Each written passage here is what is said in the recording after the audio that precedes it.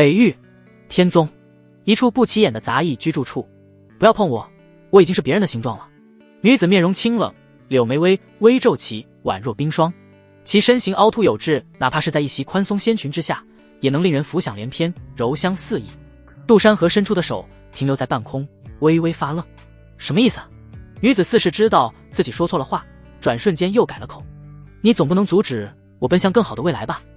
是，我承认你以前对我略有帮助，可我修行在进步，已然成为亲传弟子，未来甚至有可能成就圣女之位。那你呢？到现在还只是杂役弟子。杜山河面无表情，神色无悲无喜。话说到这地步，他哪还能不明白？这刚穿过来，小兄弟还没弄清楚有多大，上来青梅竹马就是贴脸开大，一顶绿油油的大帽子就扣了下来。不过还好他有原主的记忆，这来龙去脉倒是清清楚楚。总结来说，青梅竹马就4个字，绝情绝义啊！白眼狼，贱人，你当真如此绝情？成人家的狗！杜山河凝视着眼前这位仙气飘飘的女子，替原神感到不值。当初可是他哭着求着杜山河陪他一起追求仙道，如今你有所成，却把我踹了，还扣了一顶绿帽子在头上。原神几年都没能拿下的女人，没想到一个不知名的路边野狗都已经畅通无阻了。当年的他好歹也是一个城中的第一家族少主的位置，因为这事，原神还与家族断了关系，就只为了陪眼前的女人追求仙缘。现在反倒我成了你追求仙缘上的阻碍了。姚香香面容依旧清冷，仿佛万年不变的冰霜。我说了，我在进步，可你呢？别怪我没给过你机会，是你自己没把握住。听见这话，杜山河差点以为自己还生活在互联网信息发达的小仙女时代，差点给他进宗门2年半，最后一点修为给销户了。如果不是我，你早死在几个月前了，更别说得到机缘，现在成为亲传弟子。杜山河摇摇头，不准备继续争辩，完全没有任何意义。现在他被迫成为杂役弟子，也是因为救他才导致丹田尽碎，修为尽失。不过原神可能都不会想到，这个当初一起许下海誓山盟，双宿双飞的女人却成了白眼狼。行了，今天我不是来跟你商量的，这里有100块下品灵石，咱们两清了。姚香香从怀中掏出一小袋灵石，柔嫩玉指伸到杜山河面前。100块下品灵石，两清。杜山河有些无语，这是在羞辱我，还是真心认为就值这个价？你别想着纠缠我，我这是为你好，爱要不要？姚香香一脸不耐烦样子，正准备将灵石收回时，杜山河眼疾手快地将灵石夺了过来。100块下品灵石虽然比起原神以前的付出简直是微不足道，可不要白不要。姚香香微眯美眸，冷笑一声，识趣就好。他还以为杜山河会对他死缠烂打，如果是这样就稍微有些许麻烦了，不过那只是有些许麻烦，大不了就姚香香也有些庆幸，从入宗门时他就隐瞒了和杜山河真实关系，如今看来确实是一个正确选择。已经结束还不走？杜山河平静道。刚穿越来的杜山河对这个女人虽然没有感情，但却被恶心了一波，感到不舒服，加上原身的记忆，搞得他也有点憋屈的慌。姚香香柳眉终于微微皱了起来，她没想到杜山河真的会这么平静，难道不应该哭天喊地的吗？女人的心思就是这么奇怪，她反而有点怀疑起自己的魅力了。哼，故作镇定。说完，姚香香头也不回地离开了，只留下了一句话：3年之期将到，你就算是想纠缠我也没机会了。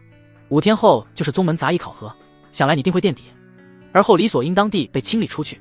杜山河脸黑成锅底，我纠缠你妹啊，自作多情的狗女人，把我害成这样，现在又一脚踹了。不过说到杂役考核，杜山河也有些头大，想当初他天赋还算中等，修为只差临门一脚便升入内门弟子，现在却落到这个地步。嗨，杜山河回到自己做事的地方，有些不知所措。长生不死无望啊，我要长生不死。有一耷拉没一拉的除着灵药园里的杂草。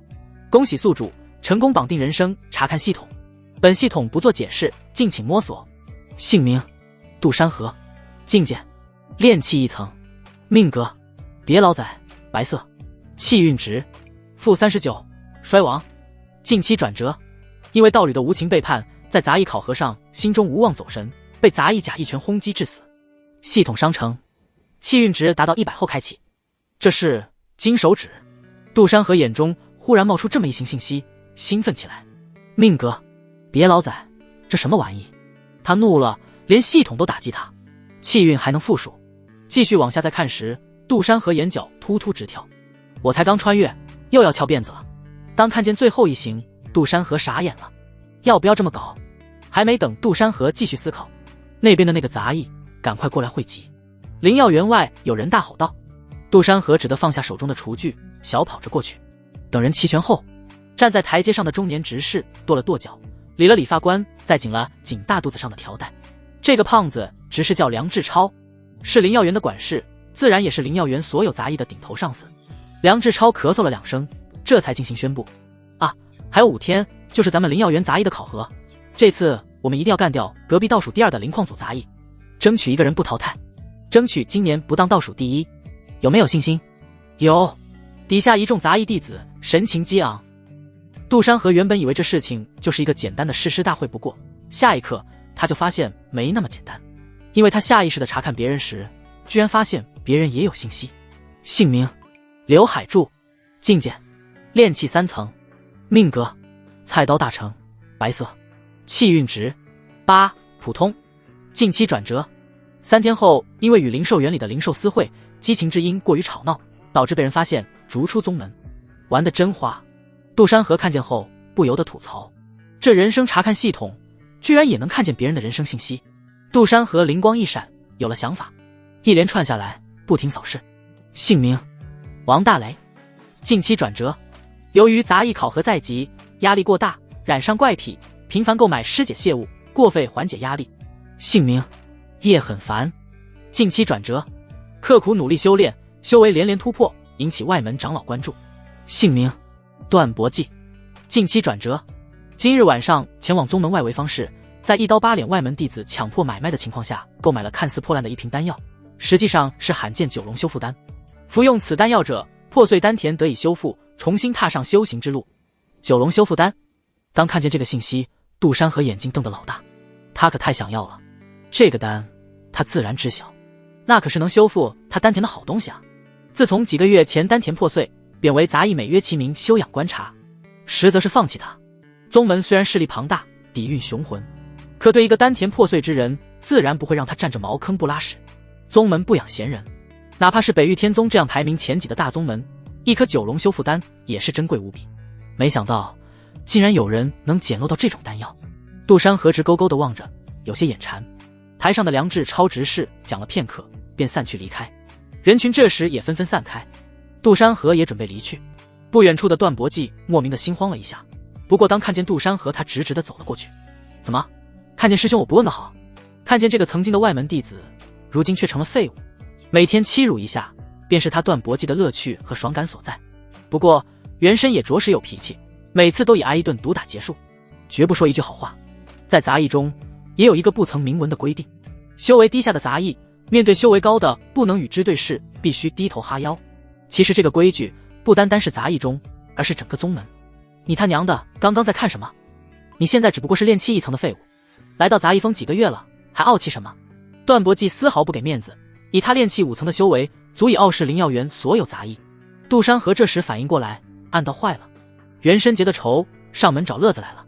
段师兄，不过2世为人的他，与元神自然不相同。杜山河还是抱了抱拳，作为一个老油条子，深知这时候无意义的对抗，只能吃亏修仙，不是打打杀杀，而是为时不晚。段博记啐了一口浓痰在地上，恶狠狠的道：下次记得看见我，腰给我再弯低点，眼睛只能看你自己的当。这次我非得打得你娘都不认。还没说完这话，段博记忽然反应过来，这小子刚刚是不是略微服软了？不应该是像以往一言不发，然后被自己揍得个半死吗？今天倒是开窍了。段博记被突然整不会了。俗话说，伸手不打笑脸人，欺负一位曾经比他修为高，现在却是废物，总能让他感到莫名的爽感。罢了，小爷我今天心情好，总感觉有好运气要来，今天就不揍你了。段博记用力拍了拍杜山河的肩膀，大步流星的离开。杜山河盯着段博记离开的背影，露出一丝意味深长的笑容。你的好运，你的机缘，我就替你收下了。很快，夕阳西下，火烧云美轮美奂。后山宗门外围方室，外门和杂役弟子来往往，这里是所有炼气期和筑基期弟子经常来的地方。走过路过不要错过新鲜出炉的壮阳丹，一丹更比6丹强。增气丹跳崖了，增气丹跳崖了，快来买啊！师兄别走，今天双休打半价。杜山河走在方氏的道路上，摸了摸还剩下99块下品灵石袋子，也不知道够不够。进这宗门外围方室，居然也要1块下品灵石。像他们这杂役弟子，1个月的工钱也才10块下品灵石。灵石品质只分为2个档次，一是下品灵石，2是精品灵石。100块下品灵石才能勉强顶上1块精品灵石。由于之前的工钱全被段博记给搜刮了，所以全身家当还真就只有姚香香给的这份手费。段博记的机缘是在一处外门刀疤脸弟子摆的摊位，在哪呢？杜山河也不着急，现在还没到晚上，他特意提前过来，就是为防止错过或者跟段博记撞上。这颗九龙修复丹塔势在必得，这可是改变他死局的东西，不然还真可能在杂役考核上被人一拳给囊死。人流越多，杜山河越兴奋，这也代表他能不停地查看每个人的信息有无机缘。不过修为超过他太多的就查看不了了，几乎所有人也是平平无奇，没有机缘。现在摸索出来的是筑基期以下便能查看到其境界，毕竟我目前只有炼气1层。就在这时，一阵香风忽然钻入杜山河鼻腔当中。杜山河目光看去，迎面走来一位整个人笼罩在黑袍之下的女人，随后黑袍女人与之擦肩错过。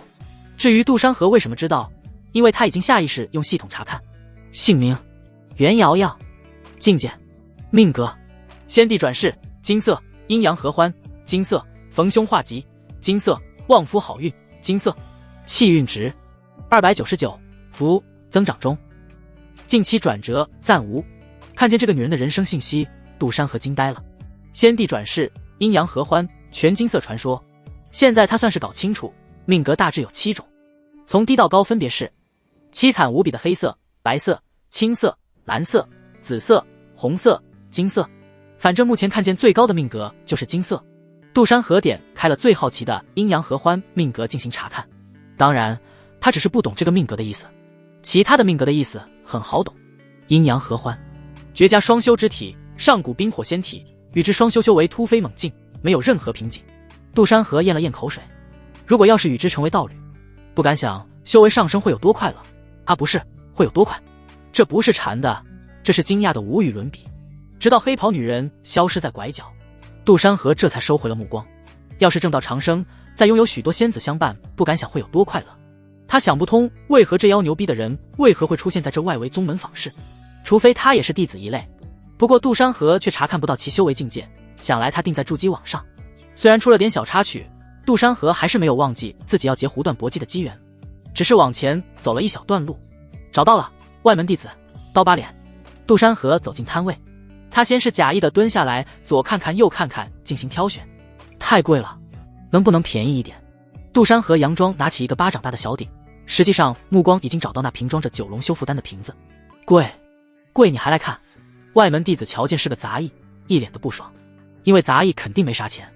那算了，杜山河佯装起身要走，谁知那外门弟子一个箭步反手扣住杜山河，低声呵厉：你一个小小杂役，故意来我摊位看了不买，耍我！听见这话，杜山河非但没有生气，反而嘴角微微扬起。外门刀疤脸弟子强买强卖，破烂瓶，特征全能对上。片刻后，杜山河以全部家当99块下品灵石，如愿拿到那外门弟子强塞给他的一个破烂瓶子。到手，回家。杂役峰灵药园杂役屋，杜山河回到自己的小屋。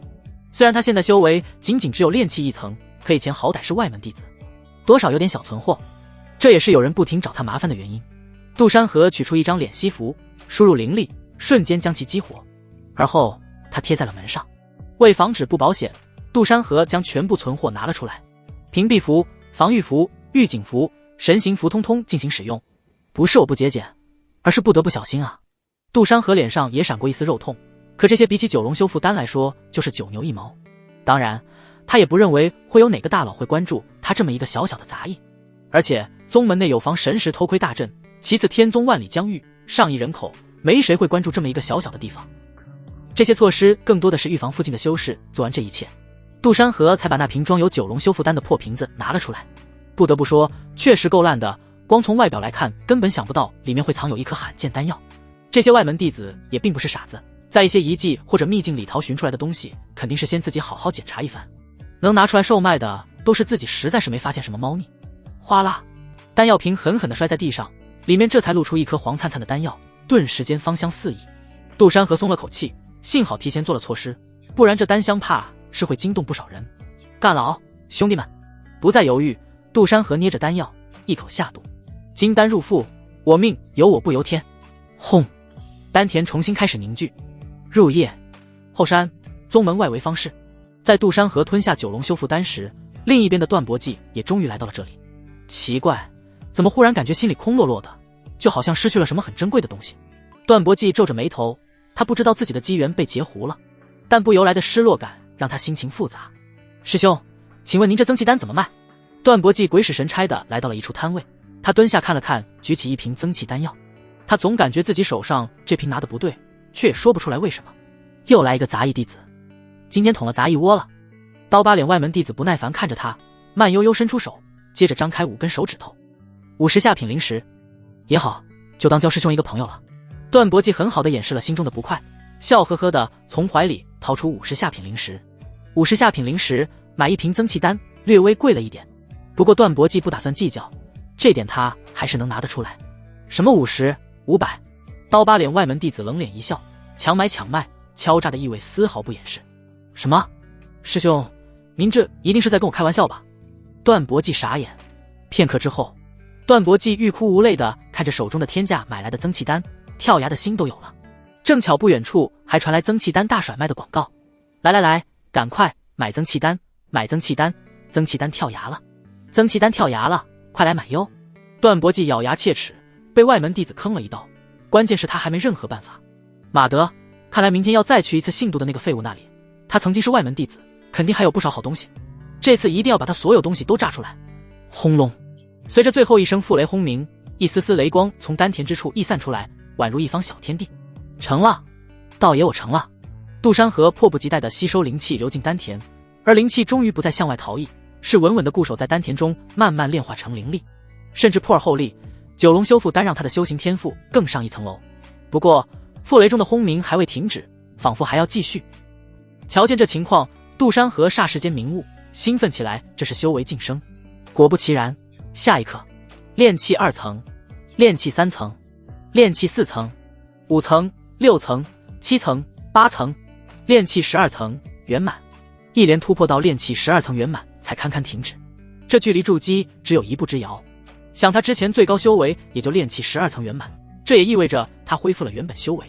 杜山河等了一会，发现负雷渐渐消失，这才意犹未尽的咂咂嘴，一下恢复到原本炼气12层大圆满修为，我很满意。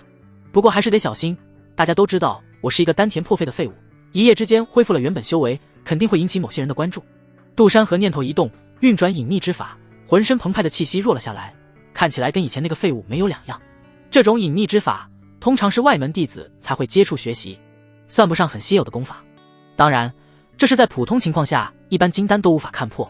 不过说是这样说，实际情况可比理论上复杂得多。金丹何等强者，有些手段便能破晓，防的只是懒得看破的人，聊胜于无。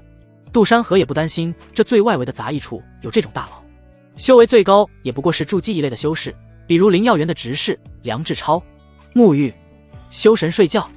第二天清晨，天色刚刚明亮，灵药园中就派发了新的除草任务。杜山河也不着急脱离杂役处，除了没修行资源提供外，其余还算很轻松自由，得循序渐进。有了这人生查看系统，还怕没有机缘，没有修炼资源。杜山河现在反倒是不想往上升了，毕竟截胡机缘这种事还是有一定风险，保不准修仙世界的一些修士能有奇怪的手段。反正至少现在就先把杂役处10万杂役弟子一个个查看完了再说吧，至少先薅光杂役峰所有弟子的机缘。今天查看了500个，没一个有点机缘，看来这机缘并不是那么好寻中的。杜山河除完杂草，天色也到了傍晚。不过他正准备进小屋时，终于开口了：段师兄，不知为何你一直跟在我身后。杜山河老早就发现段博济一直悄咪咪地尾随他，按以往这种情况，自然又是来借灵石物资了。呵呵，杜师弟倒是好眼力，来借点灵石花花。段博济也不装了，带着2小弟从林中走了出来。这里不少杂役看见段博济，原本还亮堂着的小屋瞬间熄灭。灵药园很多杂役都深知段博济是想干什么，他们也苦不堪言。有时候好不容易辛辛苦苦攒下的资源就这样被抢。杜山河双手一摊，借灵石，这很难办啊。段博济似乎没有预料到，脸色瞬间就黑了下来，一举先翻挡在他面前的石桌。难办，那就别办了；难办，那就别办了。这话，段博济带着浓浓的灵力加持，不言而喻的威胁夹杂其中灵药园中，杂役们本就是天赋低下或者修为跌落者，被迫来到杂役峰。在杂役峰下，约莫有着10万杂役弟子，近10个不同后勤分类，比如挖矿组、灵药园、清洁园、饲养峰等等。哪怕是修仙的修士，也免不了俗气。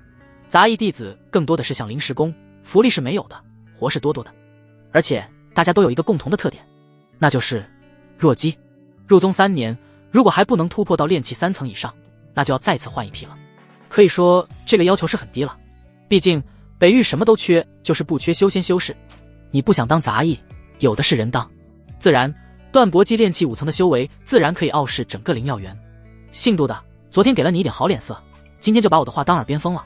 段博祭一步步向前，浑身散发着这强大的炼气5层气势，整个人宛若洪水猛兽，压迫感十足。当然这只是段博祭自己的想象中，实际上段博祭略微有点滑稽，一举先翻挡在他面前的石桌后，大吼大叫，左右踏步，自诩会给杜山河造成压力，简直放肆。段师兄可是马上要升入外门弟子的人，你一个废物给我放尊重点。就是几天后的杂役考核大比，段师兄一定能夺得前1000名，而后晋升外门。段博祭身后的2个小弟迫不及待跳出来进行补刀恐吓，原以为会把杜山河吓得冷汗直流，结果那咋了？杜山河掏了掏耳朵，一脸打趣地看着这3人。一开始杜山河本不想跟这段博祭纠缠，准备给他一大耳刮子，将其直接拍死。以他现在的实力，一巴掌能将段博祭抡飞2里地。不过当看见段博祭的人生信息再次发生变化后，杜山河就不准备这么干了，因为他发现这段博祭最近还真有点机缘在身。姓名段博祭，境界炼气5层，命格大器晚成，紫色，气运值30，良运增长中。近期转折，莫名被坑了一大笔灵石，段博祭心有不甘。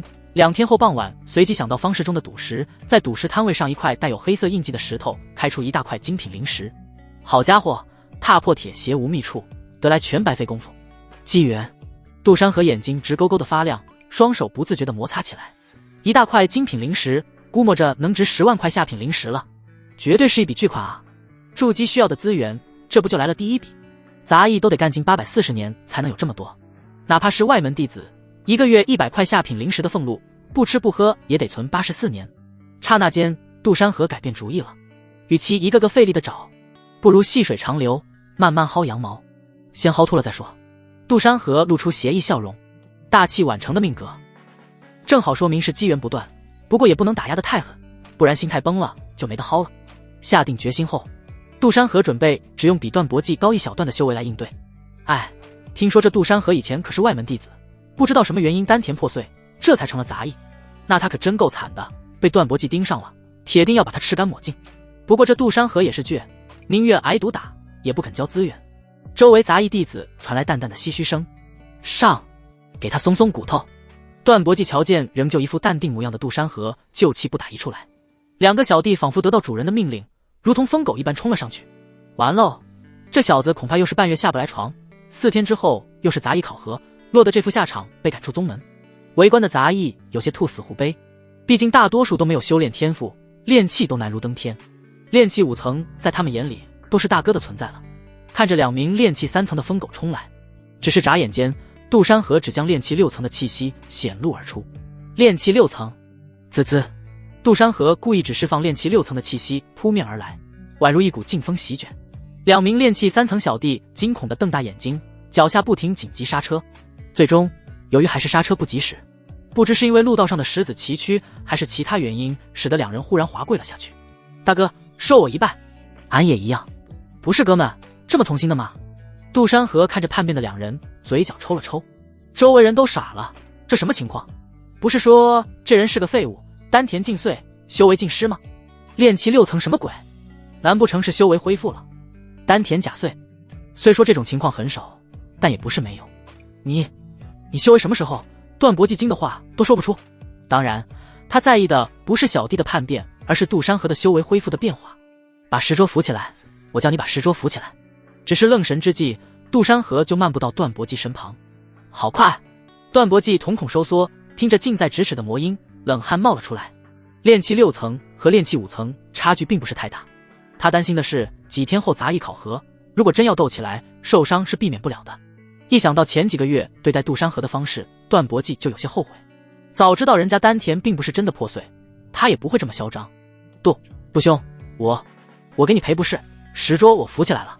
段博骥倒也是能屈能伸，毫不在意面子。扶完石桌后，一直弯腰叮当，内心的屈辱让他强烈萌生出要追赶上杜山河。不过是区炼气6层，等着，我大人有大量。杜山河话还没说完，段博骥连连道谢，多谢杜兄不计前嫌，多谢杜兄不计前嫌。实则他内心恶狠狠道：等我修为超过你，一定要报今日之仇。我还没说完呢，我大人有大量，胃口自然就大，把你身上所有值钱的东西交出来。段博骥。片刻后，段博骥屈辱的只穿着一条蟹裤，带着同样模样的两小弟仓皇逃离。杜山河，你给我等着，不过区炼气6层，我立马就能追赶上。回到屋内，杜山河有些惊讶的看着面板提示，打压一名紫色命格之人，其气运15，宿主气运加15。注意，气运越低或者为负数，越容易将其杀死。这也行。看着增加了15点气运，杜山河也打开了自己的面板。姓名：杜山河，境界：炼气12层圆满，命格：别老仔白色，气运值-24，衰亡，近期转折，已改命，气运衰亡，4天后杂役大比死亡仍未扭转，杂役甲仍将你杀死。系统商城，气运值达到100后开启。我的气运增加15后仍旧是负数，命格也没有任何变化，除了近期转折。啥？老子都炼气12层圆满，什么杂役能囊死我？杜山河表示不服，严重不服。难道是因为气运为负数的原因？杜山河感到头大，看来得尽快把气运给掰正啊。果然，也正如杜山河所料，如果他刚刚想动手杀死段博骥，或许会有意外出现进行阻止，有可能是路过长老，也有可能是多管闲事的弟子。这么看来，修仙界定有气运之子、位面之子、大气运者。气运这玩意儿真的很重要。只是一瞬间，杜山河就想到之前所见的那个黑袍女人，还是一名先帝转世重生者，气运雄浑。既然打压可行，那么与其交好，甚至成为道侣，又会当如何？阴阳合欢，真想试一试啊！不对，是细细探讨大道，抹撒根基。杜山河看着手里的刚刚搜刮的东西，准备明天全部拿去典当了。虽说不值钱，什么神行符、屁股丹、火球符、清洁符，还有3套臭烘烘的衣物，估摸着能典当出300块下品灵石，也就是3块精品灵石。如今筑基在即，有系统的我自然不可能再去筑普通道基，要筑就筑极品道基。筑基通常分3个级别，一是普通道基，这一类需要的资源较少，风险也很低，难度也小，只不过未来的上限就非常有限了，很有可能止步于金丹，大多数有实力的都不会选，除非没办法。第二便是通玄道基，这一类筑基要求水涨船高，筑此基者成功率仅有 10%， 可以说只要成功筑成通玄道基，成为元婴强者只是时间问题。第三便是极品道基，不单单需要资源，还要天时地利人和。极品筑基可遇而不可求，有系统还愁不能极品筑基。杜山河不是很担心资源问题，筑基的时间可以缓，资源可以慢慢囤，灵石可以慢慢囤，但是极品筑基必须有，要不然怎么成为老不死的？不对，是成为长生不死不灭的大能者。极品道基首先需要万年洗髓灵果、雷灵叶、本源果，这3种是必不可少，也是最难获得的。光是雷灵叶和本源果就需要上百万下品灵石或者10万块精品灵石。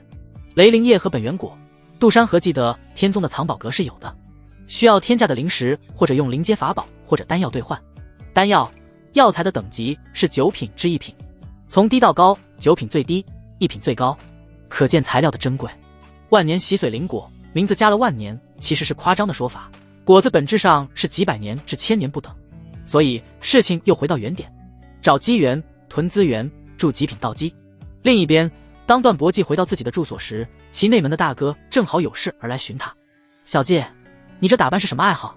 一开门，段峰一脸疑惑地看着他，随即心下一惊。等等，我这弟不是染上什么怪癖了吧？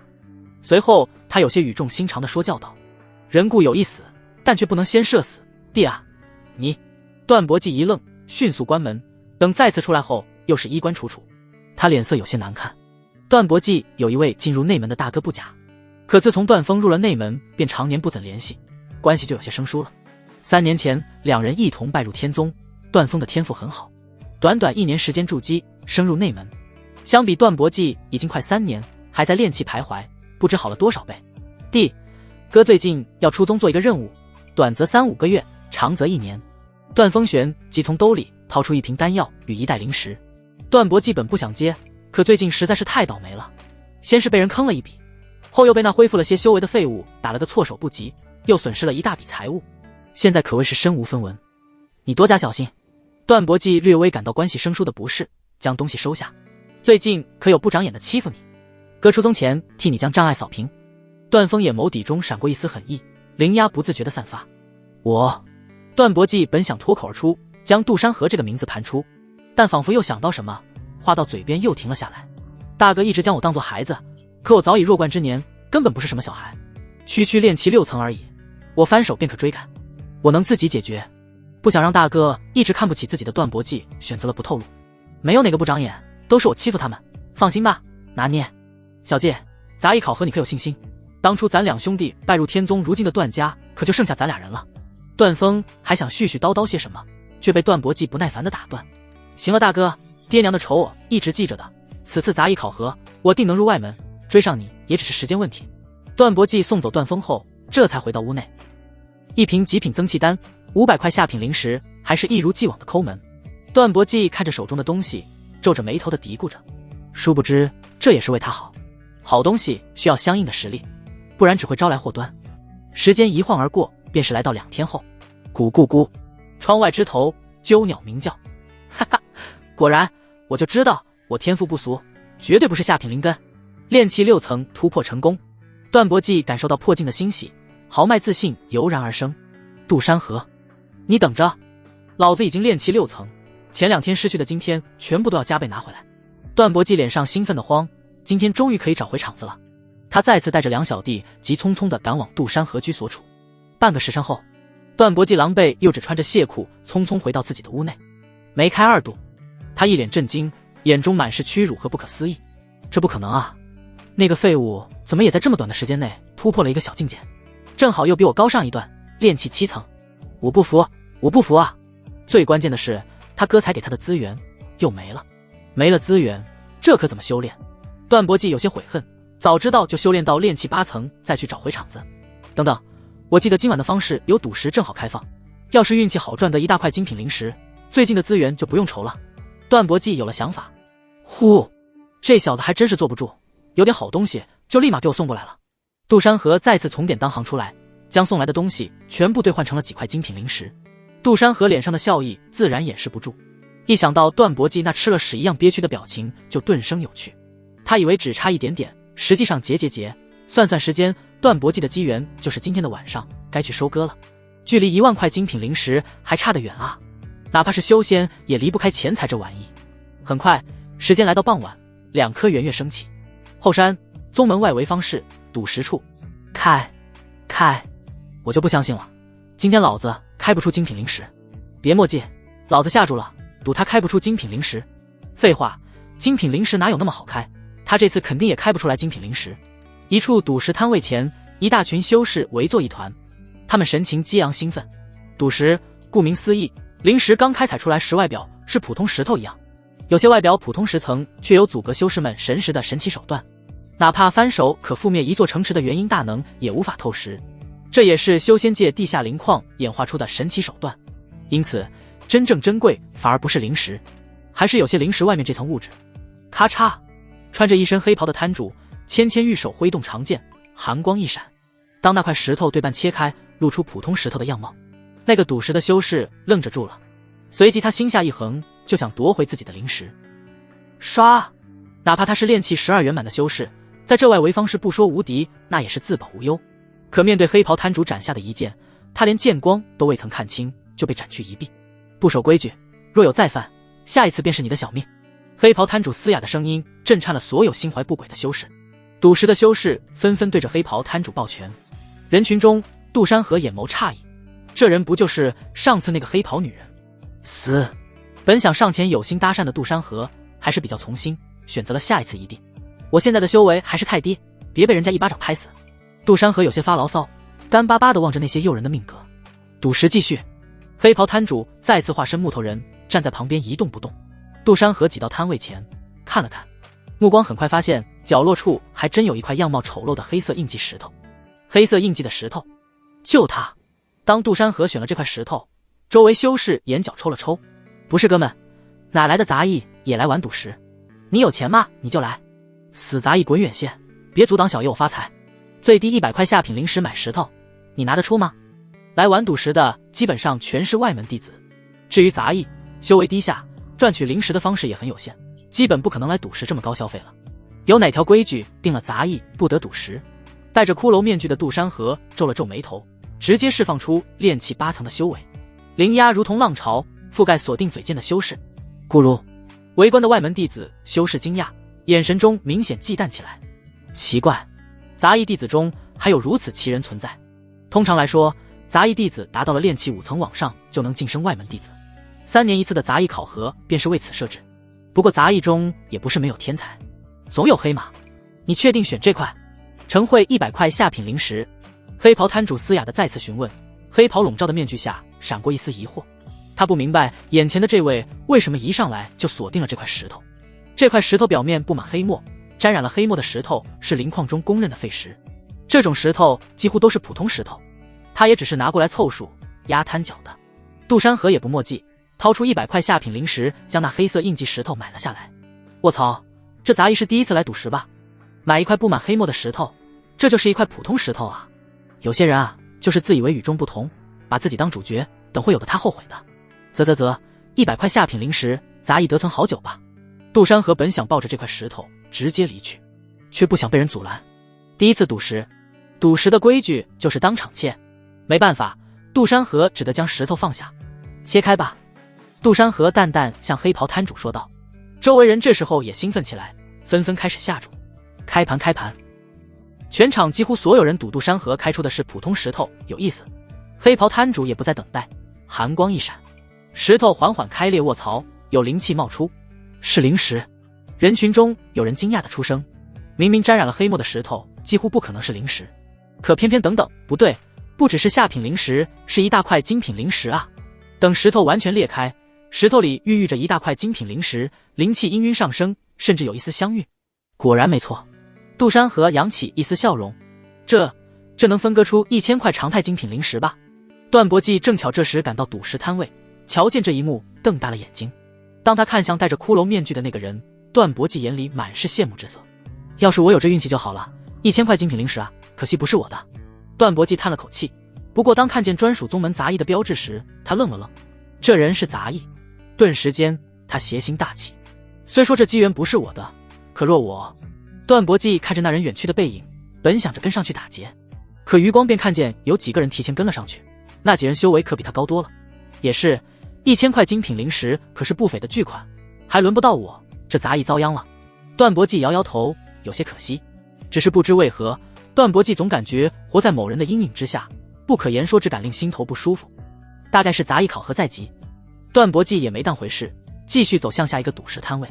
后山外围方室外林间，杜山河眼眸一沉，灵压向身后探去，神色不悦。来都来了，还躲什么？他从离开方室开始就已经察觉有人跟踪，对于这种情况他也不意外，毕竟1000块精品灵石，哪怕内门弟子都会心动。哈哈，忍得我好辛苦啊，终于等到你这杂役走出方室了。听小爷一句劝，这东西你把握不住，给小爷我来把握。没错儿。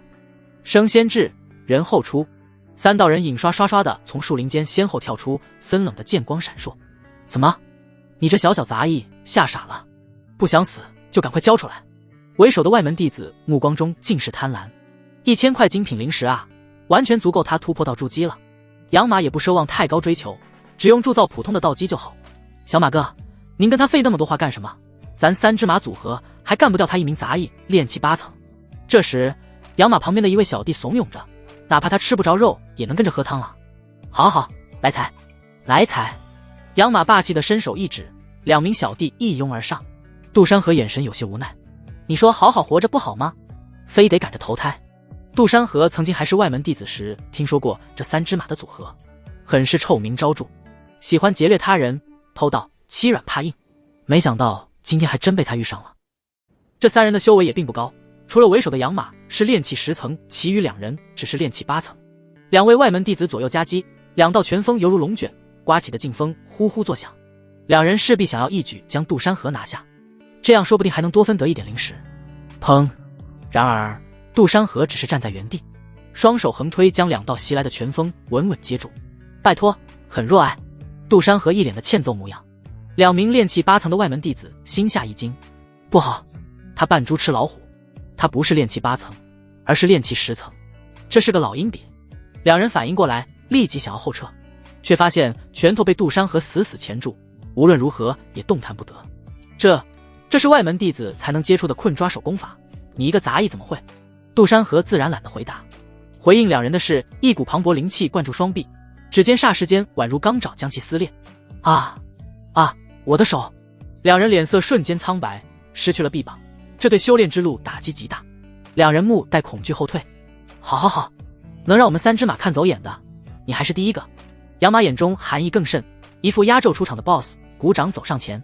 不过也就炼气10层圆满，如果你没有隐藏修为，那可以去死了。杜山河听见这话，眼眸微眯，难道这人也是老阴笔？隐匿气息的功法并不高明，有些法宝便能看破。虽说功法介绍是非金丹强者不能看破，但那都是隐匿功法创造的修士给自己脸上贴金。外门给的隐匿功法能是什么好东西？姓名：杨马，境界：炼气10层，命格：偶尔一发入魂，青色，气运值25，近期转折。今晚在后山一处林间大树下埋尸体，挖出一柄残破锈迹铁剑，价值500精品灵石。不过下一刻杜山河就松了口气，系统不会说假。那你小子猖狂什么？才炼气10层的境界，不知道还以为你是筑基了，原来是嗑药，吓我一跳。杜山河松了口气，拍拍胸脯，看见他拿出丹药嗑了起来。修仙的老阴笔很多，这也是很多修士喜欢隐匿修为的原因，属于是当面一套，背后一套，还想了一套。老母猪套胸罩，一套又一套。不过幸好宗门内很多修士喜欢装逼，通常不掩饰修为，一是为了避免麻烦，二是得到上面的关注。我已炼气11层，10项就快把1000灵石交出来。杨马目光凶厉，累积多次欺软的经验，以得真传。他也不是没有面对过同境修士，通常只要吃上一颗生劲丹，短时间暴涨实力就能唬住对方。毕竟这样一颗丹药可是不便宜，副作用也不小，不到万不得已他是不会吃。而1000块精品灵石值，你拿什么跟我斗？杨马仿佛胜券在握，狞笑一声，抱歉，让你失望了。杜山河淡然一笑，很简单，我不装不就是了。说完，他的气息不再掩饰显露而出。炼气巅峰。一瞬间，杨马如遭雷击，我乃炼气巅峰，何人敢杀我？何人能杀我？杂役峰上寒风吹，筑基流水大神归。修仙杀戮无情泪，杀人他悔而我不悔。顷刻间，杜山河一把抓去，就要将其炼化。你这杂役弟子怎么会炼气12层？杨马嘴角抽搐，他都谨慎到只欺负杂役，这也能翻车？如果你没有隐藏修为，而便可以去死了。杜山河嘴角带着一丝笑意，将其刚才的话复述了一遍。不，你不能杀我，我大哥穆元是元婴强者，你就不怕？杨马害怕了，没想到居然在杂役，这都翻车。老阴笔咋这么多？刷刷，寒光闪过，杨马捂着脖梗无力倒下。可惜你的命格只是青色，说明你的机缘很差，不然我倒是可以留一命成为我薅羊毛的一员。杜山河心中毫无波澜，杀就杀了，不杀你，难道你就不会让你大哥来？得加快筑基了。有了一点威胁压在头上，略微让杜山河感到不适。吞噬偶尔一发入魂，青色命格，价值25气运值。咦，吞噬命格？杜山河一愣，瞬间感觉有一股说不清道不明的暖流融入。另外还有一种莫名感觉，系统好像不喜欢杀人吞噬来的气运值，也不知道是不是杜山河的错觉。下一刻，姓名杜山河，境界炼气12层圆满，命格平平无奇的路人，白，气运值1，近期转折，你终于扭转气运为正，在2天后的杂役大比逃脱死亡命运，只不过仍然被杂役甲重伤，而后逐出宗门。系统商城，气运值达到100后开启。杜山河瞧见命格终于变化，不再是瘪老仔，脖子上喜欢晃了晃脑袋，甩出前世这个魔性的梗。不过当他看见近期转折后，忍不住还是爆粗口：王朝烈马，我气运都为正了，为什么还是逃不掉这个杂役甲的魔手？哪个杂役比我还刁啊？这杂役甲到底是谁啊？比我还能装？杜山河无语了，他都炼气12层圆满，就算是外门弟子中都很少有敌手，没想到杂役中居然还有比他刁的。也许我该去任务阁接取任务，加快赚取资源。很快，杜山河来到养马的机缘处，挖了一个大坑，将3具尸体丢入其中，埋好。这柄破剑也能值500精品灵石。杜山河看着手中挖出锈迹斑斑的破剑，略微有些嫌弃。如果不是系统查看出的缘故，这柄破剑扔路边狗都不会尿上面。你果然不同。忽然，身后传来一道嘶哑的声音。突如其来的声音让杜山河一愣，旋即警铃大作。谁？一道黑影从林间闪过。下一刻，杜山河眼前的出现一穿黑袍之人。是你？莫非摊主也想杀人劫货不成？眼前的黑袍之人赫然是刚刚赌石摊的摊主，也是那名先帝转世。难道这个女人想杀人劫货不成？杜山河皱起了眉头。如果真是这样，那就难办了。因为哪怕是他现在恢复炼气12层的修为，系统仍旧是看不透其修为。这说明这个女人修为比他高太多啊。姓名：袁瑶瑶，境界：命格：先帝转世，金色，阴阳合欢，金色，逢凶化吉，金色，旺夫好运，金色。气运值314，符增长中，近期转折暂无。记得上次见面气运才299，如今却增长到314，不愧是先帝重生者。杜山河感慨，这样的气运根本就是老天追着喂饭。哼，我还不稀罕这点精品灵石。黑袍下，袁瑶瑶伪装后的嘶哑声音再次传来。杜山河再次松了口气，不稀罕就好，不稀罕就好，没什么事，我就先走了哈。瑶瑶公主再见。杜山河小心脏砰砰直跳，这女人深不可测啊。现在的她就如同一根牙签，搅不动啊，搅不动，不过总有一天要搅动她。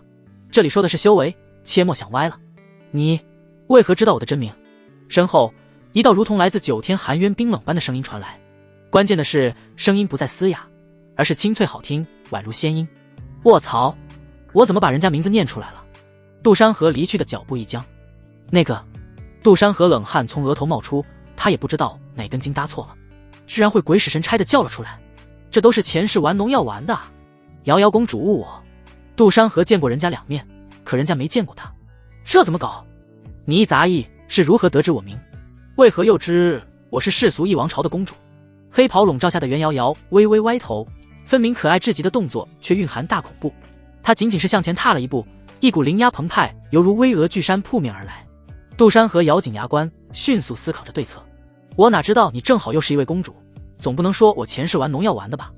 这特么说出去会信？仙子之名如雷贯耳，哪怕您乔装打扮化成灰我也认得。虽然仙子不认识我，可我仰慕仙子已久，我是您最忠实的舔狗啊。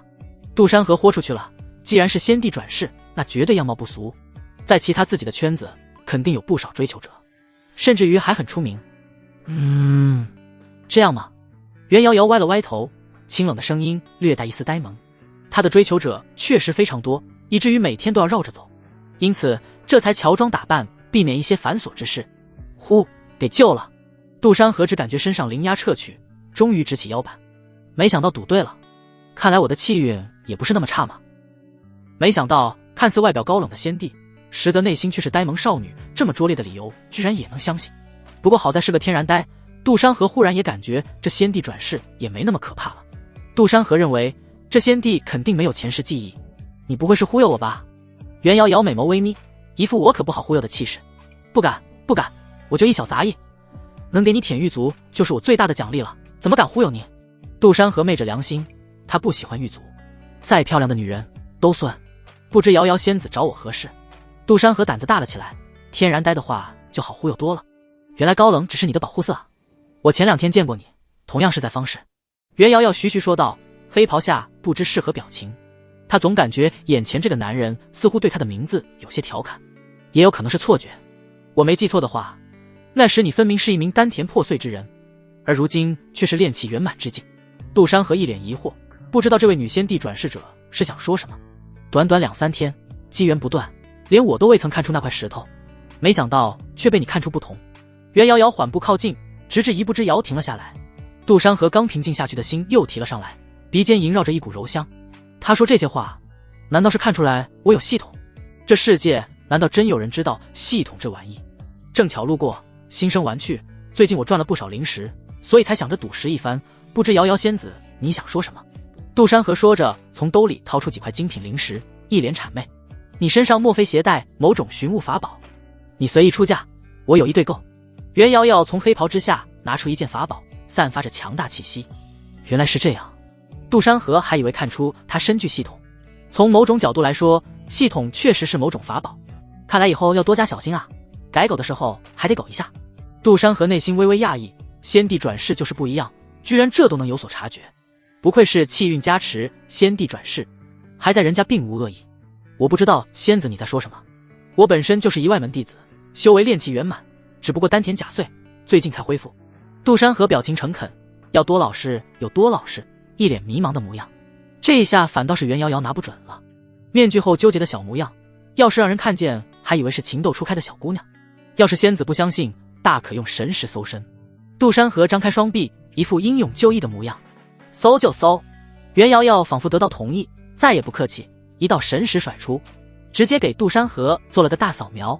当然是肯定避开了某些隐私部位。对此，杜山河还有些失望，这妮子还真蠢啊，不然我的大火龙可就要显露惊呆他了。哦，好吧，是我太唐突了，只是最近实在太需要这类法宝。没想到修为远超杜山河的他生出歉意，这样吧，你手中的那柄破剑，我用500块精品灵石购买，当做唐突的赔礼了。还在愣神之际，一包500块精品灵石就落入杜山河手中。那柄破锈铁剑刚一入袁瑶瑶柔体中，便被直接融成铁水。这也说明这柄破锈铁剑真的就只是一柄垃圾剑。这也行。杜山河嘴角抽了抽，他还以为这柄铁剑是什么好东西。至于养马怎么用这柄破锈铁剑搞到了500块精品灵石，那就不得而知了。除非现在把他从地下刨出来，看广告复活问他。可修仙界没有广告，天然呆的先帝走了，来得快也走得快。对于杜山河杀人埋尸这件事，他就仿佛没看见一样。其实也对，天宗万里疆域，光是杂役就有10万之众，这还是一角之处。与其说是宗门，杜山河感觉更像是一个国域，只不过这个国域以实力为尊，人命如风中草芥。如今手中已有1500块精品灵石，距离1万块精品还遥遥无期。杜山河很谨慎，甚至多花了1个时辰在林间绕路，这才回到杂役峰灵药园的小屋。算了，事已至此，先睡觉，明日去人物阁看看能不能有机缘。值得一提的是，绕路的途中正好遇见段伯记，他大器晚成的命格已经从紫色被薅成了蓝色，这也说明截胡了别人机缘是会产生连锁反应，命格也会下降。可怜的他还被蒙在鼓里。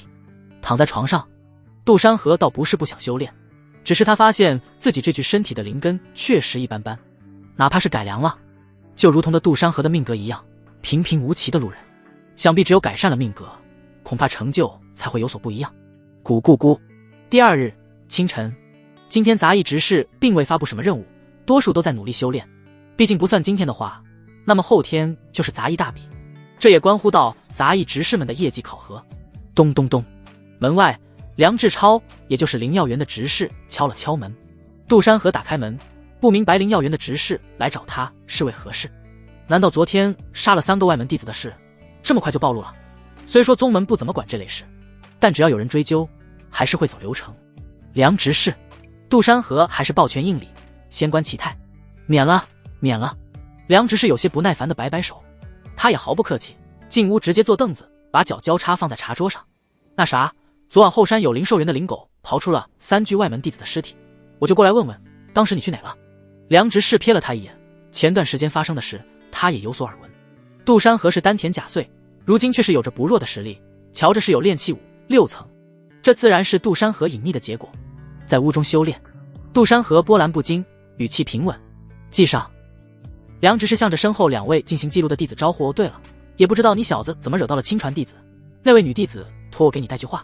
走到门口处，梁执事又想起这事，他说，别以为恢复了些许微末修为就能赖在宗门，让你好自为之。杜山河皱了皱眉头，亲传女弟子，不会就是姚香香吧？他这话难道还想找人干我？杜山河眸光中冷意迸发，这女人的心还真是无情啊。很快，任务阁处，阁楼大殿，这里的弟子熙熙攘攘，人流量很大。杜山河看着任务栏处的一条条任务，不停地浏览。任务要求：炼气6层。任务需要：下山清理王寡妇家后山的鸡腰窝，顺便清理下水道。报酬120块下品灵石。任务要求：筑基1层。任务需要前往乱星森林找寻新叶草1株，6味的黄丸1枚。报酬5块精品灵石。一一浏览后，杜山河摇了摇头，看来想靠任务赚取灵石是不可能了。这些任务有的是个人发布，有的是宗门发布。如果是以前，这些报酬还算可以，可现在来就是杯水车薪了。请让让，这位杂役师弟，我需要接取任务。正想着，身后传来一道清冷的冷意，刺得杜山河后背发凉。转过头，看见一名容貌清丽、气质清冷、腰肢细腻的女修。杜山河看向她的胸章，原来是内门弟子。而内门弟子的修为通常都在筑基修为以上。谢谢。女修萧冷表面上道谢，眼中却尽是嫌弃，不着痕迹冷哼一声。杂役师弟，任务阁的任务可有些不太合适杂役。萧冷俏丽的脸上露出如沐春风的笑容，好心提醒。在萧冷的眼中，杜山河的修为仅仅只有炼气5层，这也是杜山河故意而为。隐藏修为是一个老阴比必备的素质。杜山河下意识用系统查看这人的信息：姓名萧冷，境界筑基1层，实为筑基3层。命格先帝残魂傍身，今降至光环，今逢凶化吉，今气运值199，增长中。近期转折，今日接取除魔卫道任务，前往青山村清理魔修和平民藏匿之处，在一个不起眼的木箱子中获得1枚万年洗髓灵果，1节极品雷击木。卧槽，又是一个金色传说。突然起来的金色差点没闪瞎杜山河的眼，那明晃晃发光的命格简直就是行走的机缘。当看见这名内门弟子女修她的近期转折时，杜山河更加兴奋了。万年洗髓灵果，极品雷击木，只要万年洗髓灵果到手，其余2种筑基材料便能用精品灵石在宗门藏宝阁购买。我记得极品雷击木市场价在2万精品灵石吧，这一趟真没白走。极品道基，希望就在眼前。杜山河看向萧冷，就仿佛看见一个机缘提取器，眼眸闪闪发光。好，就接这个任务了，除魔卫道。萧冷看了一圈任务，最终锁定除魔卫道任务。哇，萧师姐又行侠仗义去了，真帅又美啊！可不是，萧师姐一连几个月都如此，不顾自身安危心系普通人呢。萧师姐这次接取可是需要筑基2层的实力，会不会太危险了？萧冷听着四周传来的赞赏声音，心里暗自骂了一声这些蠢货。老师，这次下山再偷偷将一些普通人血祭，你的实力应该就能恢复一点了吧？萧冷沉下心，暗自与脑海里的存在沟通。普通人的血肉终究没有修士大补，这样的速度还是太慢。脑海里的存在回应萧冷。萧冷微微皱眉，这一连几个月，魔修加上普通人的性命，少说也有近1000条，这种程度都没法补充老师的一丁点实力。老师到底是何存在？萧冷脸上闪过一丝残忍的笑容。老师放心，只要我不断强大起来，终有一天哪怕是整个天宗也将其血祭，不是整个北域，用来给老师您复活。萧冷脑海里的存在也是哈哈一笑。好徒儿，我果然没看错你，为师就等着那一天。脑海里的存在似乎有些疲乏，萧冷呼应了几声，没有得到回复后便作罢。萧冷接取任务后，几乎是毫不迟疑地转身离开了任务阁。杜山河站在原地，眉头拧成了个疙瘩。这次系统给出的信息不是很详细，而标志性物件是一个木箱子，地点是青山村。这模糊的提示让他心里没底，就像握着一张写着藏宝地点却没有地图的字条，明知有线索却摸不清方向。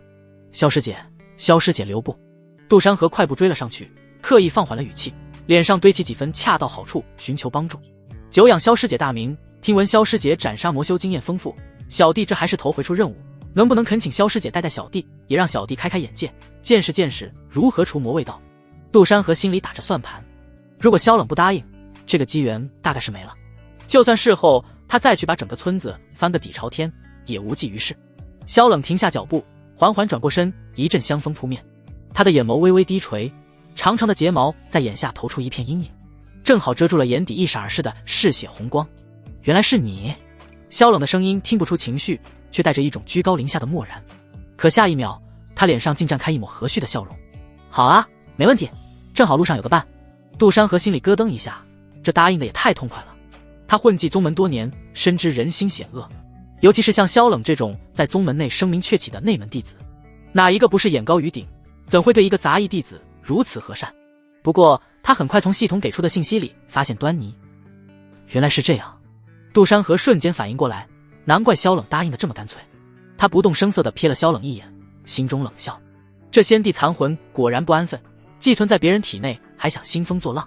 这女修萧冷也不是什么好人，表面上是斩妖除魔的正道弟子，暗地里指不定干了多少龌龊事，打着除魔的旗号，自己才是那个披着人皮的魔。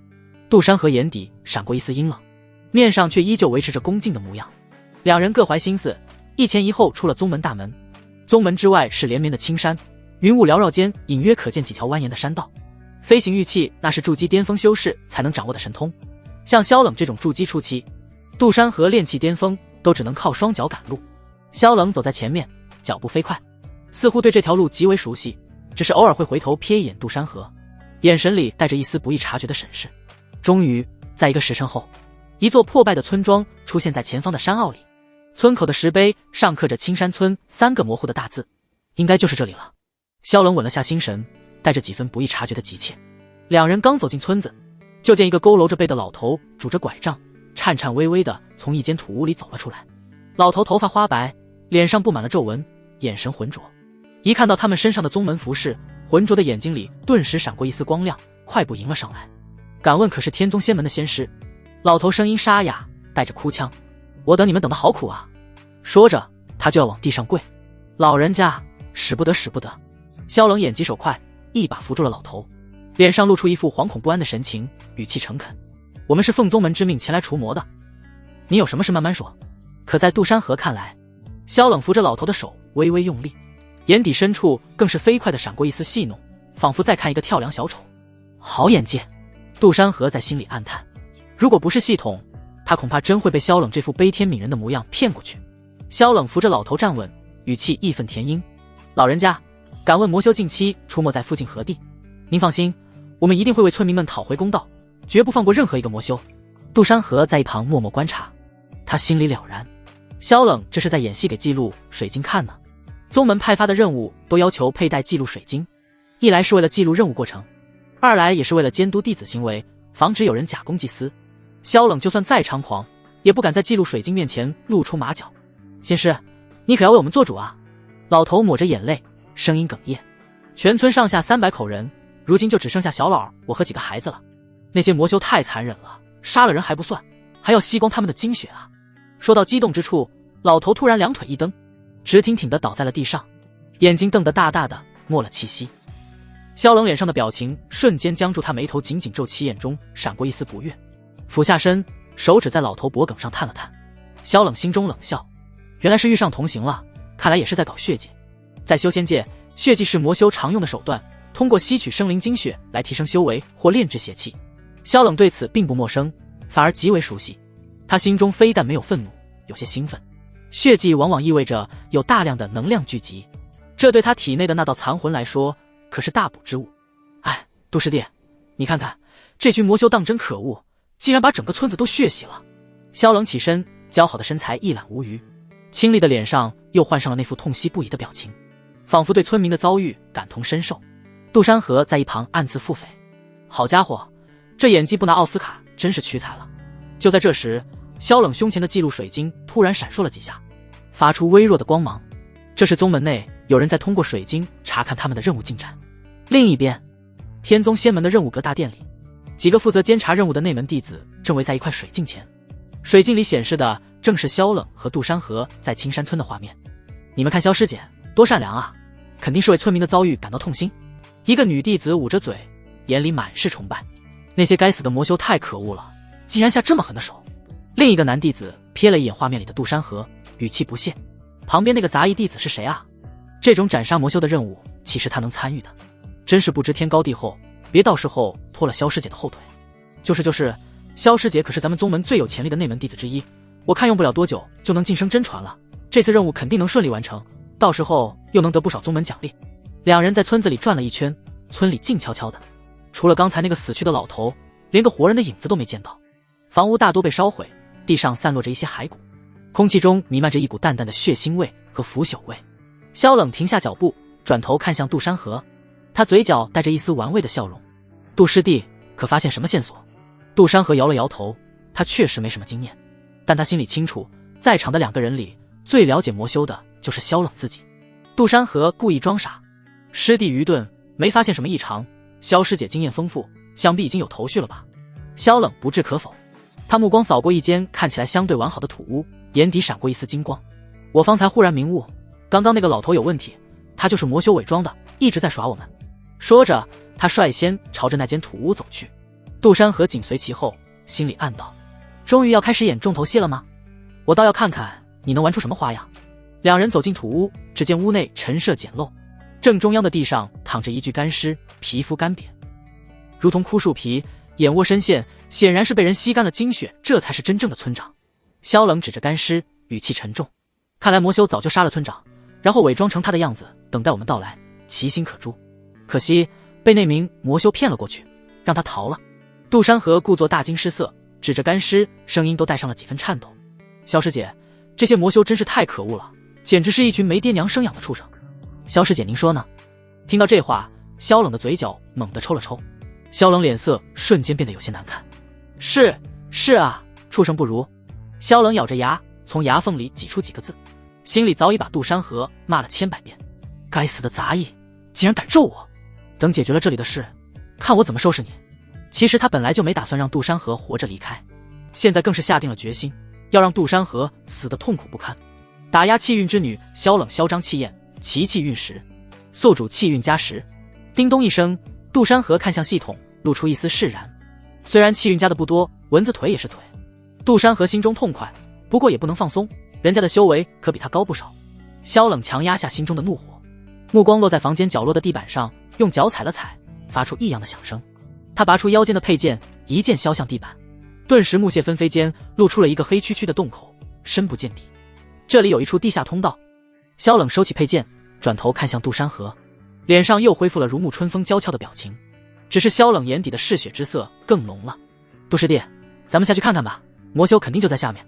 他心里已经盘算好了，只要进入通道，他就有办法屏蔽记录水晶的信号，到时候杀了杜山河，再嫁祸给魔修，神不知鬼不觉。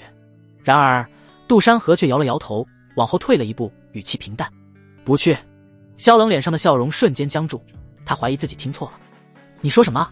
杜山河看着他，一字一句地重复道：我说我不下去。他才不会傻到跟着萧冷进入那种封闭的环境，那简直是自投罗网。他要留在上面，利用萧冷的记录水晶做掩护，这样才能保障自己的性命，顺便寻找那个神秘的木箱子。萧冷愣住了，他没想到杜山河竟然敢拒绝自己。在他看来，一个杂役弟子就该对自己言听计从，哪有讨价还价的份？杜师弟，你这是何意？萧冷的语气冷了下来，眼神锐利地盯着杜山河。难道你怕了？想关我斩魔修，不下去怎么能行？杜山河微微一笑，语气不卑不亢。萧师姐说笑了，小弟只是觉得我们应该先向宗门汇报这里的情况，请求支援。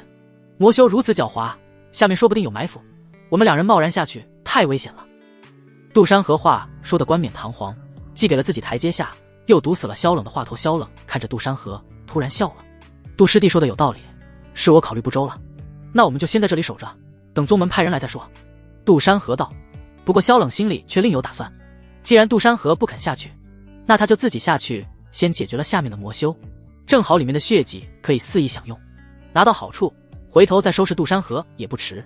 他就不信杜山河能一直躲着。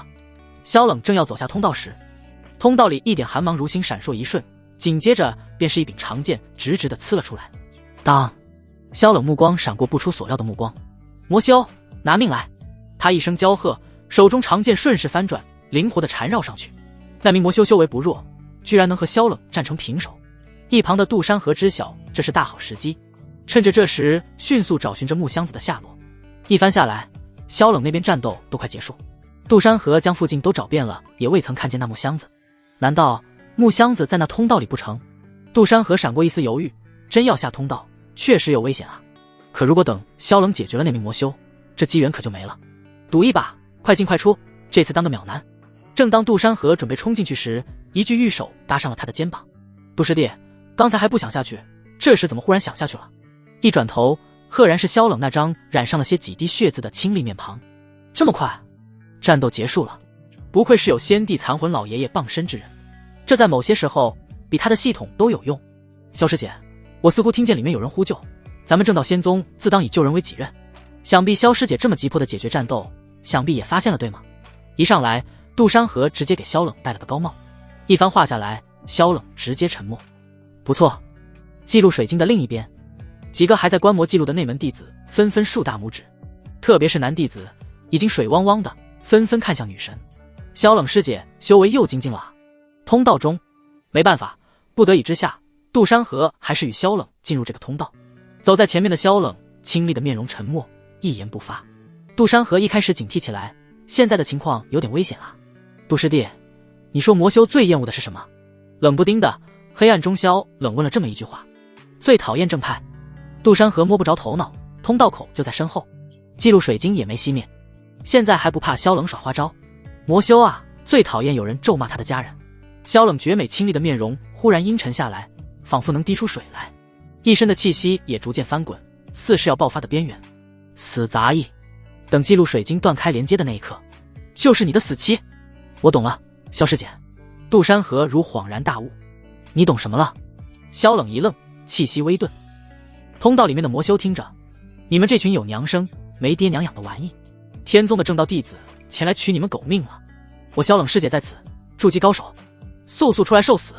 杜山河朝着萧冷比划了一个大拇指，加持了灵力的声音一阵阵传入通道内，甚至还有着不小的回音。我知道萧冷师姐是儒雅之人，不愿意干这辱骂肮脏之事，小弟愿意代劳。杜山河说着还摆了摆手，示意不用谢。萧冷如同木头一样咔咔转头，眼神里尽是错愕。我那他妈是要杀你的前奏，谁叫你在这通道里大喊大叫，给我拉仇恨。没几息功夫，通道深处果然有了异动，踏踏踏，一阵阵脚步声音汹涌澎湃。操！忍不了，这么嚣张。萧冷是吧？你爷爷我来了，干死他！筑基，谁不是筑基？萧冷清丽面色大变，好看容貌成了猪肝色。通道狭窄，魔修数量不少，地势对我们不利，快撤！杜山河点点头，拍拍胸脯，有些后怕的模样。果然还是萧师姐对付魔修有经验，这一骂全出来了。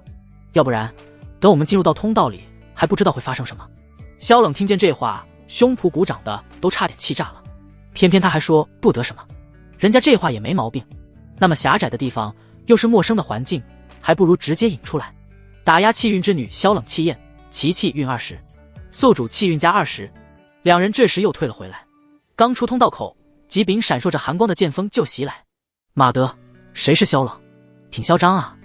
骂人不骂娘，说几不说吧，找死是不是？就是他，那个面瘫女修筑基期，萧冷的名字正好人如其名。三个人神识直接掠过了杜山河这脸气息，目光直接锁定了萧冷。萧冷美眸冷淡，本就不善言语的他，现在是泥巴掉裤裆，不是屎也是屎了。萧师姐，干死他们，就像刚才利落杀死那个魔修一样。杜山河偷摸躲着一旁，使劲的煽风点火。打起来，打起来！什么？老四已经死了。三个魔修听闻，瞬间坐不住了，灵力不要命的蹭蹭往外冒。哼，三个筑基2层罢了，口出狂言。萧冷也不发怵，别说区3个筑基2层，就是3个筑基3层，他也不怕。越级而战不过是他的常态，更别说他的真实修为是筑基3层。再者，他还有那道残魂，还有魂上身，实力大涨的底牌。记录水晶的另一边，几个观摩记录水晶的内门弟子担心起来，3个筑基2层的魔修，萧冷师姐会不会有麻烦啊？内门女弟子满眼的担忧，另一个内门男弟子却很放松。你们忘了，萧冷师姐哪一次不是金丹人的战斗？越级战斗不过是如同喝水一样简单。也是，旁边那个杂役修为是低了点，不过倒是挺机灵，瞬间能明白萧冷师姐的话语。几人点点头。一开始他们也不明白萧冷师姐那句话到底什么意思，结果那个杂役明白了，原来是萧冷师姐不好意思叫骂，让杂役弟子来代劳。萧冷师姐品性又好，连脏话都不好意思出口，真美啊。3道魔修身影被萧冷逼得节节败退，一身黑袍早已被剑气划得破烂不堪，像是大街上的要饭乞丐。操！这女人怎么全是下三滥的招数？怎么跟我们那么像？好像一个师傅教的，破不了招啊。话音未落，萧冷的长剑已经刺向魔修的2弟，借着对方闪躲的空隙，萧冷猛地旋身，一脚将右侧魔修踹得倒飞出去，撞在仅剩的半截茅屋柱上。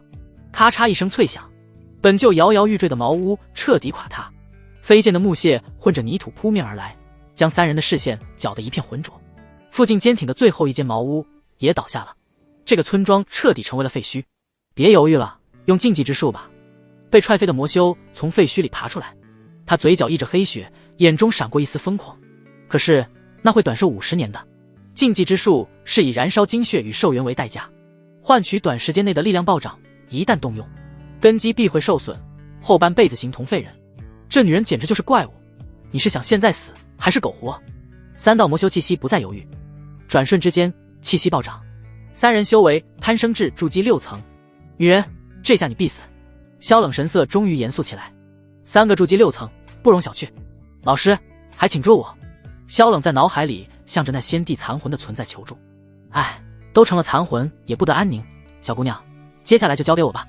脑海里的存在无奈的叹息一声，只是刹那，萧冷瞳孔瞬间暗淡下去，随后一抹血红闪过，萧冷的嘴角勾起残忍笑容。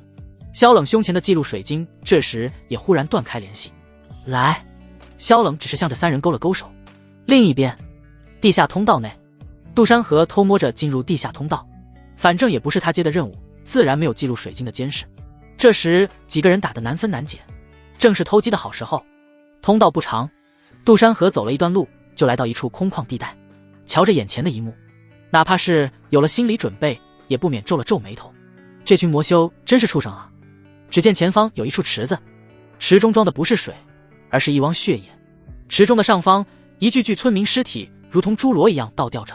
强忍着不适应，杜山河快速翻找着木箱子，找寻了一圈，终于在一处角落发现木箱子。终于找到了。杜山河走近，准备打开木箱子进行查看。嘎吱，杜山河眼神放光，打开木箱子，万年洗髓灵果，极品雷击木。我来了。不过等箱子彻底打开，箱内景象完全映入眼帘时，杜山河眼角的肌肉不受控制地抽搐起来。啥玩意？没有。只见木箱子里一堆祭祀用的骨头和面具，杜山河翻找了半天，就是没看见万年洗髓灵果和雷击木。难道系统显示魔女萧冷的机缘出错了？不应该啊！杜山河有些怀疑人生，心里泛起嘀咕。这整个地下祭祀场地他都翻遍了，血池边的石台摸过，骷髅堆里的缝隙看过，甚至连墙角的蛛蛛网都没放过，就只有这一个木箱子和系统上说的完全没错啊！就在杜山河疑惑之际，身后那堆半人高的枯草突然动了，一道微不可察的寒光破草而出，从中猛然射出一支竹针。当！杜山河心有所感，炼气12层修为瞬间爆发，在灵力的加持下，迅速抽出铁剑横扫，无比精湛地将袭来的竹针弹开。竹针被弹飞出去，定进对面的石壁，针尖没入寸许。终于坐不住了吗？别躲躲藏藏了，我一直等着你的。杜山河目光一凝，神识警戒。说话间，他手指翻飞，迅速从怀里摸出符纸，迅速给腿上贴了好几道神行符，2只手臂上分别贴了力量符，身躯上贴了金光符。在出宗之前，杜山河就早早的备好这些。如今他不缺灵石，这几张符箓可都足足花了他好10块精品灵石，自然是小命重要。呵呵，练气期的小娃子，以为贴了些8品的低阶符箓就能无忧。枯草中走出一位身影佝偻、皮包骨头的老头魔修。老家伙，你不过也才炼气12层，也大言不惭，修为衰弱到这地步，这血池恐怕就是为你准备的吧？杜山河表面上不屑一顾，实际暗暗戒备。修仙界的老六很多，除了一些喜欢故意装逼的修士，大多数修士都喜欢隐藏修为。系统查看他信息。下一刻，姓名魔老一，境界炼气12层，衰弱中，命格血魔蓝，气运值-1，衰亡，近期转折，吞噬血池精气，生灵后修为跌落得以稳固，修为暴涨至筑基巅峰。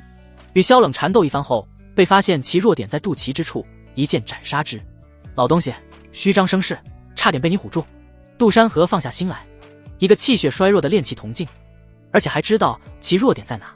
要是他连这都拿不下那老头魔修，干脆一头撞墙死得了。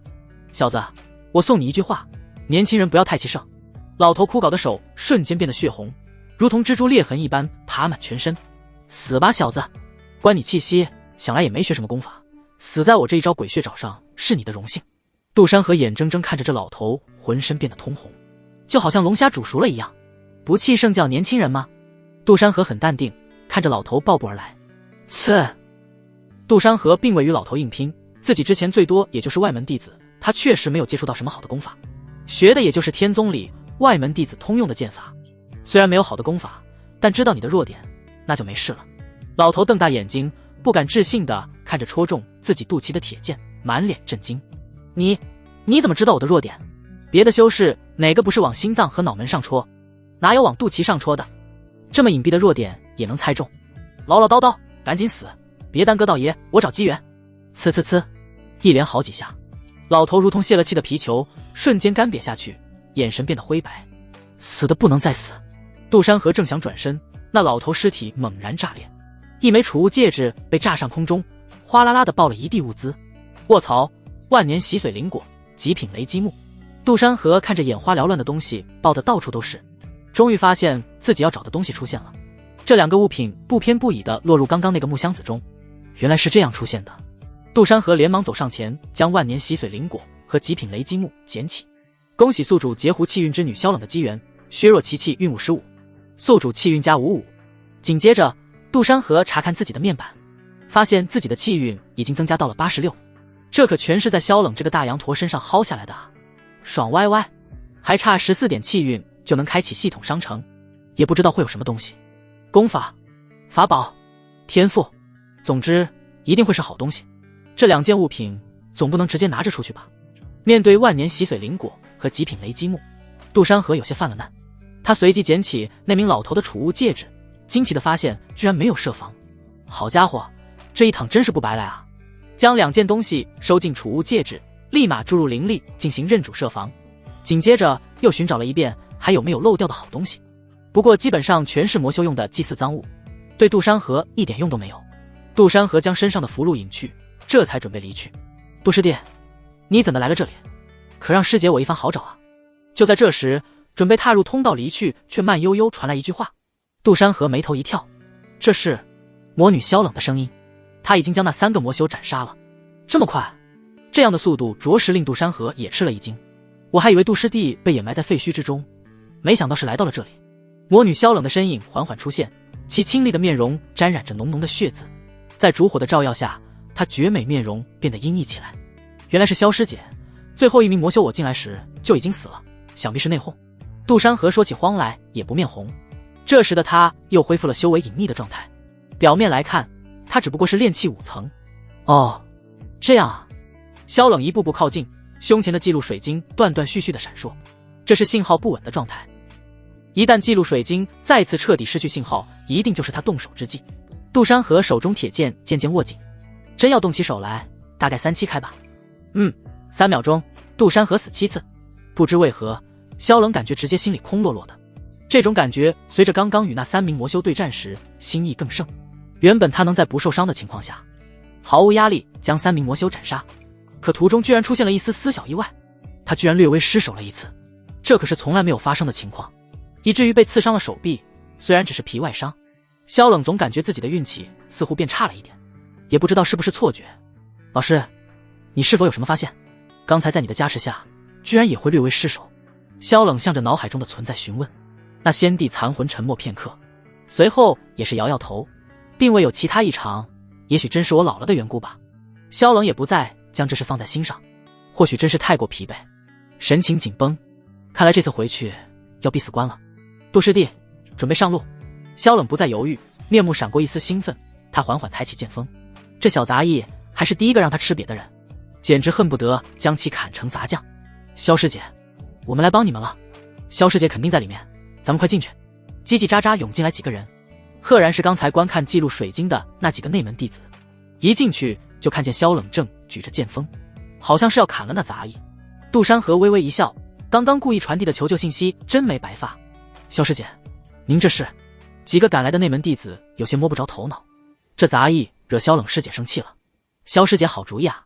顿时间，杜山河再次竖起大拇指，赞叹道。萧冷柳眉再次一跳，总感觉又不好的事要发生。萧师姐的剑锋直指我身后的血池，这血池着实罪孽深重。萧师姐指的没错，这血池就该摧毁，这处祭祀场地不该留下。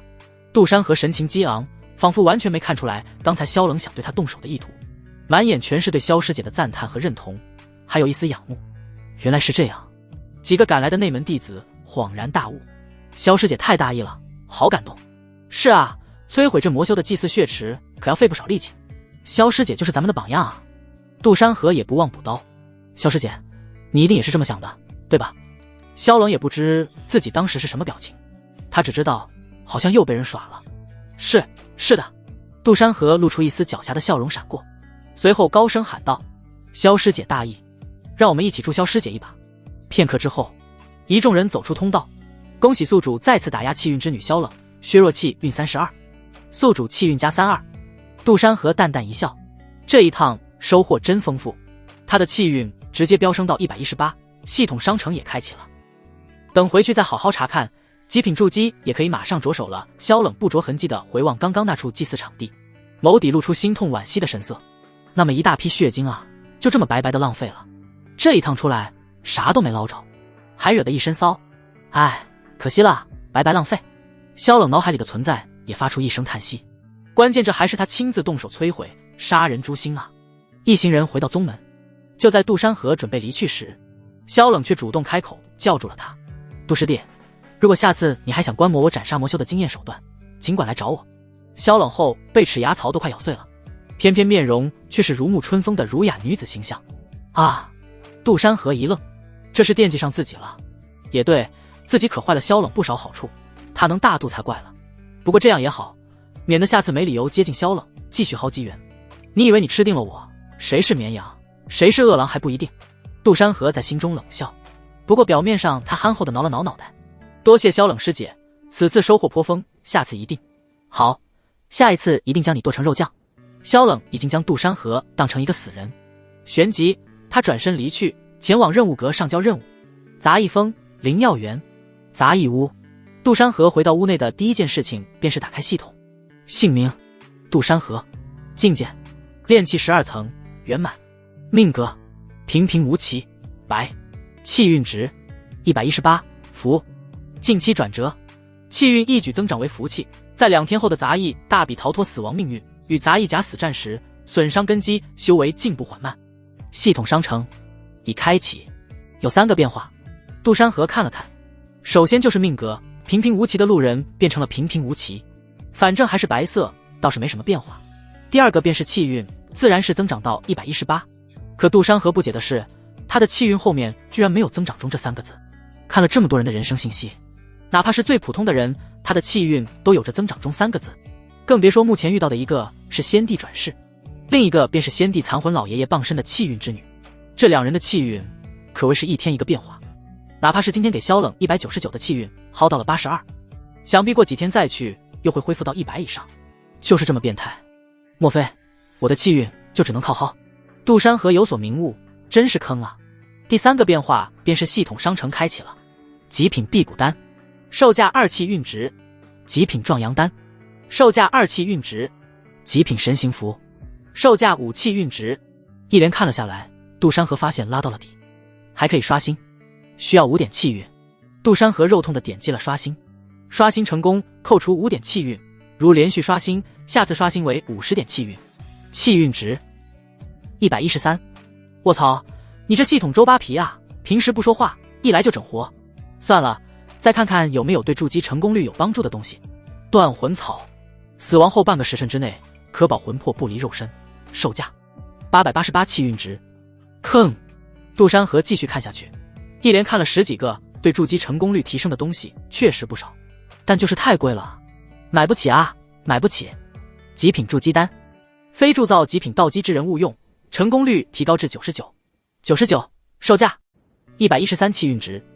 就是你！杜山河一举将其买下，下一瞬间手中便出现一颗七彩之色的丹丸，气息内敛。怎么感觉系统就是冲我刚薅来的那点气运来的？如今的他气运再次变成灵丹，不过好在面板上的命格和近期转折的频率没变，这让杜山河也松了口气。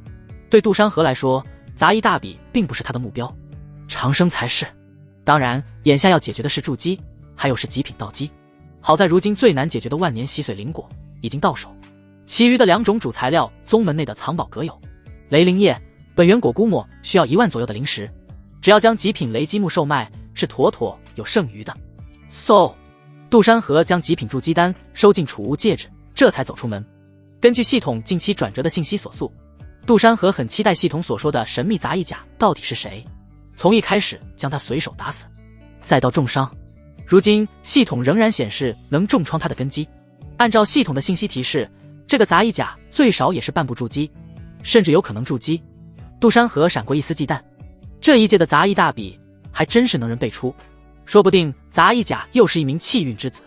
别看炼气12层圆满和筑基仿佛就一线之隔，之间相差的鸿沟是十几个、几十个炼气12层圆满，这也是为什么阶级特别分明。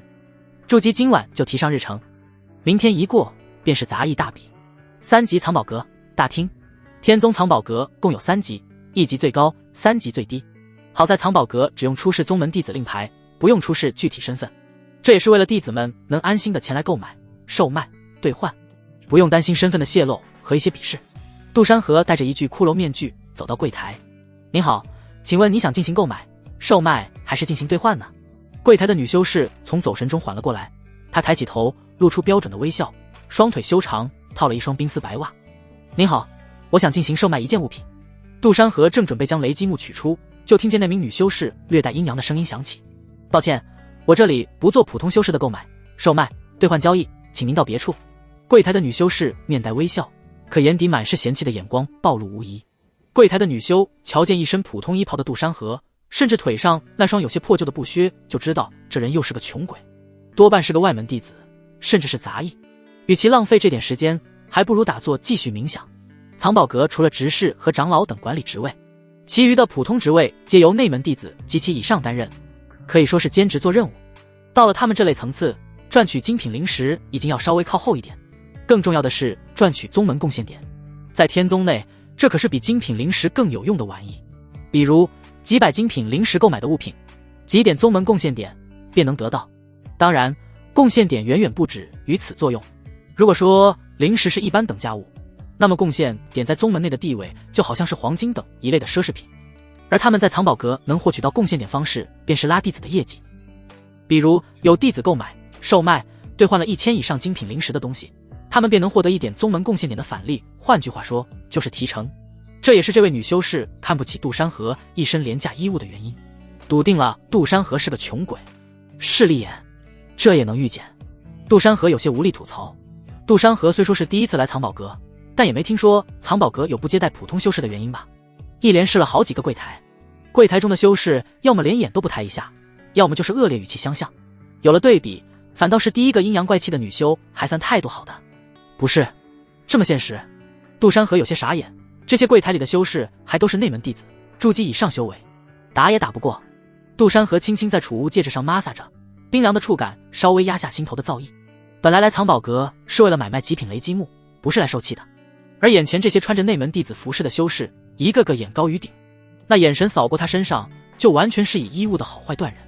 难道藏宝阁的待客之道就是这样的门道？这到底是你们自己的后花园，还是宗门方便众弟子的产物？杜山河也微微恼怒，剑眉横生，冷眼瞪着眼前一名依旧势利眼的女修。七，嚷嚷什么？看你一身的穷酸样，能来买什么？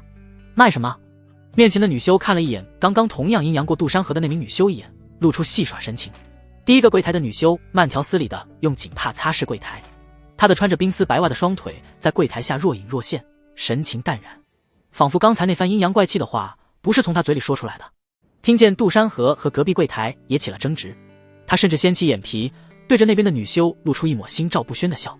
有些人就是这么脑残，就像是现代中某些人，自以为在奢侈品店中工作，就把自己当成了人上人。这些女修显然也是把自己当成了这样的人。藏宝阁可不是什么阿猫阿狗都能进的，没有4位数的精品灵石傍身，穿一身价值100精品灵石以上的衣物也好意思来。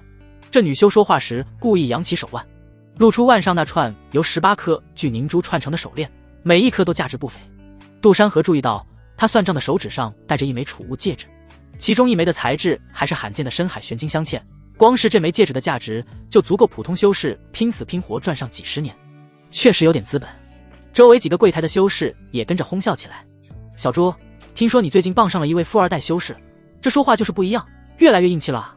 是啊，也别一个人独享啊，介绍几个朋友给咱这些纷纷照顾照顾生意呗。你这穷鬼怎么还在这杵着？那名叫小朱的女修士说说笑笑后，再次转眼看向杜山河。杜山河冷意更甚。藏宝阁是宗门为所有弟子开设的，不是被你们这些人划分3、6、9等的地方，拒之门外的玩物。杜山河的声音冷了几分，目光扫过那几个搭腔的修士。你们拿着宗门的俸禄，占着藏宝阁的职位，就是这么对待同门的。同门。最先开口的女修像是听到了什么笑话，笑得前仰后合。她用扣单指着杜山河的鼻子：你也配叫我们同门？一身含酸样出来的东西也敢跟我们称同门？我告诉你，就算你是外门弟子，在我们眼里也不过是个伺候人的料。他的话像一盆脏水劈头盖脸地泼过来，周围的笑声更大了。小朱从储物戒指里摸出一块下品灵石，扔在杜山河脚边。那下品灵石在地上滚了几圈。诺，赏给你的。他笑得花枝乱颤。拿着这下品灵石赶紧滚，够你买2双新鞋了。别在这儿杵着，看着就晦气。看来藏宝阁的规矩在你们这儿是形同虚设了。杜山河的声音平静得很。规矩。第一个女修终于站起身，在柜台上居高临下的睨着他杜山河。在这藏宝阁里，我们的话就是规矩，修为高就是规矩。你一个甚至连贡献点都不知道怎么赚的废物，也配跟我们谈规矩？他往前走了半步，身上的灵力波动骤然散开，那是筑基初期的威压，虽然微弱，却带着明确的威胁意味。周围的几个女修也跟着站起身，她们的灵力交织在一起，像一张无形的网，将杜山河笼罩在中间。我劝你识相点。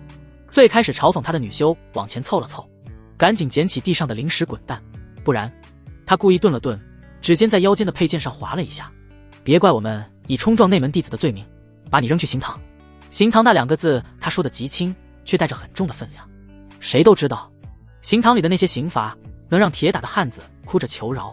他们笃定了杜山河不敢反抗。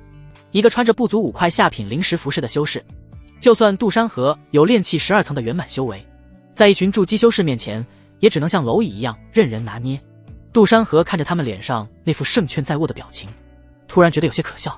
这些人困在藏宝阁这方寸之地，靠着那贡献点就沾沾自喜，就把自己当成了高高在上的贵人。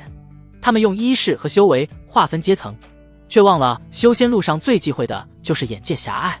这群人的修仙前途想来也止步于此了。这些柜台女修真势利眼啊呸！臭！老子要是有一天有几万块精品灵石，一定要狠狠打这群人脸。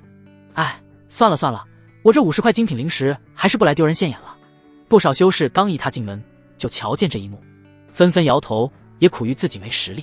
要是有实力，早一袋灵石给砸他们脸上，还要让他们乖乖跪下来舔鞋。杜山河微微垂手低头，当然不是去捡那块下品灵石，而是将手放在了储物戒指上。看来好好说话是没用了。他抬起头，目光扫过眼前一张张或傲慢或讥讽的脸，本来转身想要离开，没想到这些人的理不饶人，还拦阻了他的去路。啧，你要是拿不出好东西，今年我还真不让你出这个门了。那名叫小朱的柜台女修满眼鄙夷，大有想要以闹事名义将他扣下。一个杂役而已，能拿出什么？本来藏宝阁就不是杂役这种垃圾该来的地方，既然你们只认宝物，那我就让你们看看我能拿出什么。杜山河本不准备这样做，毕竟太别扭了，但如今只能将藏宝阁的执事吸引出来，方能平息这件事。话音未落，唰，微微玛撒，一道微光闪过，一截小臂长、大腿粗的雷击木霎时间出现，他的掌心躺着一截木料，那木料呈黑金色，表面隐有几丝雷光流转，哪怕只是静静躺在那里，也能感觉到其中蕴含狂暴雷灵之力。空气仿佛都因为他的出现而变得有些沉闷起来。这是原本准备离去的修士感受到了什么，纷纷转过头来。最开始嘲讽他的女修脸上的笑容瞬间僵住，眼睛瞪得溜圆，像是见了鬼一样。雷击木，周围的空气骤然安静下来，刚才还在哄笑的女修们全都愣住了，他们的目光死死盯着杜山河掌中的木料，那眼神里的震惊和贪婪几乎要溢出来。雷击木，那是炼制雷系法器、法宝和丹药的中上乘材料，就算在藏宝阁里，普通的雷击木也得价值2万精品灵石以上，贡献点需要几百点以上才能兑换，更别说最近材料稀缺，价格更是往上翻了翻。第一个女修的锦帕掉在了地上，她下意识地想去捡，手伸到一半又停住，眼神在雷击木和杜山河之间来回扫视，她脸上的血色瞬间退得一干二净，刚才的傲慢和轻蔑荡然无存，只剩下难以置信。你，她的声音都在发颤。雷击木啊，要是在她手中售卖，返利至少可以获得20点。20贡献点啊！刚才那番阴阳怪气早就不见踪影，取而代之的是一种复杂神情。这雷击木是你的？不会是从哪偷的吧？一旁的小猪也皱起眉头。杜山河没有回答，只是将雷击木轻轻碰了碰柜台，紫金色的木料与预制的柜台碰撞，发出清脆的声响，那声音像一记耳光，狠狠扇在这些人的脸上。偷？你去偷一个来看看。杜山河笑了笑，自始而终狗眼人低的都是他们，说这些话反而倒是他的不对了。睁大你们的狗眼瞧好，这是极品雷击木，既然要装，那就装到底好了。现在他看着眼前这些瞬间变了脸色的女修，极品雷击木。远处柜台的女修闻言也凑了上来，真是极品雷击木，这得价值5万精品灵石往上吧？真的假的？杜山河虽然表面平淡无波，内心还是惊讶一了下。极品雷击木比他想象的还有值钱，5万精品灵石对等是500万下品灵石。你们愿意做这笔生意了吗？周围静得能听见彼此的呼吸声，那些刚才还趾高气扬的女修，此刻一个个低下头，不敢与杜山河对视，纷纷猜想这是哪个公子还有故意穿的普通衣物来装逼这匹号。他们的手直绞着衣角，或是无意识地摩擦着柜台，那副窘迫的模样与刚才的嚣张判若两人。杜山河看着他们，心里没有丝毫报复的快感，只有一种深深的无奈。我来服务你，我跟你道歉，哪怕是有其他要求也可以。阴阳怪气的那名女修只是纠结了一瞬间，便立马放下脸皮，一脸谄媚地挤了上来。听见这话，其他人也涌了上来。5万以上的精品灵石生意啊，大概能返点50贡献点吧。哼，还真是暴发户的嘴脸，小小5万精品灵石罢了。就在这时，门外传来一声不屑的声音。这时柜台里的小猪女修士看见那名公子哥，她瞬间仿佛受了很大的委屈，眼泪汪汪地凝望着公子哥。余生哥，有人欺负我？哦，是哪个混蛋敢惹我的小宝贝生气了？门口站定一位脚踏紫金流云靴，靴筒上每一条金线流云就价值上百精品灵石。他手中的羽扇更是不用说，完完全全的是一标准零级法宝，身上的青色衣袍竟然也是零级法宝。这哪里是来逛阁楼的弟子，分明是一座行走的宝库。法宝等级分为天地玄黄灵5个等级，每个等级又分下、中、上品3个小等级，哪怕是最低等下品零级法宝也价值不菲。极品雷击木大概能换取1件。杜山河皱了皱眉，低声暗骂：真特么麻烦，怎么一个接一个？前有看不起的柜台女修，后有包养柜台女修的公子哥来，这都什么事啊？杜山河并不想把时间浪费在这种无意义的事情上，于是他转身准备离去，大不了晚上去往外围方室看看能不能出手，虽说价格可能会低很多，那也比在里浪费时间好，又不是他想装逼来着。哎，别走啊！一只带着玉扳指的手拦在了他面前。余生摇着羽扇，嘴角勾起一抹自以为潇洒的笑，可那笑容落在他那张脸上却显得格外狰狞。他鼻梁、阔嘴巴，一双绿豆眼挤在臃肿的眼皮底下，下巴上还长着几颗流脓的恶疮，就算是修仙带来的灵韵也盖不住这今天的丑态。装完逼就想跑？余生的声音带着刻意压低的倨傲。没听过我余生哥的名头，内门弟子里谁不知道我余生的手段？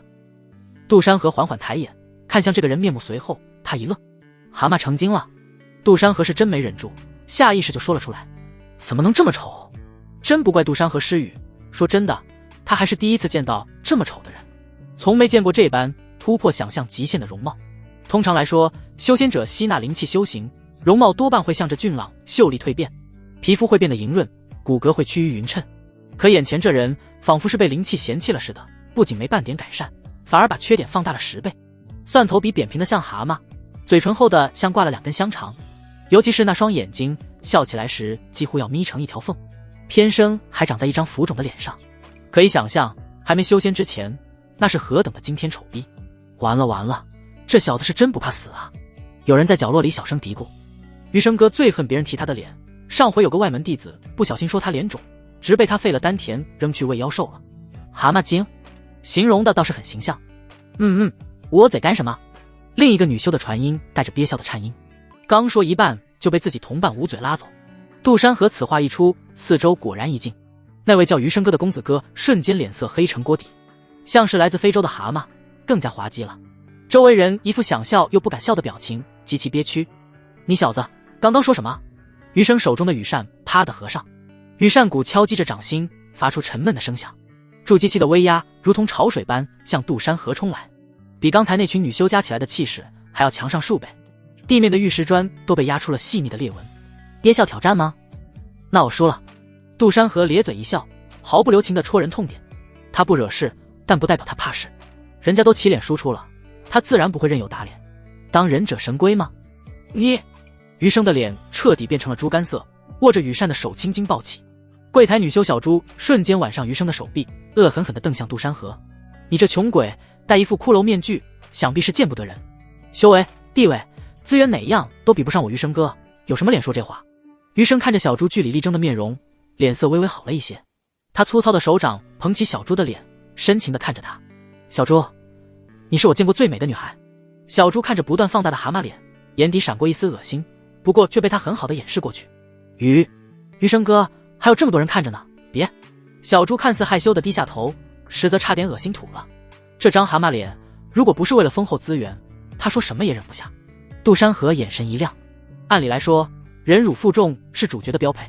这女修能为了资源忍着这么一张恶心脸，阳奉阴违实属不易。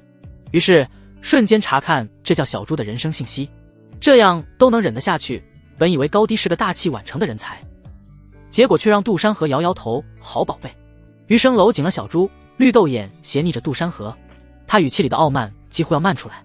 说吧，想让这杂役怎么给你赔罪？不远处柜台的女修们吞了吞唾沫，她们眼神复杂地看着小猪。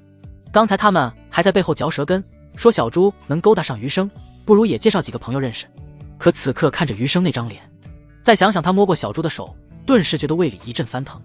还是算了，这资源虽好，可也得有命享。小猪这忍功真是绝了，这确实下不了口啊。小猪真女人。余生这时看向杜山河，眼神冰冷。小猪抬起头，让他给我跪下磕头，把极品雷击木和储物戒指都交出来。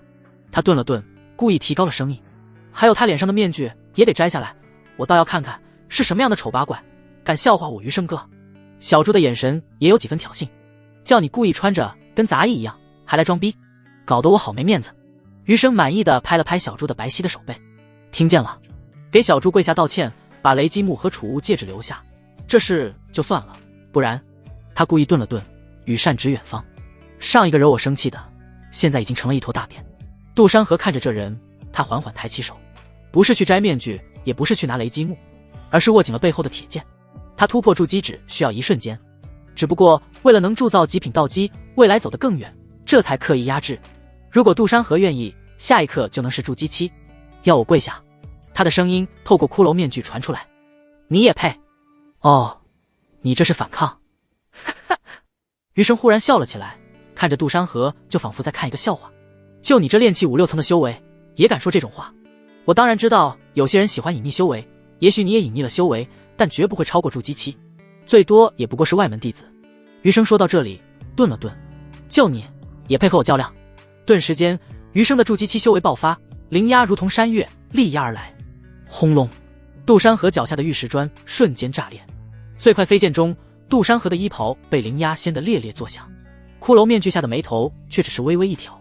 炼气12层的灵力在体内飞速流转，像筑起一道无形的堤坝，硬生生抗住了那如山的重压。杜山河能感觉到骨骼在发出细微的呻吟，气血翻涌的几乎要冲破喉咙，可这股压力还不足以让他弯腰。咦，炼气12层圆满，果然是隐匿了修为，不过到此为止了。余生眯起绿豆眼，嘴角咧开一个残忍的笑。可惜啊，你们这些喜欢隐匿修为的老六，往往不够强，也不够狠。他抬手一挥，那件下品灵级衣袍突然亮起刺目的青光，灵压陡然暴涨。我这下品灵级法宝，不知道你顶不顶得住。地面以杜山河为中心裂开蛛网般的缝隙，连旁边柜台里摆放的物品都开始震颤。周围的女修们早已退到数十丈外，一个个脸色发白。她们能清晰地看到杜山河的膝盖在微微弯曲，骷髅面具下渗出细密的汗珠，顺着下颌线滑落。一个炼气期能在筑基期的灵压下站着不倒，已经是天大的奇迹了。看来这位外门弟子基础不错，只是可惜能扛住余生的灵压，这位炼气期在同阶肯定少有对手。可惜炼气与筑基的鸿沟是巨大的。跪下！余生厉声喝道，灵压又加重了一分，额头甚至渗出冷汗。杜山河的指节因为紧握剑柄而泛白，手背的青筋像蚯蚓般凸起。他能感觉到体内的灵力在飞速流失，再撑下去，恐怕真要伤及根基。我说了，你不配。杜山河眼中闪过一丝决绝，准备筑基。普通筑基随时可行。找死！余生彻底被激怒，他右手握住腰间的佩剑。既然你敬酒不吃吃罚酒，那就别怪我。住手！一声沉闷的喝声突然从藏宝阁一边传来，随着声音响起，一道柔和却不容抗拒的灵力扫过，瞬间瓦解了余生的灵压，地面的震颤戛然而止。众人循声望去，只见一位身着灰袍的中年修士快步走来，他胸前的令牌刻着执事二字，脸上带着惯有的平和，眼神却在扫过余生时闪过一丝忌惮。原来是余生啊，不过藏宝阁内禁止私斗，这是宗门铁律，还请给在下一个面子。余生收了灵压，却没收回按在剑柄上的手，斜睨着那执事。王执事，你想管我的事？王执事的额头渗出细汗，笑容里带着几分讨好。他作为一名筑基后期修为的修士，怕的自然不是余生这筑基初期，而是他背后的元婴强者。不敢，只是他瞥了一眼杜山河，又看向余生。这位师弟许是年轻气盛，冲撞了师兄，不如让他赔个礼，这事就此作罢。他心里清楚，余生的背后那位实力强大的元婴强者不是他能惹得起的。像他已到中年，还仅仅是一位筑基后期，才勉强混了一位藏宝阁这样贤位的执事，根本不想多管闲事的。奈何刚好路过，别说他一个普通执事，就算是内门的长老也得给3分薄面。赔礼！余生冷笑一声，突然抬手指向杜山河。他刚才骂我是蛤蟆精，你让他怎么赔礼？把舌头割下来吗？割舌头也不是行。王执事的脸色僵了僵，看向杜山河的眼神带上了几分不耐。这不知名的修士也是明知道余生不好惹，偏要往枪口上撞。他压低声音劝道：这位师弟，余师兄身份尊贵。你身份尊贵？杜山河突然开口，声音透过面具传来，带着一丝嘲弄。我本就无意惹事。好，你很有种，我就喜欢你这样的硬骨头。余生不依不饶，就要再次爆发灵压。在这外门地方，谁管？谁能管？都得给我大哥墓园的面子。杜山河眼眸微眯，墓园这个名字好像在哪听过。只是片刻，杜山河便想了起来，这不是之前杀的那3只马外门弟子也曾提到过？还真是冤家路窄。看来这位元婴强者墓园收了不少的小弟啊，行事嚣张无比。先把你打残。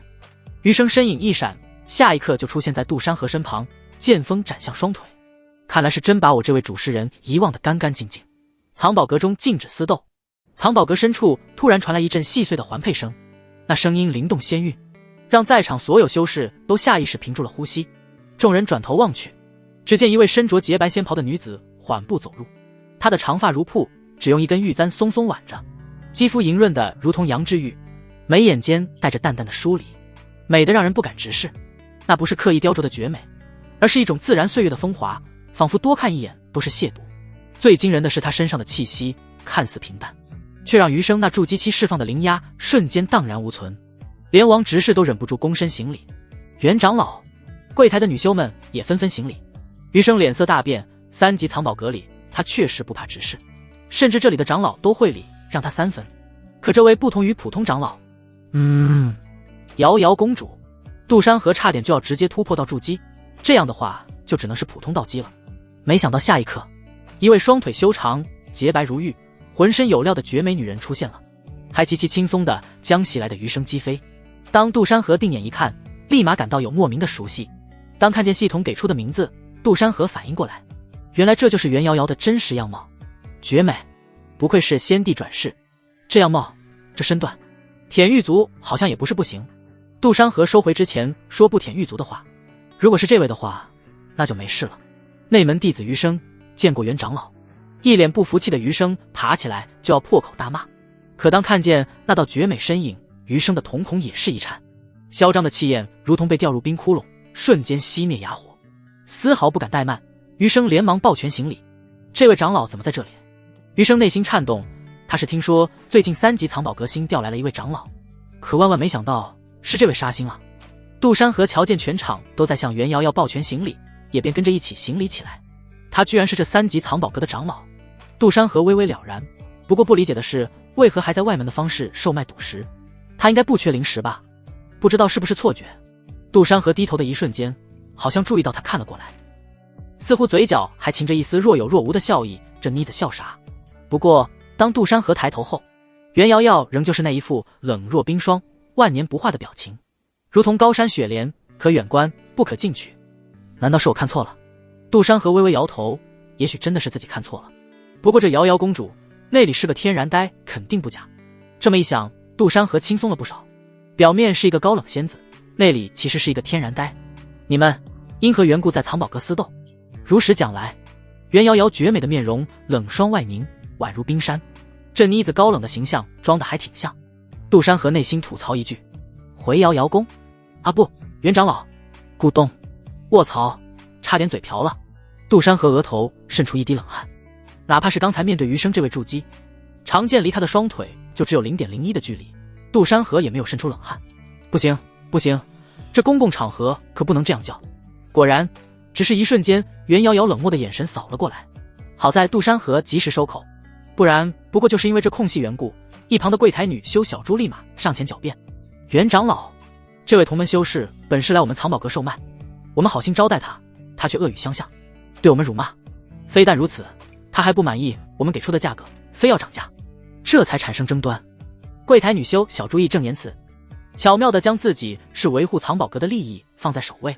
余生瞥了他一眼，妙啊，他都没想到这么好的说辞，一下就颠倒黑白了。哦，真是这样。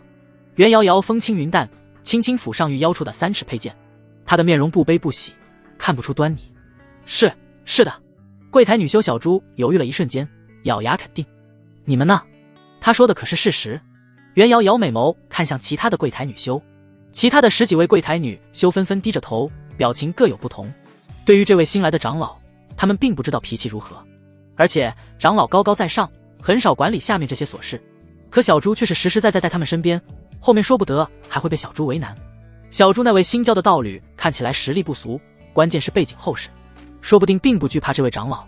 而且一开始确实是他们不对在先。这一刻开始，10几位柜台女修所想不同，纷纷站队。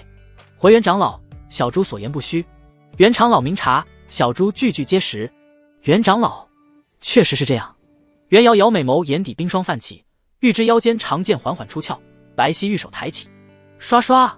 只是一刹那，10几名柜台女修的脖颈处出现一道血线，在他们惊恐的眼神下，脖颈血液飙射而出。他们不明白这位长老居然下手这么狠，居然当众斩杀10几名内门弟子筑基修士，他难道就不怕惩处吗？不过这个问题他们自然没机会知道了。杜山河瞧着眼前一幕，也感觉自己脖子处一凉好，再摸了摸是幻觉。杜山河倒吸一口凉气，这妮子挺狠啊，难道上次的天然呆是装的？杜山河缓缓向他望去，却没想到正好与袁瑶瑶美眸对视，果然没错，这妮子就是在笑。杜山河一惊，那若有若无的一丝笑容，仿佛就像是在向自己邀功。这怎么可能？怎么看怎么怪异啊！杜山河能确定自己和这妮子没有什么交情，好在他很快看向小猪，不诚实的人可是要接我一剑哦。袁瑶瑶说的极为轻松，就仿佛在正常交谈，没有丝毫长老架子，可他的行为却是极其可怕。10几个筑基修士一剑诛之。柜台女修小猪惊诧，眼神中流露出不可置信的神情。袁长老，我说的句句属实。柜台女修小猪知道没有回头路，内心也还有那么一点点庆幸，也许这位长老忌惮他的道侣背景，这才没有将他第一时间也杀了。小猪伸手拉了拉余生，还想让他说2句，毕竟这位余生哥的背后可是有一位元婴大佬的大哥，3级藏宝阁的长老，最多也不过是金丹，总得给点面子吧。却没想到刚刚还对小猪无比护犊子的余生，此刻恨不得往他下缩。余生老老实实的低着头，眼里尽是恐惧。别人不知道，他可知道这位是名副其实的杀星，哪怕他上面最顶头的大哥也特别警告过，不要招惹这位和这位有关的人。唰，又是一剑寒光闪过。不出意外，小猪瞪大眼睛捂住出血的脖颈，另一只手死死地拉扯着余生，他不断央求救救他，余生却如同鸵鸟充耳不闻。这时袁瑶瑶再次发话，看向杜山河，我藏宝阁之事当然有人管理，你还有什么诉求可对我说？袁瑶瑶虽然说的漫不经心，可明眼人都能看出来，这长老分明是偏心这个炼气12层的小子啊！这他妈什么情况？卧槽，今天真是看了一出好戏，嚣张习惯了的余生踢到铁板了。他什么来路？这位长老分明有些私心掺杂。没想到又是一位喜欢扮猪吃老虎的弟子，看来以后我也得学学。你有那实力吗？你就学。其他路过的修士瞧见吃瘪的余生，准确的说是青莲帮吃瘪的成员，就感到欣喜。这群人内门弟子在这外门横行霸道习惯了，惹了不少怨恨。还有什么诉求？杜山河着实有些惊，这妮子不会真喜欢我吧？大庭广众下就这么赤裸裸的偏心，就真的好吗？虽然吃软饭也没啥杀了他。杜山河眼神沉了下来，他不是很喜欢留下一个不太可控的危险。如果条件允许的话，他会毫不留情。当然，杜山河其实也没把握袁瑶瑶会真的因为这样就杀了余生。杜山河也只是想利用拆屋子效应来为后面的目的铺垫。所谓拆屋子效应，就是原本你想开天窗，但是大家都不允许，这时候提出要拆屋顶的时候，他们又能同意开天窗了。不过下一刻，令杜山河目瞪口呆的事情出现了，袁瑶瑶竟然真的动手。余生的脖颈上出现一条血痕，他恐惧地望着杜山河，临死之际后悔无比。这家伙到底什么背景？为什么都喜欢扮猪吃老虎？我都只欺负杂役和外门弟子，这都能翻船？你和这长老有这关系，还在外门混什么？滚去内门行不行啊？余生无力地倒下，眼瞳灰暗的最后一刻只有一个念头：老子下辈子也要扮猪吃老虎这么玩。死！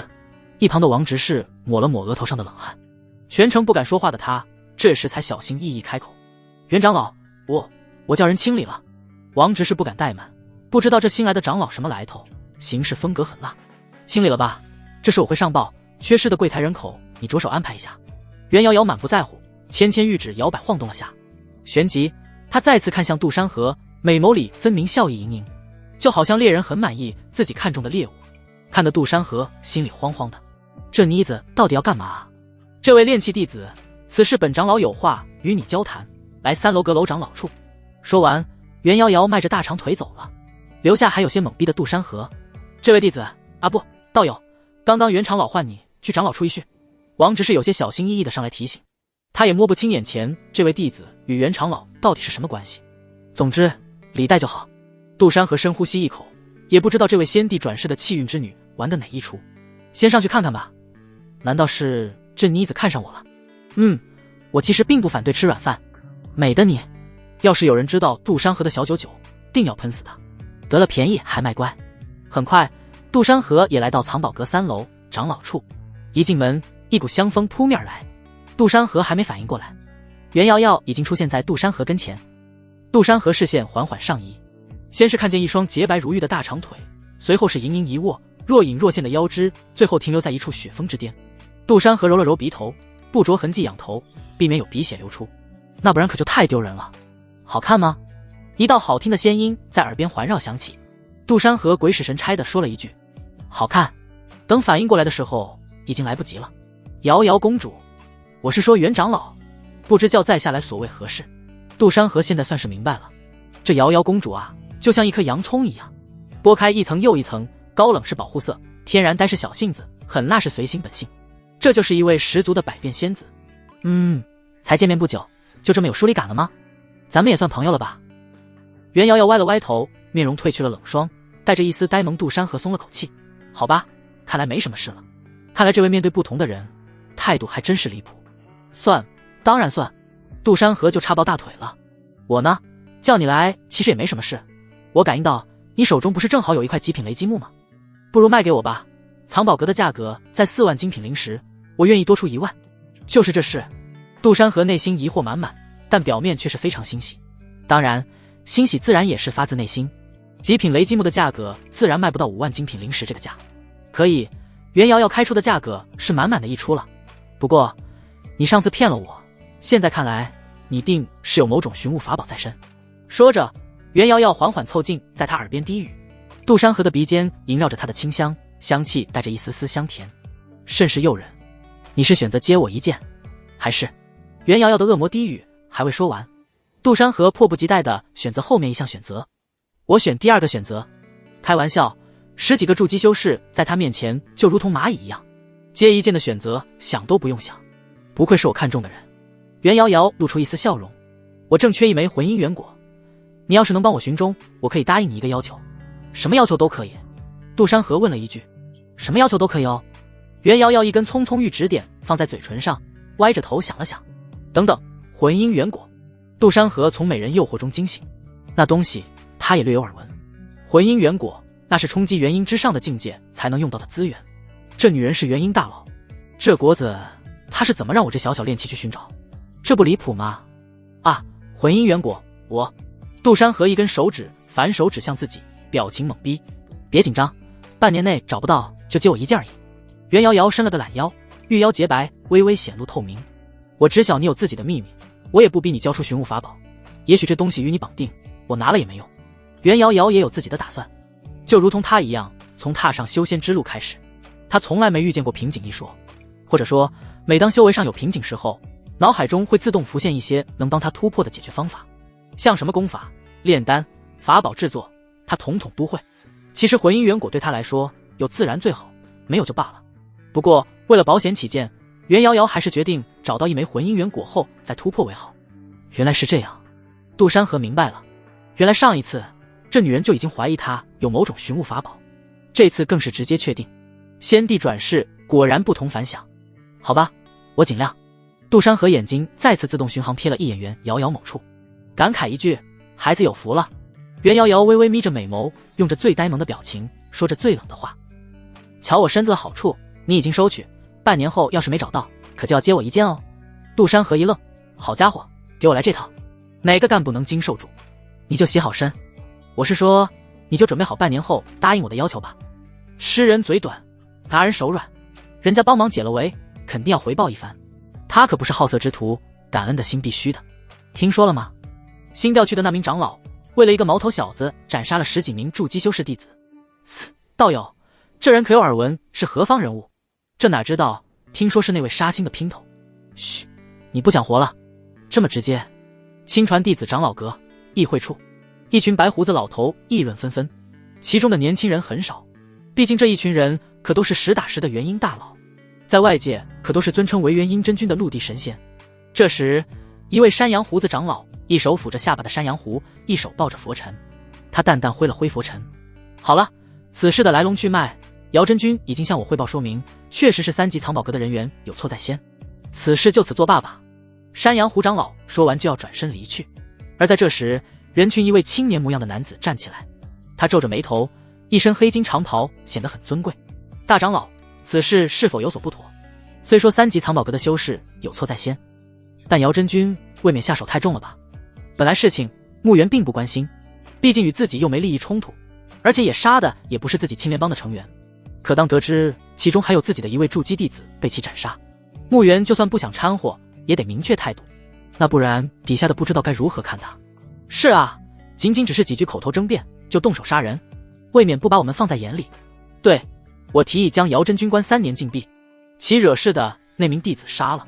复议。这时又要几名长老站了起来，穆元嘴角勾起一抹笑容，他虽然左右不了亲传长老阁，但还是有一定话语。山羊胡子长老站定，背对着一众人沉默不语，随后一言不发地走了。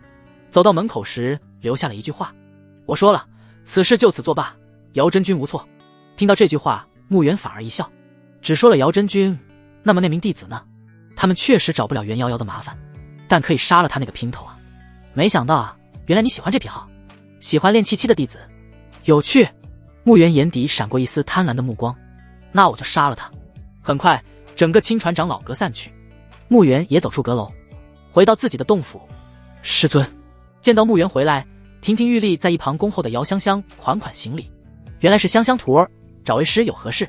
穆元看向姚香香，眼底的一丝邪火好似被点燃，有几分故意询问。他收的这位亲传弟子，床上功夫确实不错，能让他一位元婴都能感到满意，并且还是一位不错的炉鼎体质，可谓是一箭双雕。只可惜他现在的修为不高，不能进行更深层次的交流。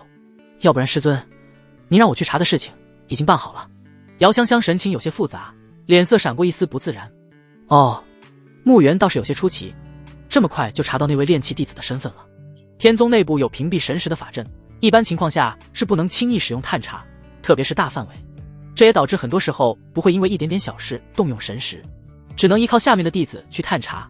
天宗内光是杂役弟子就有数十万之众，人员多而杂。说来也有些巧合。姚香香顿了顿，明显在整理情绪。他也没想到，曾被他抛弃的杜山河居然能傍上一位元婴真君。姚香香脸色从一开始犹豫不决，到最后眼底闪过一丝恶毒决绝。我只不过是为了更好的修行，这才不得已而为之，我也没有错。姚香香内心有所触动，这一路走来，要说她对杜山河没一丝感情，自然是不可能的。哪怕是畜生也有感情，在她心中认为我抛弃你，我并没有错，因为杜山河已经废了。但当得知杜山河恢复了些许修为，她的心情是复杂的。在得知杜山河与那位长老似乎关系匪浅后，姚香香的心中嫉妒之意彻底被打翻。凭什么我前脚刚走，你后脚就能勾搭上别人？难道你就没有错？就算我抛弃了你，你这样的废物凭什么也能得到元婴大佬的关注？姚香香这时的心态就像那些自愿放弃自己国籍的人，当看见祖国过得不好，他们才能满足，觉得自己选择是对的。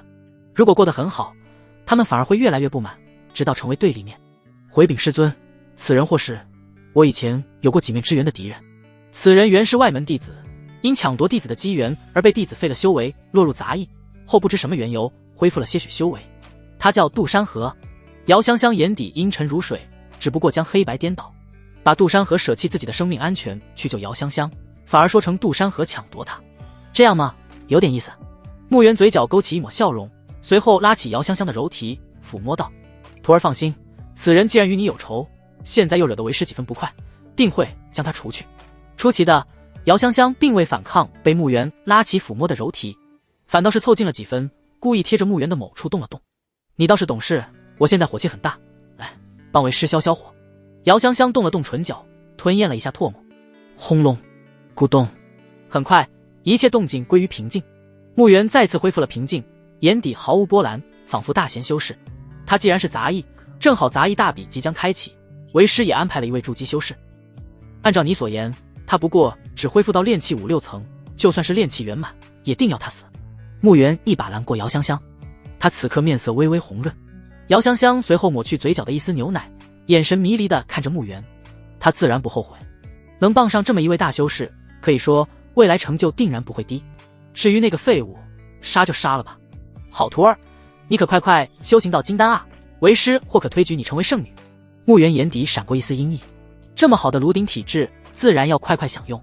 要不是现在使用，只能满足身体之欲，不能有一点修为帮助，早就狠狠的惩罚了。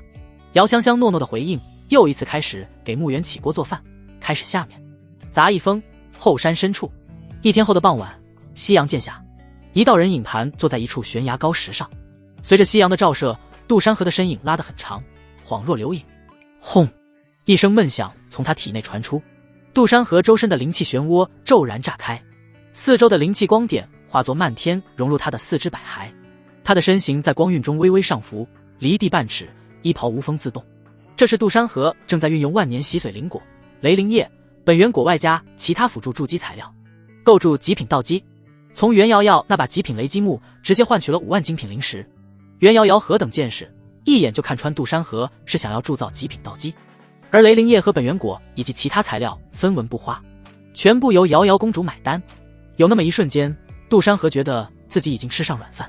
不过杜山河知道，这都不是白吃食啊。杜山河感受到一丝异样，果然极品道基不是那么好铸造成功，还好有系统商城中购买的极品筑基丹。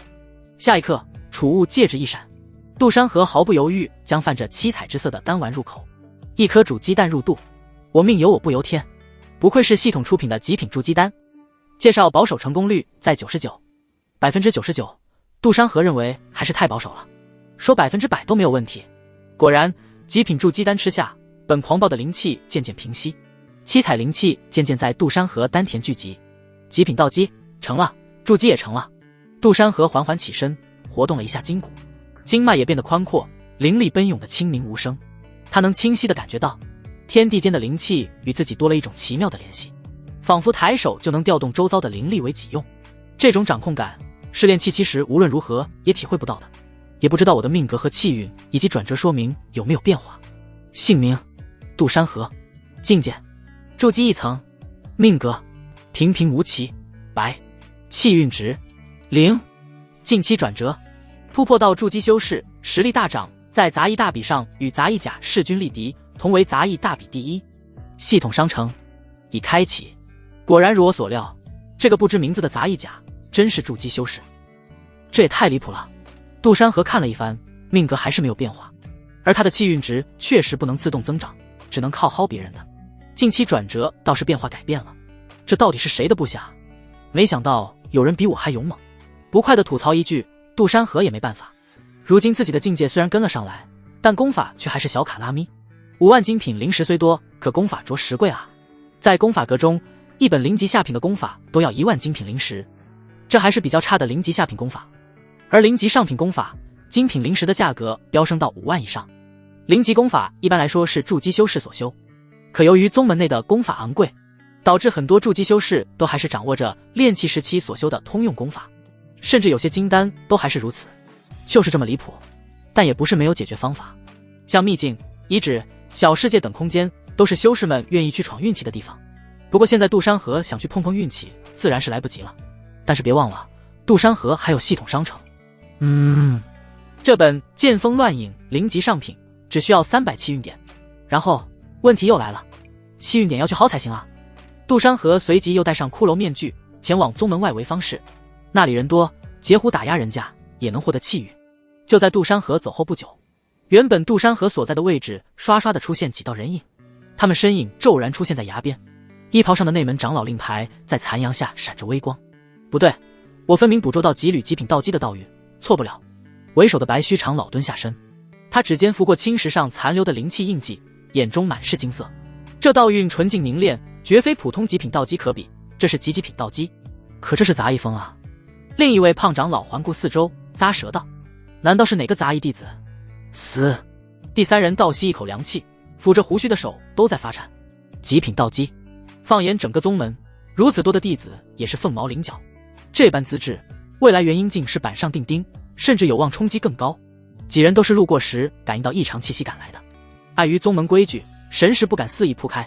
等赶到石早，已人去时空，青石上残留的灵气正在消散，可那股属于极品道基的灵韵，却像刻在空气中一般，久久未散。罢了，杂役大比在即，如果真是杂役弟子，总能见着的。白须长老站起身，眼中闪过势在必得的光。这苗子，我预定了。凭什么？胖长老瞪圆了眼，撸起袖子就要理论。明明是我先感应到的，该归我才对。胡说！最后一位青山长老冷笑一声，方才是我最先踏足此地，自然该入我内门见道风。3位长老你一言我一语，顷刻间便吹胡子瞪眼，差点在崖边动起手来。夕阳的最后一缕光落在他们争得涨红的脸上，映的那几张平日里威严的面容，此刻竟添了几分孩童争堂般的急切。谁都清楚，能在杂役峰铸出极品道基的弟子，将来必是宗门顶梁柱。如能将其收入门下，对自己一脉的兴盛意味着什么可想而知。靠着这位弟子成为真传长老，甚至亲传长老，也不是没可能。对于这一切，杜山河自然不知。此刻他正在方式中疯狂地收割别人气运值，截胡一位普通筑基弟子的机缘，增加气运值加18；截胡一位炼气圆满弟子的机缘，增加气运值加7；打压一名嚣张装逼的炼气圆满弟子，增加气运值加6。杜山河不停地在这人流繁多的方式里穿梭，不少人还不知道发生了什么，就总感觉心里空落落的。奇怪，我刚才要干嘛来着？忽然忘了。哎，我分明感觉赌石能中的，怎么又是一块普通石头？马德，怎么有人穿着杂役的衣服来装逼？居然是筑基修为，人心不古啊！装逼老六派越来越多了。方室里不少人内心一片哀嚎。一处角落，杜山河看了看气运值累计，气运值101，普通人气运值果然廉价。排除气运极差薅不了的修士，极少数人的气运能给增加2位数，更多的是1、5的个位数，甚至没有。方室两侧的摊位上摆满了各式物件，泛着灵光的低阶法器，沾着泥土的灵草，刻着模糊符文的残卷，吆喝声、讨价还价声混杂着灵力碰撞的闷响。杜山河戴着骷髅面具混在人流里，他的目光扫过每个摊位，每张面孔。系统面板上的气运波动如同水面涟漪，时不时跳出几行提示。截胡外门弟子李三的劣质灵草生意，气运值加1；打压摆摊修士王二的虚假宣传，气运值加3。杜山河专挑那些面带倨傲、眼神闪烁的修士下手，看到有人拿着块普通顽石冒冲运灵玉忽悠新手，他便凑过去，用灵力在石头上敲出个缺口，淡淡一句：“这石纹不对。”瞧见有外门弟子仗着修为高，想强买杂役摊位上的止血草，他就不小心撞过去，强行阻止，顺带提醒人家这草在药堂能换双倍价。一来二去，气运值像滚雪球似的慢慢涨着。当然，前提是人家有气运。不得不说，祸害1000年是有道理的。薅了这么多人，大多都是欺压人、不老实的修士，有着不错的气运。气运值156，还是太慢了。杜山河摸了摸面具，心里嘀咕：普通修士的气运本就稀薄，除非遇上那种气运特别旺盛的，否则很难一次薅到2位数。他正琢磨着要不要找个大点的目标，杜山河忽然有点想念萧冷了。这时，杜山河眼角的余光突然瞥见街角的阴影里传来一阵推搡声，3个穿着外门弟子服饰的弟子，此刻正围着一个穿杂役服的少女。少女约莫豆蔻年华，她手里紧紧攥着个布包，肩膀微微发抖，死死咬着苍白的唇，不肯让开半步。小杂役识相点，就把那株凝心草交出来，哥哥几个还能让你少吃点苦头。为首的黄发青年嗤笑一声，伸手就要去抢布包，他身后的2人也跟着起哄，几人眼神在少女身上扫来扫去，带着毫不掩饰的恶意。凝露草是炼制低阶疗伤丹的主材，对炼气修士还算稀罕，对外门弟子来说也能换取几百下品灵石，但对连阅历都少得可怜的杂役来说，这几百下品灵石可就珍贵得很了。杜山河对此也心有同感，谁能知道几天前他连几百下品灵石都囊中羞涩，但现在已经身怀巨款5万精品灵石，虽然还是很穷，买一部有品级的功法都能干穷。杜山河本想绕道走，不想多管闲事，他来方士是为了薅气运，不是来当英雄的。耽误他攒够300气运值换剑锋乱影，可脚步刚挪了半寸，目光不经意落在少女身上，系统面板突然弹出一行醒目查看信息：姓名林雪儿，境界炼气5层，命格双云之仙，金封印，双修仙体，金封印，剑道之种，金封印，誓死相随，金。气运值88，良符增长中。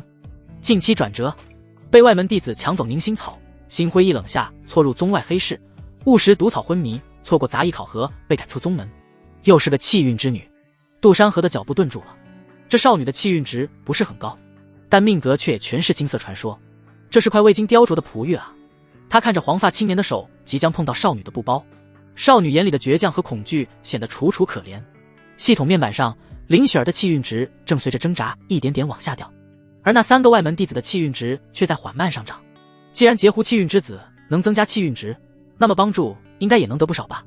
杜山河心里一动，原本事不关己的念头瞬间转了弯。住手！他的声音透过面具传出来，带着嘶哑摩擦的声音，声音不大，却让3名外门弟子停下了动作。3个外门弟子转过头，看到是个穿杂役服、戴骷髅面具的修士，他们顿时笑了。黄发青年上下打量他一番，嗤笑道：哪来的杂役，也敢管你皇爷的事？就是，赶紧滚，不然连你一起收拾。旁边的瘦高个晃了晃拳头，炼气圆满的灵力故意释放出来，带着压迫感冲向杜山河。杜山河没动，只是抬了抬下巴，目光落在少女。想让我帮你吗？林雪儿懵了，泪汪汪灵动的美眸里闪过一丝希望，可当看见和自己同为杂役服饰令牌，美眸中的希望瞬间跌落。林雪儿摇摇头：这位师兄，你的好意我心领了，你还是快走吧。杜山河没说话，只是一步步向前，把他的东西还给他。凭什么？黄发青年像是听到了天大的笑话，就凭我们是外门弟子，他是个杂役，杂役的东西难道不该孝敬给师兄？他说着突然出手，带着劲风拍向杜山河的面具，先把你这遮丑的玩意儿摘下来，再把你身上值钱的东西抢来，杂役也敢逞英雄。这一掌带着炼气12层圆满的灵力，掌风刮得四周狂风阵阵，其他2个外门弟子纷纷后退，等着看这不知天高地厚的杂役被揍得满地找牙。林雪儿也急了，下意识喊道：小心！可下一秒，所有人都愣住了。黄发青年的手掌停在离面具3寸的地方，像是被无形的墙挡住了。杜山河只是抬了抬手，2根手指就稳稳夹住了他的手腕。那看似随意的动作里，透着一股不容抗拒的力量。炼气圆满。杜山河的声音里带着一丝嘲弄：在我面前不够看。话音未落，他手指微微用力，咔嚓一声清晰的骨裂声响起，黄发青年的脸瞬间惨白，惨叫着弯下腰。啊！我的手！另外2个外门弟子脸色大变，他们可是炼气12层圆满，他们就差一步筑基升入内门，杂役怎么可能比他们修为还高？这特么怎么回事？没想到这杂役竟是个硬茬。2人对视一眼后，同时抽出腰间的铁剑，一左一右刺向杜山河。敢伤我师兄，找死！他们的剑法是外门的基础招式，带着几分刚猛，却破绽百出。虽然杜山河也没学习其他的好功法，但修为摆在这，杜山河甚至没拔剑，身形如同鬼魅般一晃，轻易避开两剑的同时，拳头分别砸在两人的胸口。噗噗，两声闷响，两个外门弟子像断线的风筝般倒飞出去，纷纷撞在身后的货摊上，把一堆灵草、矿石砸得稀巴烂。前后不过3息，3个炼气圆满的外门弟子就全被撂倒了。围观的修士们也惊呆了，看向杜山河的眼神从轻视变成了敬畏。谁也没想到，一个穿杂役服、戴骷髅面具的修士，竟然有如此强悍的实力。那举重若轻的身手，分明是筑基期的修为。筑基修士。黄发青年捂着断手，看着杜山河的眼神里充满了恐惧。你不是杂役。杜山河没理他，走到林雪儿面前，淡淡道：东西拿好，赶紧走。林雪儿愣了愣，紧紧攥着布包。他抬头看向那张骷髅面具，眼里闪过一丝感激和好奇。谢谢师兄。一个筑基修为的强大修士，为何身着杂役服饰？林雪儿眼神闪躲，犹豫了一下，还是嗫嚅道：敢问师兄高姓大名？不必知道。杜山河摆了摆手，目光转向那3个还在地上哼哼唧唧的外门弟子。这大庭广众之下痛下杀人，还是太扎眼。帮助气运之女林雪儿，阻止其气运流失，气运值加80；阻止嚣张外门弟子对气运之女林雪儿的欺压，气运值加20。当前气运值256。不错，这一趟没白管。杜山河心里满意，果然也如他所料。于是转头看向那3个外门弟子，声音冷了几分：滚！再让我看见你们，就不是断手这么简单了。3个外门弟子如蒙大赦，连滚带爬的跑了，连掉在地上的佩剑都忘了捡。围观的人群渐渐散去，方士又恢复了喧嚣。只是路过杜山河身边时，修士们都下意识放慢了脚步，没人敢再用轻视的眼神看他。林雪儿还站在原地，她咬着唇像是想说什么，最终还是深深鞠了一躬。多谢师兄出手，这份恩情林雪儿无以回报，只能……他还没说完，杜山河摆摆手：谢就不用了，你的灵石还是留着自己用吧。他看见林雪儿在怀里摸索着什么，还以为是要掏灵石。现在的他根本不缺灵石，那几块下品灵石还是留着他自己用吧。林雪儿攥紧布包，怯生生地看着杜山河：真想感谢我的话，不如当我的道侣。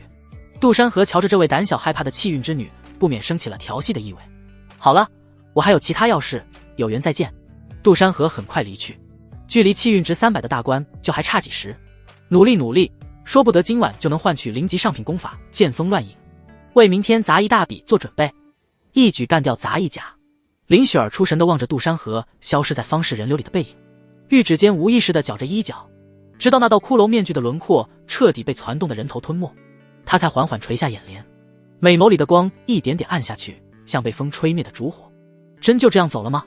他喃喃自语，仿佛想要抓住这抹微光，直到凝露草叶片边缘划过皮肤，带来一丝微痒的刺痛，让林雪儿清晰地意识到，刚才那短短几句话、几个动作不是幻觉。长这么大，他还是第一次被人这样护在身后。从小孤儿的他受尽欺负，哪怕踏上修仙之路，仍然如此。在杂医院的日子，他见惯了踩高捧低的嘴脸，外门弟子会因为他慢了半拍就抢走他好不容易采来的灵草，只是会因为他长得好看就故意刁难，连同龄的杂役都因为他好看的样貌而疏远他。所以他早就学会了用抹脸、用疤痕贴遮掩原本的容貌，把自己藏在丑陋的壳里，以为这样就能躲开那些不怀好意的目光。可刚才那个戴骷髅面具的师兄，连他的脸都没多看一眼。面对3个外门弟子的刁难，他出手时没有半分犹豫，解决了麻烦，连名字都不肯留下，转身就走，如同只是随手拂去了落在他肩头的一片落叶。林雪儿抬手抚上脸颊，只接触到那张用特制颜料画出的丑状。应该不是为了我这张脸，他低声说，嘴角却不受控制的微微上扬，美眸眼底闪过异样的神色，有些兴奋。这位师兄真是好人。刚才他挡在他身前，虽然隔着几步远，他却能感觉到他身上散发出的灵力波动，那是筑基期修士独有的气息，是他现在只能仰望的存在。我一定会追赶上你的脚步。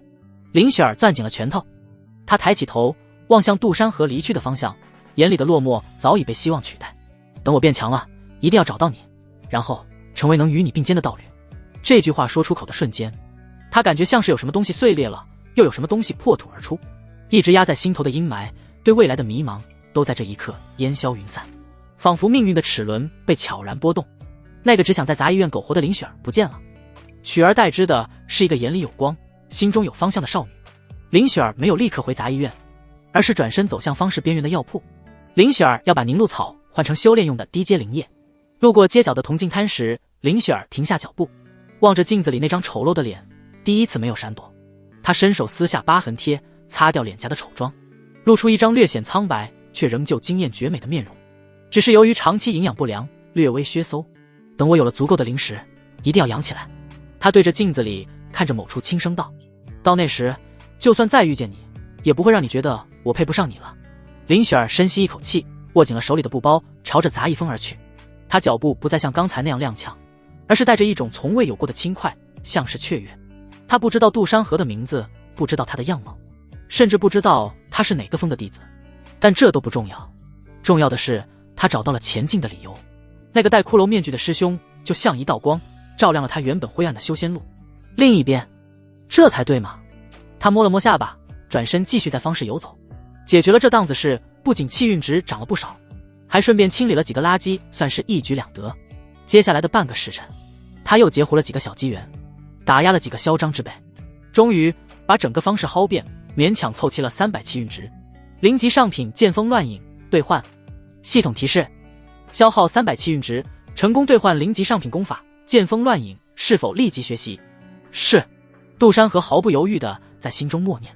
话音刚落，一股清凉的信息流便如决堤的潮水般涌入脑海，无数玄奥的剑招图谱在识海中炸开，时而如狂风卷叶，剑影纷乱中藏着致命杀招；时而如静水深流，看似缓慢的剑势里暗蓄千钧之力。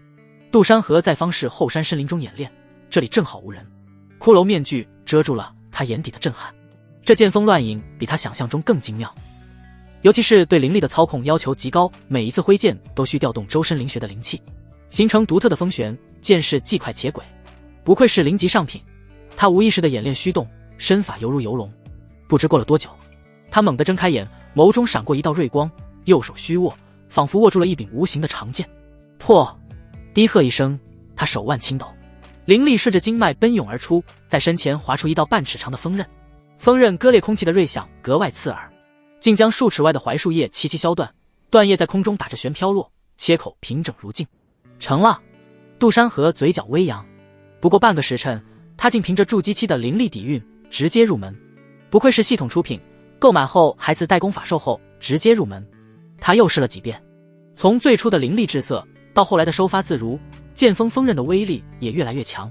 最后一次挥出时，锋刃劲直接将青石斩断，周围的空气都被搅动得微微发烫。这功法果然霸道，仅仅才是入门级。杜山河活动了一下手腕，感受着经脉中奔涌的灵力，比用外门通用功法时顺畅了数倍。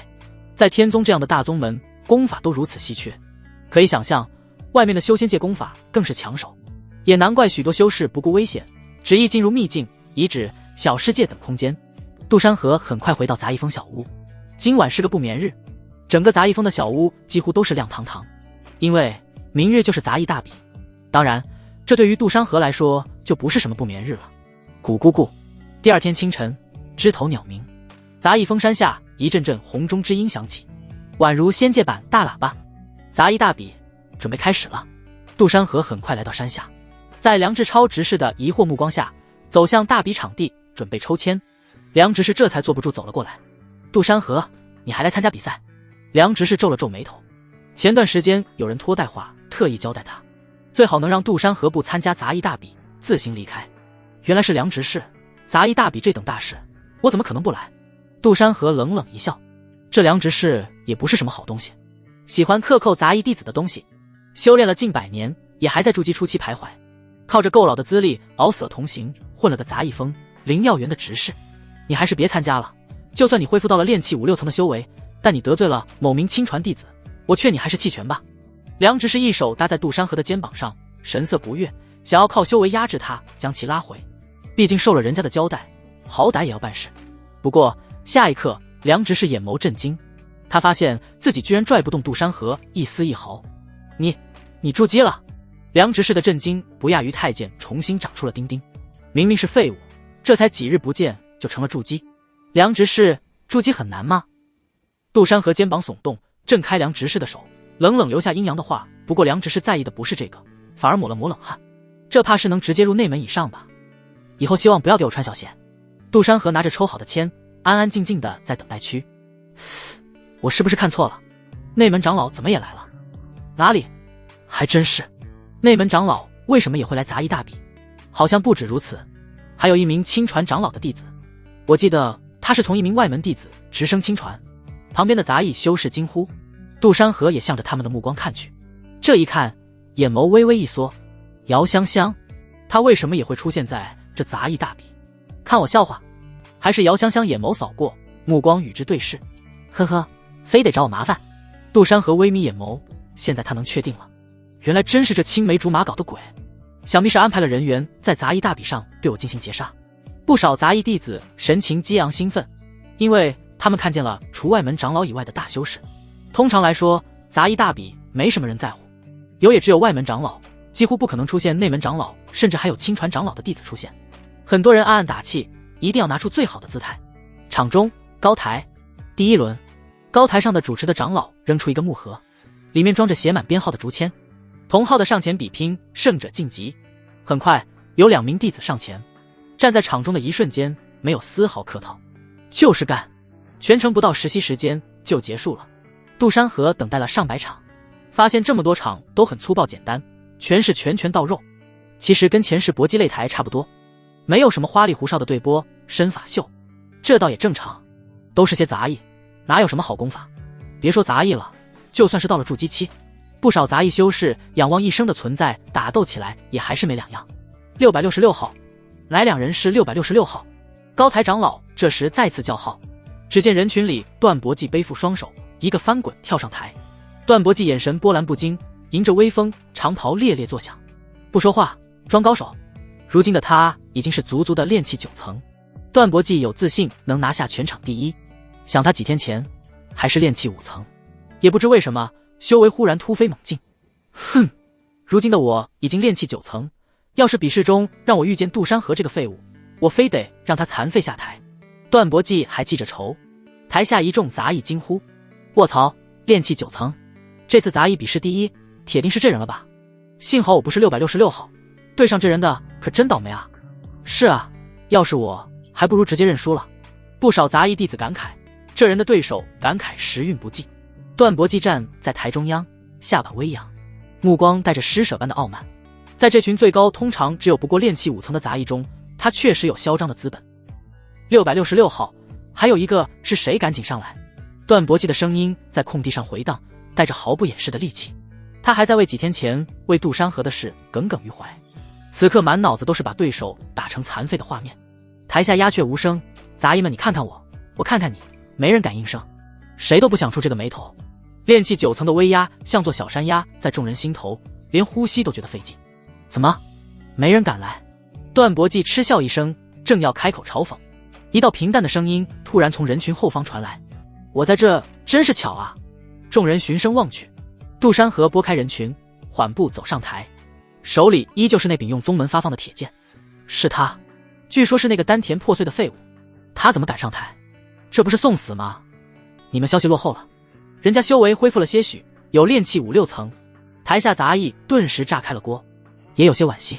就算炼气5、6层又怎么样？人家可是炼气9层大佬。段博济看清来人，先是一愣，随即爆发出狂笑。杜山河，我没看错吧？你这废物居然还敢出现！看好了，我现在可是炼气9层。他狞笑着握紧铁剑，炼气9层的灵力毫无保留的爆发。念在往日同门一场，你要是跪下磕3个响头，自己认输，我就不追究你前面对我的事了。杜山河没说话，只是缓缓拔出了铁剑，没有惊天动地的异象，只有一声轻微的噌响，仿佛只是寻常铁器摩擦。可就在铁剑离鞘的刹那，段博济脸上的笑容突然僵住，他感觉到一股极其凝练的灵力波动。不对劲！段博济瞳孔微缩，下意识后退半步。你的修为，对付你够了。杜山河有些好笑地看着他，这孩子真倒霉啊，又遇上了他，这次可不会留手了，因为这家伙没用了。狂妄！段博济被激起了凶性，管他什么不对劲，先废了再说。他怒吼一声，台下的杂役们都闭上了眼，不忍看接下来的场面。高台上的几位外门长老目光凝视，看出了一点端倪。人群中，林雪儿目光一直寻找着昨晚那个身影。虽然人家穿着杂役的衣物，但修为是筑基期，很显然不可能是一名杂役。但林雪儿还是寻找着，万一是呢？不过她仔仔细细环视了全场大半，林雪儿也没寻找到那道身影，便有些神情沮丧。我就知道，他怎么可能是杂役？筑基期的修为，少说也是内门弟子。林雪儿美眸底闪过一丝火热。恩人，我一定会找到你。林雪儿柔体紧握，面容略微有一丝紧张。就在昨晚，原本卡了她许久的炼气5层一下就突破了，现在到了炼气6层，甚至隐隐还有突破的迹象。林雪儿也不知道这是怎么回事，一定是恩人的缘故，所以我修为才上涨。林雪儿把这一切全归功于杜山河，这也坚定了她一定要找到杜山河的心。就在这时，林雪儿才勉强起手看向比试场中。咦，那人的身影有些像恩人。林雪儿美眸瞬间亮起，不过却有些不确定。就在段博基的长剑即将戳中杜山河面目，杜山河动了，他的身影化作一道流光。嗤，一声轻响，像是利刃划破颈脖。杜山河的铁剑已经归鞘，仿佛从未出过手。而段博基保持着挥剑的姿势，僵在原地，瞳孔里写满了难以置信。下一秒，鲜血突然从他的左肩喷涌而出，染红了半边身子。他的左臂以一个诡异的角度扭曲着，骨骼碎裂的咔嚓声清晰可闻。啊！剧痛席卷，段博基发出撕心裂肺的惨叫，抱着断臂跪倒在地，额头青筋暴起，冷汗瞬间浸透了衣衫。他想不通，自己炼气9层的修为怎么会被一招击溃，甚至连对方的剑路都没看清。你怎么忽然到了炼气12层？段博基的声音颤抖着，混杂着血沫。不可能，这不可能！杜山河居高临下的看着他，倒不是杜山河不想杀他，而是比试不得下杀手，不过只要不死就行。炼气9层而已。话音未落，杜山河抬脚，看似随意的踹在段博基的胸口。装逼让你飞起来！噗！段博基像个破东西倒飞出去，重重撞在高台的柱子上，发出一声闷响。他张口喷出一大口鲜血，其中还混着碎裂的内脏，眼神迅速涣散，身体软软的滑落在地，生死不知。打压一名蓝色命格之人，其气运值66，宿主气运值加66。杜山河抬了抬眼，分明看见他的蓝色命格此刻彻底跌落至白色，原本大器晚成的紫色命格被薅成了蓝色。没有机缘，没有价值，杜山河下起手来自然不会手软。而再到如今的白色，他已经彻底废了。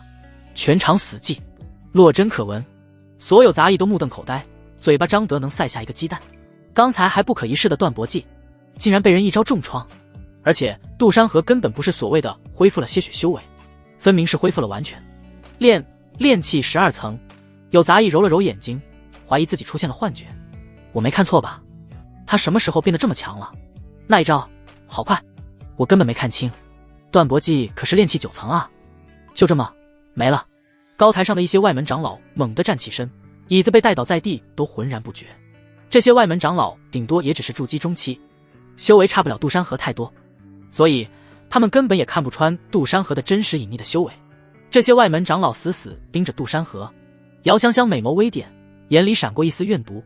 虽然不知道你怎么恢复修为，但今天就让你真正成为废人。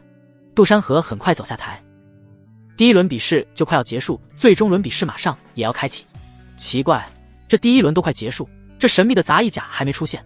杜山河也不是白白看了这么多场，为的就是端倪出这杂役甲到底是谁。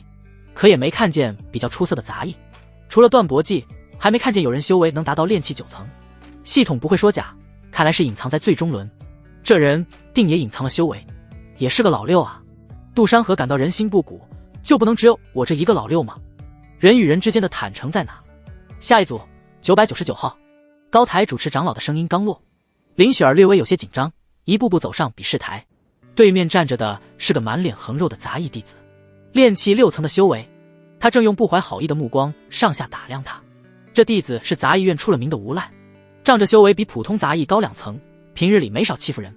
哟，还是个小娘子，身材不错，就是长得丑了点。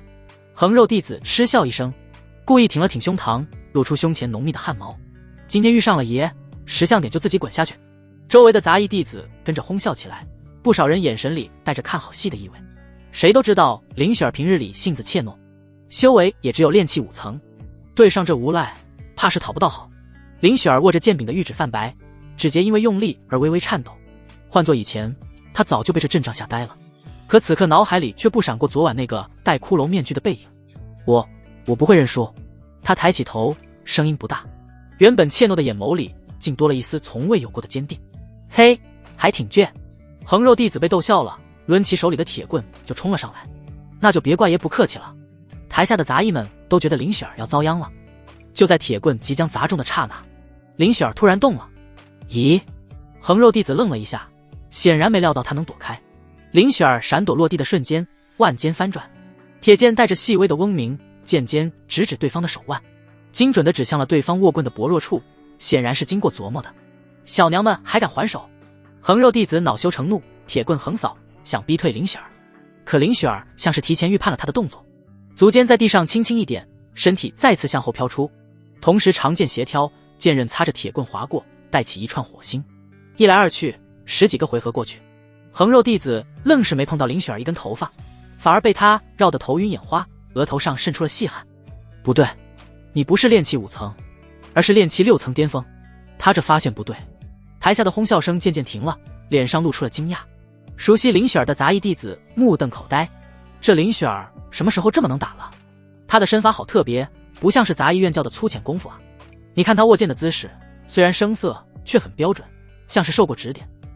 林雪儿自己也有些惊讶，她能感觉到自从昨晚开始，体内的灵力运转比以往顺畅了许多，脑海里甚至能隐约捕捉到对方的动作轨迹，就好像有双无形的眼睛在帮她预判。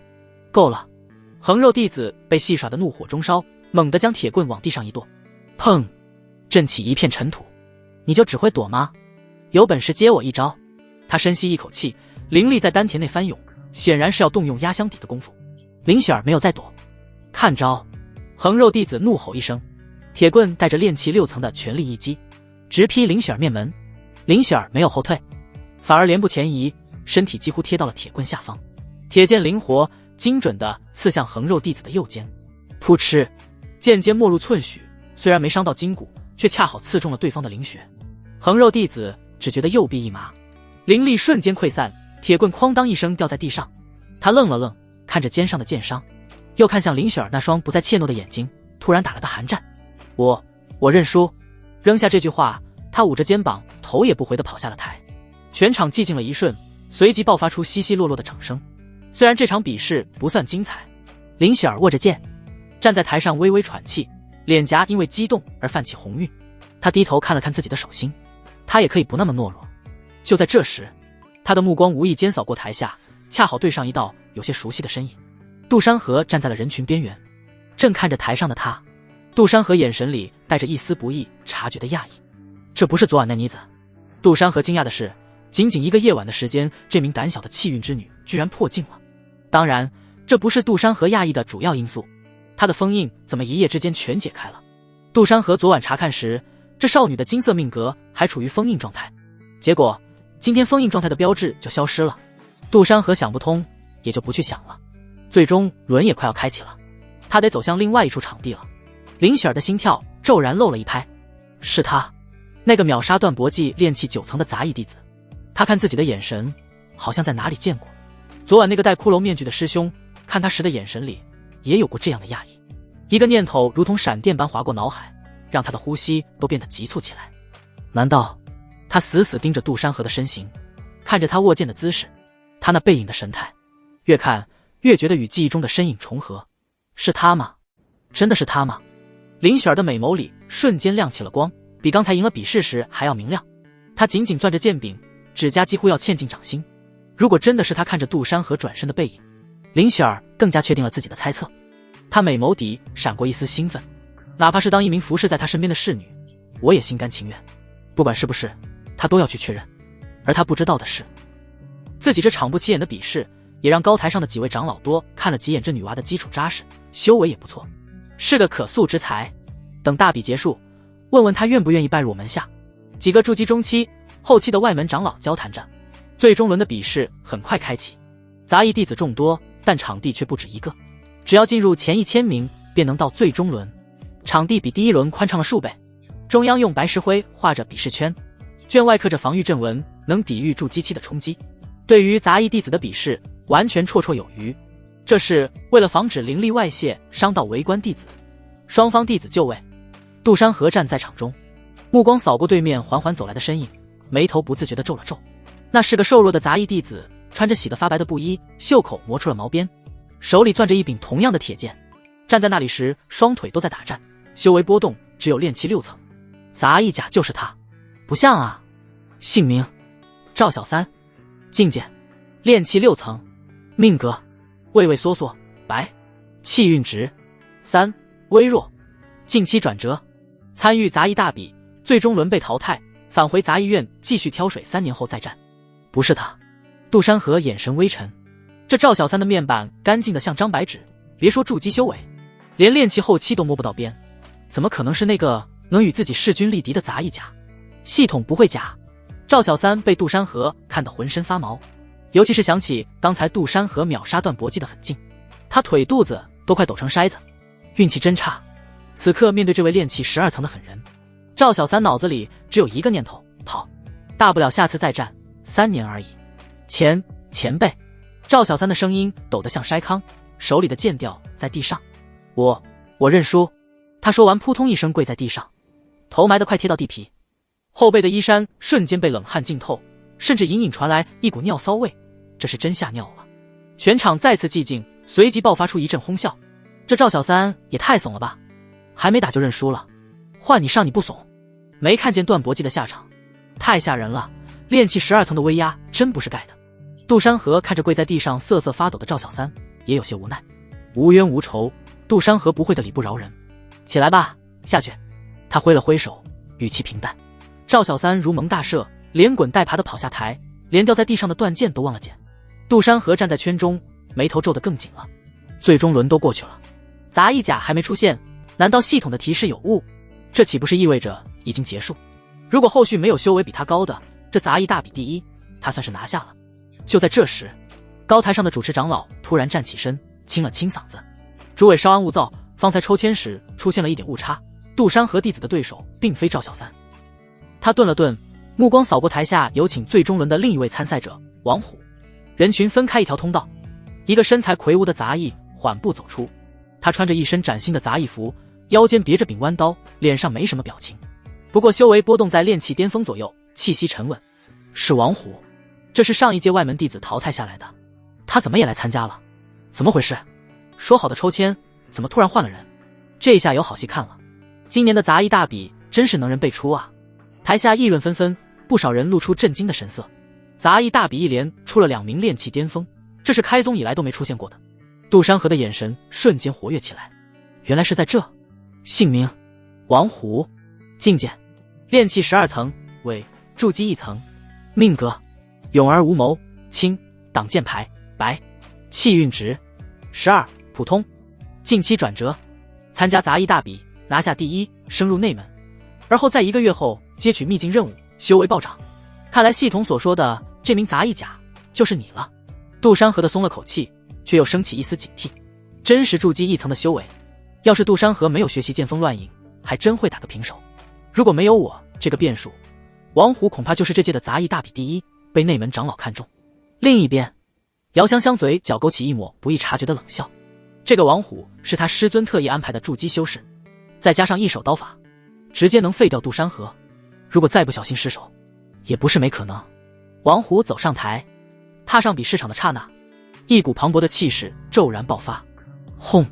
筑基初期的威压如同潮水般席卷全场，甚至比杜山河隐藏的气息还要凝练3分。地面的防御阵纹瞬间亮起红光，在这股威压下剧烈震颤，仿佛随时都会崩碎。筑基期，我没看错吧？杂役里怎么会有筑基修士？这不可能，杂役最多只能修炼到炼气9层，怎么可能筑基？台下的杂役们彻底疯了，尖叫声、惊叹声此起彼伏。他们这辈子的愿望就是修炼到筑基，结果同级别的冒出了筑基，就好像和你一样水平的兄弟，有一天淡淡说道自己考上了清华一样离谱。我的天，这王虎藏的也太深了吧！炼气期的比试里混进个筑基期，这还怎么打？杜山河刚才还碾压别人，现在遇上筑基期，怕是要遭殃了。高台上的外门长老们猛地站起身，脸上写满了难以置信。筑基期，而且是筑基初期里的佼佼者，这道基好稳固，比我当年筑基时还要扎实。杂役峰什么时候出了这么个怪物？我怎么一点消息都没有？他们虽然也是筑基期，但大多是靠着丹药堆上去的根基虚浮。此刻面对王虎那纯粹的筑基威压，竟有些自惭形秽。内门长老席上，几位长老也坐不住了。好小子，隐藏得够深啊！白须长老猛地一拍桌子，眼里闪烁着兴奋的光芒。这等天赋比当年的我还强。哼，你当年哪有这等道基？胖长老瞪了他一眼。这王虎我要了，凭什么给你？青山长老冷笑一声，这小子的气息里带着剑名，分明是我剑道峰的好苗子。你放屁，人家用的是刀，睁眼说瞎话。几位内门长老又开始争执起来。不对啊，昨晚咱们感受到的那名不是极品道基气息吗？胖长老忽然反应过来，提出疑惑。几位内门长老只是想了一瞬，互相对视一眼。难道说还有高手？杂役里出个炼气12层已经够惊人了，现在居然蹦出个筑基期，这简直是天宗100年难遇的奇事。杜山河站在场中，感受到王虎身上传来的熟悉威压，他非但没有紧张，反而露出了一抹兴奋的笑容。终于来了，他能感觉到对方的道基同样扎实，这样的对手才配得上他的全力一战。杜山河眼底战意升腾，你不会有机会认输，因为我会第一时间削去你的头颅。王虎声音平淡，话却如同毒蛇。他话音未落，身影一闪，手中弯刀直取杜山河脖颈。姚香香坐在高台上的客座席，看着王虎灵力汹涌暴起，这一击杜山河必死。他的眼底闪过一丝错愕，随即被冷意取代，倒是比预想中更急功近利。姚香香红唇微勾，轻的只有他身边的侍女能听见。师尊要他死，这王虎为了巴结师尊，他倒是够狠，丝毫不掩饰。侍女低声道：王虎是世俗散修刺客，性子本就很戾，怕是觉得对付一个杂役没必要留手。也好。姚香香端起茶杯，抿了口灵茶，眸光落在杜山河身上，像在看一只即将被碾死的蝼蚁。死了更干净，省得留着碍事。死在大比场上，最多算比试失手，谁会深究？他不相信杜山河是真傍上了元婴大佬。再说姚香香有他师尊撑腰。场中王虎的弯刀已化作一道残影，筑基初期的灵力威压如涟漪阵阵澎湃。完了！台下的杂役们失声惊呼，有胆小的女修甚至捂住了眼睛。炼气12层就算再厉害，也绝不可能躲过筑基修士的全力一击。这名杂役筑基期的修士好生戾气，一出手竟直奔取人性命。大胆！比试不得伤人性命，竟敢无视宗门规矩。高台上的外门长老们也纷纷起身，脸色大惊。这时候想要阻止已经来不及了，梁执事攥紧了拳头。好，就这样一刀下去，头颅落地。他不确定杜山河以后会不会报复，但现在是真心希望他死。就在刀锋即将触及脖颈的刹那，杜山河动了，他的身影仿佛化作了一缕虚影。呼！刀身砍如薄纸一般，王虎只觉得刀身传来触感不对，定眼一瞧，砍中的虚影这才缓缓消失。王虎脸色一变，有些难看。虚影，这是功法？怎么会？一个杂役怎么会修习有品级的功法？而杜山河也没想到剑锋乱影这部功法似乎还不错，他的身形迅疾如风，稳稳出现在王虎身后3步之外。装逼让你飞起来！杜山河抬脚狠狠踹在王虎的屁股上，扑通！王虎重心不稳，踉跄着向前扑出半步，虽然及时稳住身形，却已是丢了脸面。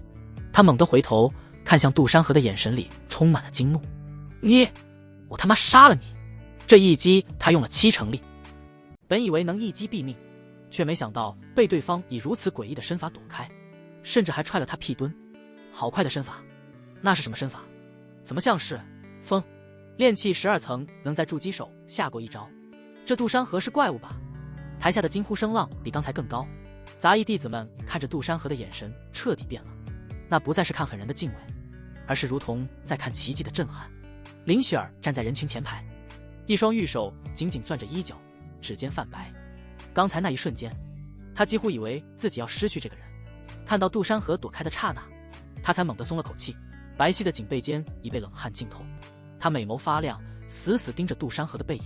高台上的外门长老们也炸开了锅，这身法绝非凡品，至少是0级中品功法。一个杂役怎么会有这种功法？难道是哪个长老的私生子？不过可惜了，终究是炼气12层。有长老叹息，能躲过一招是侥幸，接下来怕是难了。这些长老本想阻止这场比试，可上面有元婴真君忽然传达不得干预，只能作罢。他们都是从炼气走过来的，比谁都清楚筑基和炼气之间的鸿沟。那不仅仅是灵力强度的差距，更是对天地灵气的掌控力，以及对功法的领悟深度。杜山河能靠身法躲过一招，却躲不过源源不断的攻击。内门长老席上，白须长老捻着胡须的手停了下来，眼中闪过一丝讶异。这身法有点意思，像极了失传的风影诀，却更灵动。胖长老接口道，语气里多了几分认真。这小子的根基很扎实，比王虎稳得多。扎实又如何？青山长老冷笑一声，炼气就是炼气，筑基就是筑基，王虎刚才只是轻敌。接下来他的话没说完，场中再次爆发出剧烈的灵力碰撞声。王虎被激怒了，彻底收起了轻视之心，弯刀挥舞的如同狂风暴雨，每一刀都带着开山裂石的威势。刀锋所过之处，地面的青石板被劈得粉碎，防御阵纹的红光越来越暗。如此下去，防御阵法隐隐有崩盘的迹象。而杜山河的身影在刀影中穿梭，杜山河不出手反击，只专注于闪躲，让王虎的攻击落空，甚至有空向观众席比划手势。这是戏耍！我的天，他居然在戏耍筑基修士！疯了！这杜山河是真疯了！杂役们看得目瞪口呆，连呼吸都忘了。外门长老们的脸色却越来越凝重。不对，他的灵力消耗很小，这身法对灵力的掌控要求极高，他一个炼气修士怎么可能？难道他隐藏了修为？王虎的弯刀死命的挥砍，脸色铁青。他看着杜山河在刀影中闲庭信步，甚至还有空冲台下比划了个鬼脸。王虎胸腔里的怒火几乎要喷出来，只会躲得鼠辈，有种接我一刀！他怒吼着，将灵力催至极限，弯刀上竟泛起淡淡的血色，显然是动用了某种燃烧精血的秘术。杜山河的身影突然定住，不再闪躲。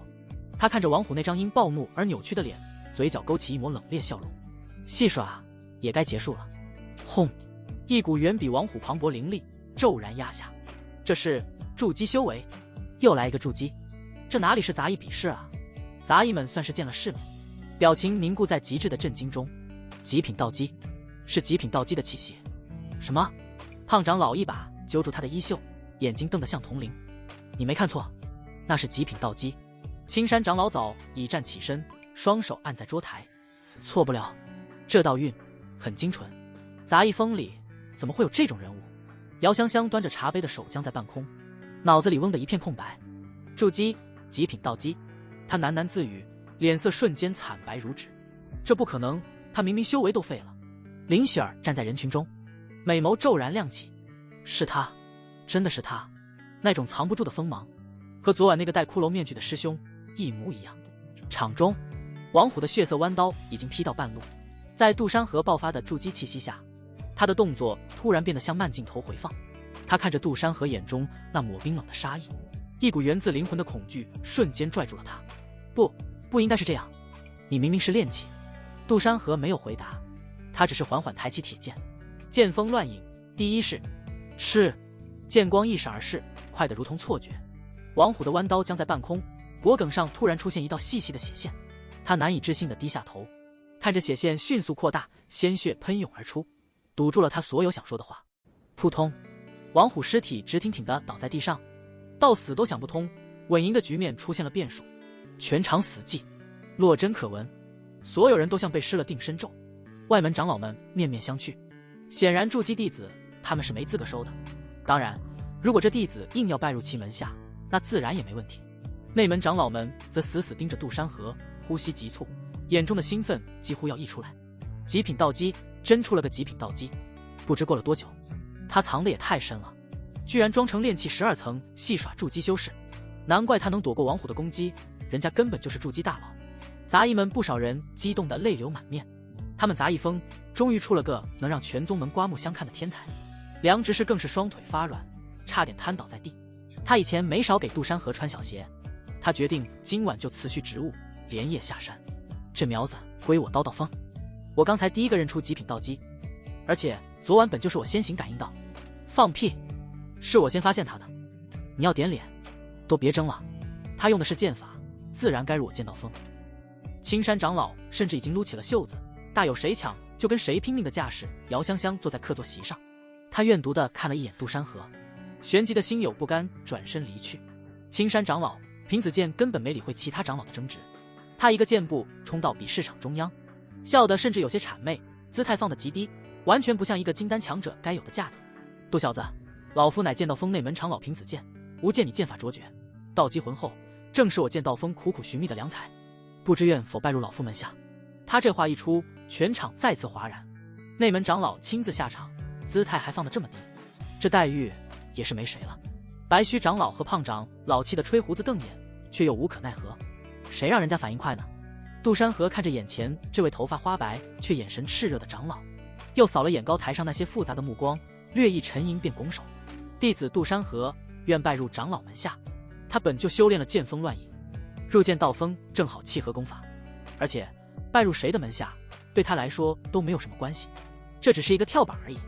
追求长生大道才是杜山河的最终理想。好好好！平子健长老激动的连说3个好字，一把抓住杜山河的手腕，生怕他跑了似的。从今日起，你便是我内门剑道锋的核心弟子。不，他猛地一拍大腿，声音传遍全场：以你的天赋，当核心弟子太屈才了。从今日起，你便是我剑道锋的所有弟子的大师兄。什么？这下连内门弟子都坐不住了。剑道锋的大师兄凌云可是筑基后期的修为，这修为和资质都当得外门的一些长老了，再年轻一辈终生望极高，怎么能说换就换？高台上一位身着银白衣袍的青年猛地站起身，他面容俊朗，眉宇间带着一股傲气，正是剑道锋现任大师兄凌云。他看着场中被师尊拉着的杜山河，眼底闪过一丝毫不掩饰的愠怒。一个刚从杂役院爬出来的修士，凭什么一来就抢他的位置？没想到跟随师尊来走一趟，泉水被偷了。师尊，凌云的声音带着压抑的怒火。他来到场中，大师兄之位关乎剑道锋颜面，岂能如此儿戏？平子健回头瞪了他一眼，放肆！他乃极品道基，灵级上品，功法入门即巅峰。你在他这个修为时，能一剑秒杀筑基初期？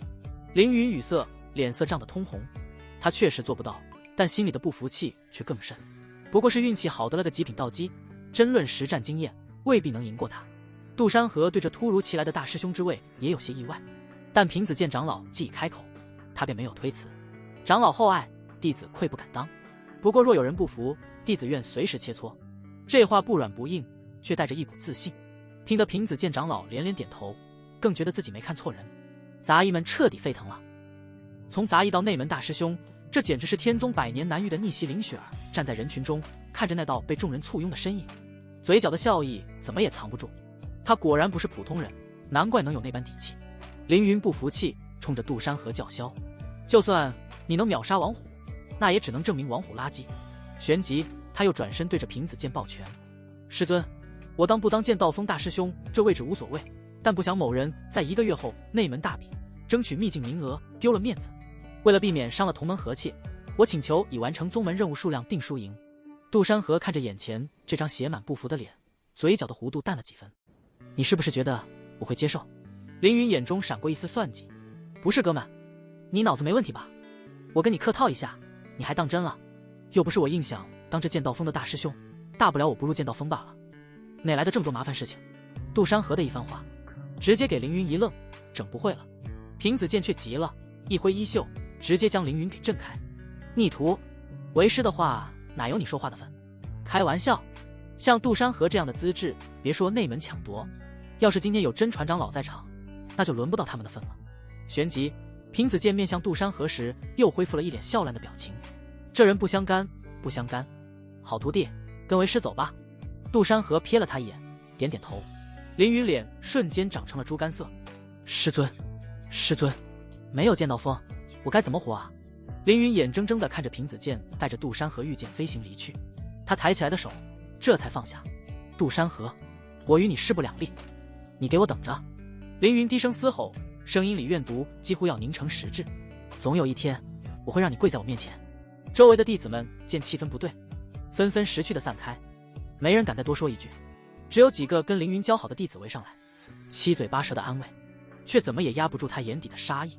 在他看来，杜山河的存在本身就是对他的羞辱。如果不是出现杜山河，他大师兄的位置又怎么可能会丢？另一边，杜山河被平子剑拽着御空飞行，耳边风声呼啸。他还是第一次体验御剑而行，前世不知道多少次想象过这样的场景。杜山河低头看向脚下的宗门景象，杂役峰的低矮茅屋渐渐远去，消失在弥漫在天间的白雾。不过一会，一座座亭台楼阁、古风气十足的阁楼出现，这里的灵气要比杂役峰浓郁得多，吸入一口都觉得经脉舒畅。怎么样，我剑道峰的灵气比杂役峰强多了吧？平子剑得意地扬了扬下巴，像个炫耀宝贝似的顽童。杜山河点点头，没说话。他确实能感觉到这里的灵气浓度至少是杂役峰的好几倍，修炼起来自然要快许多。难怪内门弟子的修为普遍比外门高，光是靠着灵气滋养就能省下不少功夫。片刻后，两人落在一座依山而建的洞府前。洞府门口挂着块牌匾，凌云居3个大字，比例遒劲，透着一股傲气。门口站着4个穿着轻纱、个个容貌秀丽、白皙长腿的侍女。4名美侍女见到平子剑来了，连忙屈膝行礼。几名侍女的声音柔得像水蜜桃一样，甜得慌。见过长老。平子剑拍了拍杜山河的肩膀，笑得一脸神秘。怎么样？这是凌云那小子的洞府，灵气最足，位置最好，里面的布置也最精致。这些侍女都是他亲自从合欢宗抓来的，一个个精通琴棋书画，懂得花样可多了。平子剑挤眉弄眼，露出一个男人你懂的表情。杜山河看着那4个低眉顺眼的侍女，又扫了眼洞府里隐约可见的奢华陈设。杜山河嘴角抽了抽，不是，还能这样？咱们不是正派宗门吗？玩得真花啊！平子剑却不以为然。好徒弟，这你就不懂了吧？邪修杀我们的人，咱们就不能享受享受了？杜山河竖起大拇指，没毛病。合欢宗只是邪修宗门里一种，传言里面的女修以吸食男修为食，天天纵欢无度，直至将人吸成人干。平子剑以为他满意，连忙趁热打铁。那是自然，你现在是我剑道峰的宝贝疙瘩，这洞府配你正好。等会凌云那小子要是敢来找你麻烦，为师打断他的腿。不必了。杜山河却摆了摆手，目光在洞府门口扫了一圈，语气里带着毫不掩饰的嫌弃。别人住过的我嫌膈应，别人用过的我也嫌脏。4名美侍女很快就反应过来，知道这洞府是换了主人。他们有些急了，他们本就是被抓来的，被抛弃的下场可想而知。在这个宗门里只有一个死字。平子见这老顽童愣住了。啊，这……他本以为杜山河会喜欢这种调调，毕竟哪个年轻修士能抵得住这种诱惑？修炼的辛苦了，放松放松怎么了？宗门里不少修士都这样。可看对方的表情，不像是作假。那换一个，为师去给你抓一个没用过的合欢宗女修来。平子剑挠挠头，面露思索。他这辈子收过不少弟子，还是头一次见对这种现成的好处不动心。杜山河瞪大眼睛，不是，到底谁是邪修啊？抓一个合欢宗女修这件事，怎么说的跟外边采野菜一样，没有罪恶感。求求你不要赶走我，姐姐我会的姿势准保你满意。就在这时，一名美侍女忽然冲了上来，抱住杜山河的大腿，不停摇晃哀求。杜山河只是略微低头，便瞧见一抹庞大的富士山山头，雪白大。其他3名侍女旋即也反应过来，纷纷冲上来。别扒我一跑！杜山河惊了，这是被调教成啥样了？他直接将这几名练气期的侍女震飞，随后向平子剑淡淡道：师尊，我想换个洞府。他没有怪癖，一想到凌云在这洞府到处都留下了痕迹，就感到有些恶心。平子剑有些犹豫，剑道峰道还有一处洞府，虽然小点，但灵气极其丰富。不用麻烦。杜山河打断他，指了指远处云雾缭绕的山峰，随便找个没人住过的就行，灵气够修炼就成。平子剑看着他认真的表情，他突然嘿嘿一笑，露出一口大牙，像个发现了新玩具的顽童。你这小子倒是跟别人不一样。行，为师还真有个好地方，就是有点特殊。他拽着杜山河往另一处飞去，穿过一片茂密的竹林，来到一处小山峰。就是这儿了。平子剑指着石门，眼神里带着几分怀念。这是上一任剑道峰长老的洞府，那老东西当年可是内门里数1数2的剑修，离元婴就差一步，可惜啊。他叹了口气，没再说下去，而是伸手按在石门上的符文上。这洞府是他亲手开辟的，里面的聚灵阵比凌云居强10倍，灵气浓的能当水喝。就是外出征战走得急，没来得及解除禁制，这石门得靠蛮力或者破解符文才能打开。杜山河看着那些流转的符文，眉头微挑。禁制？对。平子剑拍了拍高大石门，那老东西一辈子钻研剑道，对禁制也很有一套。这石门上的符文连我都没完全破解，不过你放心，里面绝对安全，就是可能有点乱。他当年走得急，好多东西没带走，刚搬进去。他顿了顿，看着杜山河的眼睛，语气里带着一丝试探。这位宝贝弟子，平子健总感觉有一丝丝不凡，不只是极品道基带来的道运。怎么样？这地方够不够清静？够不够特别？就是得你自己想办法开门。当然，为师也可以帮你。不用。杜山河上前一步，指尖轻轻拂过石门上的符文，能感觉到一股微弱的灵力波动。就这儿吧，这里的灵气非常浓郁，毕竟是按照金丹长老的标准建造。好，好，有魄力，不愧是我看中的徒弟。这洞府就归你了，需要什么尽管跟为师说，丹药、法器、材料，只要为师有的都给你。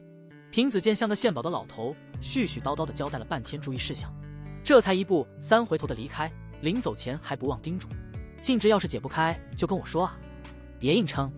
杜山河看着他离去的背影，又看了看眼前的石门，嘴角勾起一抹淡笑。咻，一道流光急速飞行。平子健遇见飞行在回剑道峰长老殿的路上，他捋着自己花白的胡须，脸上那副老顽童的笑容渐渐淡了下去，眼底浮出几分思索。这小子倒是倔，想得到那洞府里面的好处，可就得看你的本事了。说白了，那石门上的禁制，他自己琢磨了10年都没解开。上一任剑道峰长老剑痴，那可是天宗100年难遇的剑道奇才，一手破空剑诀练得出神入化，虽离元婴境就差临门一脚，可人家硬是能凭借金丹巅峰对战元婴，就是这么强横。只可惜被近10名元婴下套，还是陨落。不过也有他太过自负因素。当年剑痴外出征战前，亲手在洞府外布下这道禁制，唯剑道天赋过，我者可入。结果这一去就没回来，洞府也成了剑道峰的秘藏。平子健年轻时跟剑痴比试过，3招就被挑飞了佩剑，心里一直憋着股劲。这些年他有空就去琢磨那禁制，符文摸得比自己掌纹还熟，可无论用蛮力轰，用符文泄，那石门就是纹丝不动。后来他才隐约猜到，这禁制根本不是靠修为或符文破解的，而是得靠剑意。真要强行闯入，恐怕里面的东西也会毁之一旦。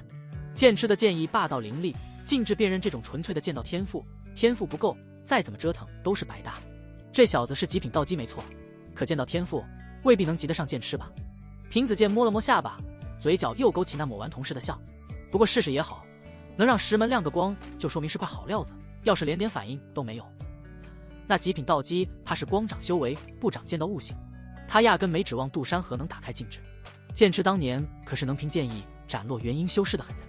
杜山河一个刚筑基的毛头小子，就算是极品道基，能在剑意上超过剑痴，那也太离谱了。他真正的心思是想借着这禁制看看杜山河的根骨。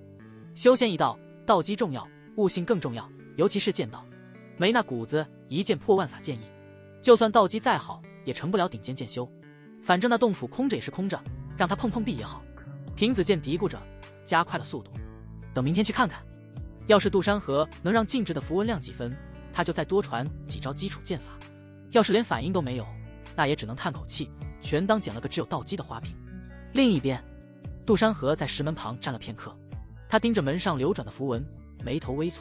这些符文扭曲缠绕，看似杂乱无章，却隐隐透着一股凌厉的锋芒，像是无数柄小剑在交织旋转。这禁制不像普通的符文阵。他伸出手指，轻轻碰了碰其中一道复杂的符文，指尖刚触碰到符文的刹那，一变陡声，嗡嗡嗡，那道符文突然爆发出刺眼的白光，紧接着周围的符文像被点燃的引线，一道接一道亮起，整个石门瞬间被白光笼罩。一股磅礴的剑意从门内冲出，如同狂风。杜山河下意识准备抵挡这股剑意，可奇怪的是，那股看似霸道的剑意冲进杜山河识海，非但没有攻击他，反而像找到了归宿。与他修炼剑锋乱影的功法产生的微弱剑意交织在一起，咔嚓，石门向内打开。杜山河愣住了，他甚至没做什么，就碰了一下符文，这禁制就开了。有没有搞错？这就打开了。他挠了挠头，有些莫名其妙。难道这禁制是纸糊的？还是说系统出品的剑锋乱影有什么特殊功效？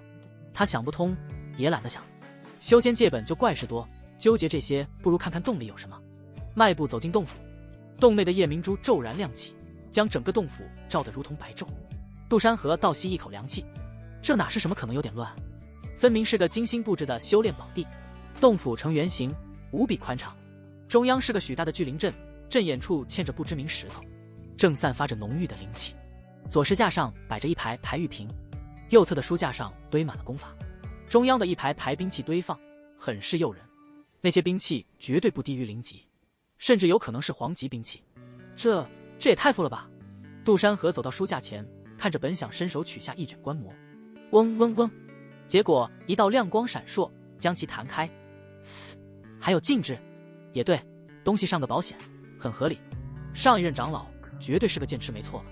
杜山河远远地看着满洞的剑气和剑谱，忍不住啧舌。别的长老洞府最多堆点临时丹药，这位倒好，把整个身家都砸在了剑道上。吾知道，以剑正心，以心御剑，剑在人在，剑亡人亡。若后辈有缘入此洞，当知剑道无捷径，唯痴一字耳。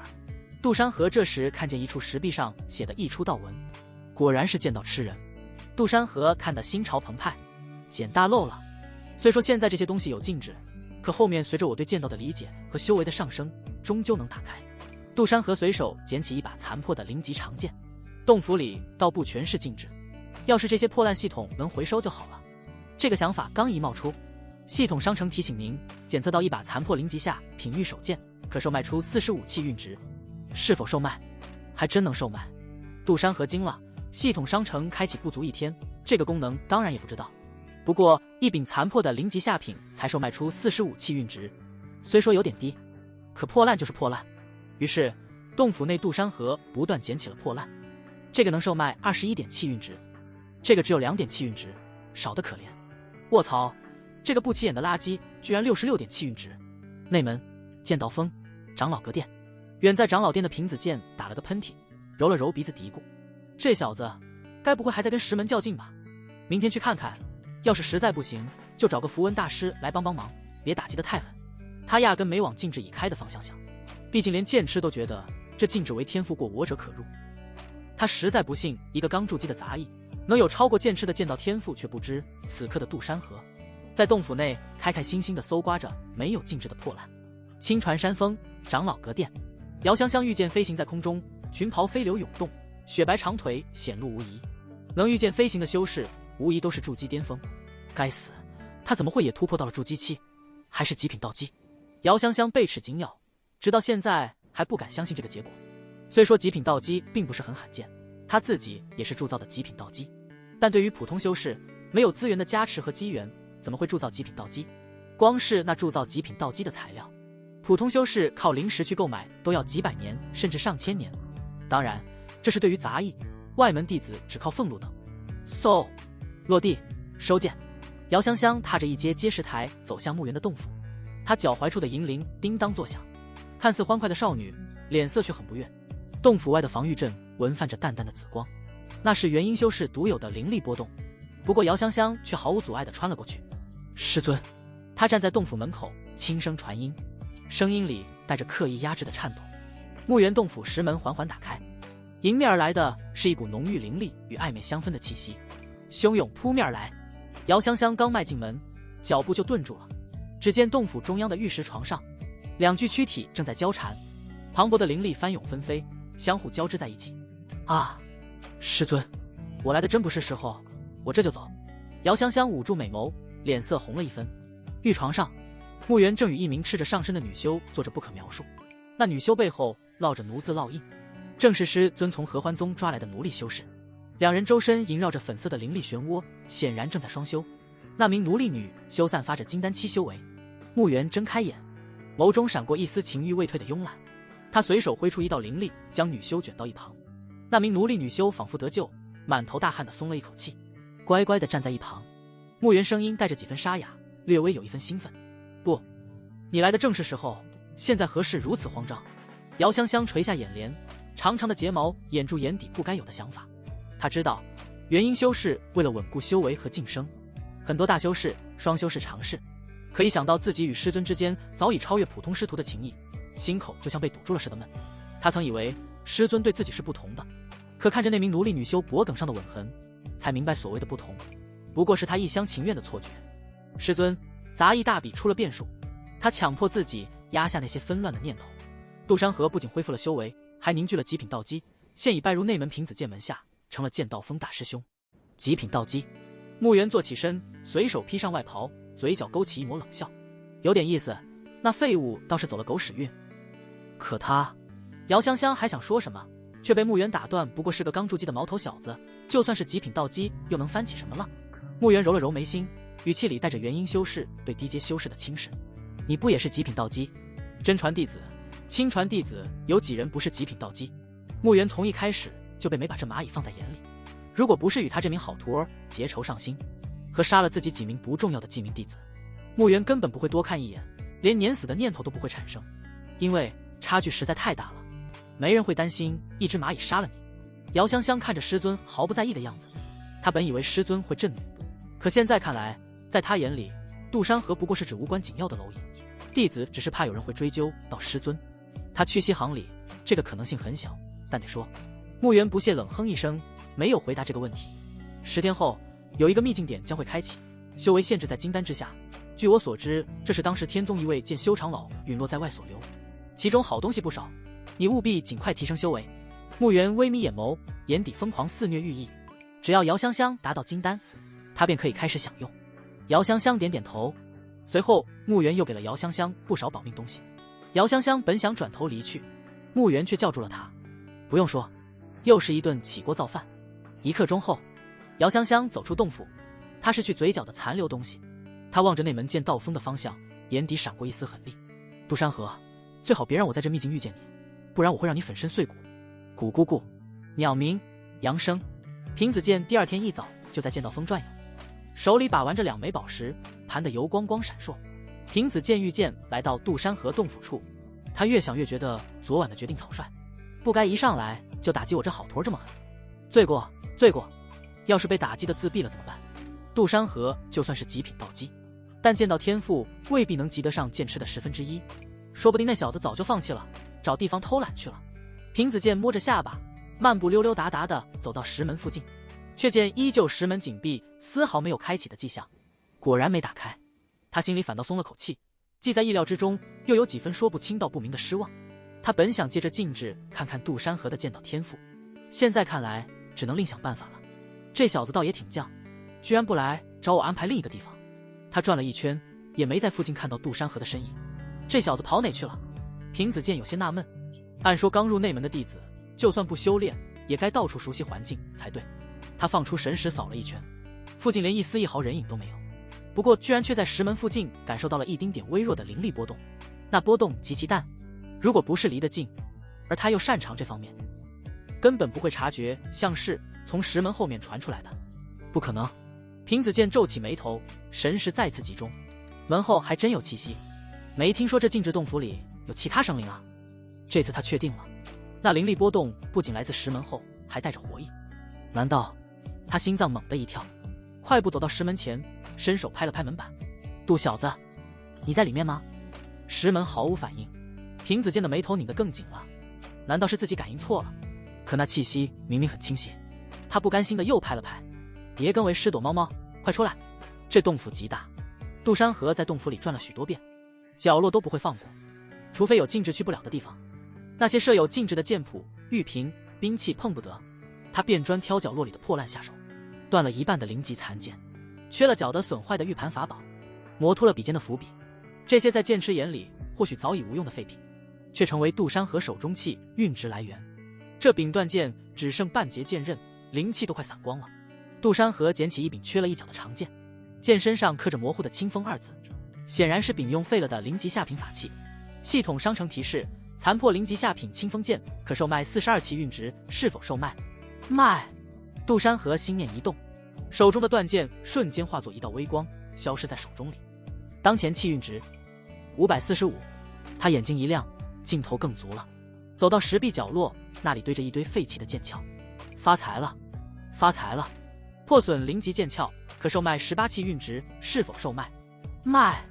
接下来的时辰，洞府里不断响起系统提示音。破损玉符可售卖5期运值，是否售卖？半截灵符笔可售卖3期运值，是否售卖？开裂实验可售卖7期运值，是否售卖？看着气运值一点点上涨，从2位数到3位数，心里竟生出一种莫名的满足感。转到洞府深处的杂物堆时，他踢到了一个沉甸甸的木箱，打开一看，里面堆满了断裂的剑还有几枚被剑气震碎的阵盘碎片，这些总该有点用吧。他抓起一把五彩斑斓的剑，本想找个趁手的剑，没想到居然全是些破烂，要么要花费庞大价值修复，要么就是有劲制动不得。混合材质零级剑碎绳，批量可售卖66期运值，是否售卖？66，不错啊。杜山河眼睛一亮，将整箱杂物一股脑倒进系统面板。当前气运值666。杜山河越搜越起劲，连石床底下都没放过。在床底的灰尘里，他摸到一个冰凉的物件，掏出来一看，是枚巴掌大的青铜镜，镜面早已被铜锈覆盖，边缘还缺了个角，残缺古镜，疑似法器胚子，可售卖120气运值，是否售卖？120，这破烂居然这么值钱。杜山河愣了愣，有点犹豫要不要卖了，不过留着自己也没用。过了片刻，随着最后一件废品被系统回收，洞府里原本堆着杂物的角落变得空荡荡，只剩下那些设有禁制的宝贝静静矗立。杜山河调出系统面板，看着上面的数字，当前气运值888，正好888，挺吉利。他拍了拍手，环顾空荡荡的洞府，突然觉得这地方顺眼多了。虽然那些好东西暂时动不了，但光是这些废品就换来了近900气运值，足够他在系统商城里换不少好东西了。试一试修炼，看看如何。他走到中央的巨灵阵旁，盘膝坐下，阵眼处的不知名石头散发着柔和的灵光，灵气如同实质般涌入体内，比在杂役峰强上几10倍。这地方确实适合修炼。杜山河闭上眼睛，感受着灵气在经脉中流转，不知不觉中就修炼了好几个时辰，直到头顶射进一丝阳光，杜山河这才惊醒。这就到早上了，感受到修为精进了1分，虽然离突破到筑基2层还有不少距离，但在此处修炼1天顶得上别处几10天，说是洞天福地也不为过。还是去向师尊禀报一番，顺便看看有没有什么任务可做。现在的宝贝也能换取气运值，可得努把力。杜山河自然知道头顶上还似有似无有一位结仇的原因，虽说并不是直接结仇，但肯定不会善罢甘休。咦，外面好像有动静。杜山河挠了挠头，平子剑猛然后撤，顿时间许多法宝祭出，一道道盾光立于身前，粗略一看竟有几10道。这还没完，他身边环绕飞行了几10把飞剑，已经做好了随时逃离的准备。只要有一点不对，几10把飞剑能四散开来，没有人能捉住他。这道门自动打开了。平子剑有些疑惑，石门上符文亮起，突然自动打开，那些沉寂了许多年的符文再一次点燃，咔嚓，厚重的石门发出沉闷的声响，缓缓向内打开。平子剑浑老的目光此刻金光大作，神情戒备。门后，杜山河正伸着懒腰，身上还穿着那身杂役服，头发有些凌乱。看到门口的平子剑也是一愣，下意识道：师尊，您怎么来了？昨晚不知道捡了多久的垃圾，也不知道修炼了多久，反正一打开门就看见了平子剑。杜山河瞧着那几10道防御盾光，几10把灵力飞剑，心中一惊，卧槽，这得值多少气运值啊？防御手段这么多，他这师尊又是一个老六啊！平子剑瞳孔骤然收缩，那眼珠子都快从眼眶里凸出来，嘴巴微张，半天没合上。他身前的几10道盾光一颤，竟是因为主人心神俱震而灵力紊乱，机遇溃散。环绕周身的飞剑也嗡嗡震颤，剑鸣中带着几分不知所措。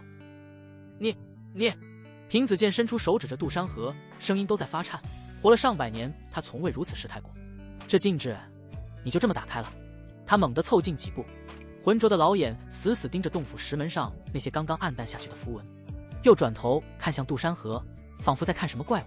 这可是剑痴那老东西陨落后留下的本命禁制，当年多少金丹元婴修士想强行破开都无功而返，甚至有人被禁制反噬，落得个修为尽废的下场。你一个刚筑基的小子，穿着杂役服就这么打开了？平子剑绕着杜山河转了2圈，神识如同探照灯般在他身上扫来扫去，却没发现任何异常。要知道，这洞府禁制不仅考验修为，更与剑痴前辈的剑道传承息息相关。若非与他剑意相合，就算修为再高也难踏进一步。昨晚我就是试着按师尊说的感受了一下禁制的波动，后来不知怎的他就自己开了。杜山河抓了抓后脑勺，他总不能说自己是学习了系统出品的剑法缘故吧？也许这才有可能打开。平子剑却没深究，他此刻满心都是捡到宝了的狂喜，他脸上的皱纹都笑开了花。好，不愧是我的好徒儿，看来你与剑痴那老东西有缘啊。他眼珠子一转，压下翻腾的心神，收起了所有法宝，随后拍了拍杜山河的肩膀：“你刚才说什么？问有没有任务可做？”杜山河点头：“是的，师尊，弟子想多做点任务，积累些资源，尽快提升修为。”平子健眼睛一亮：“巧了，为师今日来，正是要告诉你一件事。本来这件事，为师不准备让你去冒险的，不过你着实与那剑痴老东西有缘。”他神色变得严肃了些。10天之后，有一处秘境将会开启，那秘境限制修为在金丹之下，正好适合你去历练一番。杜山河心中一动，秘境，好东西肯定不少。气运值，这不又来了？没错。平子健捋着胡须，眼中闪过一丝追忆。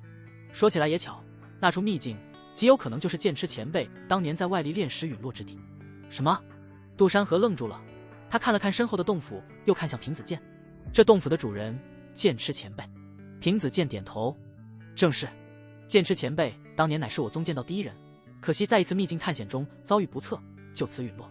他的本命洞府留了下来，却无人能进，而他陨落的那处秘境，也成了我宗历代弟子向往的历练之地。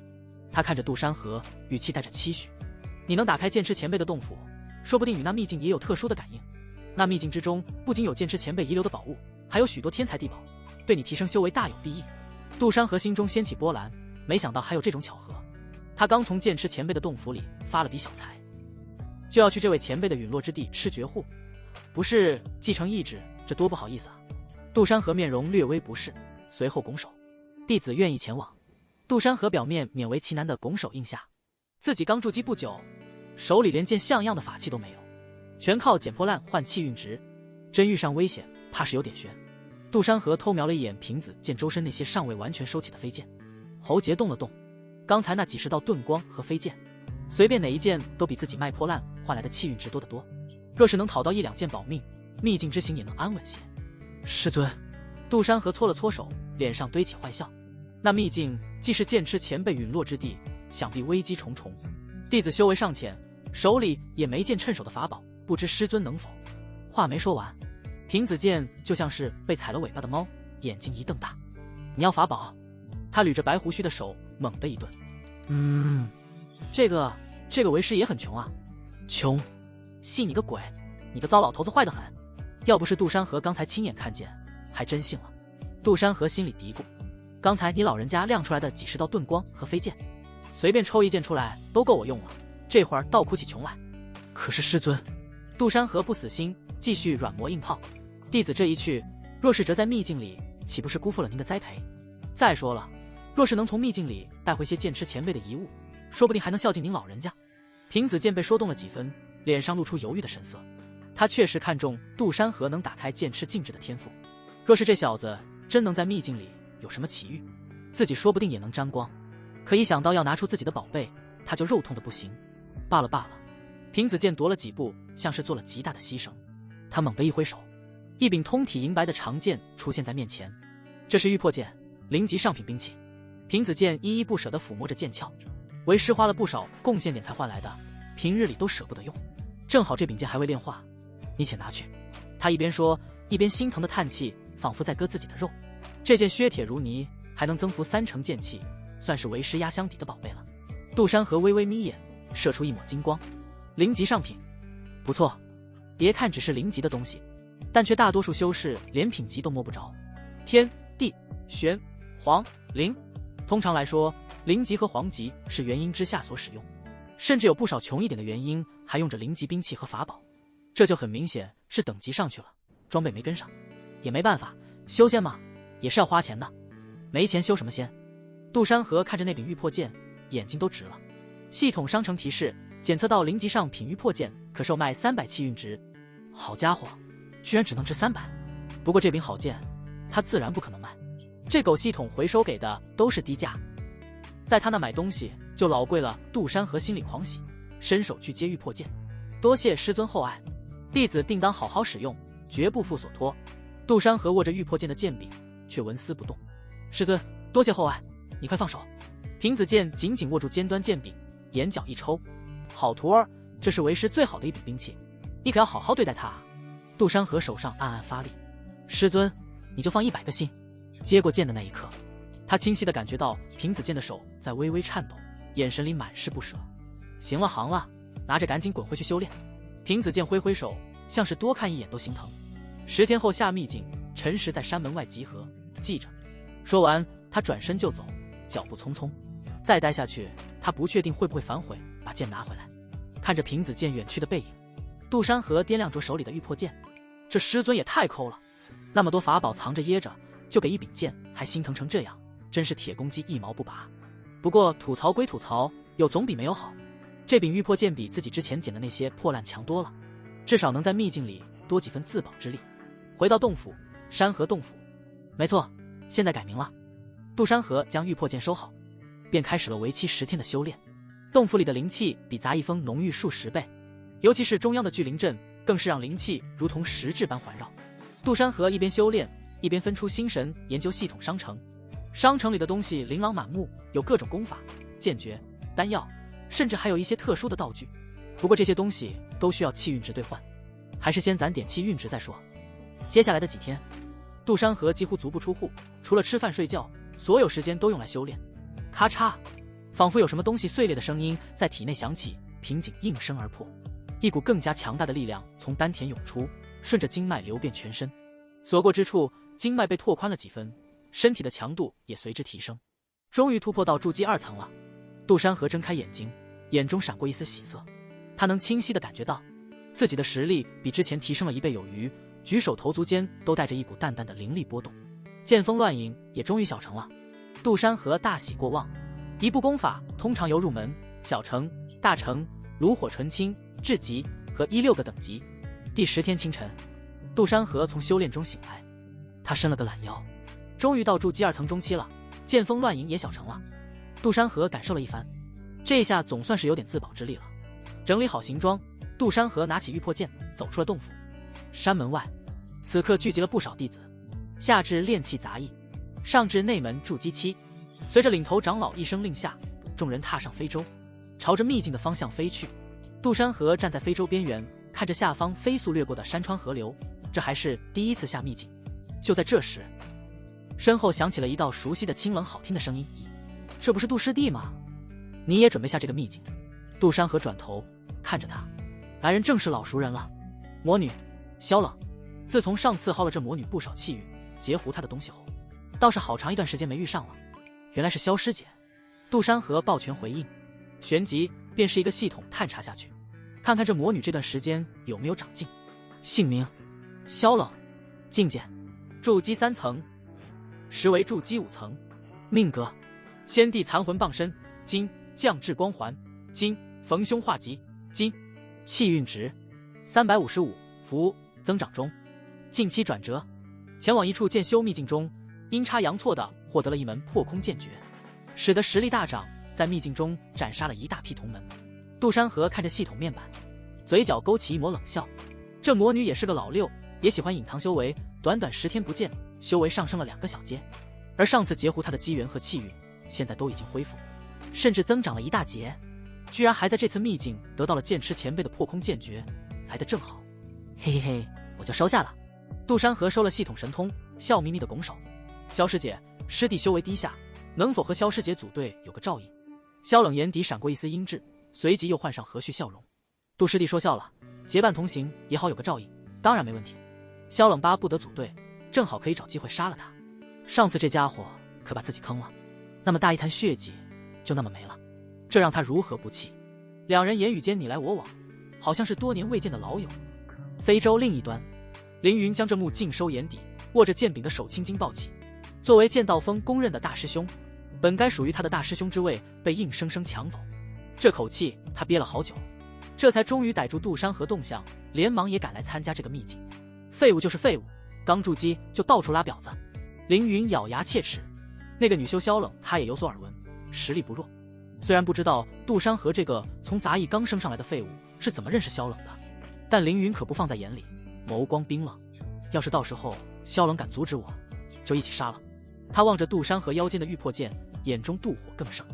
那柄灵级上品长剑，本该是他突破筑基巅峰到圆满时师尊准备赏赐的礼物，如今却被杜山河这废物得了去。凌云不知何时走了过来，站在离他不远的地方，手里把玩着一柄匕首，刀刃在阳光下闪着寒光。有些人啊，运气好爬得高，小心摔下来的时候连骨头都不伤。凌云的声音不大，却字字带刺，显然是故意说给杜山河听的。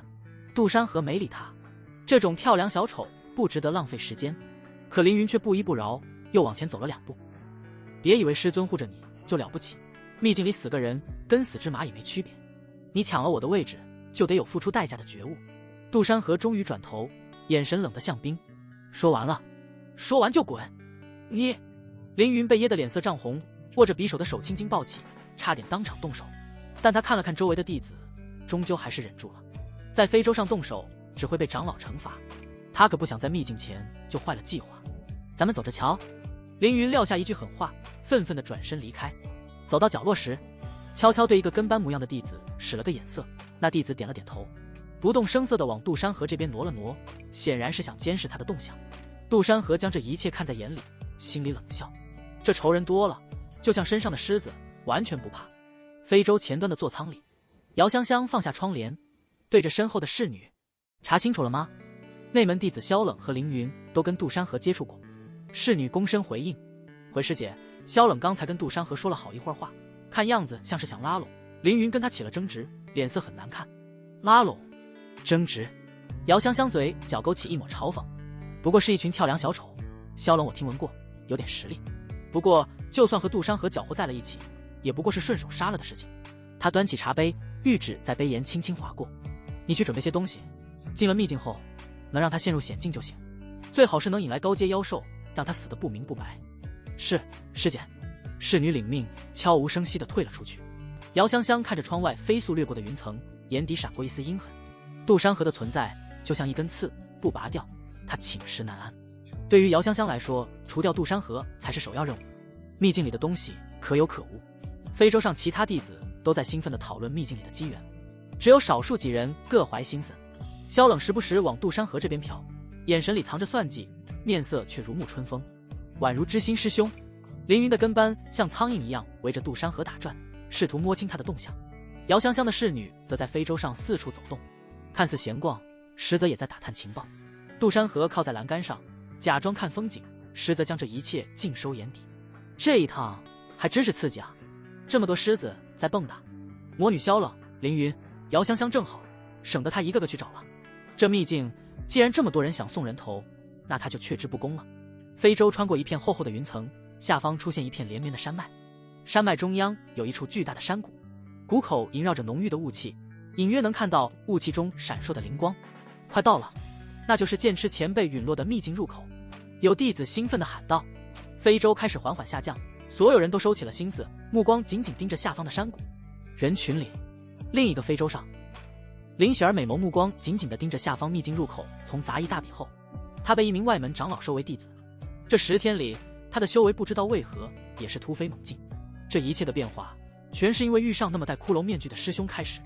我要尽快提升修为，追赶上那名师兄。一想到那名师兄的容貌，林雪儿脸颊上浮现一丝丝红晕。因为成了外门弟子缘由，而且修为精进的原因，此刻的林雪儿肌肤不再馊白，反而是红润白皙，身材也变得丰润起来，该有肉的地方有肉。一双套着白色丝绸长袜的双腿，在开叉的长袍中若隐若显，显得仙气飘飘，又玉又仙。她这时也不再掩饰自己的容貌，大大方方地露出本就绝佳的艳美的容颜。不少弟子想要上前搭讪，都被她炼气巅峰的修为喝退。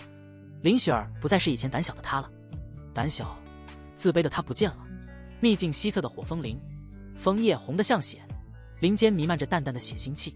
林雪儿玉手持剑，胸口雪白剧烈起伏，白皙的脸颊沾着几点血污，仙气飘飘的长袍被划开数道口子，露出下面渗血的伤口，反而平白增添了几分妖娆魅力，令人血脉喷张。地上躺着一头体型庞大的赤熊，这头炼气圆满的妖兽此刻已没了气息，头颅被硬生生刺穿。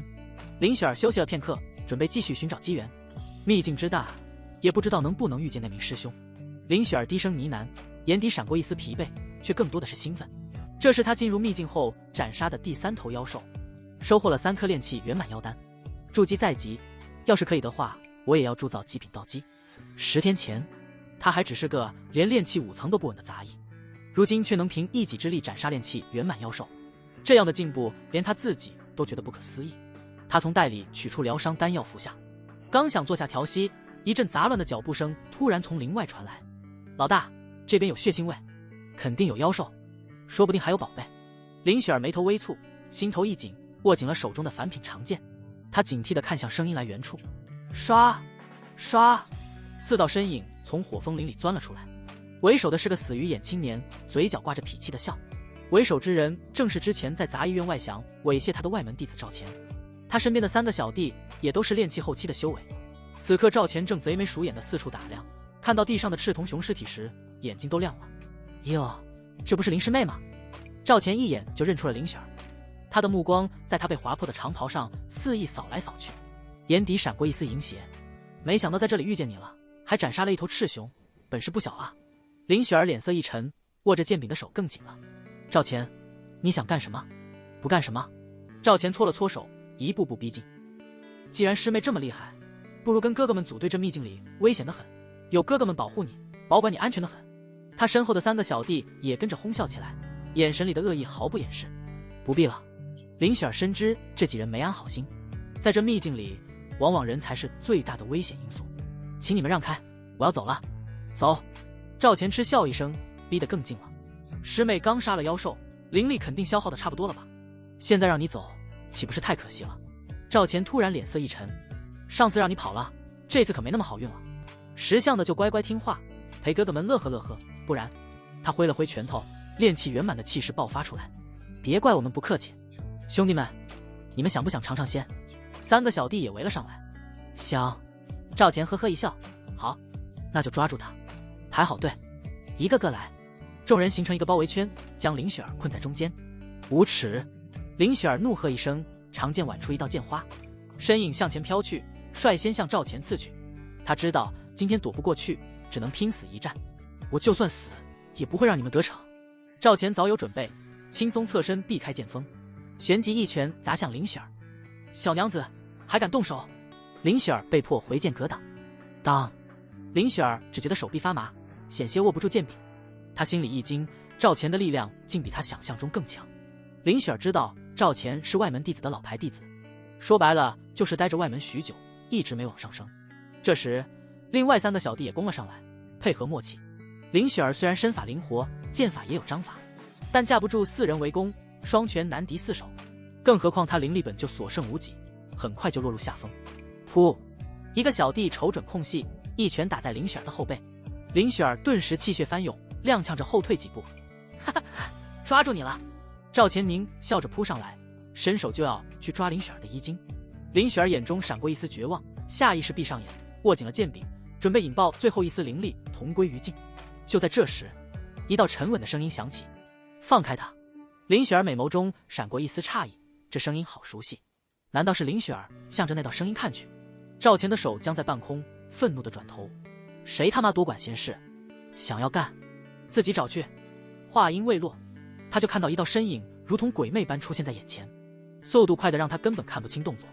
噗嗤一声轻响，赵钱只觉得胸口一凉，低头看去，一柄银白的长剑从他胸口贯穿而出，剑身上还沾着他的鲜血。赵钱艰难地抬头，对上一双冰冷的眼睛，正是杜山河。你……赵钱想说什么，却只吐出一口鲜血，身体无力瘫软倒了下去，眼睛瞪得大大的，满是不甘和恐惧。那3个小弟吓得魂飞魄散。不好是筑基期大佬，快跑啊！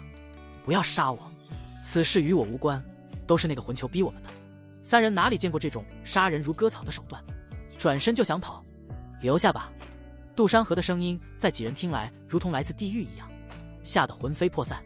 杜山河甚至没拔出玉破剑，只是手腕一抖，剑身上的鲜血化作3道血箭，精准地射穿了3个小弟的喉咙。扑通扑通扑通，3具尸体接连倒地，前后不过几息时间，刚才还嚣张无比的4人就已变成4具尸体。筑基期对战炼器就是碾压，毫无悬念。林雪儿睁开眼，看到眼前的景象也是一愣，随即眼眶一红，委屈地喊了一声：“杜师兄，谢谢。”刚才那一刻他真的以为自己要死了。杜山河收剑回鞘，神色有些疑惑：“你认识我？”从传送进入秘境后，便与组队的萧冷分散了。不过好在萧冷给了个罗盘，能看见标记的队友在何处，所幸离这里不远，要不然截胡萧冷的机缘可就没了。正好杜山河路过此处，瞧见几个猥琐小人对一美师妹欲行不轨，便仗义出手。杜师兄，那晚在宗门外围方室，你救了一位脸上有疤又难看的师妹。那就是我。林雪儿有些磕磕绊绊，不知道为何见到他便有些紧张起来。说着，林雪儿还不自然地捋了捋发梢，生怕今天自己的样貌令他不满意。原来是这样，杜山河只是迷糊了一瞬，用系统查看他的信息后，发现果然是那晚随手拯救的丑小鸭气运之女。这才多久，变化这么大？及时拯救气运之女林雪儿，宿主气运值加19。杜山河多看了一眼林雪儿，这变化实在是太大，完全是一位大美人。你怎么样？还能走吗？杜山河询问了一道。我没事，就是灵力耗尽了。林雪儿摇摇头，看着地上几人的尸体，又看了看杜山河。谢谢师兄，我叫林雪儿，若不是杜师兄及时出现，一群杂碎而已。杜山河的语气里没什么情绪，仿佛只是碾死了几只蚂蚁。林雪儿从袋里取出补充灵力的丹药服下，又拿出伤药处理了一下伤口，虽然脸色还有些苍白，但精神好了不少。他看着杜山河，犹豫了一下，还是问道：杜师兄，你怎么会在这里？路过。杜山河淡淡道，目光扫过周围，这里血腥味太重，容易引来高阶妖兽，先离开再说。林雪儿点点头，乖巧地跟在杜山河身后。走了几步，他忍不住又看了看杜山河的背影，心里泛起一阵暖意。自从杂役大比见过杜山河之后，林雪儿就一直把他当作目标，没想到这次秘境之行竟能再次被他所救。师兄，你的剑法好厉害！林雪儿忍不住夸赞道，似乎故意找话题。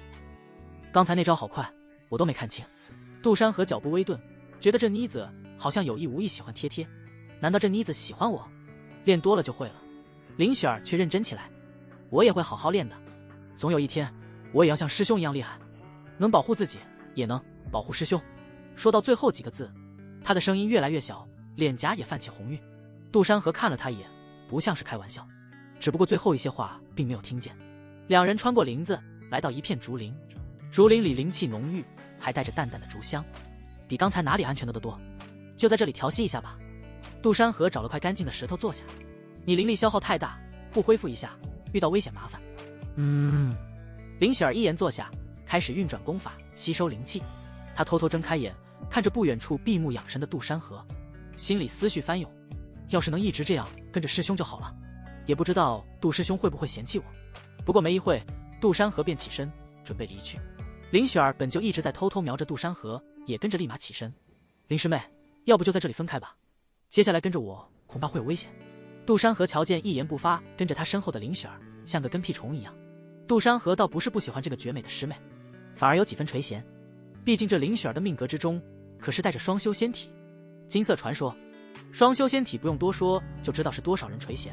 只不过现在他的这个体质还处于封印状态，也许是需要突破到筑基，又或者是金丹。总之，要是现在林雪儿死了，可就太可惜了。杜师兄，我不怕，我想跟着你。林雪儿美眸泛起几分水雾，还以为是杜山河嫌弃他。难道杜师兄不喜欢我这样吗？可能是那个地方不够大。林雪儿低头瞧了瞧，有一丝凄然。杜山河有些无奈地笑了笑，这一趟可是有不少人想要杀他。萧冷、姚香香、凌云跟着自己，没那么安全。我的仇人可不少，你就不怕？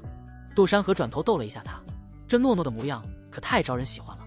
杜山河看着林雪儿那副渲然欲泣的模样，眼底的笑意更浓了。他故意往前凑了半步，两人之间的距离瞬间拉近，近的能闻到淡淡的身体散发清香。哦，真的不怕？杜山河挑眉，声音压得低了些。我那些仇人可个个都不是善茬，就说那个姚香香吧，长得跟朵娇花似的，下手比谁都狠，最喜欢把不听话的女修扒光了扔给妖兽。林雪儿吓得攥紧了他的衣袖，美眸瞪得溜圆。我会保护师兄的。说完这话，林雪儿都愣了一下，想到自己的修为，不过她又坚定抬起头，我以后一定能保护师兄，回报救命之恩。杜山河忍着笑，继续湖州，眼神却瞟着他微微颤抖的睫毛。师兄！林雪儿被吓得眼圈都红了，下意识往他身边靠了靠，几乎要贴到杜山河胳膊上。你别吓我啊！他身上的体香混着灵气扑面而来。杜山河心头微动，故意伸手捏了捏他的脸颊，触感柔软。林雪儿完全不抗拒，还有内心甚至还有一丝丝窃喜。杜师兄好像不讨厌我，吓你？我这是提醒你呢，跟着我，说不定明天就成了别人的囊中之物，到时候哭都来不及。林雪儿被他捏得脸颊发烫，却没躲开，反而咬着唇，美眸中带着水雾看他。那我也不怕，师兄能保护我一次，就能保护我第二次。他声音低了下去。我也不是完全没用的，我会炼丹，还会找灵草，说不定能帮上师兄呢。哦，会炼丹。杜山河挑眉，故作惊讶，炼出什么好东西了？给我瞧瞧。林雪儿美眸一亮，连忙从储物袋里掏出个小玉瓶，献宝似的递过去。这是我刚炼的清心丹，能安神定魂，虽然只是低品。话没说完，就见杜山河打开玉瓶，倒出一粒，直接扔进嘴里，嚼得嘎嘣脆，还咂咂嘴。有点像炒豆子，就是甜了点。林雪儿，他愣愣地看着他，脸颊瞬间红透了。那是他练了774、19次才成的丹药，就算是凡品，也不至于被当成炒豆子吧？你怎么直接吃了？他气鼓鼓地瞪他，像只被惹毛的小兔子。那是炼丹，不是炒豆子，不然呢？杜山河摊手，笑得一脸无辜。难道还得焚香沐浴，斋戒3日再吃？他凑近他，压低声音。再说了，是你自己递过来的，我还以为你想喂我呢。我才没有。林雪儿羞得转身就走，耳根红的能滴出血来。杜师兄，你好坏，这妮子真好玩。杜山河笑着，不逗你了，你想跟着就跟着吧，不过得听我的话，不然怎么样？林雪儿扭头瞪他，眼里却没真生气，反而带着点连自己都没察觉的笑意。杜山河故意拖长了调子，不然就把你卖给妖兽当压寨夫人。杜师兄，林雪儿伸手去打他，却被他轻松抓住手腕，四目相对，空气仿佛都静了下来。林雪儿看着他近在咫尺的脸，看着他眼底的笑意，突然觉得就算真有危险，好像也没那么可怕。杜山河看着他泛红的眼角和微张的唇，杜山河喉结微动，松开了他的手，镇定地转身往前走。杜山河知道，要是再这样玩火下去，可能还真就忍不住了。双修仙体可还没解封，说不得还会被反噬。走了，再磨蹭真要天黑了，到时候可真有妖兽出来找媳妇。林雪儿愣了愣，看着他的背影，突然捂住脸。要当也是当你的。他嘀咕得很小声。师兄要是把我卖了，我就告诉妖兽，师兄比我好吃，肉多。杜山河回头看他，笑得更欢了。哦，那我可得先把你养胖点，到时候好跟妖兽讨价还价。我才不胖，那得多吃点，不然卖不上价。杜师兄最坏了，这师妹真好玩。另一边，魔女萧冷纤纤玉手握着罗盘，罗盘中央的指针正微微颤动，指向杜山河的位置。杜山河，上次让你毁了血迹，这次在秘境里，我定要让你当血迹之影。他正欲动身，树外突然传来一阵脚步声，伴随着2道交谈声。师兄，你说凌云大师兄的消息靠谱吗？那杜山河真的在这附近？错不了，凌云师兄说了，只要杀了那小子，恢复了凌云大师兄的身份，就给咱们一人一件灵级兵器。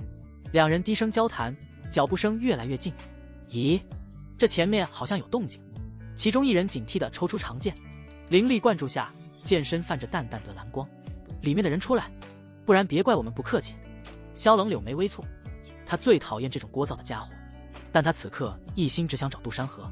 这次秘境之行自然不是简单的寻机缘，而是制造机缘。这么多弟子，又是一场血祭盛宴。萧冷懒得跟这2个小角色纠缠，便懒得回应。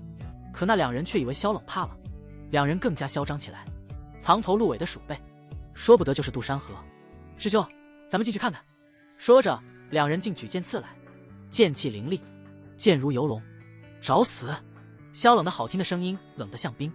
他身形一晃，周身的黑气骤然爆发，化作2道漆黑的骨爪，快如闪电般抓向2人的咽喉。平常萧冷是不会使用魔修手段，毕竟魔修手段才是萧冷真正的实力。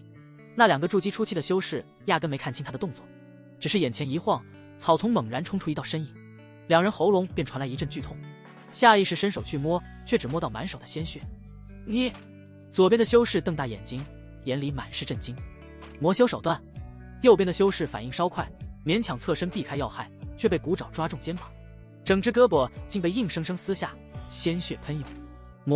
魔修，你这个魔女，此次只是天宗弟子外出，怎么会有魔修？他惨叫着转身就想跑，却被萧冷一脚踩断了腿骨。啊！凄厉的惨叫声在林间回荡，却很快戛然而止。萧冷的骨爪已经刺穿了2人的心脏。2名筑基3层的内门弟子毫无还手之力。萧冷轻轻松松斩杀，真碍事。萧冷也不浪费，迅速趴下，将2具尸体吸干，连让我动手的资格都没有，也敢来拦路。他再次拿起罗盘，指针的颤动愈发明显，显然离杜山河越来越近了。半个时辰后，萧冷在一片竹林边缘停了下来，2道身影正并肩迎来，正是杜山河和林雪儿。萧冷站在竹林边缘，眼底的阴鸷迅速褪去，取而代之的是一种近乎圣母温和的笑意，连周身的魔气都收敛得干干净净。这样看去，十足温润如玉的知心师姐。老师，2位筑基期的血气让您好点了吗？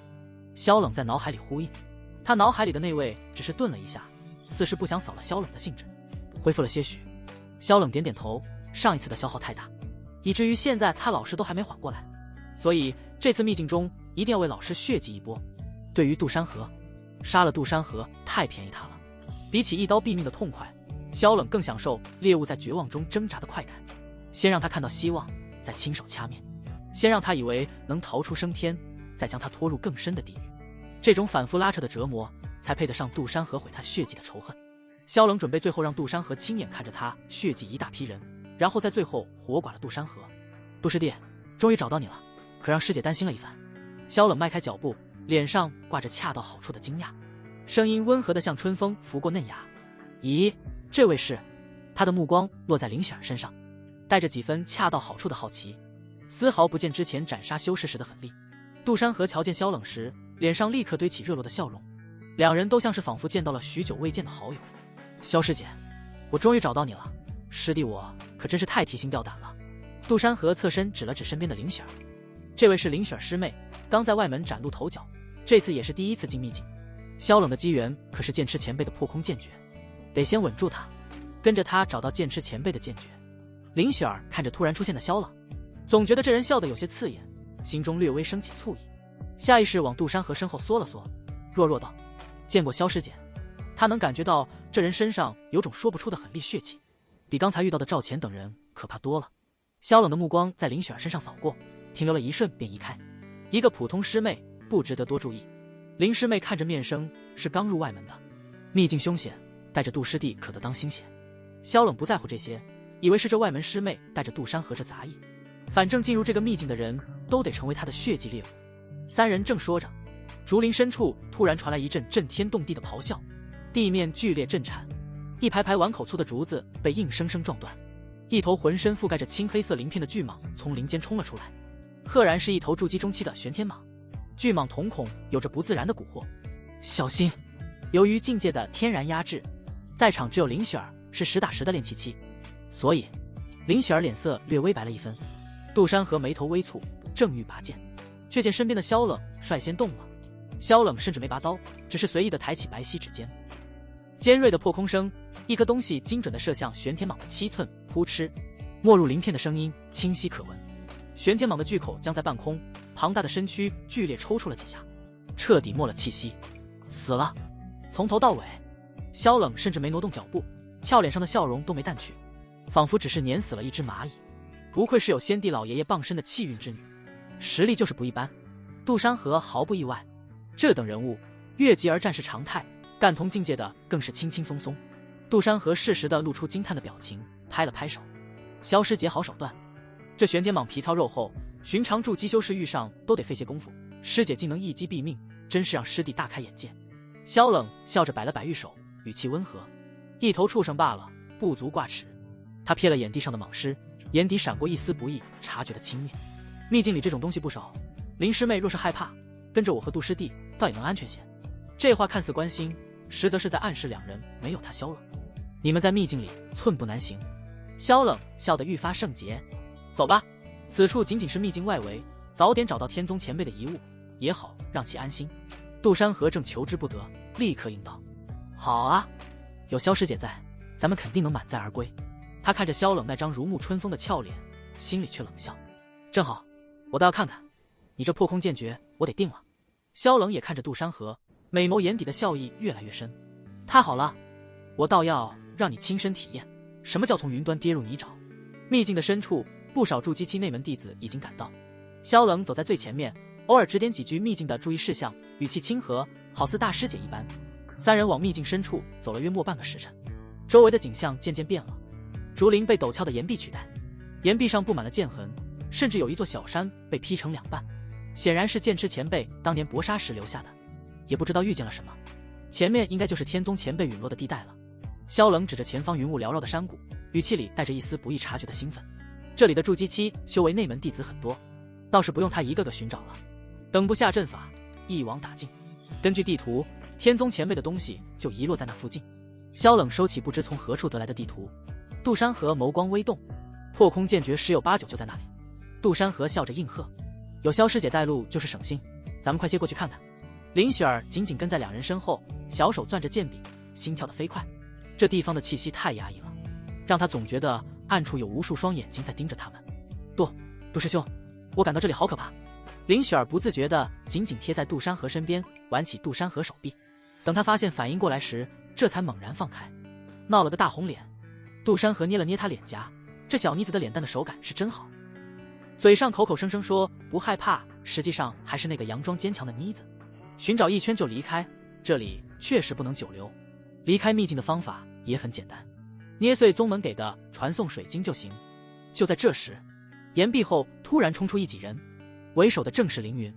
他穿着血色银白长袍，衣袍上沾着血迹，显然刚经历过一场打斗，手里的长剑还在滴着血，此刻正死死盯着杜山河，真是不知死活，还真敢来。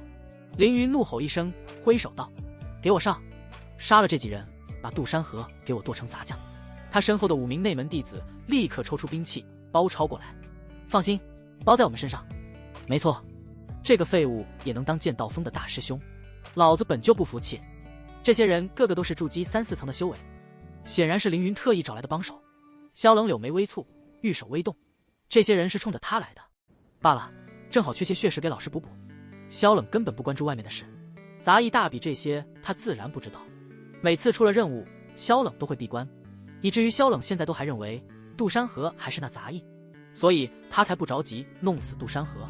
毕竟杜山河也没穿标志性内门弟子服饰和展露修为，有着系统的庇佑，哪怕是萧冷有着先帝残魂老爷爷都看不穿杜山河的修为。杀人夺宝，那就看你们有没有这本事了。萧冷俏脸上依旧挂着笑，语气却冷了几分。凌云却像没听见似的，指着杜山河嘶吼：“别管其他人，先杀了他！”萧师姐，这人想要杀了我们。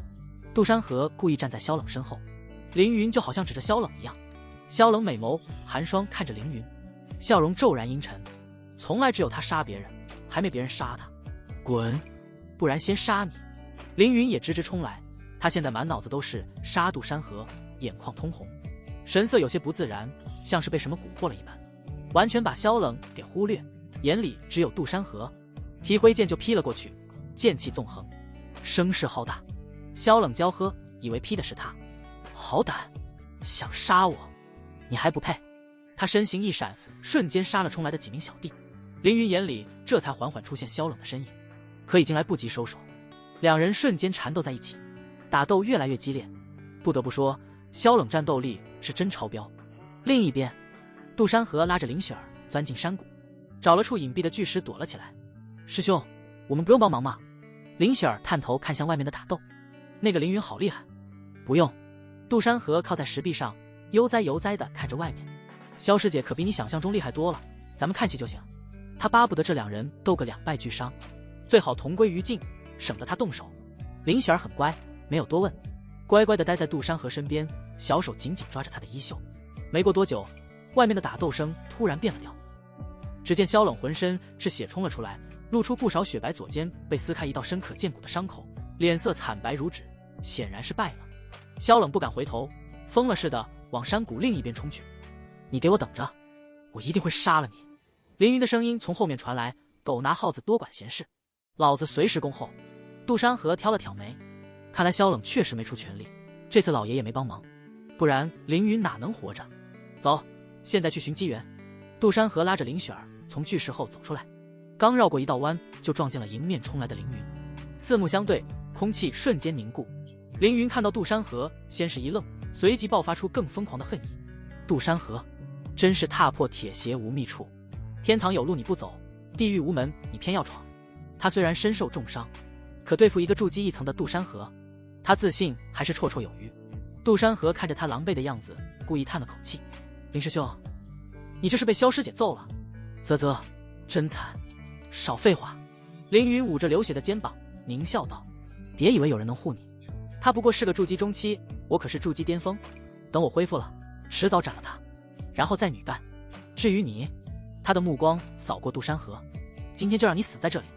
在他看来，杜山河能当上大师兄全靠运气，真实实力连他一根手指头都比不上。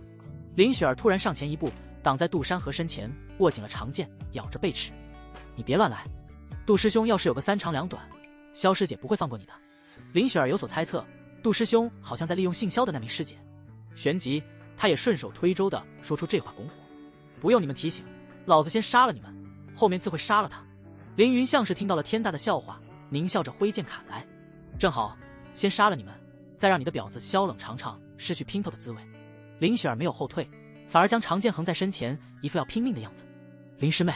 杜山河很淡然，伸手将她拉到身后，自己上前一步，看着凌云的剑。杜山河差点笑出声，他居然被凌云认为是萧冷的道侣。萧冷得知，怕是要吐血。“你觉得你现在这个样子还能杀得了我？”凌云一愣，随即反应过来，就算我只剩3成灵力，杀你这个筑基1层的废物也绰绰有余。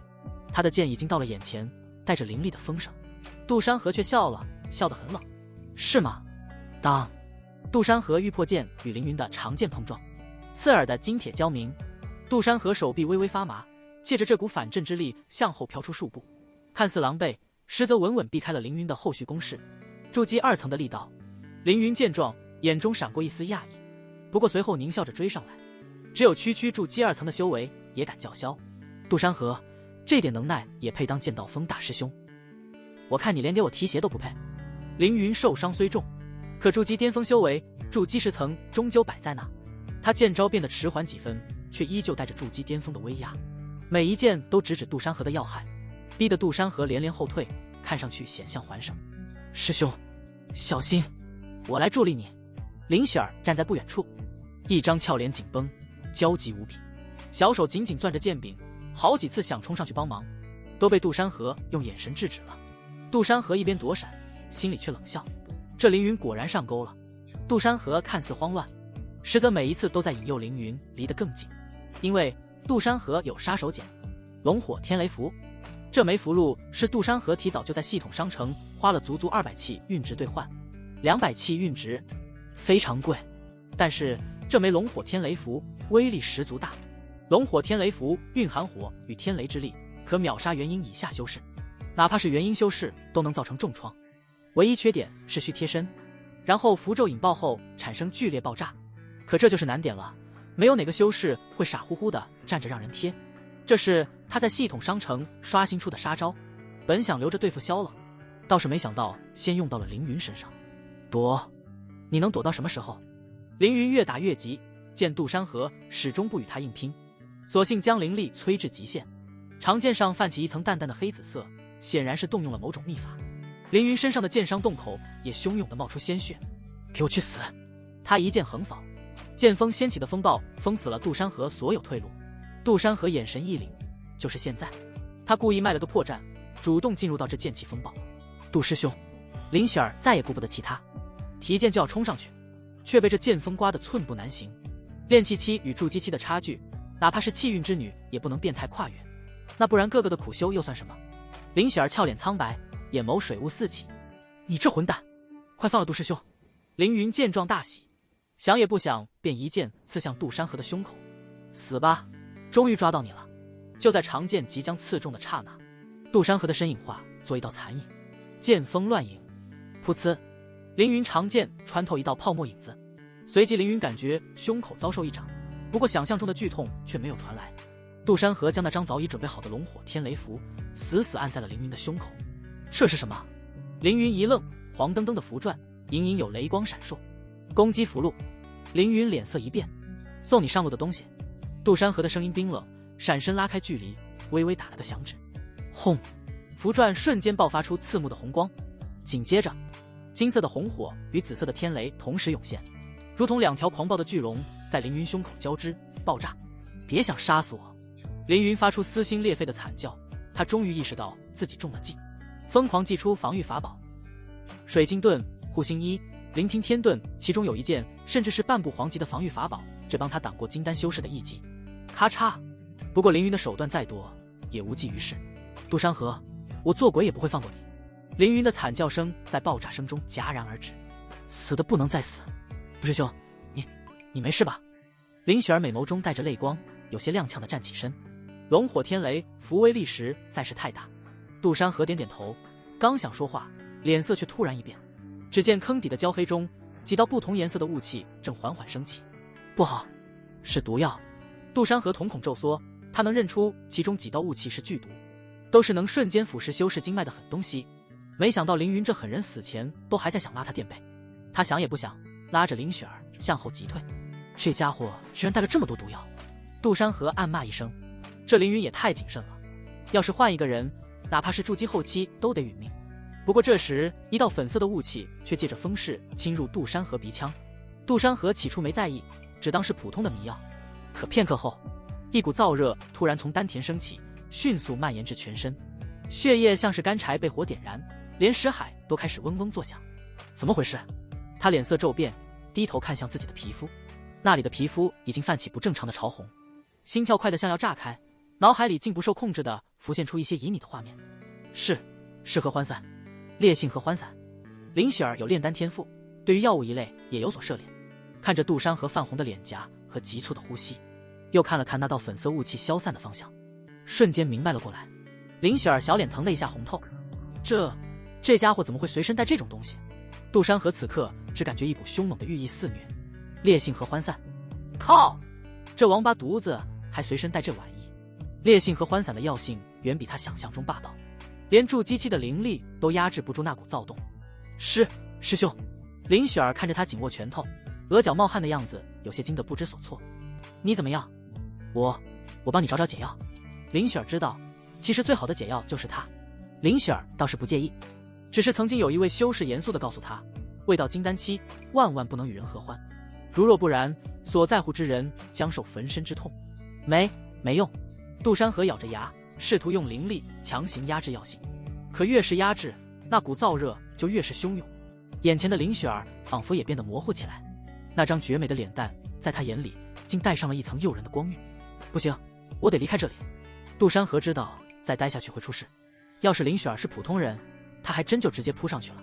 关键这妮子是双修仙体，处于封印中，说不得会被反噬，直接变成冰冻鸡、火烧鸡。杜师兄！林雪儿连忙冲上去扶住他，入手处一片滚烫。你别硬撑了，我扶你去前面。杜山河想推开他，呼吸愈发急促。听话，放开我不想当太监。师妹不要啊！他的声音带着一丝自己都没察觉的沙哑，眼神也变得有些迷离。林雪儿却摇了摇头，咬着唇，美眸中下了决定。师兄，你救过我那么多次，这次换我帮你。林雪儿小心翼翼地扶着杜山河，一步一步往一处山洞走去。山洞内，杜山河忽然感觉身上有了一丝凉意，很舒服，仿佛置身于一处冰冷世界。一个时辰后，杜山河不适逐渐消退，脸色恢复正常。林雪儿捋了捋发丝，抹了抹润唇嘴角，糯糯地道：杜师兄，你醒了。杜山河睁开眼时，除了某处浑身酸软，丹田处还有些隐隐燥热外，其余没什么大碍。那股几乎要焚毁理智的燥热已经褪去，取而代之的是一种陷入智者的清明。怎么忽然清醒了？他躺在一块冰凉的石床上，山洞里光线昏暗，只有洞口透进一丝微光，空气中弥漫着淡淡的草木清香，还有一丝若有若无的石楠花味。到底是怎么回事？杜山河撑着身子坐起来，揉了揉发胀的太阳穴，脑海里最后的记忆停留在林雪儿焦急的脸蛋。烈性和欢散的药性他清楚，按理说就算用灵力压制，至少也得折腾好几天半天才会消退，难受至极。可现在怎么感觉某处还很舒服？他低头看向自己的衣袍，有打开的痕迹。难道……杜山河眉头一挑，脑海闪过一个想法。手法。就在这时，林雪儿端着一个石碗走了进来，碗里盛着清水。看到杜山河醒了，林雪儿明显松了口气，不过想起刚才一幕，脸上却飞起两抹红霞，眼神有些闪躲，不太敢直视他。师兄，你醒了，感觉怎么样？杜山河看着他，有些犯嘀咕。奇怪，这妮子的双修仙体的封印也没解开，说明并没有那啥。不过下一刻，杜山河有些愣住了，突然想起了什么，一个荒诞却又合理的念头涌上心头。卧槽，杜山河不敢想象，这他妈什么事啊？林师妹，我身上的药性。杜山河的声音有些干涩，眼神复杂的看着他。林雪儿的脸瞬间红透了，俏脸都红的能滴出血来。他把食丸往杜山河面前一递，转身就想跑。没什么，我就是找了些清新草和冰灵花，捣成汁给你敷了敷，可能是药性自己过了。我没做什么的，真的。他的声音越来越小，最后几个字几乎细不可闻，耳根红得像要烧起来。杜山河看着他慌乱的背影，又看了看食丸里那清水。所谓的清新草和冰灵花根本解不了烈性和欢散的药性。杜山河也不是傻子，实锤了。杜山河的心脏猛地一跳，一股说不清道不明的情绪涌上心头。林师妹，杜山河叫住他，声音比刚才柔和了许多。谢谢你。林雪儿的脚步顿住了，背对着他，玉肩微微颤抖，过了好一会儿才转过身，眼底的羞意就要涌出。杜师兄，不用谢，也许是你体质特殊，我真的什么也没做，就是找了些特殊的草药，用嘴嚼碎给你敷了额头，你别嫌弃。说到最后，他的声音已经小得像蚊子哼，头埋得低低的，恨不得找个地缝钻进去。杜山河看着他这副害羞模样，自然也不会点破。我知道。杜山河放下食碗，看着他，眼神认真。谢谢你，林师妹，这份情我记下了。林雪儿抬起头，看着他认真的眼神，脸颊更红了，却用力点了点头。杜师兄不用记着，你救过我2次，我帮你1次是应该的。山洞里陷入一阵沉默，只有洞口的风吹过石壁的声音。杜山河看着他，突然觉得这妮子比自己想象中更勇敢，也更可爱。那双清澈的眼睛里没有丝毫算计，只有纯粹的关切。林雪儿被他看得有些不自在，下意识地摸了摸腰间的带子，像是突然想起了什么，眼睛一亮。对了，师兄，我刚才在山洞角落里发现了个东西，你看看是不是好东西？他说着，从袋子里掏出一本泛黄的书籍。这是……杜山河瞳孔骤缩，接过书籍，输入灵力，这本书籍很自然地翻开了，一股凌厉的剑意从透出，正是他一直在找的剑痴前辈的本命剑法——破空剑诀。剑者，破万法，斩虚妄，心之所向，剑之所往。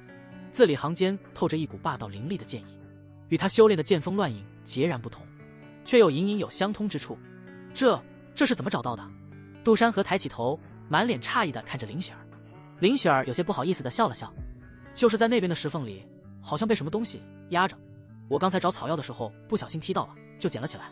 就这么简单。杜山河看着他，突然明白了什么。气运之女，这就是气运之女的底蕴吗？只是被他在石缝里随便踢到了。如果刚才是魔女萧冷仙找到这个山洞，恐怕现在握着破空剑诀的就是她了。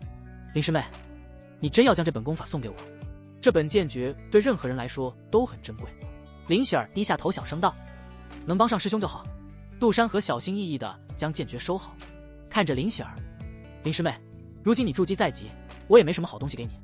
我手中有5万精品灵石，就当是对你的帮助。”杜山河如今也成了人家守法之情和攻法之情，他也不是小气之人，肯定要有所表示。林雪儿抬起头，美眸闪过暖意，却还是拒绝：“杜师兄不用如此客气，这都是雪儿该回报的，不用放在心上。”杜山河摇摇头，也不多说了，就这样决定了。林师妹，几万精品灵石而已。杜山河佯装生气，林雪儿只好点头答应。而他也确实缺精品灵石买材料，铸造更好的道基。极品道基，正好万年洗髓灵果，他阴差阳错之下获得了1枚，就差其他需要精品灵石购买的材料了。咱们先出去吧，这个秘境远不止这么简单。既然剑诀已经找到，就不再继续深入了。林雪儿点点头，咔嚓，两人瞬间捏碎传送水晶，2道两光一闪而逝，山洞内亮了一瞬，旋即又恢复了万年不变的黑暗。就在两人走后的不久，洞内深处2颗如小山丘大小的瞳孔忽然亮起，这2颗红眼扫视了一番后，便懒洋洋地缓缓闭上眼，仿佛什么都没有发生一般。该死！萧冷娇躯靠在一块布满青苔的岩壁，破碎的衣袍偶尔乍现几缕春光，尤其是凌云那一剑，差点将他胸口鼓掌的良心给戳爆。也不知那该死的杂役是不是已经被斩下头颅。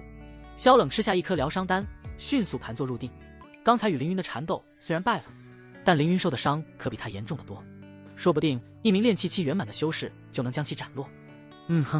萧冷一掌拍向白皙肩臂，那道深可见骨的剑伤此刻正往外渗着黑血。凌云的剑上淬了毒，虽然对他构不成致命威胁，却让伤口愈合变得格外缓慢。萧冷低头看了看自己的衣袍，柳眉微蹙，胸前被凌云剑气划破了一道长长的口子，乍现出一片雪白的肌肤。若是寻常修士见了，怕是会被这又纯又玉的模样勾走魂。可萧冷自己却毫不在意，甚至伸出舌尖舔了舔唇角的血迹，眼神里带着几分嗜血的冷意。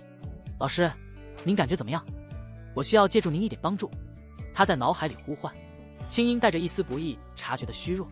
先帝残魂的声音沉默了一会，随即疲惫回应：我还好，还能撑住。若能吸收几个筑基修士的气血，本帝能帮助你恢复伤势。萧冷点点头，扶着岩壁站起身，目光扫向四周。我明白了，外面正巧有了动静，像是有修士正在靠近，快去看看，好像有人发生了战斗。没错没错，这动静下手可真狠啊，说不得能捡个漏。别废话了，去晚了就被人截胡了。萧冷唇角浮现一抹冷笑，瞌睡来了，枕头自己就送上门了。于是索性不再遮掩身上的伤势和那道暴露的衣襟，反而故意将气息放得更弱了些，像只受伤的小白兔，引诱着贪婪的猎人上钩。果然没过多久，3道身影从拐角处钻了出来，都是刚入筑基期的修士。看到萧冷有几处雪白露出的肌肤，这3名修士眼睛瞬间亮了，尤其是看到他胸前那道口子里若隐若现的东西，一副苍白却艳丽绝美的苍白脸蛋，任人采摘的模样，顿时间就勾起了3人邪欲，眼里邪蓝几乎要化成实质。啧，这不是内门的萧师姐吗？怎么伤成这样？为首的修士搓着手，笑得一脸猥琐，显然是认的。要不要哥哥们帮忙？这前不着村后不着店的。另外2人也跟着哄笑起来，一步步逼近，目光在萧冷身上肆无忌惮的扫视。没同伴吗？萧师姐，要不把衣服脱了，咱几师弟帮你检查检查伤势。萧冷看着他们，美眸底的寒意越来越浓，艳丽绝美脸上却露出一丝完美的虚弱和恐惧，清音带着颤抖，好似小白兔。你们想干什么？别过来！你们不能这样！哈哈，内门的男弟子，哪个不垂涎萧师姐你啊？为首的修士邪笑一声，苍蝇搓手。再说了，这秘境中谁又知道做了什么？事后杀了你便是。兄弟们，上！3人狞笑着扑上来，伸手就想去撕扯萧冷娇躯上的衣物。就在他们的手即将触碰到萧冷的刹那间，萧冷眼底的恐惧瞬间褪去，取而代之的是一片冰霜。死！萧冷身形在原地消失，如同魅影在3人之间穿梭，玉手上环绕的黑气化作最坚硬的加持，一道道撕向3人。3人愣愣地低下头，伸手抹了一把，满是鲜血。呵，3人连惨叫都没来得及发出，就捂着脖子倒头便睡，眼睛瞪得死死的，满是难以置信。萧冷没有丝毫犹豫，俯下娇躯勾勒出一抹姣好身材曲线，瞬间黑气从他掌心涌出，将3具尸体包裹其中。不过片隙功夫，原本鲜活的躯体就化作了3具干瘪的皮囊，而萧冷的脸色则红润了许多，左肩的伤口也停止了渗血。仔细看去，血淋淋的伤口已经化作洁白如玉的肌肤，舒服多了。萧冷伸了个懒腰，细腰诱人，伤势恢复后少了病态的苍白，再无半分魅惑。差不多了。先帝残魂的声音恢复了些生气，去杀了凌云，随后举行血祭吧。好，老师。萧冷从储物戒中拿了一套衣物，重新换上。老师放心，徒儿定会让你复活。他循着记忆中的方向，一步步走向刚才的地点。没一会，便到了。现场只有一片狼藉和碎尸，凌云这是跑了。萧冷皱眉，捏起一块沾着粉色粉末的碎石，细细感受了一下，美眸骤变，烈性和欢散。凌云这废物，居然还带这种东西，被人围攻了。他顺着地上的脚印追到山谷深处，最终在一个隐蔽的山洞口停了下来。洞口有人的痕迹，地上还有洒落未干的水渍，像是有人刚离开不久，应该就在里面。萧冷5根葱白玉指攀上剑柄，正欲闯入。等等，脑海里的那道存在惊慌阻止。山洞深处似乎有某种强大的存在正在沉睡，气息古老而磅礴。老师，怎么了？先帝残魂的声音带着前所未有的凝重。别进去，里面有手木兽的气息，至少是元婴期的实力，以我们现在的状态，进去就是送死。萧冷的足尖顿住，美眸中闪过一丝不甘，却也知道老师不会骗他。他在洞口徘徊了几圈，仔细检查了周围的痕迹，确定山洞里没人后才远离。萧冷咬了咬背齿，心里那个恨啊！该死的凌云，本姑娘不会放过你的。他费了这么大功夫，居然还是晚了一步。殊不知凌云早就被杜山河的龙火天雷符炸成了一地灰。算了，先帝残魂的声音带着一丝疲惫。这秘境不宜久留，守墓兽既然醒了，肯定会引来其他强大的妖兽。我们先出去，血祭就算了吧，下次再找机会。萧冷远远地看着黑漆漆的洞口，远处隐约传来的妖兽嘶吼。他知道老师说的对，现在留下也没有任何好处。也有不少弟子已经出了秘境，人少了很多。咔嚓，萧冷捏碎传送水晶，一道白光闪过，他的身影消失在原地。又特么白来一趟，还受了伤。秘境外，非洲，杜山河和林雪儿的回到非洲，周围还残留着传送的灵力波动。林雪儿踉跄了一下，下意识抓住杜山河，等站稳后才松开。顿时小脸红得跟什么似的，美眸眼神有些躲闪着，不敢看杜山河。这小妮子动不动就脸红。杜山河不动声色的又掐了一把林雪儿的小脸，干咳一声。距离进入秘境，此刻已经过了好几个时辰，如今已是夕阳。半个时辰后，陆陆续续的，非洲上已经聚集了不少弟子。非洲上回来的不少弟子，个个衣衫破烂，身上带着深浅不一的伤口。哎呦，我的娘了，俺的腿不中了，一点都不带派，不带派啊！好多妖兽，啥也没得到，受了一身伤。这些弟子有的断了胳膊，有的少了条腿，还有的被妖兽抓没半张脸，哭爹喊娘的声音此起彼伏。这是怎么了？林雪儿看着眼前的惨状，美眸里满是诧异。他们在山洞里待的时间不算短，里面发生了这么大的变故。杜山河也觉得奇怪，难道秘境里有什么暴动了？这时管理非洲的长老就走了过来，他看着乱糟糟的人群，沉声问道：你们都是从秘境深处带出来的，里面到底发生了什么？为何如此狼狈？一个断了胳膊的筑基修士哭丧着脸回答：长老，里面的妖兽突然暴动了，不知道怎么回事，平时不打队的妖兽都变得跟疯了一样，见人就攻击，我们队伍里的修士一半的人都没出来。是啊，长老，那暴动来得太突然了，好多人都被围在了里面，根本跑不掉。另一个修士接口道，声音里带着劫后余生的恐惧。要不是我捏碎传送水晶块，恐怕也得交代在里面。长老的脸色越来越凝重，目光扫过传送阵上的光点，原本密密麻麻的光点，现在只剩下不到1/3，而且还在不断熄灭。显然是那些没来得及捏碎传送符的弟子已经陨落了。妖兽暴动，杜山河摸着下巴，林师妹，先找个地方休息吧。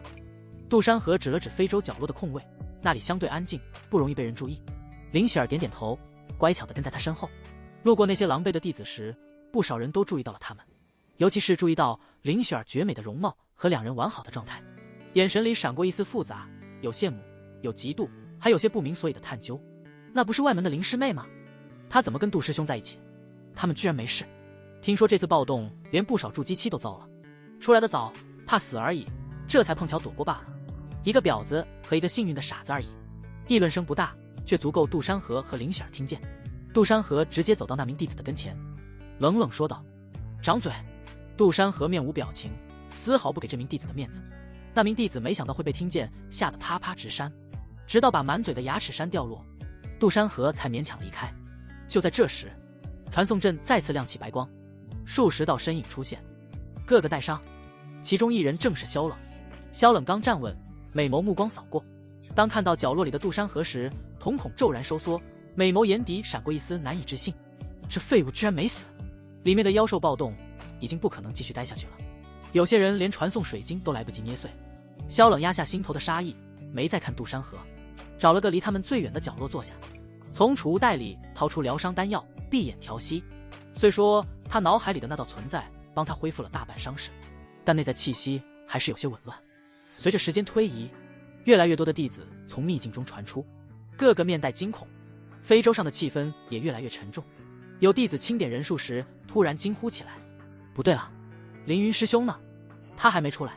是啊，凌云师兄可是筑基巅峰，怎么会？难道他也……议论声戛然而止，所有人都意识到了一个可怕的可能，连筑基巅峰的凌云都没能出来，恐怕是凶多吉少了。妖兽也太可怕了。杜山河笑笑：是啊，妖兽太可怕了，没人会知道凌云到底是怎么死的。杜山河只是从储物戒指里拿出一瓶回养丹，递给林雪儿：先把内息调理一下，别留下隐患。林雪儿接过丹药，小声道谢：谢谢杜师兄。旋即便低头处理着手臂上被剑锋刮出的小伤口。林雪儿眼底有着担忧，杜山河看出了她的担心，再次捏了捏她嫩滑的小脸蛋。没事，秘境里陨落是常事，没人会深究。杜山河轻描淡写，心里却有数。凌云的死肯定会引起一些波澜，但只要没证据，谁也不能拿他怎么样。更何况他现在是平子剑看中的弟子，又是极品道基，宗门只会睁一只眼闭一只眼。非洲在原地等了1天1夜，直到返航规定的时间早早过去，传送阵上的光点彻底熄灭，再也没有弟子出来。非洲长老才宣布关闭传送阵，返程。非洲缓缓升空，朝着天宗的方向飞去。没人再说话，非洲上一片死寂，只有偶尔传来的呻吟声和丹药的苦涩味。杜山河则和林雪儿有一搭没一搭的聊着天，大多是关于修炼的事，刻意避开了秘境里的旖旎，这太让人尴尬了。气氛渐渐缓和下来，非洲终于抵达天宗山门，弟子们陆陆续续下了非洲。哀好，林师妹，跟我来。杜山河站起身，对林雪儿道：“去哪？”林雪儿抬头，美眸尽是疑惑。这大晚上，难道杜师兄是邀请我去他的住处？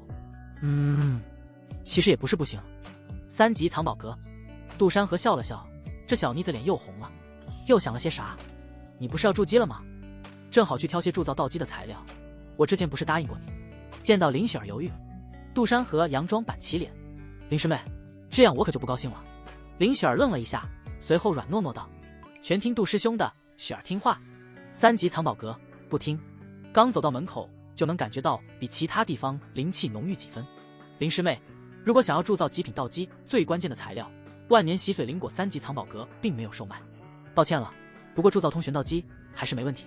杜山河略微有些歉意。万年洗髓灵果的获得并不简单，要不是他运气好，从萧冷这个魔女身上薅来了一枚，他这极品道基还真没法铸造。杜师兄，不用抱歉哦，雪儿自己有。林雪儿还是第一次来藏宝阁，看着门口那对栩栩如生的灵狮，阁楼里隐约透出的灵光，不由得有些紧张。林雪儿下意识地抓紧了杜山河的衣袍角，自己有？好吧，不愧是气运之女。杜山河也见怪不怪了，对于林雪儿恰巧有一枚万年洗髓灵果，只觉得没毛病。气运之女要是不能铸造最好的道基，那还叫啥气运之女？别怕，跟着我就行。杜山河安抚了下林雪儿，这妮子好像跟在他身边就做回自己，又变得胆小，像是一只小鹿一样。随后迈步走进阁楼。这位师兄看着面生，是第一次来3级藏宝阁。柜台女修瞧见有人来，立即笑脸相迎。她动作温婉，眼里也没有不屑的神情。需要进行售卖、兑换还是购买？我可以为您引荐。杜山河淡淡笑了笑，看来上次袁瑶瑶一剑斩了10几名柜台女修后，这一批的柜台女修热情的态度好的像是林家姐姐，把铸造极品道基所需的所有材料全部打包。杜山河开口，柜台女修微微一愣，瞳孔微颤，有些不敢相信她才兼职上岗没几天就遇见这么好的事情了。要知道这些材料足足好几万精品灵石啊，几10个贡献点，水灵灵的富贵就这么砸到他头上了。这师兄，我需要再次确认一下，我没听错的话，您是需要铸造极品道基的辅助材料是吗？杜山河点点头，人家的态度很好，他自然也不会给坏脸色。好的。这名柜台女修神情激动，转身踩着高跟去往库房。其他柜台女修也注意到，眼里满是羡慕的神情，还有几分打量着杜山河是哪里来的富贵公子。几万精品灵石可不是小数目，他们纷纷羡慕地看着林雪儿，傍上了这么一位好道侣。这时正巧有一弟子来售卖，发现柜台女修态度好的出奇，也有些疑惑。奇怪，这次的柜台女修态度怎么这么好？这名修士出了几个月的任务，上一次售卖都是半年前了。你不知道，另一个弟子给他解惑，上次有个戴骷髅面具的前辈来闹过一次，听说背景不小，这3级藏宝阁的原长老都出面了，一剑斩了所有柜台女修。从那以后，藏宝阁对弟子的态度好多了，连我们都能买到以前买不到的材料了。真的假的？那前辈也太厉害了吧，要是能认识认识就好了，真是沾光了啊。胡说，我听说那位大佬是上面派下来巡视的。这些人越说越离谱。杜山河嘴角抽了抽。林雪儿听到这些议论，悄悄抬头看了看杜山河，骷髅面具，怎么好像是说的杜师兄？杜山河像是没听见似的。师兄要为这位师妹挑选筑基材料，刚才那名柜台女修拿着不少材料回来，莞尔一笑。我们最近新到了一批品质极好的翠灵草和洗髓玉叶，都是铸造极品道基的上好辅助材料，要不要看看？拿来看看。杜山河点头。林雪儿本想阻止，却被杜山河淡笑捏了捏脸蛋，堵住了他想说的话。女修很快取来几个玉盒，这些材料一共需要88000精品灵石。林雪儿看着玉盒里的材料，美眸没有高兴。杜师兄，好贵，把雪儿卖了也值不了这么多精品灵石，就随意买几样吧，太破费了。这些材料加起来比他之前想象的还要贵，这么一算，光靠做任务，不知道猴年马月才能凑齐这么多精品灵石啊！杜师兄的恩情完全还不完，这可怎么办呀？林雪儿美眸里尽是愧疚。88000吗？杜山河目前手中只有5万精品灵石，看来只能减免一些其他材料了。就在这时，一个穿着执事长袍的中年修士从后堂走了出来，他手里拿着一本账册，正低头核对着什么。走到柜台前时，不经意的抬头，正好对上杜山河的目光。这修士正是藏宝阁的王执事。看到杜山河的瞬间，王执事手里的账册差点掉在地上。能在3级藏宝阁混迹这么多年，是何等眼力，一眼就怀疑杜山河是上次那位戴着骷髅面具的人。那双眼睛里的淡漠和从容，怎么看都觉得眼熟。难道……王执事的心脏砰砰直跳，一个荒唐却又合理的念头涌上心头。上次戴骷髅面具的那位，就是眼前这位弟子。越想越觉得有可能，能让袁瑶瑶这位元婴大佬待见的人，甚至可能是他的情人。作为他的顶头上司，肯定要礼待。王执事连忙收起账册，脸上堆起热情的笑容。这位弟子看着面生，是第一次来我们3级藏宝阁，在下王执事有什么需要尽管吩咐。他的态度转变之快，让旁边的女修都愣了一下。王执事平日里对弟子虽然客气，却也不至于如此殷勤。杜山河没多想，我要这些材料。王执事连忙凑过去，他也是人精，立马明白了杜山河的处境。好说好说，正好您作为3级藏宝阁的第100万位顾客，给您打个5折。所有柜台女修愣住了，还有这活动？他们怎么不知道？这可是3级藏宝阁从未有过的折扣，最多也只能打95折。5折什么概念？都近乎于成本了。林雪儿也愣住了，没想到这位王执事居然主动给打折。杜山河挑了挑眉，看着王执事那副小心翼翼的样子，隐约猜到了什么。他和那袁瑶瑶真没什么关系。可以。杜山河点头，直接从储物界只取出5万精品灵石，也不能让你不好交代，不用找了。王执事眼睛一亮，连忙摆手，这位弟子太客气了，小费就不必了。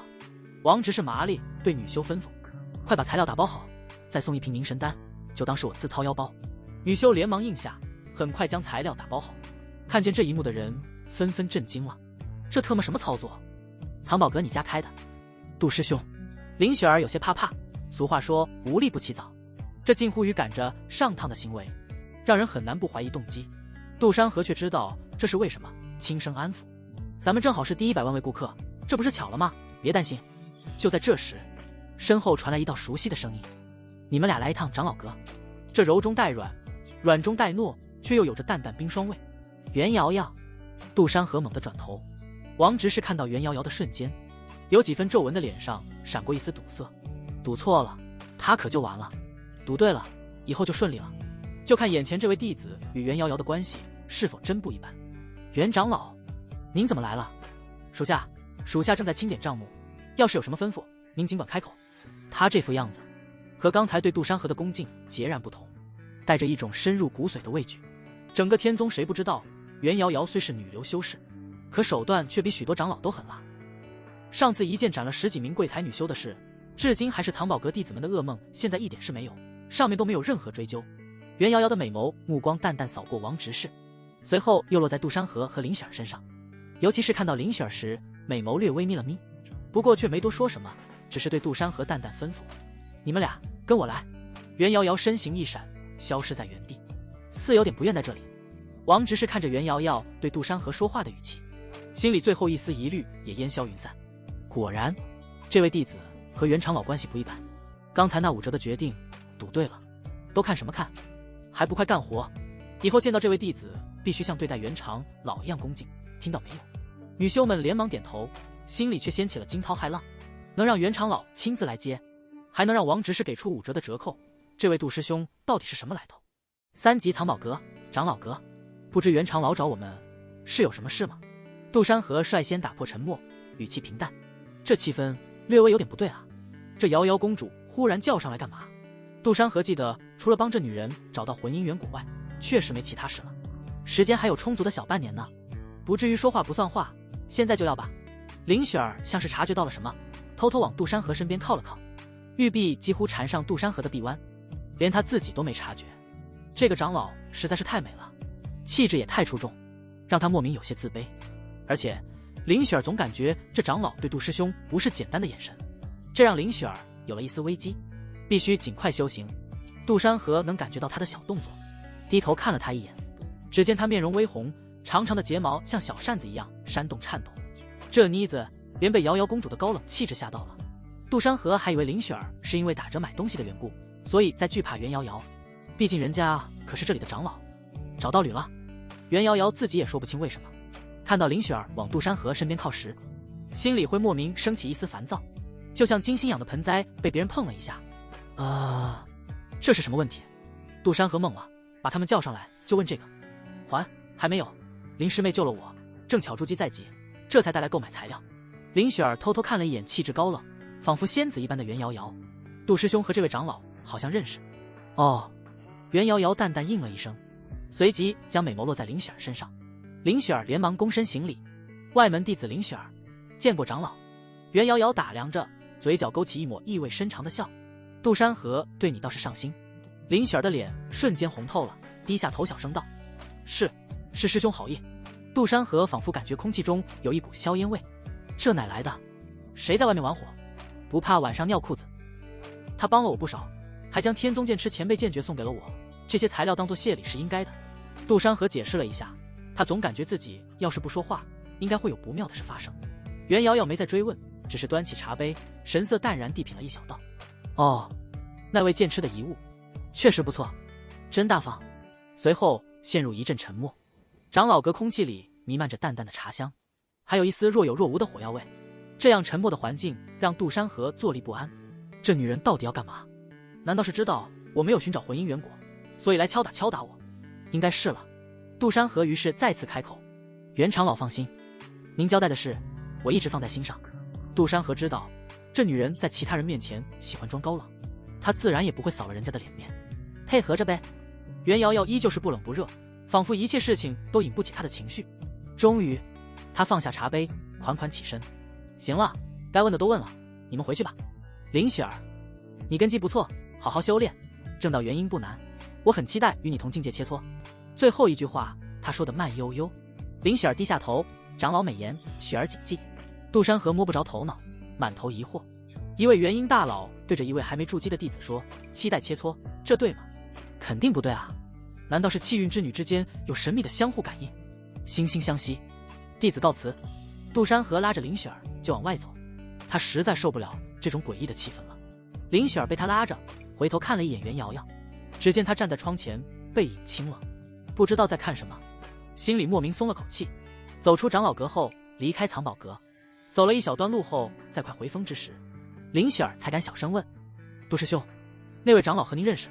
杜山河揉了揉他的头发，笑道：勉强认识，算是一位前辈。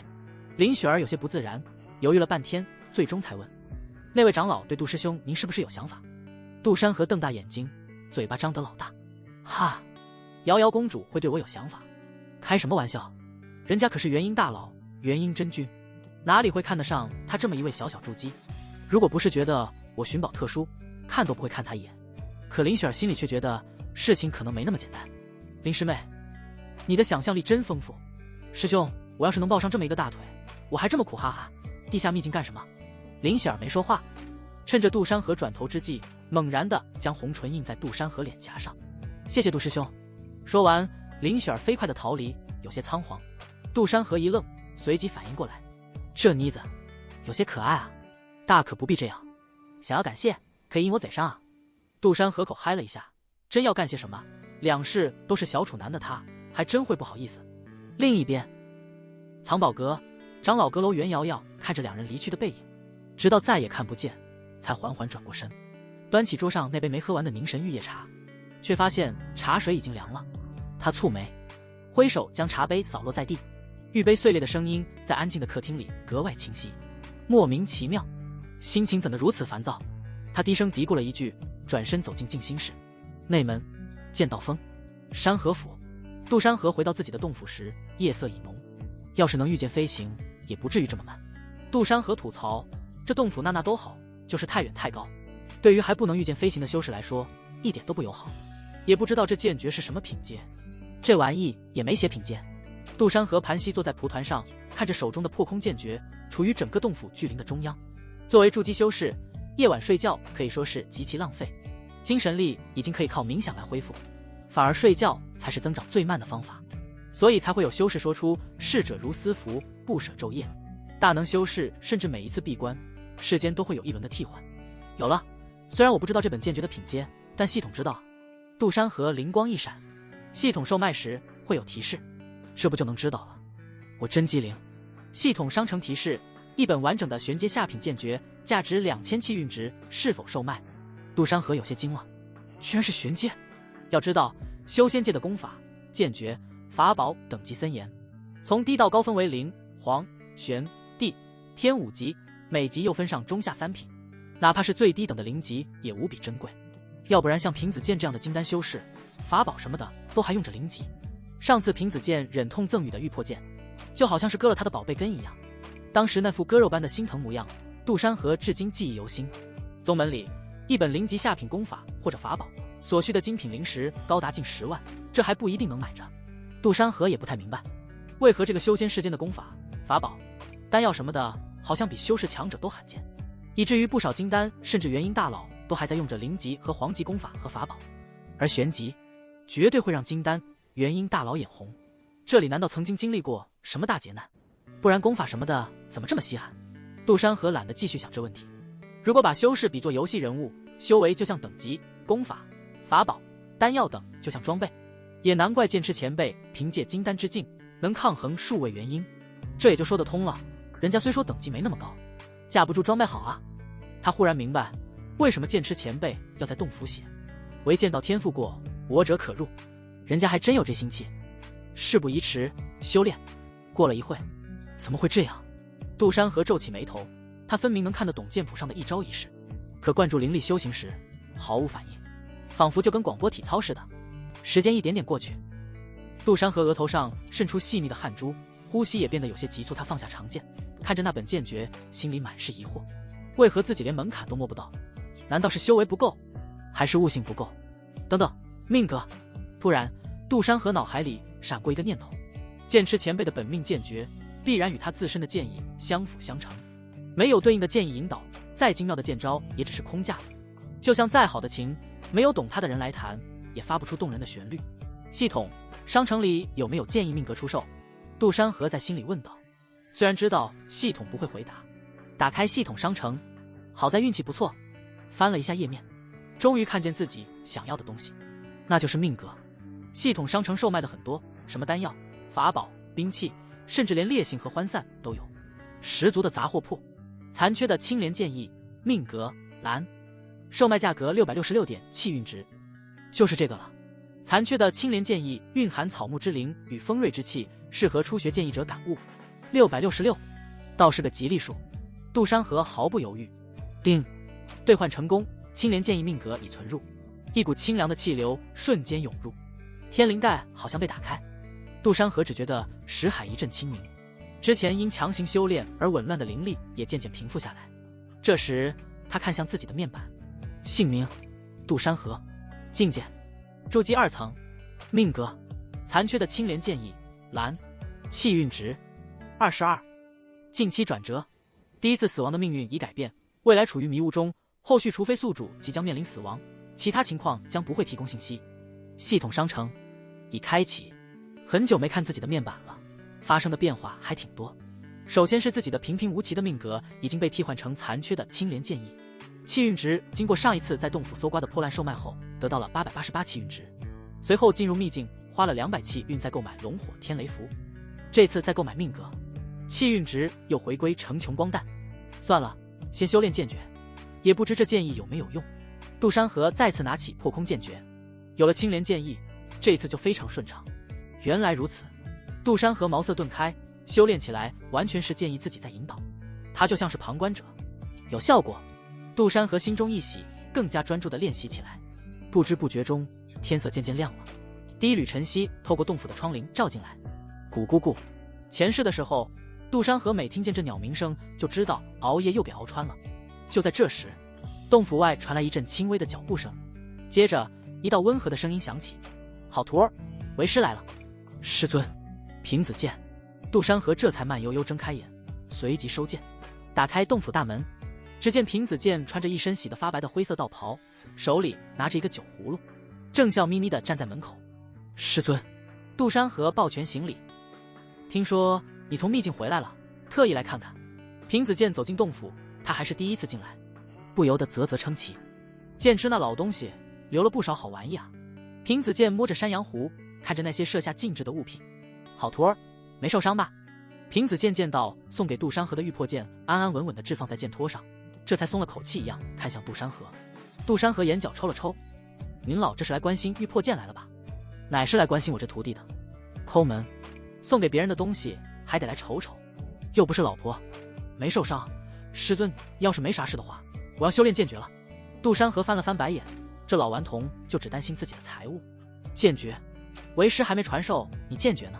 说着，平子剑一愣，旋即像是想到了什么，他的山羊胡子微微颤抖。“你是说，你找到了那件吃老东西的拿手剑诀？”杜山河微微点头。“好好好好！”一连几个好字，平子剑激动起来。“好徒啊，你可能不知道这功法多么珍贵。当年我和那老东西有点矫情，交过手，只可惜你为师我还是略输半招，对这剑法还是有些门道。你靠自己修行这门功法，基本不太可能，要走不少弯路啊。”平子剑一副惋惜败下，实际上他在人家的手中3招都没撑下来。平子剑摸着山羊湖，等着杜山河来询问。想必他这好徒儿修炼了一晚上，也知道这剑诀摸到门口的难度。他曾经尝试过，花了足足半年才摸到门槛。不好意思之下，一怒把剑诀又还给了那件吃老东西。“啊，很难吗？我已经引炼成功了啊。”杜山河挠了挠头，故意这样说道：“我知道，为师曾经练过一小段时间，这剑诀确实很难，你也不要灰心。”平子剑深有所感，他只是摸了一点点门槛，实在是没有那天赋。因为这件事，还被那剑痴老东西狠狠嘲笑了一番，说他是一个花瓶子，只会靠法宝的家伙。平子剑气急，却也无可奈何。打不过啊！哎，等等，你说你引炼入门了？平子剑正捋着山羊湖，等着杜山河来请教，好装个逼。不过随后反应过来，动作猛地一顿，甚至扯下了几根山羊湖。你说什么？平子剑的声音都在微颤，他上前一步，紧紧抓住杜山河的肩膀。你再说一遍，你已经引炼成功了，摸到门槛了。杜山河被他晃得有些头晕，无奈的点点头。是啊，昨晚练了几个时辰，好像没费什么劲就引动剑意了。当然了，杜山河也知道这剑诀修炼不易，要是没有天生剑意，根本不可能修炼。要不是他能在系统商城购买剑意，这功法还真无用，只能卖掉当期运值了。没费什么劲。平子剑像是被什么东西噎住了，脸色一阵青一阵白。不可能啊，绝对不可能！那老东西的破空剑诀有多难，我还能不知道？当年我花了整整半年，才勉强摸到一丝皮毛。你小子居然一晚上就成了！他猛地停下脚步，死死盯着杜山河。啊，啥半年？杜山河有些没听清，这抠门师尊还接触过这剑诀？为师是说，当初为师练过，半天就入门了，你还不行啊，好徒儿。只不过为师不屑练人家的剑法，这才让剑痴那老东西收了回去。杜山河越听越有些不对，狐疑得很。不屑练人家的剑法，人家才收了回去，说起来怎么这么别扭？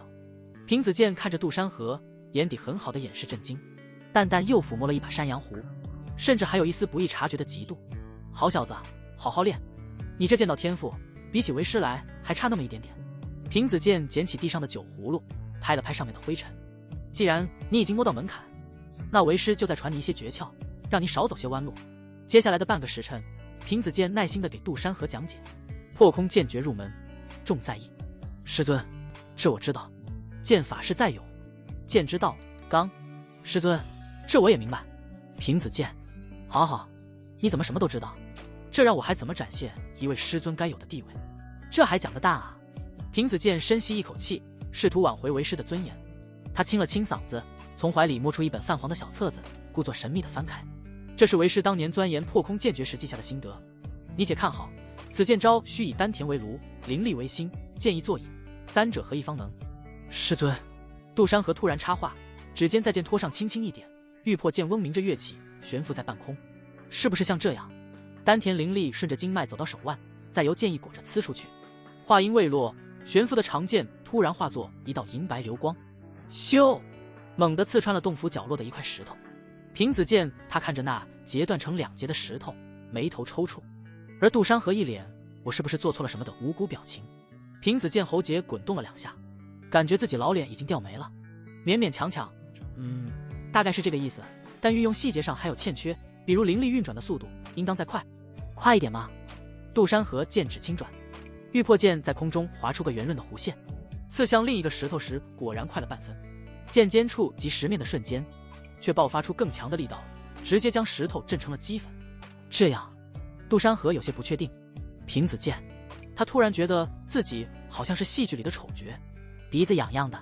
想当年他为了练这招引炼入门，不仅震碎了3把佩剑，还被剑痴那老东西指着鼻子笑，连灵力都控不稳，不如回家种红薯修鸡毛仙。如今这小子自己练得比当年的他还标准壳。平子剑换了个话题，他就不信了，这徒弟天赋还真就无师通了。那你可知破空剑诀刚引炼入门时最忌心浮气躁，想当年为师为了磨心性，在剑冢里枯坐，每日关剑不语，这才……哦，这个我知道。杜山河眼睛一亮，从储物戒指里掏出个小玉瓶，倒出几枚清心丹，这还是林雪儿给他的。不得不说，品质确实不错，这妮子的炼丹天赋不错。我昨晚练到心浮气躁时，就吃了颗清心丹，立马就静下来了。师尊，你要不要尝尝？林师妹说这丹对筑基修士也有用。平子剑看着那几枚散发着淡淡灵光的清心丹，嘴角抽搐得更厉害了。臭！当初我怎么就没想到啊！白白坐在剑冢3个月磨练心性，难怪被剑痴那老家伙嘲笑。平子剑摆摆手，语气有些僵硬。为师早已过了需要靠清心丹的境界，切记依靠外物是不会强大的。杜山河悠悠说道。那师尊你那么多法盾和剑气势？嗨，小兔崽子，我那是内强外在也强。平子剑感觉今天不该来的。杜山河被他看得有些发毛，我是不是说错了？洞府好像有点闷。没错，你说的对，太对了。平子剑也觉得这洞府有点闷，怕是再待下去，他怕自己会忍不住拔剑跟这小子比划比划，太特么气人了。我这师尊地位不保了，不好玩，走了。为师突然想起，为师丹房里还炼着丹，要是糊了就不好了，先走一步。平子剑一个闪身出了洞府，有些急迫。可师尊您不是说您不炼丹吗？临时学的，为了省钱，现在开销太大了，没钱修不了仙。平子剑驾驭着飞剑，头也不回。徒儿你好好修炼，为师改日再来看你。看着师尊几乎是踉跄着冲出洞府，连放在地上的酒葫芦都忘了带走。杜山河挠了挠头，一脸困惑，师尊今天怎么怪怪的？不管了，先熟悉熟悉，争取破空剑诀尽快达到入门境界。他转身驾驭玉破剑，继续沉浸在破空剑诀的世界修炼里，丝毫没意识到自己这无辜的行为已经让他那抠门又好面子的师尊彻底怀疑人生了。另一边，洞府外，平子剑驾驭飞剑一路狂奔，一晚上他居然只练了一晚上。平子剑喃喃自语，想起自己当年被剑痴嘲笑花瓶子时的窘迫，再看看杜山河那轻松写意的样子，突然觉得眼眶有点想尿尿。这小子天赋是真他娘的恐怖啊！很快1个月时间一晃而过，内门剑道峰山河府，杜山河一袭长袍凌厉，手持玉破剑，正凝神演练着剑法。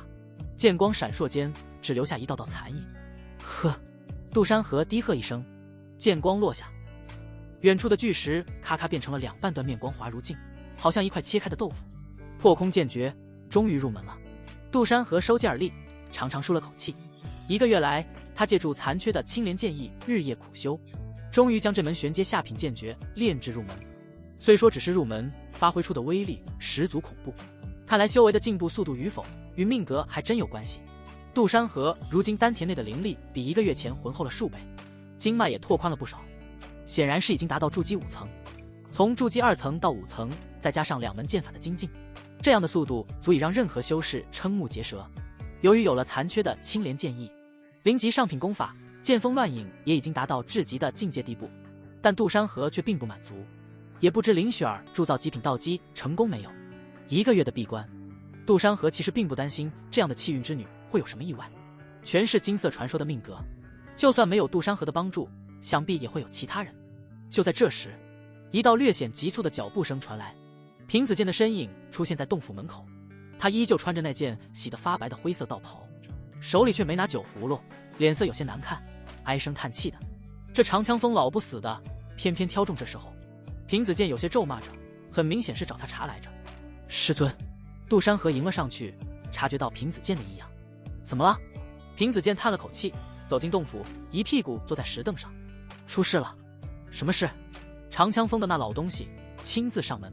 平子健的语气带着几分无奈。还下了战书。杜山河挑眉，有些不理解。长枪锋，他们找我们剑道锋做什么？长枪锋与剑道锋两风素来不合，尤其是平子健与长枪锋锋主赵烈更是斗了大半辈子，从修为到收徒，样样都要争个高下，还能是什么事？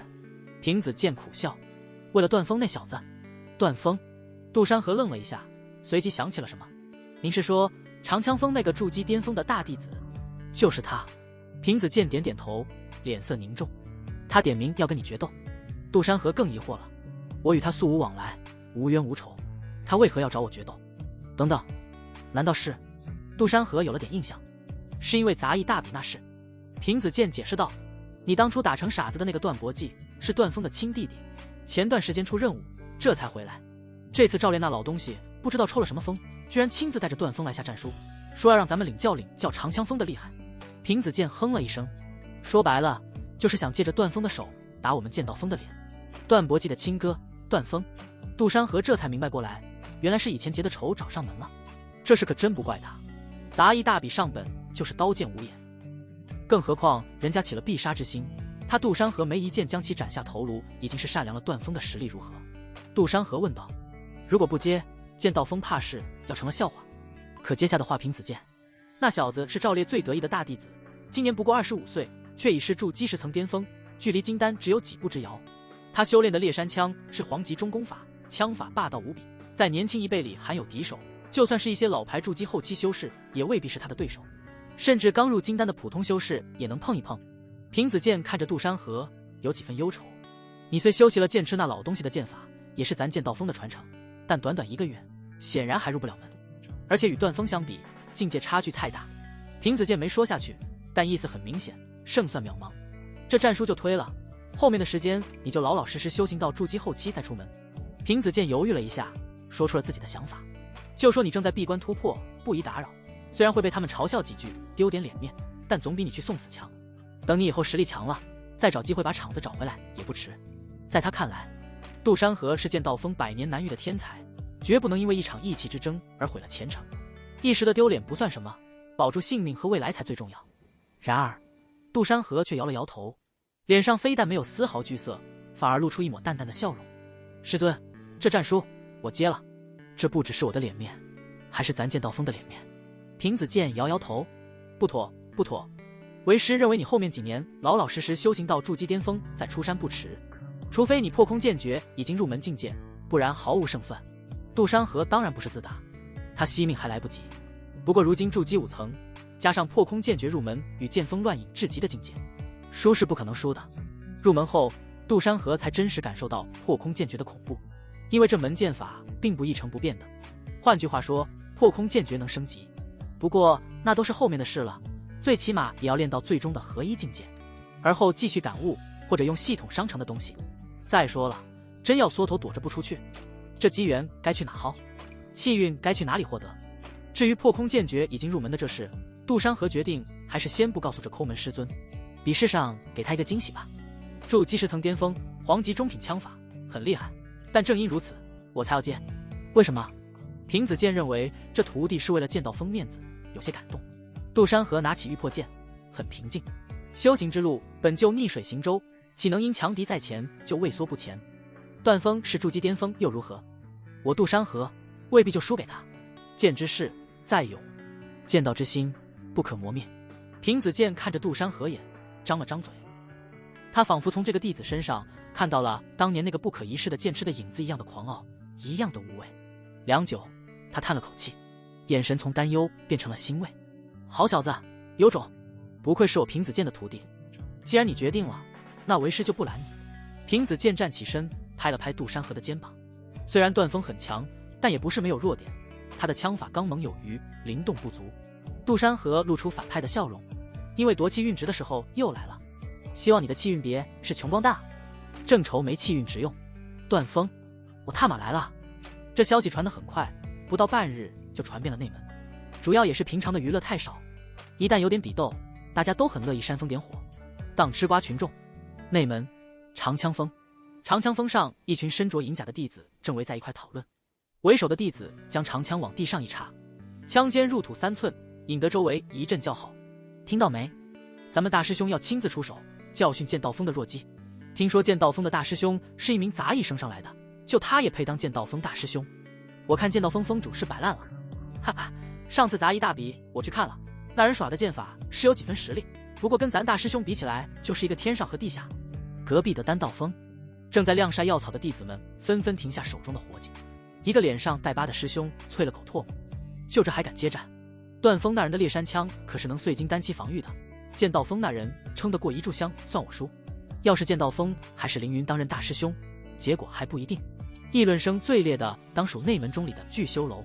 聚修楼，聚修楼是各峰弟子交换消息的场所，也是闲暇时聚会场所。此刻每张桌子都在讨论这场决斗，连在这跑堂的杂役都竖着耳朵听。我赌500块精品零食，长枪锋的段峰一枪解决战斗。我下注1000精品零食，段峰师兄稳赢的局，这还用说吗？谁下注剑道峰那人，我笑他一辈子。你们说剑锋峰主是不是老糊涂了？放着凌云那样的筑基巅峰不用，非要提拔个杂役里的人来当大师兄。这话引得满座哄堂大笑，角落里几个剑道峰弟子涨红了脸，其中一个忍不住拍了桌子：你们放肆！我剑锋峰主当任大师兄也是你们能嚼舌根的。话没说完，一个长枪锋弟子神色不屑：不服，你跟我比比。那名剑锋弟子不说话了，几人灰溜溜的逃走，其他人哈哈大笑。他们剑道峰确实打不过长枪锋。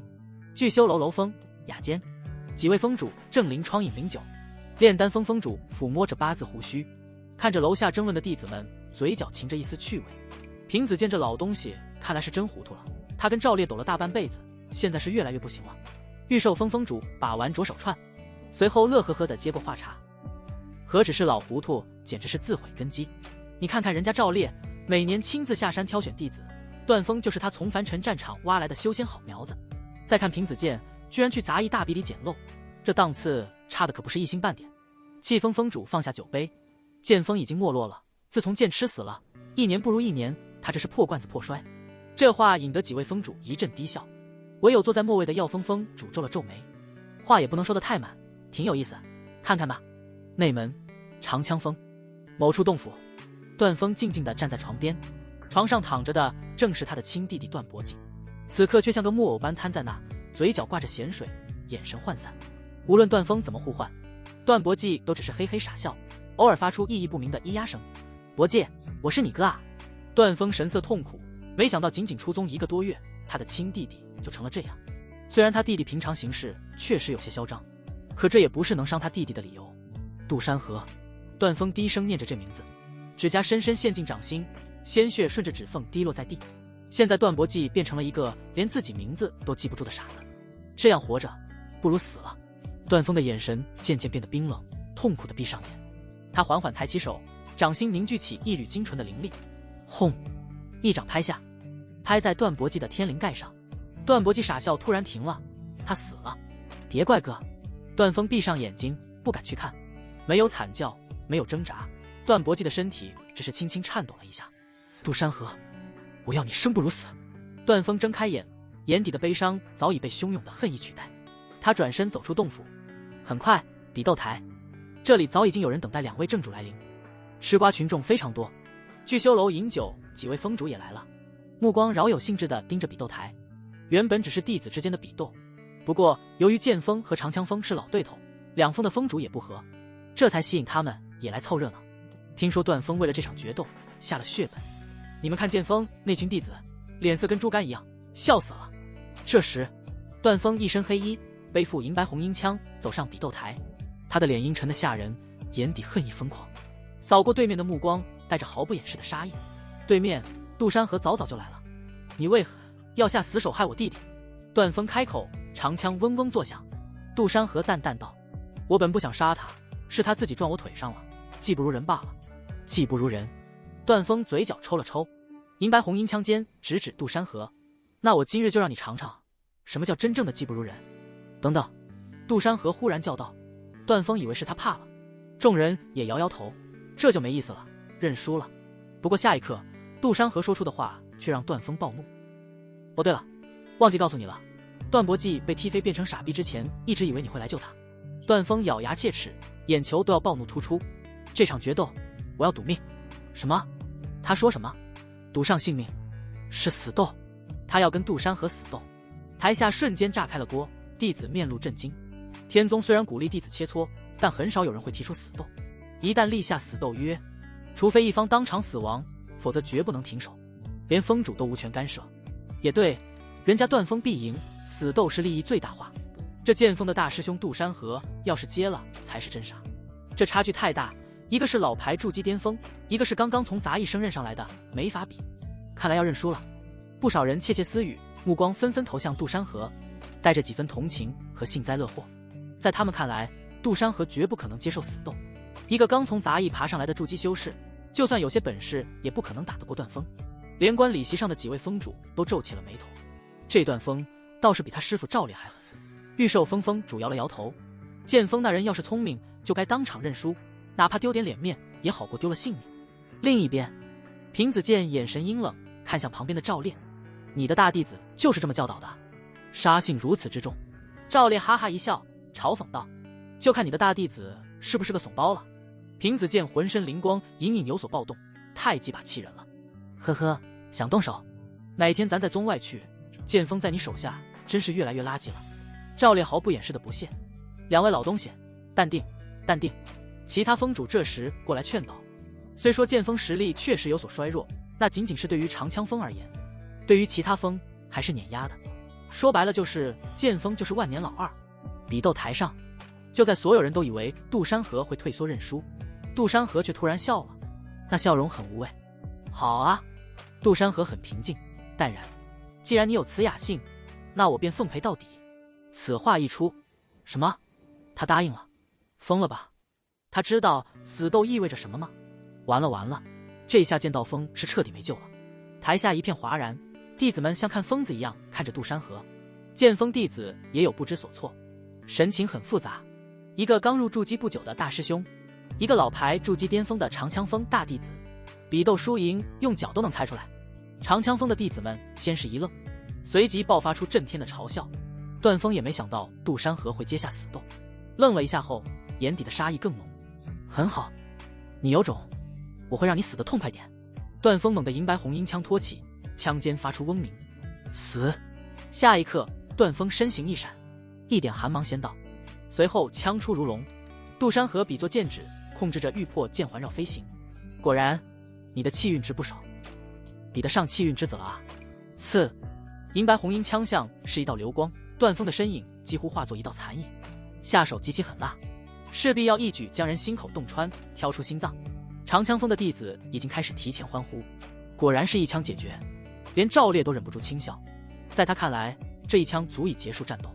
噗呲，枪尖穿过杜山河的身躯，想象中鲜血四溅没有出现，段峰的疯狂笑容停滞。虚影，筑基5层，这赫然是杜山河的剑锋乱影招数使用。好快，这功法！众人只觉眼前一花，杜山河的身影竟悄无声息地出现在远处，留下一道迷惑人心的虚影在原地。什么？欢呼声戛然而止，长枪锋弟子脸上的笑容僵住了，仿佛看到了什么不可思议的事。筑基5层，剑道锋的弟子有人道：“大师兄是筑基5层？1个多月前杂役大比时，他明明才筑基1层啊！1个多月连破4层，这怎么可能？就算是嗑药也没这么快吧？”不少弟子们交头接耳，看向杜山河的眼神里充满了震惊。寻常修士从筑基1层修炼到5层，没有3-5年根本不可能，可杜山河居然只用了1个多月，这等速度简直颠覆了他们的认知。另一边的几位峰主的表情也变得耐人寻味。炼丹峰主眉头微挑，这小子倒是有点意思，1个多月提升4层，虽说可能用了什么天才地宝，但其根骨定然不俗。御兽峰主若有所思道：“难怪平子剑敢把宝压在他身上，这般修炼速度确实是个好苗子。”气风主哼了一声，语气却缓和了些：“速度快有什么用？根基不稳，遇上段峰这等老牌筑基巅峰弟子，照样是输。”药峰主没说话，只是目光落在杜山河身上，眼底闪过一丝赞许。能在段峰的雷霆一击下从容闪避，不仅需要速度，更需要精准的判断。这小子的战斗意识比他的修为更令人惊讶。平子健的手微微一颤，他就知道自己没看错人。这小子跟他一样喜欢藏拙，说不定还真有惊喜。赵烈脸上的笑容淡了些，仍旧是不屑。谁知道是用了什么旁门左道的提升法子，自毁根基，强撑面子。话虽如此，他看向杜山河的眼神却多了几分凝重。而人群中，一道身着妙曼衣裙的身影正微微蹙眉，他正是萧冷。他本是来看热闹的，也算是散散心。最近的糟心事情太多了，听说长枪锋的段峰要教训剑道锋那个不知天高地厚的新任大弟子，便也凑了过来。可当他看到剑道锋那人时，先是一愣，随即美眸瞳孔骤缩，脸上写满了难以置信。是他？怎么是他？萧冷只觉得错愕，他绝不会认错。坏了他血迹的那个杂役，当时那小子明明只是个练气的废物，怎么1个多月就摇身一变成了剑道锋的大师兄，还修炼到了筑基5层，这都快赶上他了。这不可能。萧冷喃喃自语，如今的他也才筑基6层，这个杂役肯定有什么秘密。老师，你能看出那人有什么异常吗？脑海里的存在虚弱的回应。看不出异常，可正是看不出异常才是最大的异常。萧冷咬了咬红唇，美眸有一丝贪婪。下次见面看来要好好的凑近检查检查。奇怪，我为什么会觉得他会赢？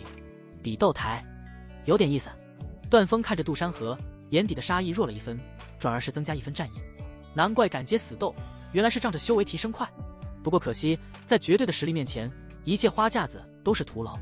段峰猛地跃出，长枪再次袭来，枪影重重，如同骤雨般照杜山河。来得好！杜山河不慌不忙，脚下步伐变换，正是剑锋乱影的步伐。他的身影在枪影中穿梭，同时玉魄剑环绕周身，时不时发出清脆的剑鸣，挡开那些角度刁钻的枪影。叮叮当当，台下的议论声渐渐小了下去。内门弟子们都被这场精彩的对决吸引了。谁也没想到，筑基5层的杜山河居然能与筑基巅峰的段峰斗到这种地步，而且看样子丝毫不落下风。卧槽，我他妈看见了啥？这还是筑基中期，那人的身法至少是炉火纯青的地步吧？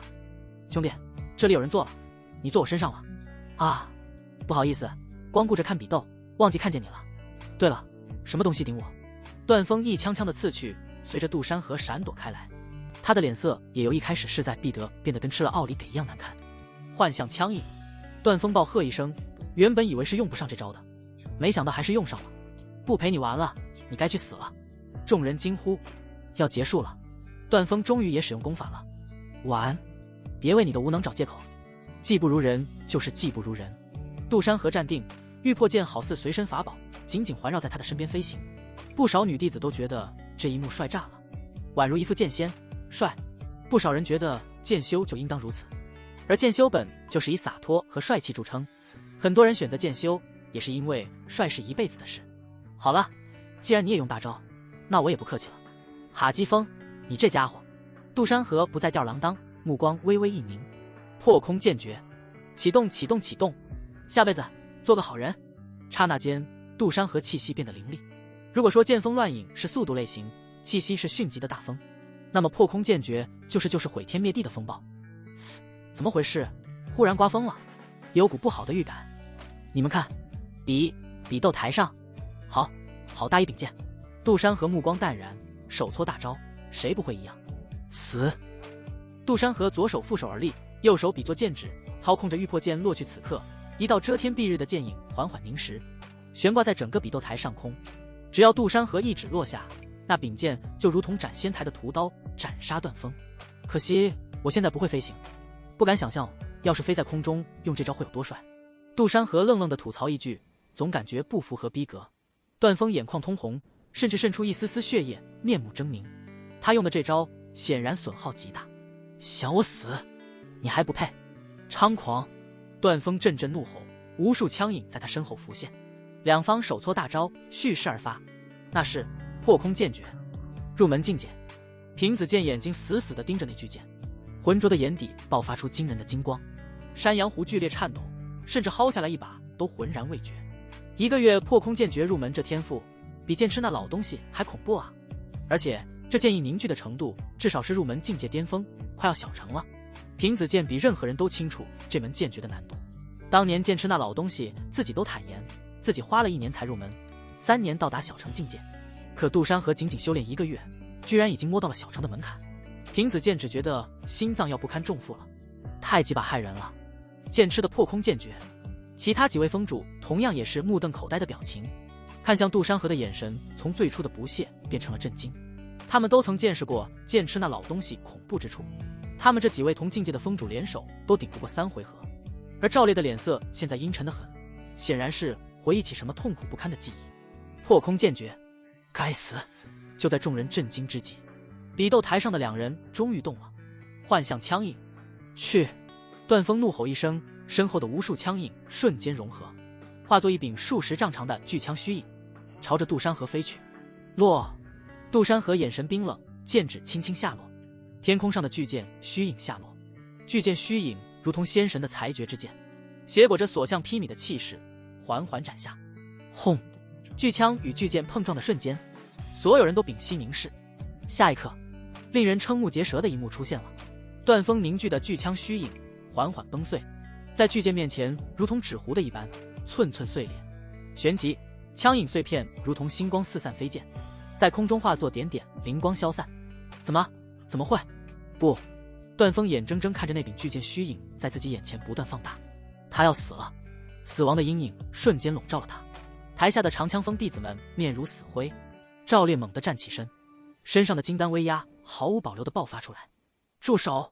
赵烈身形一闪，出现在比斗台上，瞬间瓦解落下的巨剑。赵烈，你敢！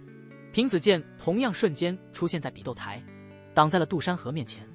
同样金丹的威压与赵烈碰撞在一起，激起阵阵气浪。这是死斗，你敢插手？就这么不要脸！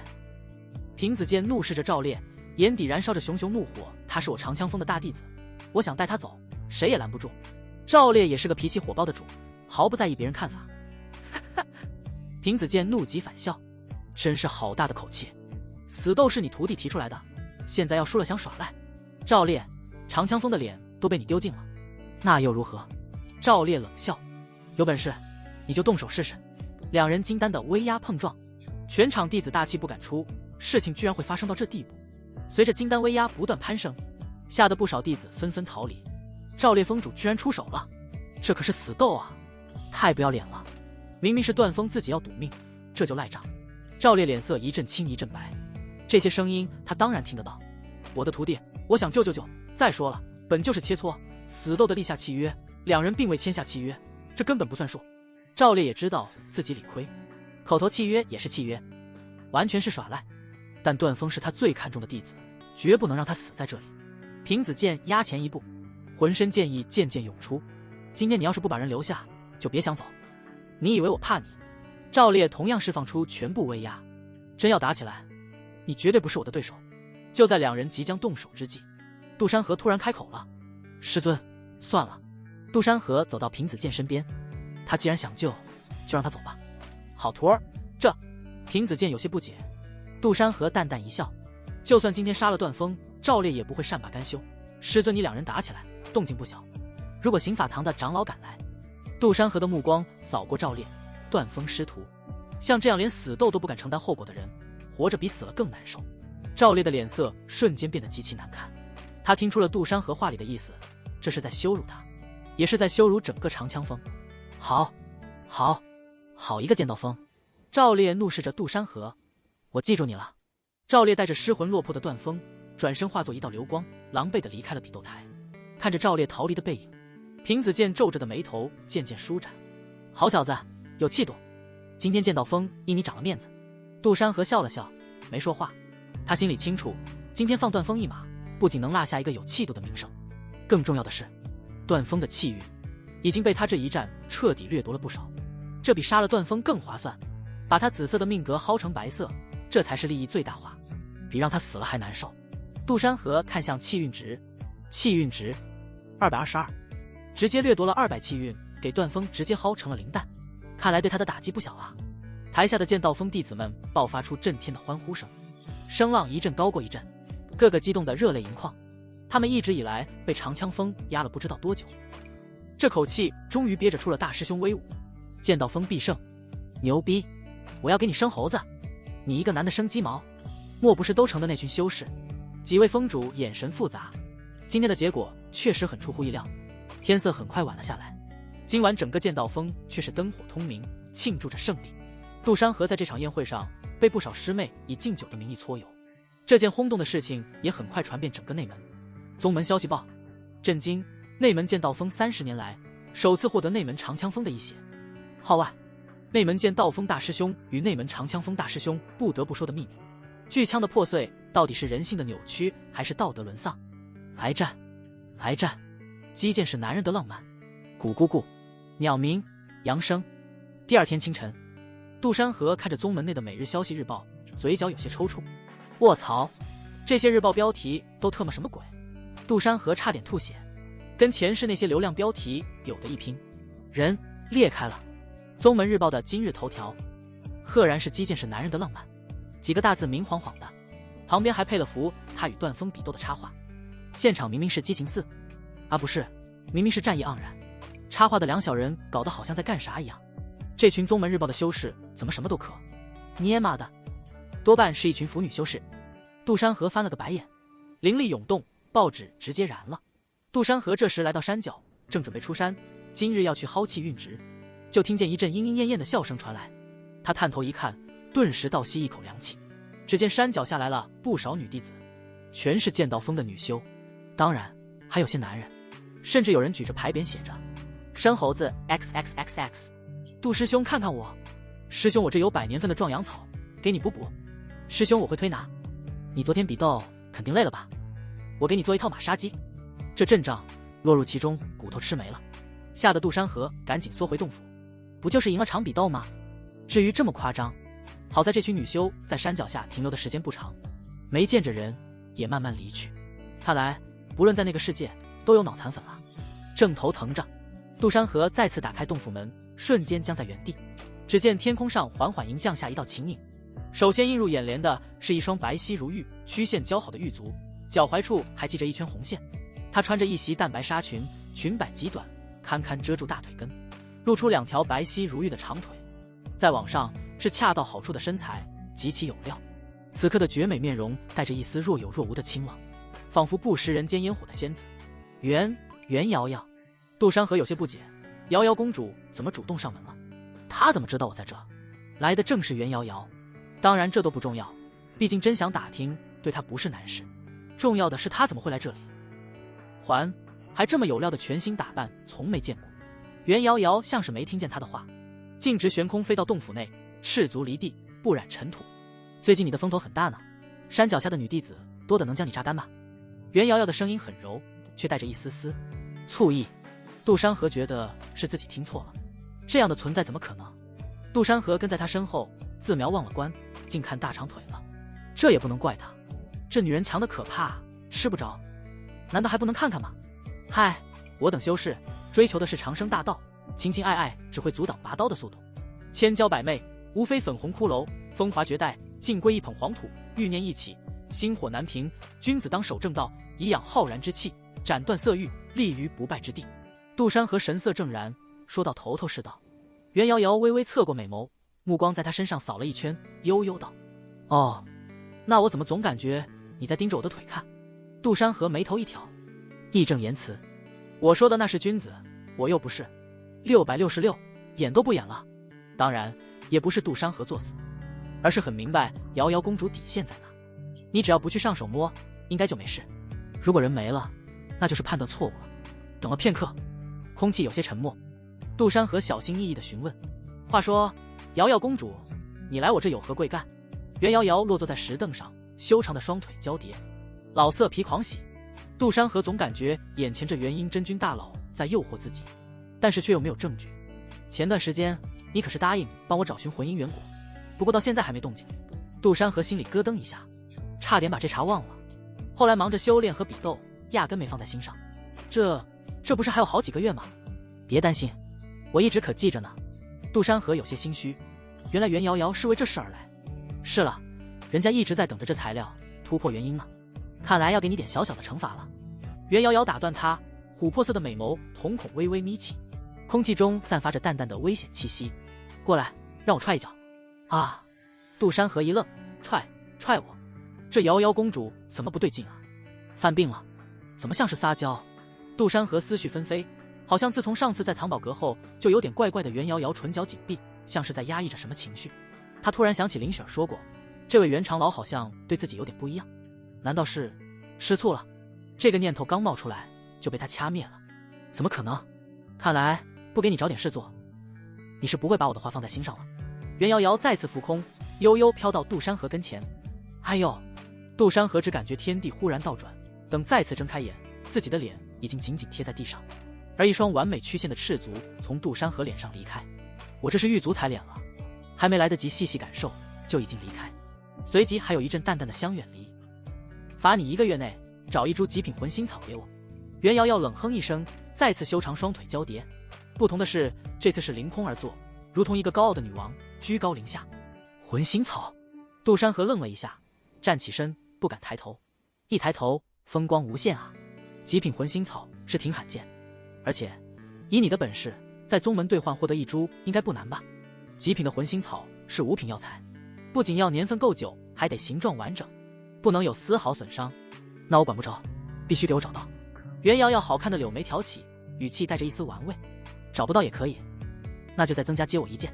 杜山河嘴角抽搐，你这女人犯病了，大姨妈来了。杜山河连忙摇头，找，一定找到。他算是看出来了，这位瑶瑶公主今天就是来找茬的。至于原因，他猜不到。来大姨妈的女人真可怕。袁瑶瑶这才满意的点点头。浮鱼在石桌旁坐下，赤足蜷起，脚尖轻轻点着石凳的边缘，姿态慵懒又带着一种说不出的魅惑。杜山河站在一旁偷偷打量着袁瑶瑶，不得不说，这位袁瑶瑶确实美得惊人，尤其是今天这副模样的打扮，好像是一位清冷仙子下了海一样，打破了平日里清冷的距离感，多了几分烟火气媚感，反差十足。袁瑶瑶嘴角露出一丝若有若无的笑意，仿佛故意如此。那啥，既然有惩罚，那就应该有奖励吧。杜山河梗着脖子问，这亏不能吃，你想如何？出奇的，袁瑶瑶并没有反对。我要再增加一个要求。杜山河说道。他轻笑一声，1个月后我来取魂心草，拿出来了，再答应你一个要求又何妨？好，我一定办到。杜山河嘿嘿一笑。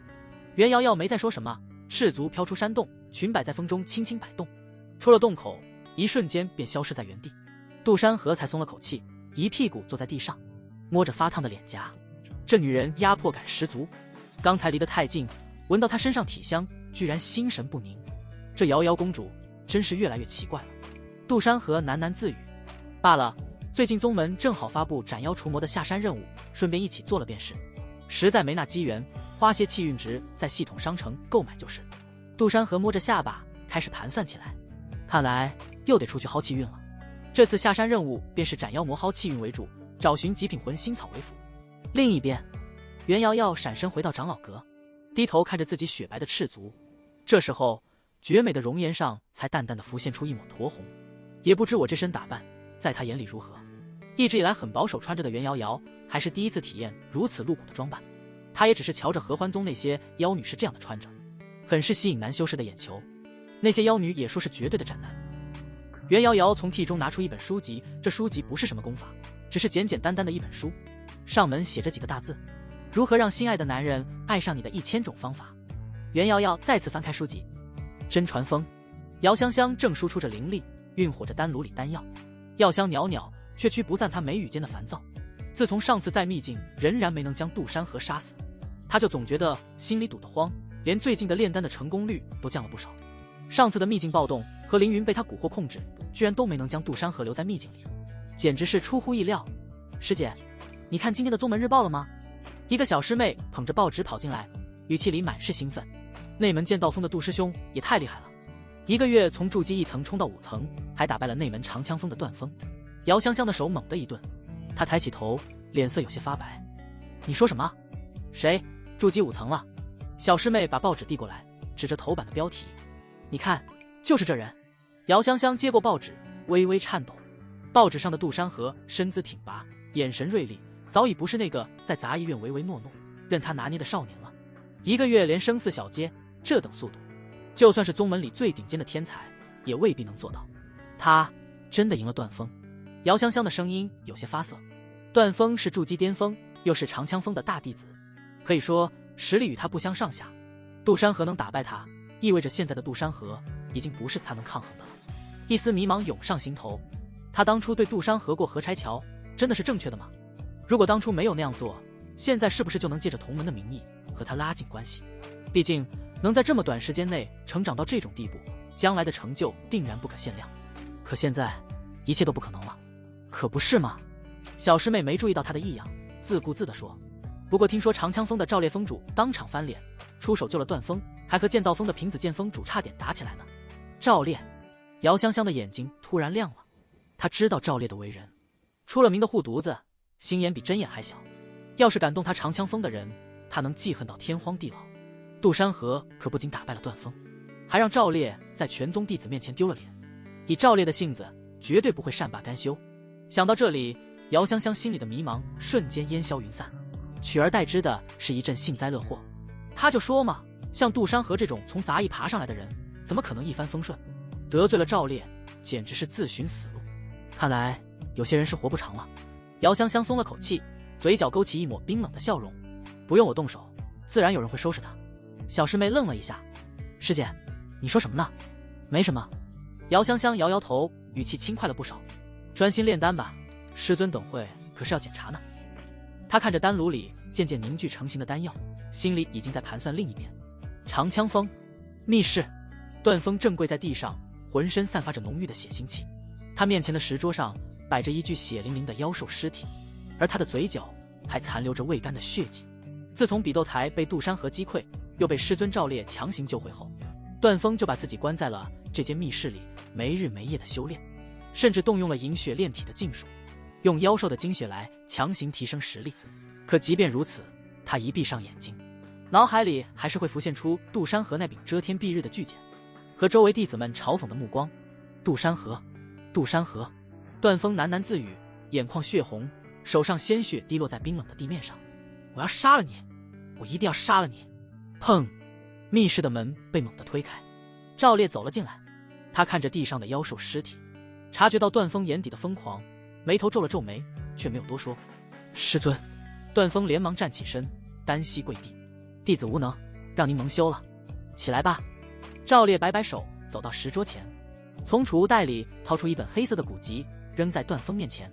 这是血魔枪诀，是我当年从一个魔道修士手里抢来的禁忌功法，修炼之后能在短时间内提升3倍战力，但代价你应该清楚。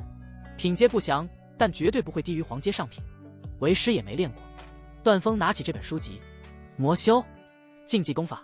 段峰笑了笑，现在的他满脑子都是复仇。先不说杀了他弟弟，光是让他蒙羞这一条就足以该死。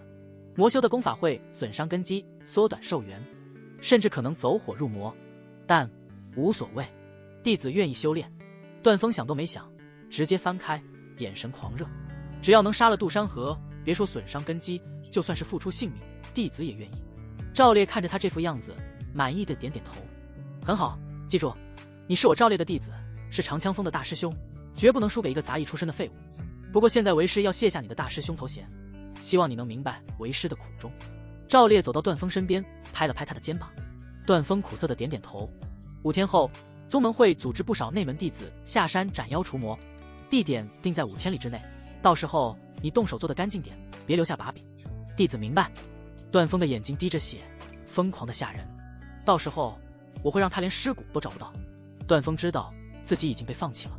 赵烈转身往外走去，眼里不再带着一丝怜悯，让他长枪锋丢了这么大的脸面，把他救回来的唯一作用就是杀了杜山河，将功赎罪。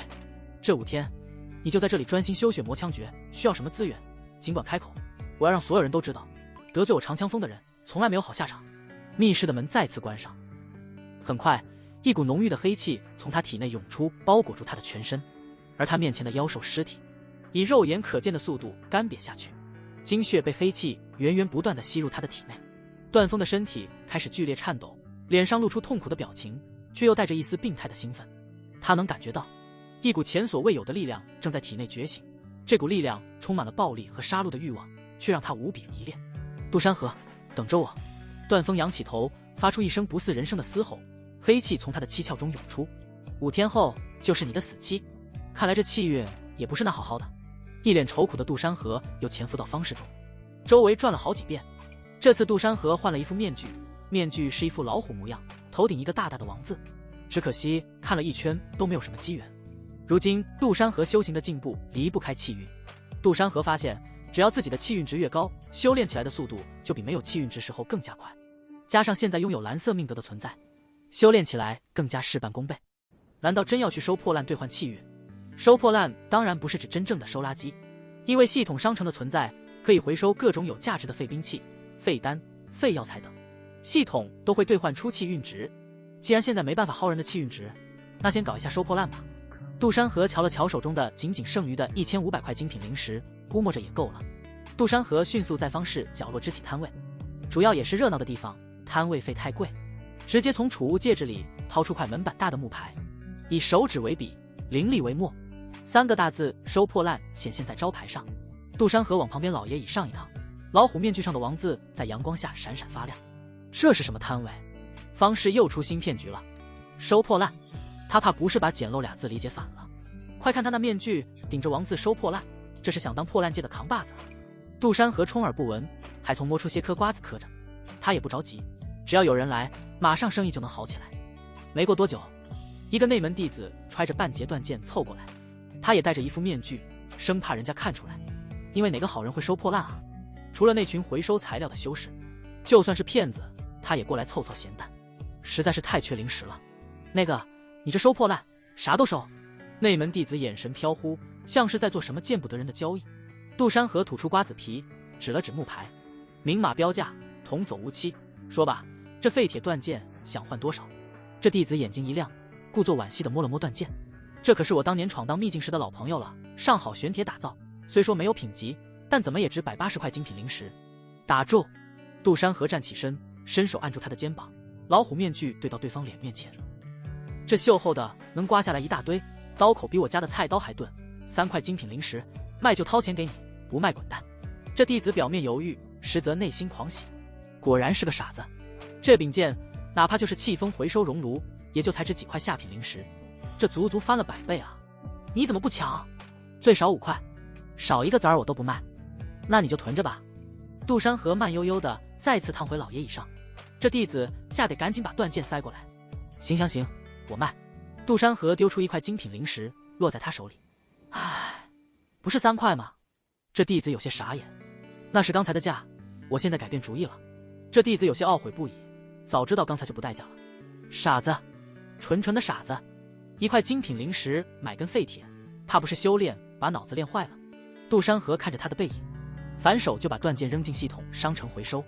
系统商城提示：回收废弃5品级玄铁剑1柄，含微量玄铁晶，兑换气运值5点。血赚！他摸着下巴乐呵，1块精品零食换5点气运值，这波操作比薅羊毛还爽，还省了不少力气。你看见没？刚才好像有人真把废品换了零食。你就吹吧，这肯定又是什么骗人的把戏，骗3岁小孩呢。就是，那肯定是托儿。消息跟长了腿似的传遍方式。没过多久，虽说不相信的居多，但还是有人愿意试一试。杜山河的摊位前就排起队，个个手里都拎着传家宝。一个胖弟子抱着个黑陶罐挤进来，掀开盖子的瞬间，那位差点把周围人送走。看看这个，我练废的聚气丹，整整1坛，当年用了100年灵草呢，就是火候大了点。杜山河捏着鼻子往后躲，老虎面具都挡不住那股焦糊味。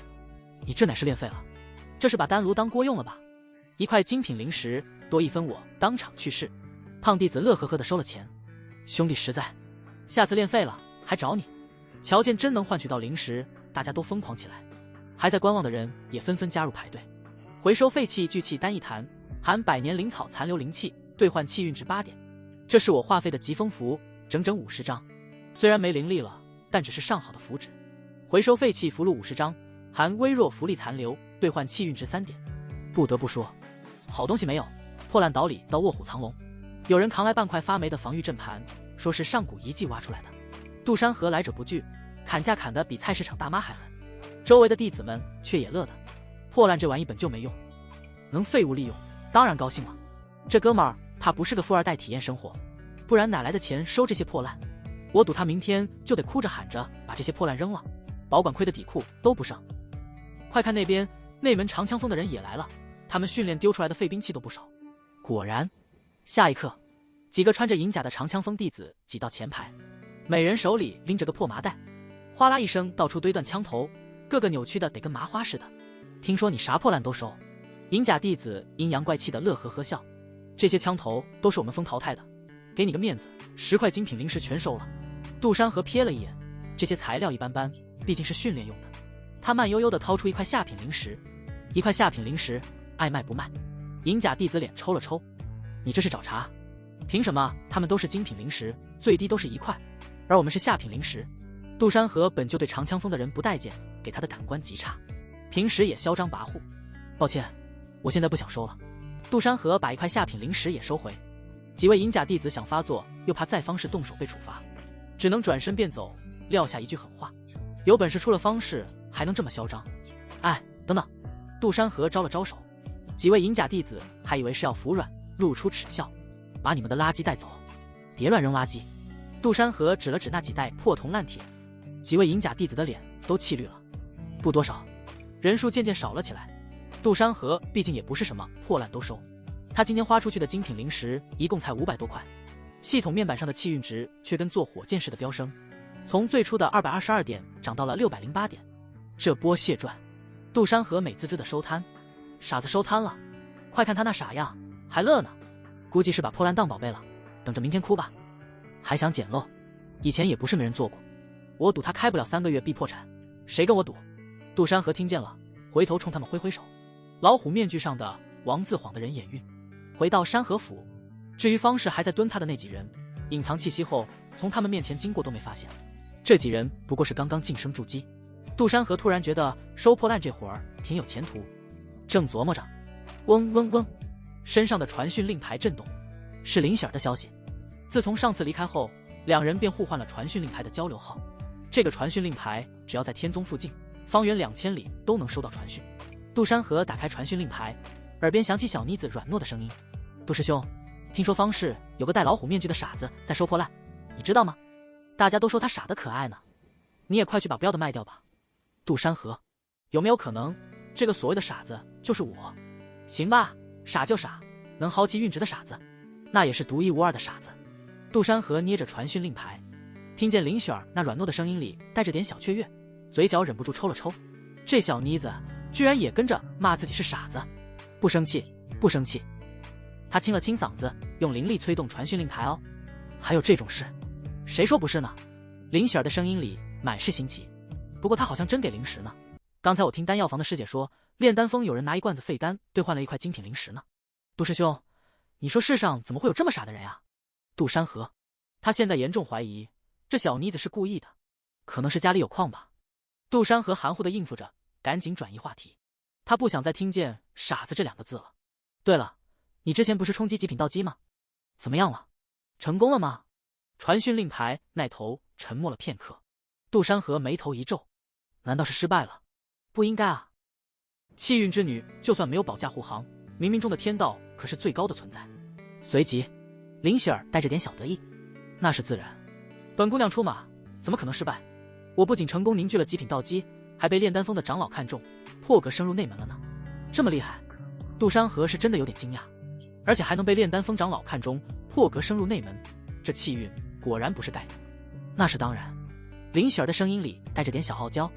不过她话锋一转，语气突然变得幽怨起来。某人好像一点都不关心我呢，自从上次秘境一别，就再也没联系过我还以为杜师兄你把我忘了呢。杜山河心里咯噔一下，暗道不好，他还真把这茬忘了。自从出秘境后便一直在修炼功法，而后一连串的事情忙得脚不沾地，又是修炼又是比斗，早就把林雪儿这号人抛到九霄云外去了，怎么会忘呢？杜山河赶紧找补，语气那叫一个真诚。我这不是忙着修炼吗？你也知道，我刚当上剑道峰大师兄，事情多着呢，生怕自己做得不好，给剑道峰丢脸。真的？林雪儿的声音里带着点怀疑，比真金还真。杜山河拍着胸脯保证。传讯令牌那头传来林雪儿轻笑，算你还有点良心，我还以为你忘了我这个朋友呢。不过我这1个月也在闭关凝聚道基，就算你联系我，我也收不到消息。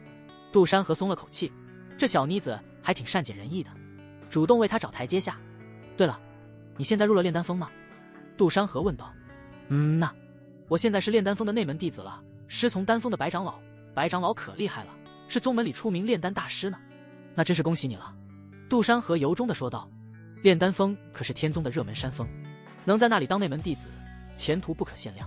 嘻嘻，等我炼出好丹药，就给你送点过去。林雪儿笑嘻嘻地说道。对了，杜师兄，我听闻你和长枪峰的段峰比斗，没受伤吧？我听别人说那场面可激烈了。提到段峰，杜山河的眼神冷了下来，但语气还是很轻松。放心吧，就他那点本事，还伤不了我。林雪儿的声音里带着点小委屈。杜师兄要好好保护好自己啊。杜山河被他逗笑了。等有空了，我去炼丹峰看你。真的？林雪儿很兴奋。那你可不许骗人。不骗你。杜山河笑着说。好了，我还有点事，先不聊了，你早点休息。那杜师兄再见。挂了传讯，杜山河靠在椅子上摸了摸下巴。这林雪儿还真是个小福星，不仅自己凝聚了极品道基，还被丹峰长老看中，破格升入内门。这气运，杜山河起身走到洞府中央，盘膝坐回蒲团，将杂念尽数摒除608点气运值，虽不算多，却也够支撑几日修行。杜山河喃喃自语，人家的气运值是不断增长，杜山河的气运值不同，是不断减少。随着修为的上升，修炼的途中居然也会扣除气运值，真是奇葩。杜山河有些无语，破空剑诀突破至小成境界还有一段路。果然，气运值越高，对剑诀的领悟就越顺畅。杜山河心中一喜，更加专注地投入修炼。他时而停下动作，盯着虚影揣摩细节，时而闭目凝神，在识海里推演剑招。不知不觉间，洞外的天色由暗转明，他身上的灵力波动越来越强。还差一点。杜山河咬紧牙关，识海里的青莲剑意突然绽放，花瓣层层舒展。嗡，破空剑诀小成。他缓缓收剑，长长吐出一口浊气，气息中剑气纵横。握剑的手掌微微颤抖，不是因为疲惫，而是因为兴奋。这代表他的实力又上一层楼。1日，这等速度，若是传出去，怕是又要惊掉一片下巴。看来收破烂的生意还得继续做。杜山河拿起玉破剑，剑身在晨光下泛着冷光。等攒够气运值，说不定能一举冲击筑基6层。接下来，杜山河每天都会固定时间去摆收破烂的摊。不少人都对这人产生好奇，到底是哪个傻子会做这种生意？宗门日报又出了新标题，火热度与剑道峰大师兄相同。震惊！破烂王到底是谁？女修谢依频频失窃，两者是否有不可告人的秘密？真把破烂王当傻子？殊不知你们才是傻子。破烂王身份曝光。宗门日报又发力了。4天时间一晃而过，内门弟子下山斩妖除魔的日子来到。这几天也将精品灵石挥霍空了，收了一大批破烂兑换。气运值950，气运值也来到新高度。下山真麻烦，要是能立马到筑基巅峰，掌握御剑飞行就好了。杜山河眺望着山河府的美景，这样的美景要是在前世，绝对是5A 级景区，人流络绎不绝。筑基5层后，仿佛是一个门槛，上升的速度开始变慢。杜山河修炼的这4天，仍旧未能突破。至于上次秘境之行，凌云的死平子剑仿佛不曾有过这个徒弟，连杜山河都没过问过一句话，而剑道峰的其他弟子也没再提起，如同不存在。不过杜山河却知道，大概可能有那么一点点怀疑过自己。反正死了就只能白死，不管是下秘境、进遗迹，或者是做任何宗门任务，都是有死亡风险的。修仙就是这样。很快，杜山河来到内门场地，现在已经集聚了近1000名内门弟子，分别来自各个峰。内门广场中央，一座3丈高的高台矗立，一名长老正站在台上，手持一卷古朴的玉简，目光如电扫过台下近1000名内门弟子。肃静！这名长老的声音带着元婴初期修士的威压内门峰的所有峰主，平子剑也在其中，纷纷在这位长老的身后，瞬间压下了场中的嘈杂。此次下山斩妖除魔，目的地为维护天宗附近王朝百姓的安宁。玄风长老展开玉简，浑厚声音传遍全场。任务时限7日，凡在天宗领域内斩杀妖魔或魔修，均可凭妖丹或魔核兑换积分。妖丹、魔核品级越高，积分越丰厚，其中超过筑基后期以上修为妖魔及魔道修士积分翻倍。台下弟子们屏住呼吸，眼神中闪烁着期待的光芒。天宗领域庞大，哪怕是天宗每年定期清理，妖魔和魔修也如同杂草一般，割了一茬又一茬。其麾下的王朝和各大散修便会上报，请求天宗协助。天宗数万里疆域，以筑基修士的本领，最多也只能在几千里、万里以下内活动。玄风长老顿了顿，再次宣布，积分排名前100者，可获得宗门灵泉浸泡3日的资格。话音刚落，台下瞬间响起一阵骚动。居然是灵泉，太好了！我卡在筑基1层已经2年半年了，要是能泡一泡灵泉，说不定就能突破。灵泉啊，就算只是普通灵泉，也足以让筑基修士的经脉得到滋养，灵力变得更加精纯，去除体内杂质。所有弟子充满激动，那可是灵泉。天宗的灵泉是宗门的底蕴之一，灵泉是蕴含着浓郁的天地灵气，是灵气浓度达到液化的灵气，这也是天宗立宗根本之一，无数势力所窥伺的好东西。这对修士的修炼有着难以想象的好处，尤其是对筑基修士而言，灵泉中的灵气温和而精纯，能够轻易渗透进经脉，冲刷堵塞的灵力节点。许多卡在瓶颈多年的筑基修士，往往只需在灵泉中浸泡几日，就能感受到修为松动，甚至直接突破。更重要的是，灵泉的名额极其稀少，平日里只有为宗门立下大功的弟子或长老才能享用。这次居然直接放出100个名额，不少不想参加的弟子都下定决心参加。玄风长老台手势一众人安静，继续说道：积分排名前10者可进入极品灵泉浸泡1日。极品灵泉，这一次连一些高傲不屑的弟子都忍不住变了脸色。普通灵泉已属珍贵，极品灵泉更是长老们享用的存在，其灵气浓度是普通灵泉的10倍不止，且蕴含一丝先天灵韵，不仅能提升修为，更能淬炼道基，对筑基巅峰修士冲击金丹境有着巨大的辅助作用。据说上一次开放极品灵泉还是10年前的宗门大比，当时只有前3名才有资格进入，这次前10名就能进，我一定要拼一把，就算得不到第1，前10也必须争一争，冲击金丹有望啊！场中的气氛变得灼热，不少弟子已经握紧了手中的兵器，眼神中充满了战意。玄风长老看着弟子们的反应，满意的点点头，抛出了最后的重磅奖励：积分排名第1者获得一次深渊灵泉的浸泡机会，时长1日，并能挑选一柄黄级中品兵器。倒吸冷气的声音此起彼伏，近千名弟子瞬间鸦雀无声，灼热的气息都仿佛寒冷起来。地区变暖有这一群人的功劳，所有人的目光都死死盯着玄风长老，仿佛不敢相信自己的耳朵。深渊灵泉，那是比极品灵泉珍贵100倍的存在，位于天宗禁地深处，据说连通着地底龙脉，蕴含着纯粹的龙气，阴阳交融，霸道无比。别说是筑基修士，就算是金丹长老，能有机会进入深渊灵泉浸泡一次，都足以让修为精进一大步。传闻曾有一位卡在金丹中700年的长老，在深渊灵泉中浸泡1日后，竟直接突破到了金丹后期，甚至触摸到了元婴境的门槛。而对筑基修士来说，深渊灵泉更是有着脱胎换骨的功效，不仅能瞬间打通全身经脉，更能洗涤灵根中的杂质，大幅提升修炼资质，哪怕是资质平庸之辈，也能借此一跃成为天才。至于黄品中品兵器，虽然在奖励中显得有些不起眼，但要知道，整个天宗的内门弟子中，能拥有黄品中品兵器的也不过寥寥数人，大部分弟子使用的还只是0级品质或5品级的兵器。黄品中品兵器的威力足以让同阶修士的战力翻倍。第1，我一定要拿到第1。深渊灵泉哪怕只是闻一闻里面的气息都值了。黄品中品兵器要是能得到一柄，我在筑基期几乎可以横着走了。弟子们彻底沸腾了，恨不得立刻将所有妖魔魔修一网打尽。杜山河站在人群中摸了摸下巴，拥有系统的他倒是不惊讶，再好的东西能好过系统吗？灵泉这么好的东西，应该能让系统商城兑换气运值吧。然而杜山河考虑的却是这个，要是被人知道杜山河的想法，恐怕恨不得将其剁成肉酱。杜山河眼神变得锐利起来。第1，我要定了，不过也不能忘了帮瑶瑶公主找寻极品魂心草，还有魂因果。这女人怕是要突破元婴，压不住了吧？杜山河感慨一句，先帝转世大佬就是不一样，升级迫近如喝水一样，想要把这女人拿下，不知道得多久。周围不少弟子的目光都带着敌意和警惕，尤其是长枪锋的方向，几道熟悉的身影正死死盯着他，其中就有正是段峰。玄风长老看着场中浓烈的战意，脸上露出一丝欣慰的笑容。记住，此次任务以斩妖除魔为首要目标，不得自相残杀，但若欲抢夺战利品者，可自行处置。现在出发！轰！近千名内门弟子几乎同时动身，如同潮水般涌出。天上的流光飞去，这代表着这些都是筑基巅峰的弟子。虽然大部分筑基修士还不能御剑飞行，但凭借着强悍的肉身和灵力加持，速度也远超常人，很快就化作一道道陆地人形奔跑机器，消失在天际。走！杜山河也消失不见。一处参天密林，杜山河隐匿在古树后，目光锁定前方3只正在撕咬猎物的妖兽。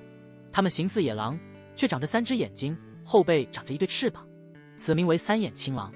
3头狼的修为在人类修士的筑基中期，也就是筑基5层。3头筑基畜生吃了几个村的人口，该偿命了。杜山河身形微动，淡淡走出。3头3眼青狼同时转头看着这位不速之客。破空斩！杜山河随手一挥，玉破剑划破空气，一道淡淡的剑气横扫，快如闪电般斩向左侧那只3眼青狼，威力不容小觑。嗷呜！3眼青狼反应极快，猛地转身，第3只眼睛同时射出红光，试图抵挡这致命一击，但在这道剑气面前毫无反抗之力。扑哧，剑光闪过，3头3眼青狼的头颅应声落地，几乎是同时。来得好！杜山河走上前，熟练地剜出3枚妖丹。这3枚妖丹呈黑色，筑基5层的妖丹，价值不菲。3个筑基中期妖丹只有3积分，只有筑基后期，也就是筑基8层往上才是双倍积分。杜山河将妖丹收入储物戒指，拍了拍手上的灰尘。不过，比起积分，还是气运值更实在。收拾好战利品，杜山河没有继续深入，而是选择了一个方向，朝着附近的一座小城走去。修仙界凶险异常，尤其是在这种斩妖除魔的任务中，明枪易躲，暗箭难防，还是谨慎些为好。他运转灵力，将自己的气息压制到炼气巅峰，又从储物袋里掏出一件普通衣袍，看起来就像一个修仙界的散修。不多时，一座城出现在眼前。这座城还算繁华，杜山河估摸着有100万人口。路过一处时，杜山河微微转头：“仙师饶命啊！小女还小，求求您放过她吧。”只见一户人家门口，一个穿着粗布衣长的中年妇人正跪在地上，哭得撕心裂肺。一年轻女子约莫16、17岁，容貌清秀，却满脸惊恐，瑟瑟发抖。而站在他们面前的，是一个穿着华丽锦袍的糟老头。这糟老头毫不掩饰修为，炼气圆满。糟老头眼里满是色迷迷，眼神不停地打量着那年轻少女。嘿嘿，小美人。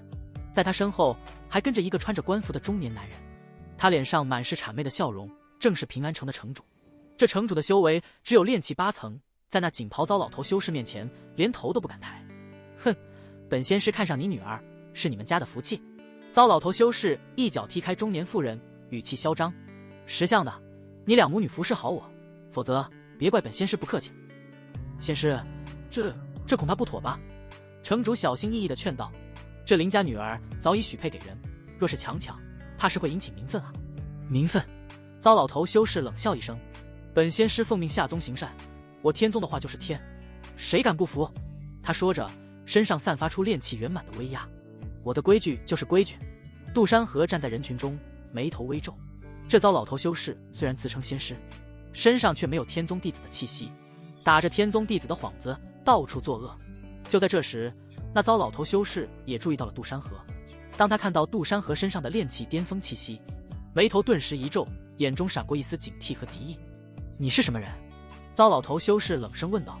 杜山河没有说话，只是淡淡的看着他。糟老头修士见状，心中不悦。话说先来后到，此城已经被他选中，作威作福享受。想要如此，自己再去找。糟老头知道最近确实有不少天宗弟子下山历练，所有才打着这幌子好好爽一把。小子，我劝你还是赶紧离开吧。糟老头修士摆出一副前辈的姿态，语气傲慢：“这平安城已经被我包了，别在这里碍眼。你一介散修把握不住。”糟老头自称天宗弟子，其实只是一个散修，趁着天宗弟子下山历练的机会，假冒天宗弟子来到这平安城作威作福。他觉得自己运气没那么差，不可能正好遇到真的天宗弟子。哦，你包了。杜山河终于开口，语气带着一丝玩味。我倒想知道，你凭什么包了这平安城？凭什么？糟老头修士像是听到了天大的笑话。就凭我是天宗弟子，你一个小小的炼气巅峰也敢质疑我？信不信我让你竖着进来，横着出去？他以为杜山河只是一个普通的散修，根本没放在眼里。只要自己搬出天宗的名头，对方肯定会乖乖离开。然而杜山河听到这话，却忍不住笑了。他还是第一次见到有人敢假冒天宗弟子，而且还这么嚣张。天宗弟子？杜山河看着他，眼神冰冷。我怎么不知道天宗有你这样强抢民女的弟子？糟老头修士闻言，脸色顿时一变。他没想到这小子居然敢质疑自己的身份，难道他不怕自己的报复吗？自己可是炼气圆满、炼气12层的存在，在这世俗界当称得上一声陆地神仙。放肆！糟老头修士怒喝，本仙师的身份也是你能质疑的？看来不给你点颜色看看，你是不知道天高地厚。小小炼气巅峰，炼气10层而已，放肆！糟老头说着，提剑便刺来。城主也急得满头大汗，却又不敢上前劝阻。不要打了，你们不要再打了。他不过是一名炼气8层，根本没勇气。杜山河看着冲过来的糟老头修士，笑了。既然你冒充天宗弟子，那我就替天宗清理门户。杜山河身形微动，瞬间出现在他修士面前。糟老头心下一惊，这速度怎么回事？杜山河筑基修士的威压却不自觉地散发出来一丝，吓得糟老头修士猛地呆愣。平安城主脸色大变，筑基道君。糟老头修士惊恐地看着杜山河，他怎么也没想到，自己居然真的遇到了一个隐藏修为的天宗弟子，而且还是筑基修士。这运气简直是踩了狗屎运都没这么背。城主更是吓得扑通一声跪在地上，浑身发抖。糟老头哀求道：“道君饶命，弟子知错了，弟子再也不敢了，求道君放我一条生路吧。”杜山河看着他那副狼狈的样子，心中没有丝毫怜悯。这种败类留着也是祸害，冒充天宗弟子，欺压百姓，罪无可赦。今日我就替天行道，斩了你这败类。说着，他随手一挥，一道凌厉的灵气射出，瞬间洞穿了糟老头修士的心脏。糟老头修士不甘地看着自己胸口的血洞，倒在地上，彻底没了气息。斩杀一名作恶多端的炼气圆满修士，获得其气运值20，气运值970。你是这里的城主？杜山河看向匍匐在地的城主。是的。城主不敢抬头。把你女儿叫来。对了，还有你老婆。啊！城主懵逼了，这是送走一位恶狼，来了一头更强大的恶虎啊！城主跪在地上，他抬起头，难以置信地看着杜山河，嘴唇哆嗦着，半天说不出一句话来。刚才那糟老头虽然可恶，但好歹只是贪图其他人女儿的美色，可眼前这位可是货真价实的筑基道君。若是他真对妻女动了心思，自己这点炼气8层的修为，连给人家塞牙缝都不够。道君，城主的声音带着一丝痛心。小女年方13，发育不全，剑内也已年过30，蒲柳之姿，实在入不了道君法眼。城中还有不少才貌双全的女子，若是道君需要，属下这就去为您寻来。他一边说，一边偷偷观察杜山河的神色，心里却在滴血。这平安城能有今日的繁华，全靠他多年苦心经营，可在强大修仙者面前，弱小就是原罪，一切都如同蝼蚁。别说女儿和妻子，就算是整座城池，对方想要，他也只能双手奉上。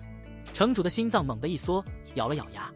事到如今，保住妻女，恐怕整个城主府都会遭殃；牺牲妻女，至少还能保全一城百姓。看着杜山河，皱了皱眉头。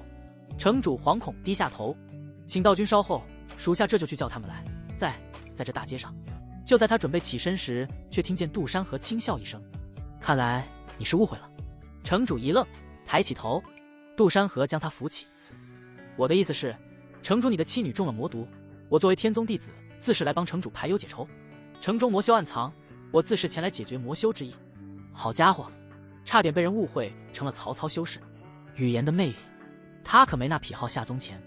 宗门给每位弟子发了一面灵图，上面标记着需要帮助的城镇，而平安城正好距离杜山河最近，标注着有魔修作祟，铲除后可获5积分。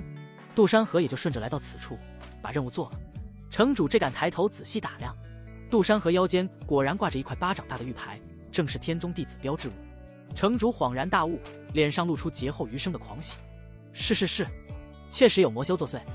道君明鉴，天宗万岁。你的妻女应该是中了魔毒。杜山河淡淡道，刚才我在你身上闻到了一丝淡淡的魔气，想必是从他们身上沾染的。城主激动的老泪纵横。道君神目。剑内和小女半个月前突然昏迷，醒来后就变得神志不清，浑身发烫，请来的修士郎中都束手无策，属下怀疑是城中那伙魔修搞的鬼，可他们实力强悍，属下实在无能为力。他这才明白，杜山河要见妻女，根本不是贪图美色，而是要救治他们。可笑刚才自己居然还以为对方是和那糟老头一样的货色，唉，真是以小人之心夺君子之腹，惭愧。杜山河摆了摆手，带我去看看他们。是，道君请随属下一步。城主连忙起身，恭敬地在前头引路，态度很是恭敬。走在前往城主府的路上，城主才敢小声解释，其实属下早就知道那老头是假冒的天宗弟子，他10天前来到平安城，靠着炼气圆满的修为作威作福，属下打不过他，只能捏着鼻子忍了。这次多亏道君出手，才为民除了这一害啊。杜山河不置可否，他对这些凡尘间的恩怨没兴趣，只要能完成任务拿到积分，顺便赚点气运值就行。世间散修之难，所以才不可避免地产生了不少走歪路的修士。毕竟一步步提升，哪有猛猛提升爽啊？很快，城主府倒是修建的颇为气派，门口还有练气期的卫兵把守。虽说修为不高，但这城中修士本就稀少。走进府中，穿过几座庭院，来到一处雅致的院落，城主才停下脚步。道君，剑内和小女就在房间里面。推开房门，一股浓郁的灵药味夹杂着淡淡的魔气扑面而来。房间里放着2张床，分别躺着2个女子，正是城主的妻子和女儿。妇人约莫30出头，虽然面色苍白，嘴唇发黑，但依旧能看出年轻时的绝色容颜。旁边的少女与她有7分相似，只是年纪尚轻，更添了几分青涩。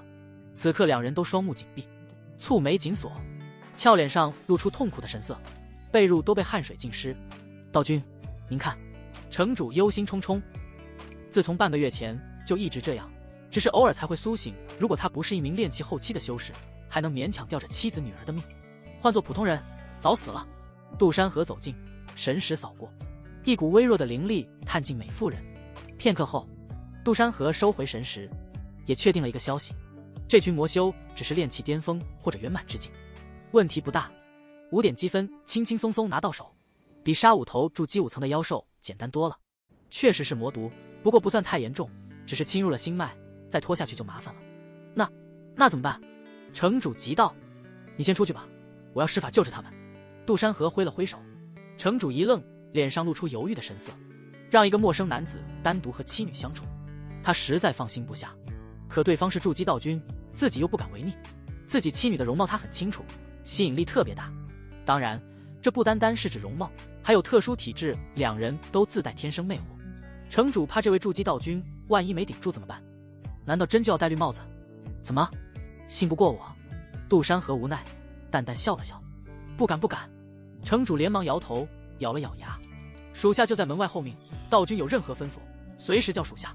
说完，他转身退出房间，轻轻带上了房门，心里却复杂得很，7上8下的。不过是青色命格的天生魅惑，也太瞧不起我抵抗力了。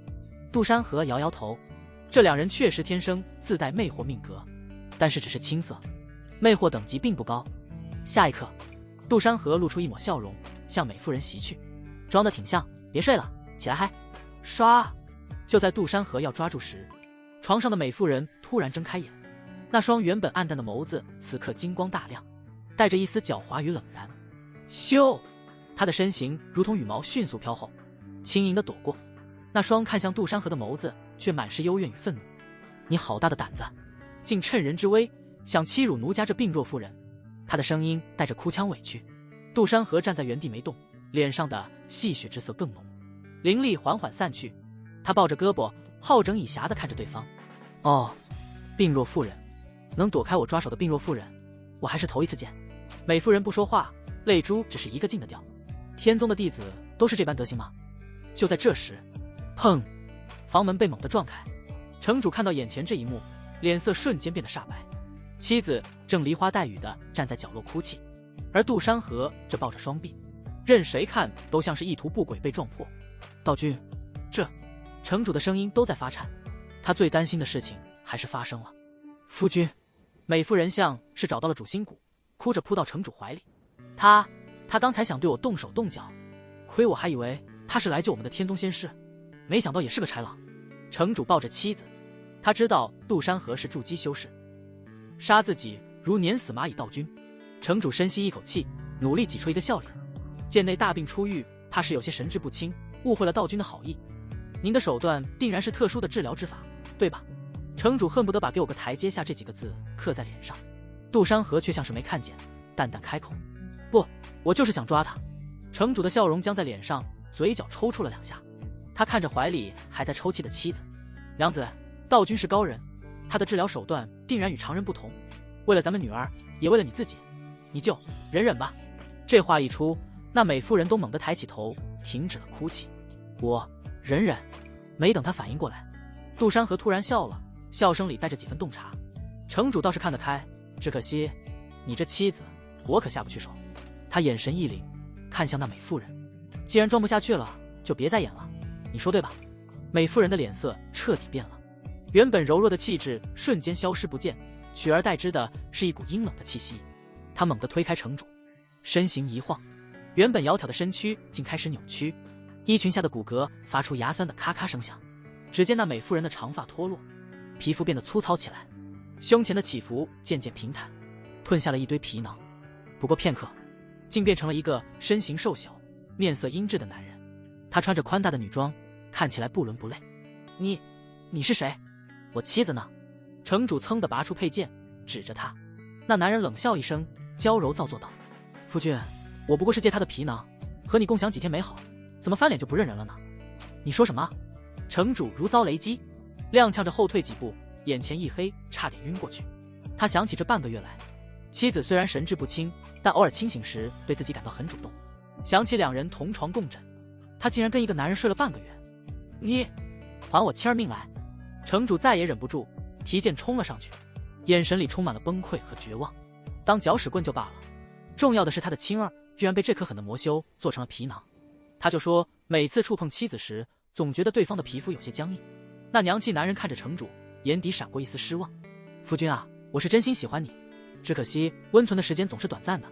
躲过城主刺过来的一剑，娘气男人甚至在城主脸上抚摸了一把。杜山河摇摇头，略微有些同情这位城主，魔修的癖好还真是千奇百怪。你这家伙真恶心到我了。那魔修没想到杜山河说动手就动手，连忙祭出一面黑色小旗抵挡剑气，剑气斩在盾上，震得他连连后退，嘴角溢出鲜血。筑基修士又如何？我这人黄旗专克杀伐，你伤不了我。魔修狞笑着，双手结印，房间里的魔气瞬间浓郁起来，朝着杜山河扑去。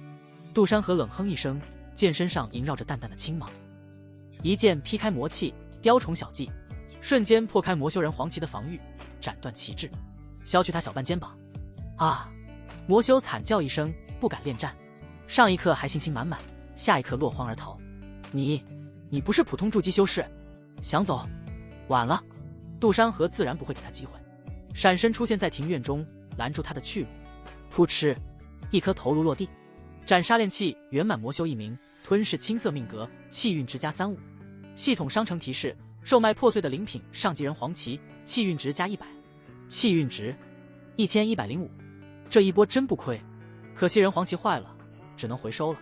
杜山河收剑而立，看向还在干呕的城主，眼神里带着几分同情。城主吐了半天才缓过劲来，看着地上的魔修尸体，又看看房间里依旧昏迷的女儿。青儿，我对不起你啊，我居然跟个男人。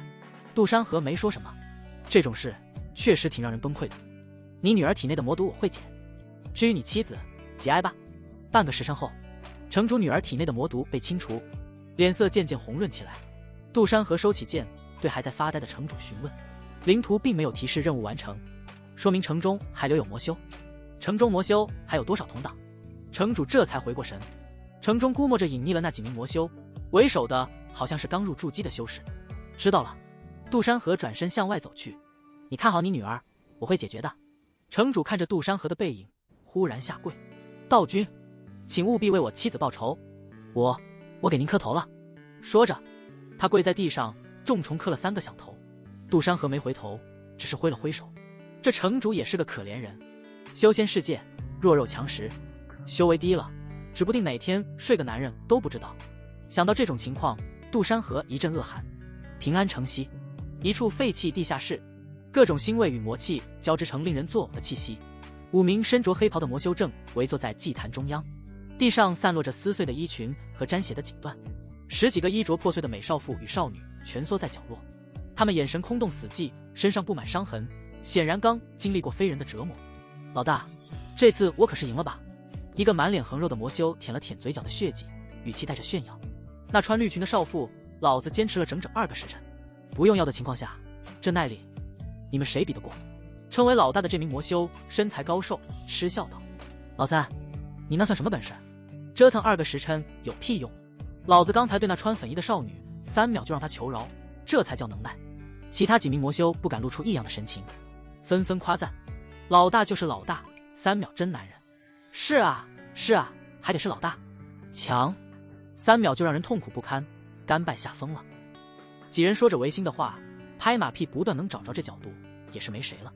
他们口中的比赛，竟是以折磨这些女性为乐，比谁更残忍。而祭坛中央那座丈许宽的血池，此刻正咕嘟咕嘟地冒着气泡，暗红色的液体里漂浮着残肢断骸，正是之前被他们折磨致死的女性遗骸，也有着男性遗骸。行了，行了，该干正事了。魔修老大抬手示意，射出5道黑气，精准地击中角落那10几个女性的眉心。这些货色已经没什么用了，丢进血池里，正好滋养咱们的魔气。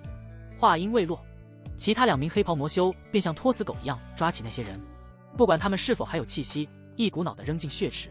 啊！凄厉的惨叫在血池中炸开，咕噜噜，暗红色的液体瞬间沸腾。那些人的身体在血水中以肉眼可见的速度溶解，化作一缕缕血色雾气被祭坛吸收。5名魔修贪婪地吸食着，身上的魔气则随之暴涨了几分。一名魔修舔着嘴唇，脸上露出痴迷的神色。还是青涩女人滋味好，尤其是那个城主的女儿，虽然还没长成，那股青涩劲倒是难得，可惜被老五抢先一步霸占了。说起老五，那个另一个魔修突然语气带着戏谑：“你们说，咱们武师妹这次在城主府会不会也大展身手？那城主看着人模狗样的，说不定就好这口呢。”武师妹3个字一出，另外4名魔修顿时愣住了，脸上的笑容僵在原地，像是听到了什么极其恶心的事情。魔修老大眉头紧紧皱着，一脚踹在那名魔修的屁股上：“放你娘的屁！什么武师妹？那是老五，是带把的。你他娘的脑子被血水泡坏了！”横肉魔修被踹得一个趔趄，却不以为意的嘿嘿大笑：“嘿嘿，我这不是开个玩笑吗？不过说真的，老五那身段，那说话的腔调，穿上女装比咱们刚才玩的那些娘们还带劲，你们就没点想法？”我日！另一名矮胖魔修猛地捂住嘴，像是要吐出来：“老三，你他娘的是真变态！老五那家伙阴阳怪气的，老子看见他就浑身起鸡皮疙瘩，你居然还能有这种想法！”另一个一直沉默的魔修也皱着眉，像是被恶心到了，终于开口：“咱们虽然修的是魔道，但也是纯爷们，对男人有想法，那是人妖才干的事。老三，你再敢说这种屁话，别怪老子对你不客气。”横肉魔修见众人反应这么大，渐渐也收敛了笑容，嘟囔着：“至于吗？不就是开个玩笑。再说了，老五本来就不男不女的，上次我还看见他偷偷穿黑丝，要我说啊，他说不定就盼着有人对他。”闭嘴！魔修老大厉声打断他，眼神阴鸷：“老五好歹是咱们的师弟，他虽然是有点小癖好，好了，这种玩笑以后不准开，否则休怪我清理门户。”横肉魔修撇撇嘴，不敢再说话了，但眼里的跃跃欲试之色却没散去。祭坛里的气氛一时有些尴尬，只有血池里咕噜噜的冒泡声在响起。过了好一会儿，有人才转移话题：“对了，老五去城主府这么久了，怎么还没回来？按理说那城主就是个练气8层的废物，就算加上那个假冒天宗弟子的蠢货，也不可能是老五的对手啊。”高瘦魔修也皱起眉头，心里隐隐有些不安。按理说不该出事，难道是天宗真的派人来了？不可能吧？矮胖魔修挠挠头，天宗那些所谓的名门正派，每次下山历练都跟逛庙会似的，哪次不是雷声大雨点小？咱这么偏远的地方，不会运气就这么背吧？就在这时，一阵急促的脚步声从入口传来，5名魔修同时警惕起来。只见一个浑身是血的身影冲了进来，正是他们派去探查消息的人。大人，不好了！这人跪在地上，浑身抖得不成样子。武当家他死了，被一个天宗弟子杀了。什么？5名魔修同时站了起来，脸上写满了震惊。你说清楚，老五怎么死的？那天宗弟子是什么修为？高瘦魔修一把抓住杂役的衣领，厉声喝问：“是筑基修士。”杂役吓得魂飞魄散。我亲眼看见的，五师兄变成的那个女人被他识破了，然后就被刺穿了心脏，那家伙现在正在往这边来，好像知道咱们在这。筑基修士，高寿魔修瞳孔骤缩，脸上露出凝重的神色。天宗怎么会派筑基修士来这种小地方？横肉魔修咬牙切齿道：“管他什么筑基修士，敢杀咱们师弟，老子今天非要让他尝尝血池的滋味。”对，也只是筑基罢了，又不是金丹。矮胖魔修也附和道：“咱们5个联手，就算是筑基后期修士，也未必是对手。老大不也是筑基修士？慌什么？对方只有1个人，老五定是大意了，所以才让那该死的天宗弟子得手。要不然，寻常筑基老五打不过，也有逃跑的能力。”魔修老大脸色有些难看。走，跟我去截杀他。正当这5名魔修准备动身时，一道戏谑的声音传来：“666开营会，多人运动集会不叫我。”哎呀，好多人啊！杜山河手持玉破剑，身影渐渐从黑暗中出现。谁？5名魔修猛地转身，只见地下室入口处，杜山河斜倚在门框上，老虎面具上的王字在昏暗的光线下很有不符合。你就是那名天宗弟子？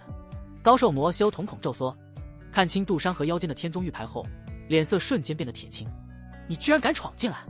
怎么不敢？杜山河直起身，一步步走进来，目光扫过地上的血迹和无数骨骸的血池，眼底的寒意越来越盛。这么热闹的聚会，少了我怎么行？找死！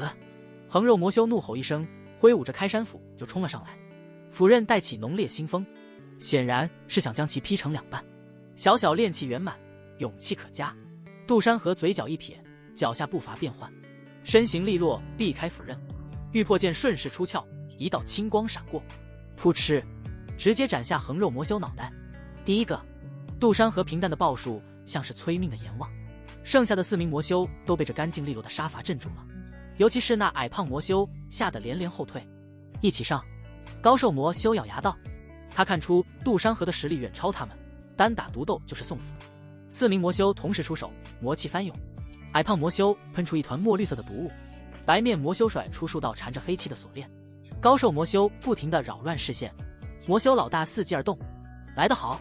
杜山河不退反进，凌厉剑意弥漫开来，一剑斩碎锁链，剑气横扫毒雾。至于那名干扰视线的魔修，已经死得不能再死。魔修老大作为修为最高，却是最不出力的，白白长了一身筑基2层修为。第二个，啊！几个魔修吓得魂飞魄散，没想到招式一瞬间就被瓦解。矮胖的魔修转身就想跑，却被魔修老大一把抓住后领。想跑？魔修老大眼中闪过一丝阴狠，突然将矮胖魔修推向杜山河，同时自己身形暴退。给我挡住他！老大，你混蛋，我干你娘！矮胖魔修发出绝望的惨叫。杜山河眼神一冷，剑势不变。第3个，第4个，他抽出剑，矮胖魔修的尸体软软倒下，剑气也将身后想要偷袭的干掉。短短几个呼吸，5名魔修就只剩下魔修老大一人。他看着杜山河手中滴血的长剑，终于感到了恐惧。这哪里是什么普通的筑基修士，这分明是一尊杀神。你别过来！魔修老大声音发颤，他实在想不通，天宗怎么会有如此年轻又如此强悍的弟子。杜山河一步步逼近，魔修老大看着步步紧逼的杜山河，又看了看身后咕噜冒泡的血池，突然露出一抹疯狂的笑容。想杀我？没那么容易。魔修老大贪婪地吸食着血池的魔气，身上的气息疯狂暴涨，同时他朝着杜山河扔出数道由血水凝聚的血盾，拖延时间情况下自己也借着掩护，转身就想冲向地下室深处的密道。还以为你有些骨气，没想到还是逃跑。杜山河一剑劈开血盾，可惜你跑不掉。他没有立刻追击，而是站在原地，体内灵力疯狂涌入剑身，青莲剑意加持，一柄巨剑虚影缓缓凝聚。去！杜山河低喝一声，这次的巨剑虚影没有上的震撼，但威力不可小觑。魔修老大刚冲到密道口，就感受到背后传来的毁灭性威压，吓得成了孙子。可他的速度在巨剑虚影面前慢得像蜗牛，绝望的惨叫连声音都没来得及发出。巨剑虚影斩过之处，连同魔修老大的身体瞬间被碾成粉末，连一丝魔气都没留下。杜山河收剑而立，眼底没有丝毫波澜。他不是圣母，对这些残害无辜的魔修不需要有任何怜悯，但他也不是魔头，绝不会为了力量不择手段，基本的良心还是有的。斩杀数名作恶多端魔修，吞噬其命格，气运值加45，这些魔修的气运值加起来还不如段峰一个零头。看来作恶多端的人，连气运都会被天道剥夺。他走到血池边，看着里面漂浮的残肢，眼神复杂。这些都是无辜的生命，却落得如此下场。他抬手一挥，熊熊烈火燃起，灵力所过之处，血水渐渐平息，那些不得安息的残肢化作雾气，消散在空气中。正好领土也提示完成，5点积分也已经下发，加上之前斩杀的3头妖兽3积分，现在一共是8积分。看起来很少，其实也不多，得加把力了。搜刮了一番洞府，没啥好东西。解决了平安城的魔修后，杜山河来到平安城的城主府，说明了一下。城主涕泪横流地感谢杜山河，可由于本就是小城，修行的资源本来就少，城主也不知道该送些什么东西感谢。道君，我知晓您贵为天宗仙师，看不上凡尘中的东西，我也实在没什么东西好送的，只能将样貌尚可的小女奉上，还望服侍仙师左右。城主低着头，将他的女儿推出。小女奉上，仙师务必收下。杜山河眉头跳了跳，看着这个仅仅年方只有13的女孩，直呼一声好家伙，这可使不得啊！真这样搞，远在天边的河蟹大神恐怕会一掌将他拍死。不是哥们，别这样。嗨，城主有缘再见，我还有要事在身。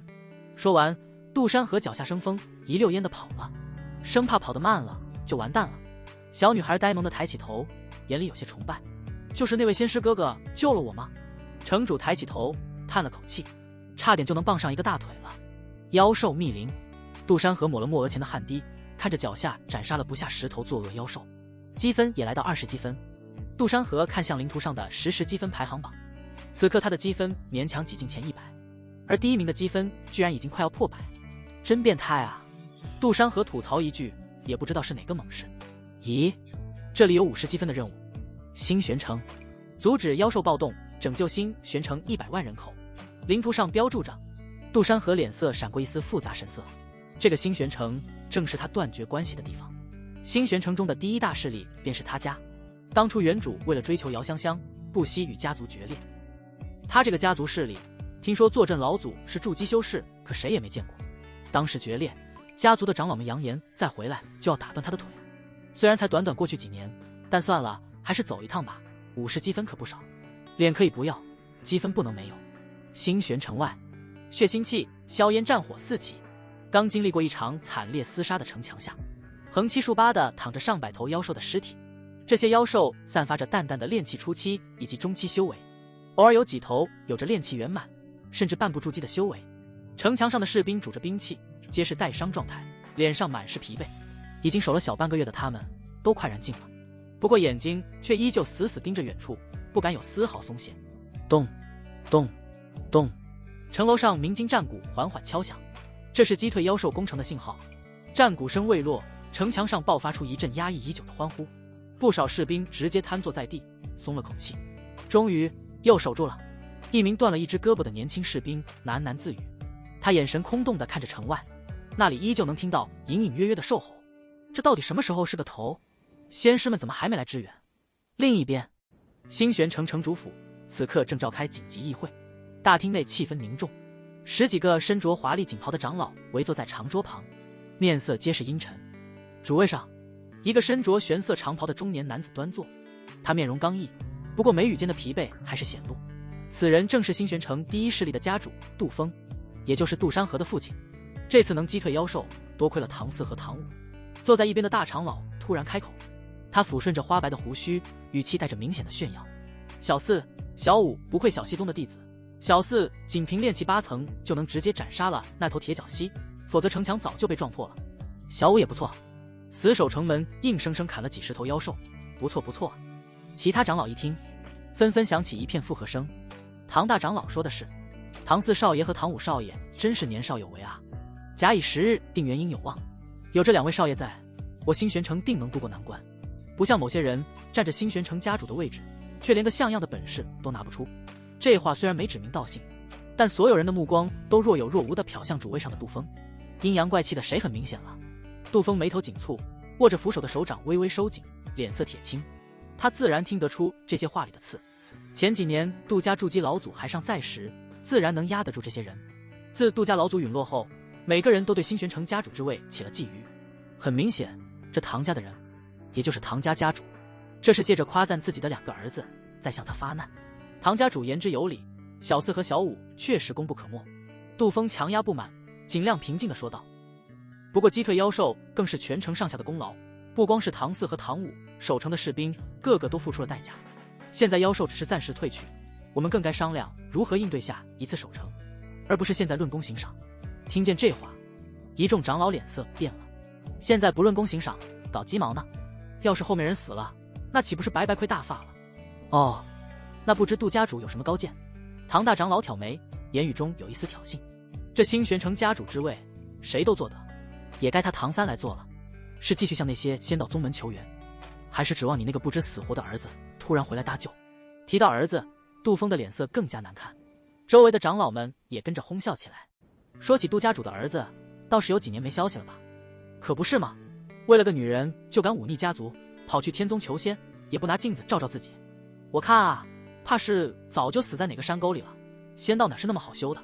就是放着好好的家族继承人不当，非要去追求至高仙道，真是蠢得无可救药。杜峰听着这些话，缓缓闭上眼睛，强压怒火。现在不是翻脸的时候。杜峰清楚，这些人明着是说他儿子杜山河，其实却是在嘲讽他杜峰，连自己的儿子都管不住，还当什么家主？够了！杜峰猛地一拍桌子，炼气9层的威压释放，一阵疾风席卷，桌上的茶杯摔碎在地。现在是说这些的时候吗？新玄城面临灭顶之灾，你们不想着如何退敌，却在这里说些无关紧要的事情。唐大长老却丝毫不惧，反而站起身直视着杜峰。杜家主息怒，我们也只是在说事实，这就急了。今天我就干脆把话挑明，杜家能成为新玄城的第一势力，靠的是你们杜家老祖镇场。可现在你们杜家老祖陨落，杜峰你不过炼气9层，如何能服众？如何能保住新玄城？唐大长老顿了顿，歪嘴一笑，另一股威压震下，炼气圆满，一瞬间将杜峰的气势击溃。更何况你膝下无子，100年之后，杜家的家业难道要拱手让人？与其到时候乱成一团，不如现在就让贤，让更有能力的人来主持大局。唐大长老说的对，我们支持大长老。为了新玄城，杜家主你还是退位吧。不少其他家主纷纷起身附和，这些人早就对杜家的主导地位觊觎已久。前几年杜家筑基老祖压着，他们不敢造次，可现在杜家老祖不在了，杜峰又镇不住场子，他们自然要趁机夺权。杜峰看着眼前这些翻脸比翻书还快的人，只觉得一阵心寒。我若是不退呢？杜峰不甘示弱，那我们也只能请杜峰你休息了。唐大长老的语气带着威胁，身上的炼气圆满的威压毫不掩饰地释放出来，其他附和的长老也纷纷释放气息。一时间会议厅内气氛剑拔弩张，杜峰脸色难看，艰难吞吐。既然如此，那就随。如今形势严峻，新玄城又危在旦夕，与其内斗损耗，不如先保全新玄城。新玄城家主之位可有可无。就在这时，一名护卫跌跌撞撞地跑了进来，脸色惨白。各位长老，不好了，城外的妖兽又聚集起来了，这次的数量比上次多了1倍。大厅里的争吵瞬间停止，所有人的脸色都变得难看起来。怎么会这么快？求援的消息发出去了吗？天宗那边有回复吗？完了，这下真的完了。杜峰这时反应过来，调转话题。慌什么？传我命令，所有有修为在身的立马上城墙，准备死守。死守？唐大长老冷笑，如今我们这点人手守得住吗？天宗的人根本不会来救我们，他们那些高高在上的仙师怎么会在乎我们这些凡人的死活？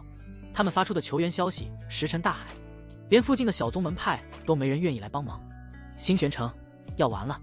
唉，杜峰长叹了口气，站起身。城中100万人口的性命还得靠各位啊。唐大长老眼神复杂，冷哼一声，愚蠢，老子可不伺候了。普通人的性命与我们有什么关系？说着，原本上一刻还在争夺家主之位，下一刻大家都变成逃亡之鸟。就是留得青山在，不怕没柴烧。跑路，溜了，你就留下来继续做你的王城之主吧。吼！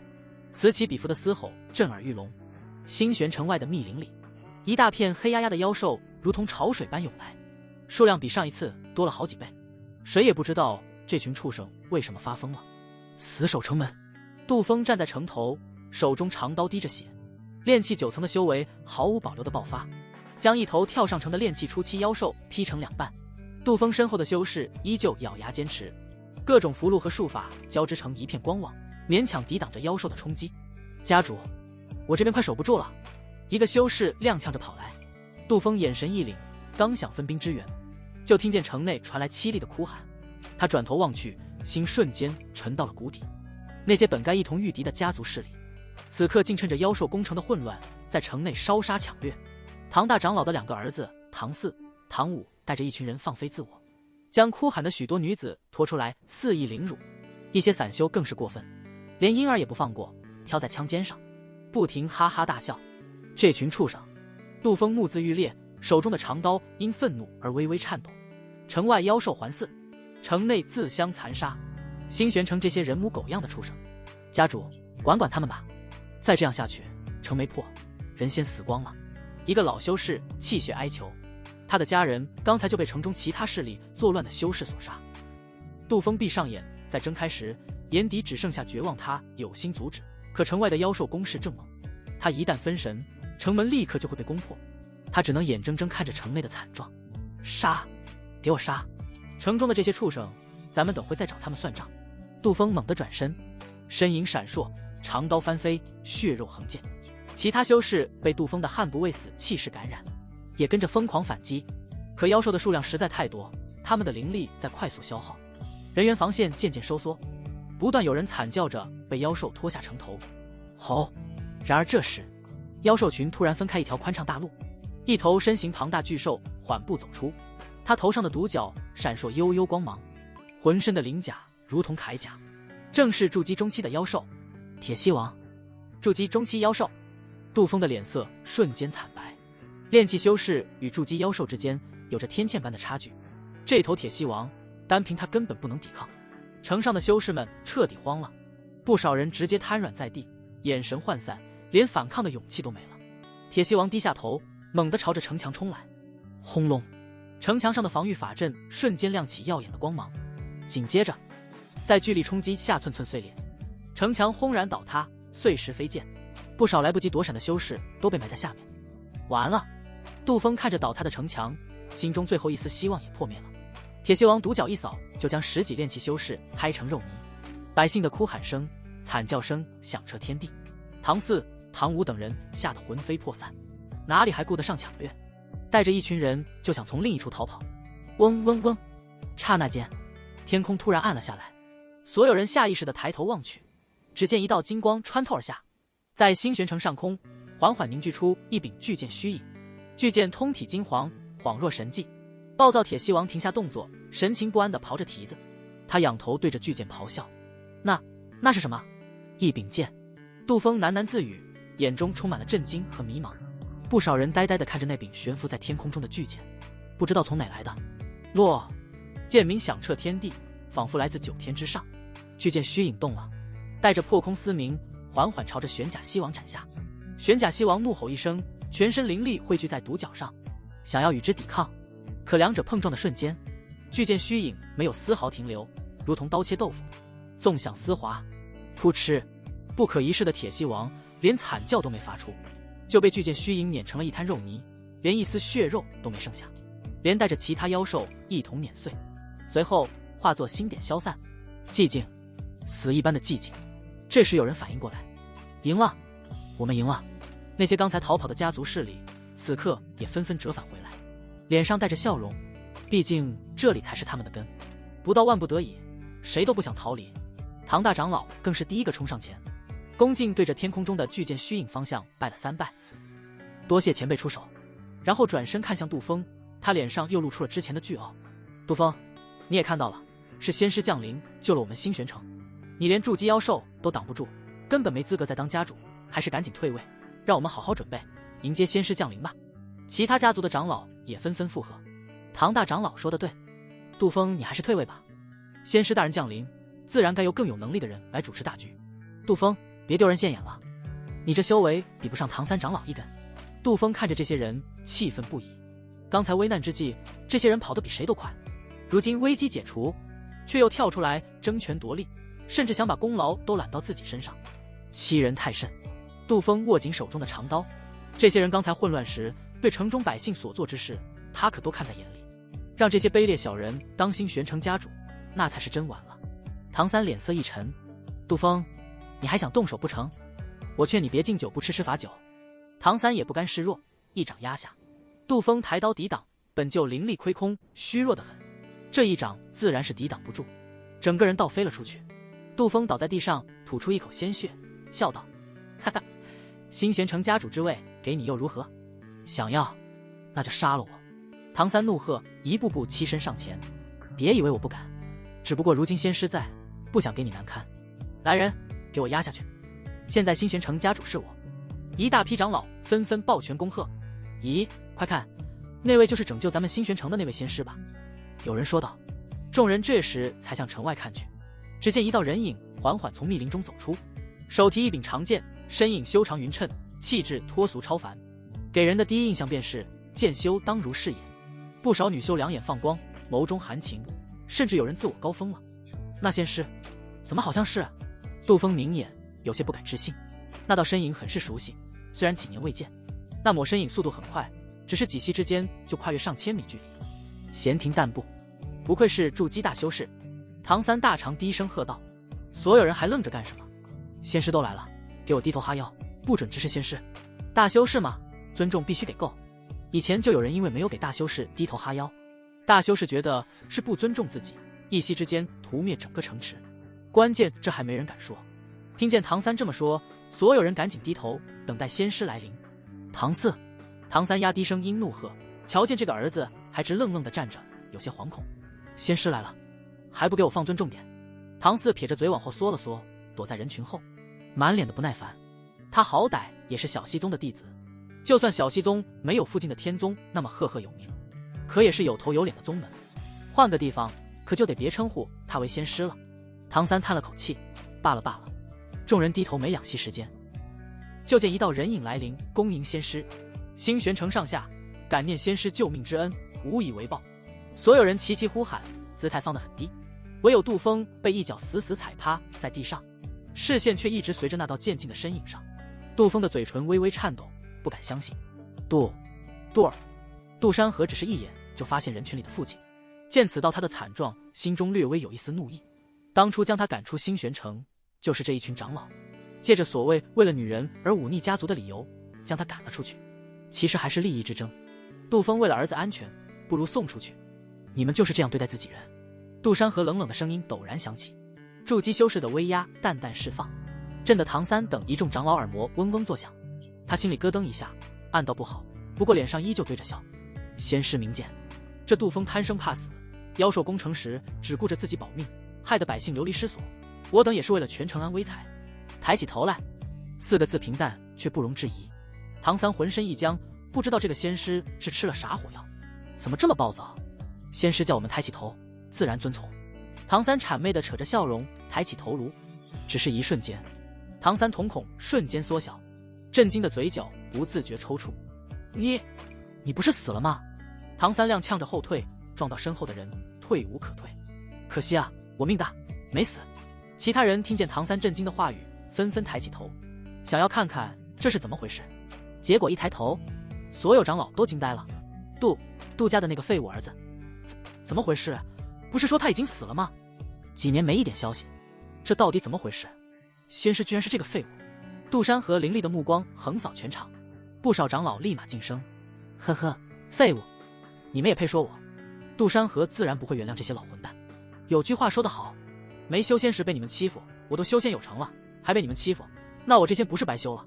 刷刷刷，只是一瞬间，玉破剑飞过，如同流光。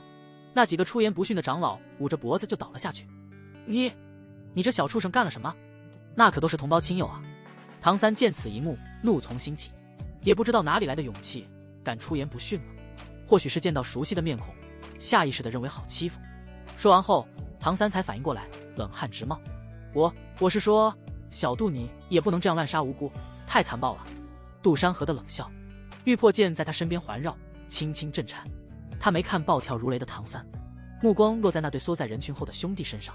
唐四、唐五正用不怀好意的目光盯着他，唐五则攥着腰间的小西宗令牌，两人眼底都藏着一丝慌乱，却又强装镇定。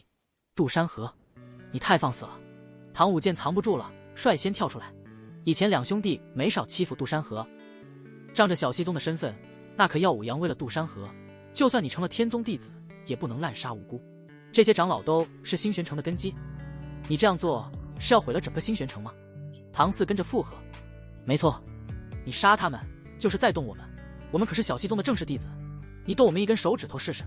我师父乃是金丹修士，你敢伤我们，就是与小西宗为敌。他故意挺了挺胸膛，让腰间的令牌更显眼些。这两人一站出来，周围的长老们像是找到了脊骨，纷纷点头。唐四少爷说得对，小西宗可是方圆千里内的大宗门，天宗再强也不能不讲道理吧。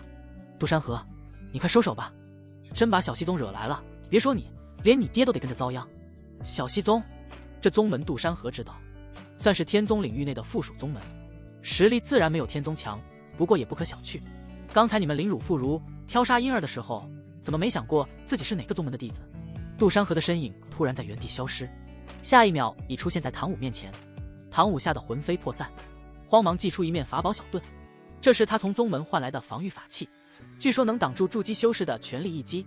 大家都听见了，我从来没听见过这样的要求，是他叫我杀他的。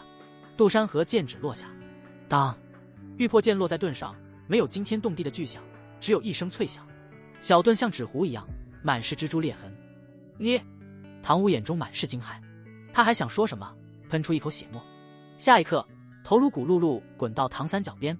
五儿，唐三发出撕心裂肺的哭喊，还没来得及伤心，又被唐四的惨叫覆盖。唐四刚才见弟弟被杀，转身就想跑，不过玉破剑直接刺穿了他的后心。你，小西宗不会放过你，我已经传讯回宗。唐四趴在地上，血沫从嘴角涌出。你完了，绝对完了。杜山河拔出剑，看着他在地上抽搐，眼神没有丝毫波动，直到唐四彻底没了气息，他才抬脚。单单就伤他父亲这一条，就足以死罪，更别说杀了那么多无辜百姓，连婴儿都不放过。还有谁？刚才还叽叽喳喳的人群瞬间死寂，有几个长老吓得腿一软，直接瘫倒在地，渗出湿漉漉的痕迹。唐三看着两个儿子的尸体，突然像疯了一样扑向杜山河。小畜生，我杀了你，我跟你拼了！唐三练气圆满修为疯狂爆发，可在筑基修士面前，这简直可笑。杜山河侧身避开，玉破剑反手斩出，噗嗤，剑光闪过，唐三的胳膊齐肩而落，他惨叫着倒地，滚到杜峰面前，眼睛血红的嘶吼：杜峰，你养的好儿子，你看看他干了什么？他毁了唐家，毁了星玄城啊！杜峰眼中毫无同情，这群就像是披着人皮的魔修，背地里没少给魔修贡献人命。见此一幕，不少城中老百姓哭泣拜服。谢谢仙师诛杀恶魔，青天大老爷，谢谢青天大老爷仙师，杀得好，我的女儿啊，有人为你报仇了。杜山河看着眼前跪倒一片的百姓，仙师救命之恩，我等永世不忘。断了腿的老汉挣扎着往前挪了2步，浑浊的眼睛望着杜山河，那群畜生女干辱了我女儿，逼死我儿子，今日总算得见天日了啊！有妇人举起怀中哭泣婴儿，若非仙师来得及时，我的孩子就被刚刚畜生扔进妖兽堆里了。杜山河挥手示意众人起身，筑基修士的灵力化作无形之手，轻轻托起那些身影。这时，杜峰踉跄着站起，走了几步，他望着儿子挺拔的背影，山河，你，爹，别的先不说，先疗伤。杜山河取出一枚疗伤丹药，杜峰点点头，吞下丹药后盘坐疗伤。唐三那群畜生，如果不是你回来的及时，恐怕……杜峰咳着血沫，心绪激动。当年送出儿子去天宗求仙，也是迫不得已。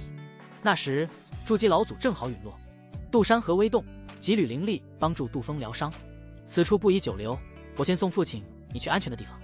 轰隆隆，话音未落，突然传来大地颤抖的声音，大地开始剧烈震颤，城墙上的守军发出惊恐的尖叫。杜山河抬头望去，只见地平线上涌起黑压压的浪潮，数以万计的妖兽正朝着星玄城狂奔而来。这兽潮不对劲，像是人为操控。杜山河皱眉，一般兽潮将领头的干掉后，自然就散了。可这源源不绝，像是有人故意操控。更令人心悸的是，在妖兽洪流的最前方，数十头体型堪比小山的巨兽正稳步前行，每一头身上都散发着筑基气的威压。而在最中间那头青鳞巨蟒的背上，竟端坐着一名女人。那女子斜倚在蟒首安放的座椅上，乌黑的长发如瀑布般垂落，发梢末端系着细碎的铃铛。伴随巨蟒的行动发出清脆的响声。他身着一袭烈焰火红的纱裙旗袍，若隐若现地露出白皙的长腿。他那张妖娆狐媚的脸，美眸带笑，总是挂着一抹似笑非笑的弧度。那是金丹修士。杜峰停下疗伤，脸色瞬间惨白如纸。他虽然修为低微，却能感受到那女子身上传来的恐怖气息。怎么会有金丹修士？新玄城完了，彻底完了啊！周围的百姓也看清了城外的景象，刚刚燃起的希望瞬间被绝望浇灭。杜山河微微摇头，有些无奈。这50积分果然不好拿啊！他能清晰地感知到，那头青鳞巨蟒已是筑基后期的修为，而他背上的女子确实是金丹期无疑。姓名：青青，境界：金丹1层，重伤，命格：妖娆魅惑，子，男独体，子，御兽佳人，子，气运值230，符停止增长中，近期转折，吞噬一座100万人口后，伤势得以恢复，突破到金丹中期，遭到不少正道修士追杀，幸运逃脱。男独体，好熟悉的名字。杜山河眼眸微微眯了眯，起了好奇，点开查看。男独体，立好自己，毒死他人，全身上下自带无解毒素，如与之双修者，袅袅溃烂，中毒而亡。其宿主能吸收部分修为。我日，那地方也带毒，这恶男毒体怎么跟我熟知的不一样？杜山河惊呆了，上一世某个日破苍穹里的女主之一，可是火得很。难道就是因为这样的体质，所以某言才不敢下鸟？逼真，确实逼真带毒，这不知情的袅袅下去，直接一命呜呼了。嗨，这不是重点，原来这女人是重伤状态。杜山河抓住重点。就在这时，红衣女子似乎察觉到他的目光，遥遥望了过来。四目相对的刹那，杜山河只觉心神一激，仿佛有无数根无形的丝线缠上心头，想要将他的神魂勾走。杜山河神念微动，很轻松抵挡了这股魅惑。咯，女人发出银铃一样的笑声。我说是谁阻挡了我的好事？原来是天宗的小修士，长得可真俊俏。姐姐，我是真心喜欢。女人舔了舔红唇，一颦一笑带着妩媚妖娆。她纤手轻抬，抚摸着青鳞巨蟒。青青神色慵懒，你这筑基小修士，姐姐我抓住了，可得好好稀罕一番。来啊，快活呀！跟姐姐我快活，说不定我就不攻破这个城了。随着他的话语，那些狂奔的妖兽突然停下脚步，密密麻麻地聚集在城外不远处，一个个猩红的眼睛死死盯着城中，却没有立刻攻城，显然是在等待他的命令。杜山河反而笑道，看着那个女人，能抓住我再说吧。真有趣。女人像是听到了什么笑话，笑得花枝乱颤，长腿在纱裙下的风光若隐若现。小修士，现在退去，姐姐饶你一命。这些蝼蚁一样的凡人，本就是我豢养妖兽的食粮。他伸出舌头舔了舔红唇，倒是你杀了我这么多宠物，该怎么赔偿呢？他的目光落在地上唐家父子的尸体上，眉头微蹙。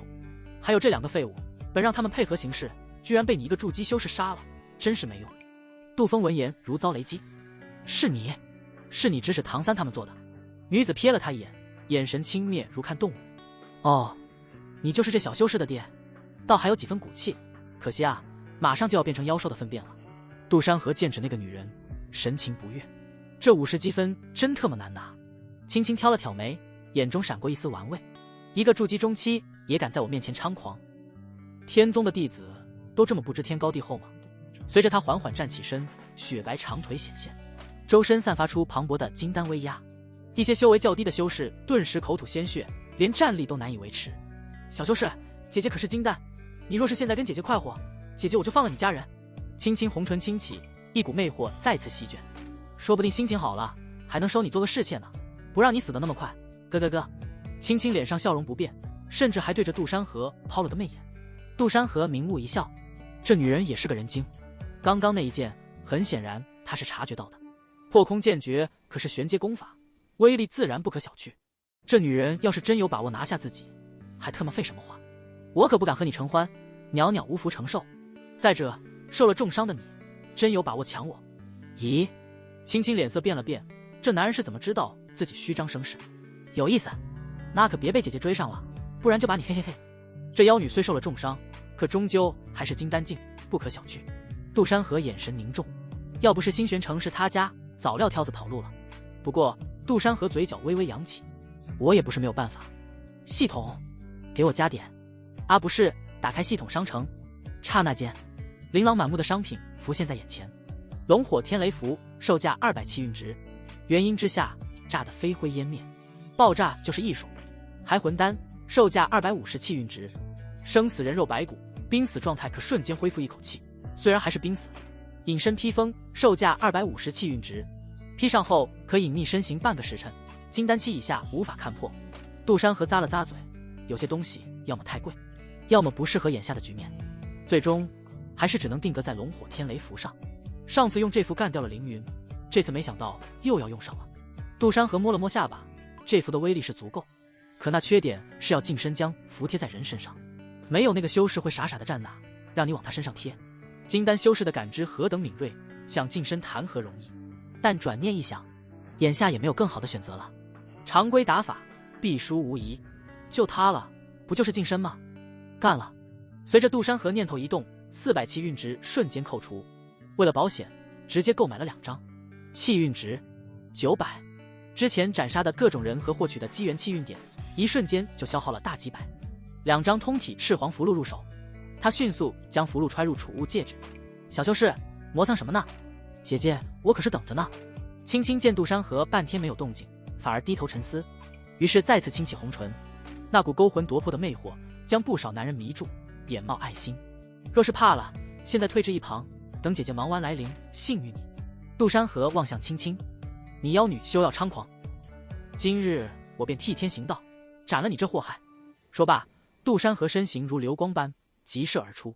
这一次他没有直接攻击青青，而是斩向其他妖兽，一道道凌厉的剑气斩出，瞬间便将前排的数十头妖兽绞杀。上来直接开打。哦，不攻击我，反倒去杀这些小东西。青青挑了挑眉，眼中闪过一丝诧异，随即又化为戏谑。难道是想在临死前多做些无用功？他先手一挥，城外的妖兽群再次沸腾，更多的妖兽疯狂地扑向城墙，其中甚至夹杂着几头筑基后期的妖兽。杜家小子这是在做什么？去杀那些小喽啰？我看他是吓傻了吧，知道打不过那妖女，就只能拿这些妖兽撒气了。真是不自量力，以为杀几头妖兽就能改变局面吗？人家可是金丹修士，一根手指头就能碾死他。城中那些原本属于唐三一众势力的长老们见此情景，纷纷交头接耳，言语间充满了嘲讽。他们不太担心城破后自己会沦为妖兽食物，毕竟他们也算是妖女的帮手，大概没那么绝情吧。此刻见杜山河似乎在做无谓的挣扎，顿时又找回了几分优越感。就是新家主说的对，这杜山河就是个愣头青，以为成了天宗弟子就天下无敌了。在金丹大佬面前，他连提鞋都不配。等着看吧，用不了多久他就得死在那妖女手里，到时候咱们说不定还能求妖女给我们重新掌管新玄城。这些话清晰地传入杜山河耳中，他一边斩杀着靠近城墙的妖兽，一边不动声色地朝着青青的方向移动。杜山河现在所有的注意力都集中在青青身上。小修士，你倒是挺能躲的，有点本事。青青似乎失去了耐心，见好几头筑基后期妖兽居然都拿不下他，略微有些急了。哥，小修士。青青娇笑着，腰肢轻轻一扭，长腿交叠放下。要不要换个方式试试？比如妾身来陪你玩玩。说话间，他身影一晃，竟瞬间出现在杜山河面前，纤手朝着杜山河的脸颊抚来，长长的细腻指尖带着一股奇异的幽香。杜山河心中一紧，这妖女速度好快，他下意识地侧身躲闪，却不料青青的动作更快，另一只手竟顺势揽住了他的腰，柔软的身体几乎贴在了他的身上。杜山河，这妖女，身材壮硕，不错。青青吐气如兰，温热的气息喷洒在杜山河的脖颈间。杜山河佯装恼怒，此刻虽说近身，但这妖女还未放下戒备，贴符箓还不是时候。杜山河体内灵力猛然爆发，玉魄剑猛然袭来。当，青青似乎早有防备，玉指轻弹，竟精准地弹在了玉魄剑的剑尖，玉魄剑竟直接被弹飞。小郎君，别这么粗鲁。青青娇笑退后几步，舔了舔红唇。妾身还没好好欣赏你的模样呢。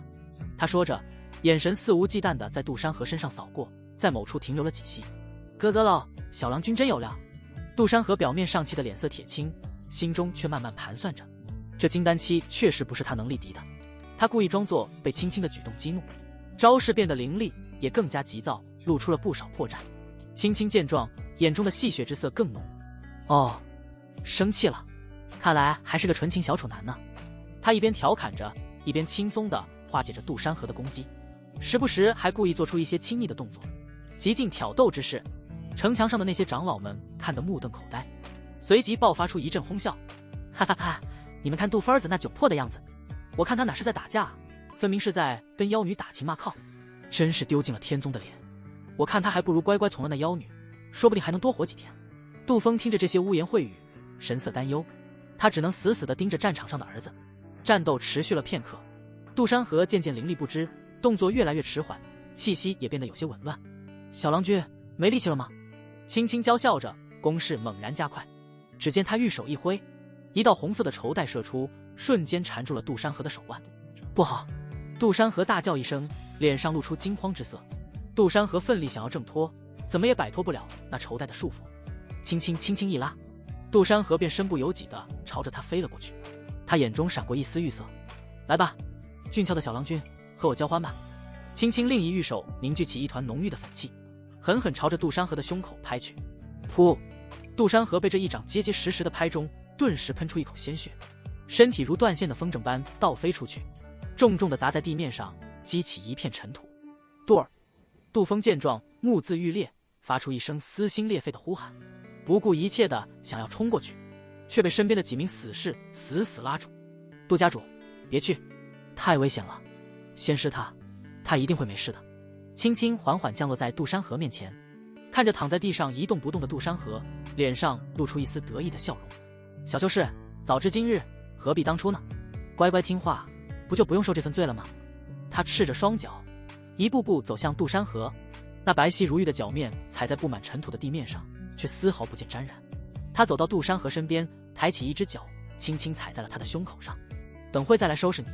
轻轻感觉到脚下传来微弱的心跳，挑了挑眉，脚下微微用力。杜山河闷哼一声，嘴角再次溢出一丝鲜血。杜山河猛然抬头，正想放狠话引诱这个妖女再靠近些，结果杜山河眼角的余光无意间瞥见了青青裙摆下的景象。你这妖女这么大摇大摆，没穿，空的。杜山河顿时觉得一阵辣眼睛，泪水从嘴角冒出，果然是妖女啊，太坏了，简直是不知廉耻，败坏道德。杜山河强行压下心中的波澜，他能感觉到青青的注意力已经完全集中在他身上，对他毫无防备。果然，青青见他怒视，娇柔一笑，便缓缓蹲下身来，伸出纤手想要抚摸杜山河的脸颊。小郎君，临死前要不要再好好看看妾身？不亏待的。就在他的手即将触碰到杜山河脸颊的瞬间，另一只手想要撕扯衣物时，杜山河眼中陡然爆发出一道金光。就是现在，他一直蓄势待发的灵力瞬间爆发，挣脱了青青赤足在他胸口上的压制。与此同时，灵光一闪，两张龙火天雷符狠狠地拍向青青那硕大的良心。为了确保死得万无一失，只能贴良心上。一边一张，青青脸上的戏谑之色瞬间凝固，取而代之的是一丝错愕和难以置信。他怎么也没想到，这个看似已经被他打成重伤的筑基修士，竟然还藏着后手。你贴了什么东西？感受到酥胸上传来的阵阵波动，青青第一时间感到不妙。龙火天雷符散发出恐怖的能量波动，令人心颤。杜山河戏谑一笑，下辈子多洗洗脚，你的脚酸味真的很重，食品标准不过关。青青美貌巨变，老娘的脚香得很。滚！他想也没想，便要运起灵力将符箓震飞，但杜山河早有准备，在贴上符箓的瞬间，杜山河便已经抽身暴退。爆！下一刻，轰！一声惊天动地的巨响骤然席卷，龙火天雷符瞬间引爆，恐怖的火焰和雷电交织在一起，将青青整个人都吞噬其中。炽热的气浪朝着四周扩散开，不少妖兽也被这股恐怖的冲击毁灭。威力真大，好烫！杜山河甩了甩衣袖上的火焰，气浪将他震飞10丈远，才勉强稳住身形。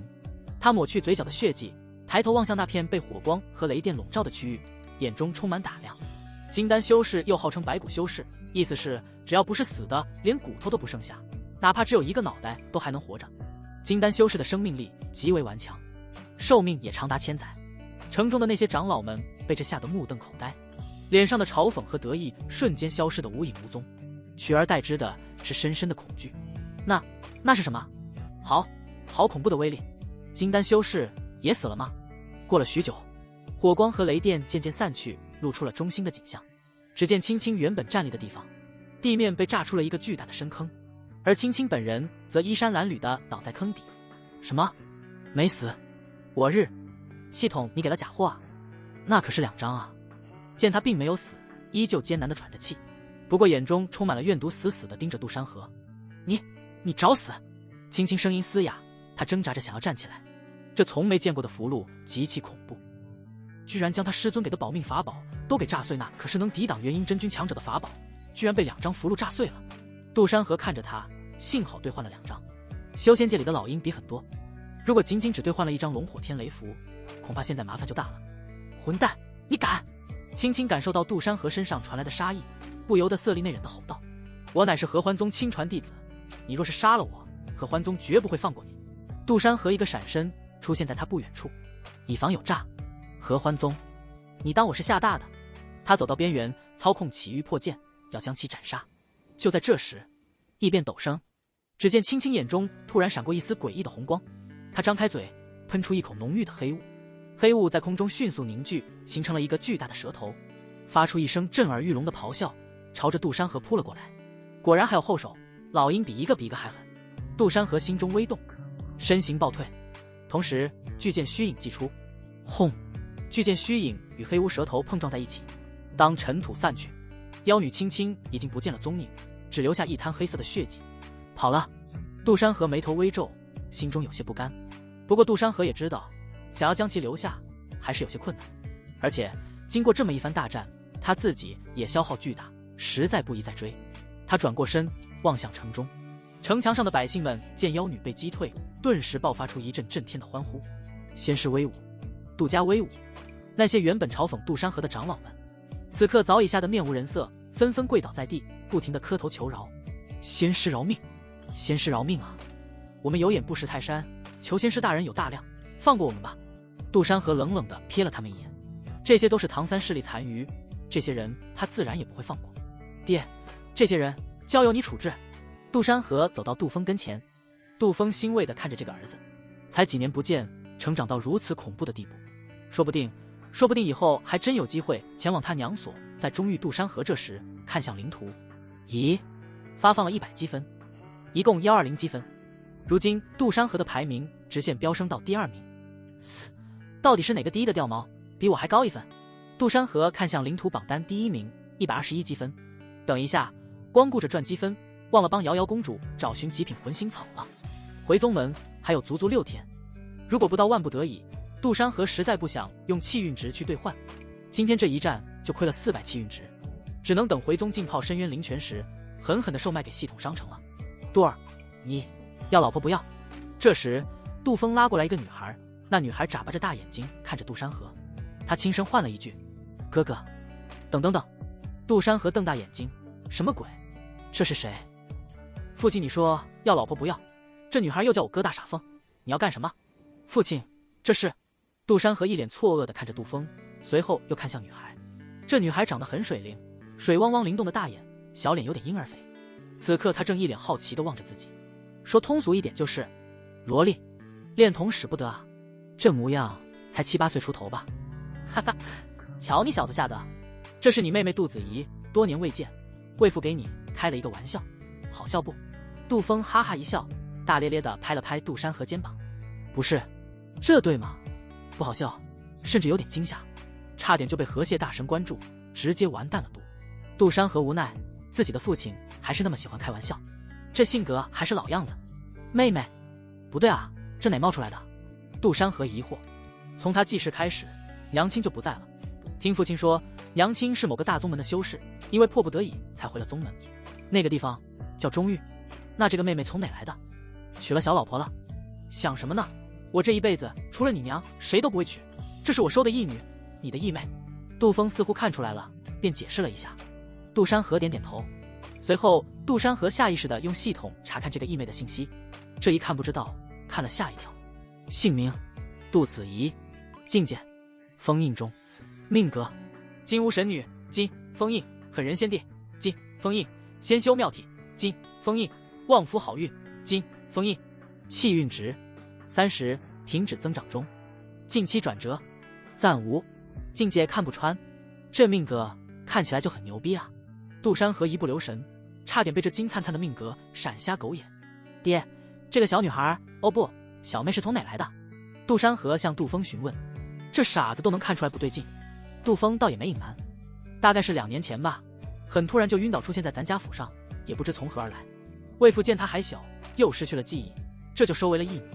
杜山河转头再次看向杜子怡，只见杜子怡大眼睛里好似蒙上了一层水雾，有些委屈道：哥哥，你是不喜欢我吗？杜山河看着这个可爱的妹妹，摸了摸她的头。没有，哥哥很喜欢你。听见这话，杜子怡这才又恢复高兴的神情。子怡也很喜欢哥哥，她知道自己是被收留的，但她自己也没有以前的记忆，仿佛是凭空诞生一般，所以懂事的很早。爹，此次下山任务在身，我……杜山河还没说完，杜峰直言：儿子出息了，尽管去，为父还没老到要靠你照顾的时候，爹还得靠你。咱家的新上任的筑基老祖，现在你小子可是风光的很，咱家没人会被欺负了。说着，杜峰竖起大拇指。杜山河脸色一黑，好在习惯了，虽说他并不是原身，可还是有感情的。至于小妹，杜山河再次多看了一眼，这世间怎么忽然涌出这么多先帝转世气运之子？难道要变天了？给老爹杜峰留下了通讯手段后，杜山河便转身冲向那群已经四散而逃的妖兽。没了那妖女的控制，这群妖兽就像无头苍蝇，到处乱窜，毫无战斗之意。这也是最好斩妖兽的时候获取积分。杀杀杀，积分+1，+1。另一边，合欢宗粉色雾气遮盖着连绵山峦，这是合欢宗特有的护山大阵，既能迷惑心智，又能滋养宗门内弟子的媚术修为。合欢宗大多数都是女弟子，男弟子也有，很少，而且一个个的都很瘦骨嶙峋，营养不良。师姐，今天真来不及了，一滴都没了，长得中看不中用，才来7次就不行了。雅美蝶，合欢宗内每处阁楼房中都传出或多或少的响兽惨叫，一道狼狈的流光冲破粉雾，重重摔在一处洞府前。轻轻挣扎着抬起头，原本光滑如玉的俏脸此刻布满血污，头发散乱焦黑，胸前那对让他引以为傲的良心一边大一边小。嗨嗨，师尊，救我，救我！轻轻咬着背齿往前爬，身后留下一道长长的血迹。合欢宗以采补之术闻名，门下弟子最善汲取生灵精血修炼，因此也是少数成了气候的魔修宗门之一。不过他们可不自称魔修，而是有一个统一的称号，圣道，就如同正道宗门自称自己追求的为仙道一样。杜山河那2张龙火天雷符不仅炸毁了他师尊赐下的法宝，更震碎了他辛苦修炼多年的金丹。此刻体内金丹有着丝丝裂痕，如若不及时修复，也不过几年可活。咦，谁叫你伤成这样？一只有着完美曲线的赤足出现在他眼前，轻轻艰难地抬头，一双眼含着春水的美眸正居高临下看着他。紫菱真君。紫菱眉眼间带着几分慵懒，明明没做任何出格的动作，却比那些刻意搔首弄姿的女弟子更让人移不开眼。我的好徒儿，这趟世俗之行怎么弄得如此狼狈？为师给你的法宝，连元婴都能抵挡1、2，莫不是遇上了元婴真君？天宗那群老家伙出来遛弯。紫菱略微蹙起叶眉，按照原定计划，青青本该率领妖兽潮屠戮星玄城，用城中的100万人的精血炼制血丹，助他修复原本伤势和突破瓶颈。可现在青青的脸瞬间低下头，屈辱、愤怒与恐惧在他胸中交杂，最终只化作一声带着哭腔的哽咽：是师尊，弟子无能，一滴精血也没带回来。哦。紫菱挑了挑眉，原本含着笑意的眸子骤然冷了下来。星玄城不过是座凡俗小城，连个像样的筑基都没有，你居然告诉我一滴精血都没带回来？他微微俯身，姣好的身材曲线暴露无遗。我的好徒儿，你该知道，我派你出去不是让你游山玩水的，你浪费了1个月的时间，毁了师尊赐你的法宝，现在还敢空手而归？师尊饶命！青青吓得魂飞魄散，忍着疼痛连忙求饶。是那个天宗的筑基小修士，不知从哪得来2张诡异的符箓，威力竟堪比元婴真君的全力一击。弟子就是被那符箓搞成了这样，连本命金丹都被震裂了。那小修士不过筑基中期的修为，他故意装作不敌，引弟子近身，然后突然祭出符箓。紫菱闻言，美眸中闪过一丝诧异。合欢宗消息灵通，天宗虽同为大宗门，是北域的实力前几的宗门，可弟子是什么水准，他一清二楚。筑基中期能正面重创金丹期的青青，什么时候天宗有这么强悍的实力了？他赐给青青的法宝虽说是一次性用品，但就是普通元婴初期修士也未必能轻易损毁。你说他用的是符？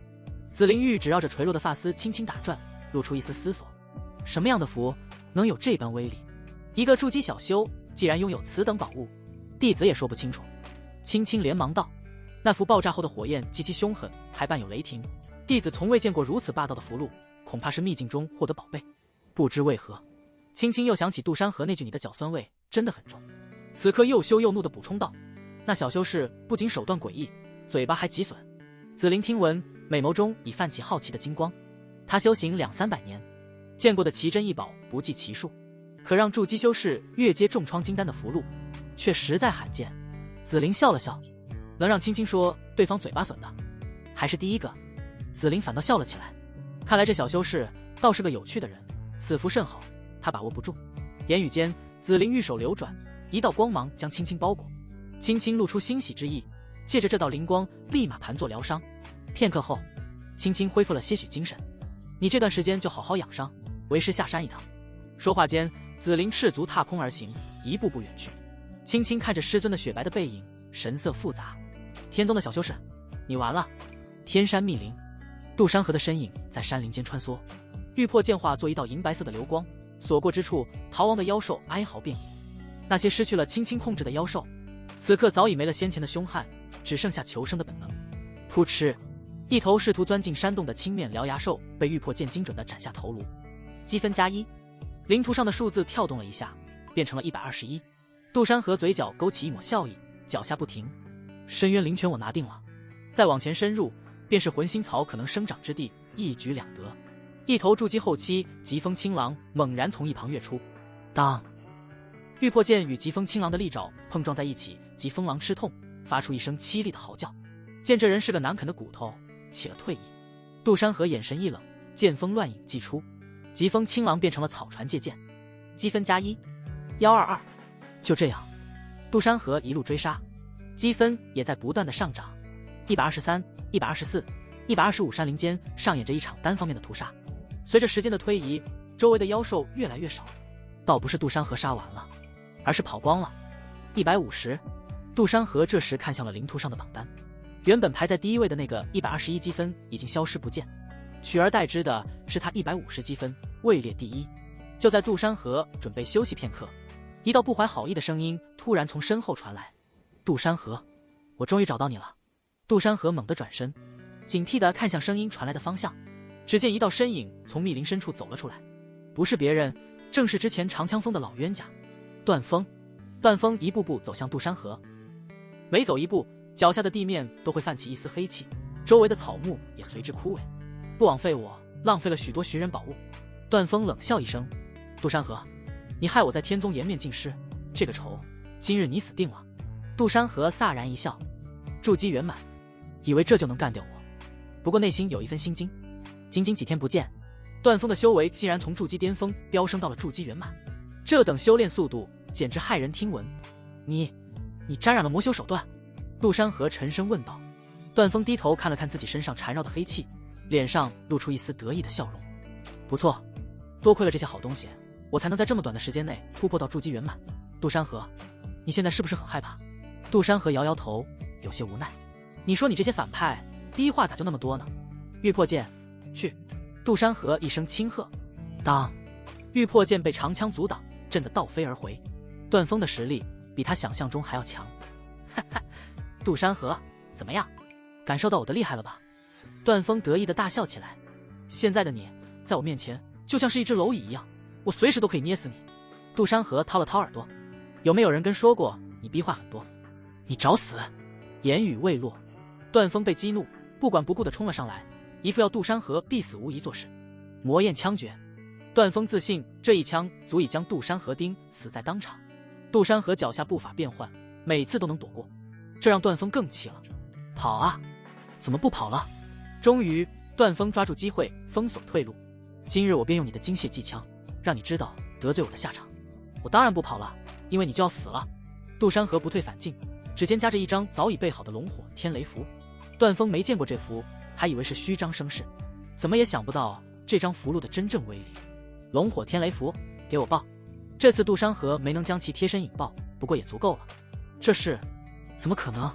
段峰眼中满是难以置信，这张符怎么有如此威力？直到死前，他都不明白这符哪来的。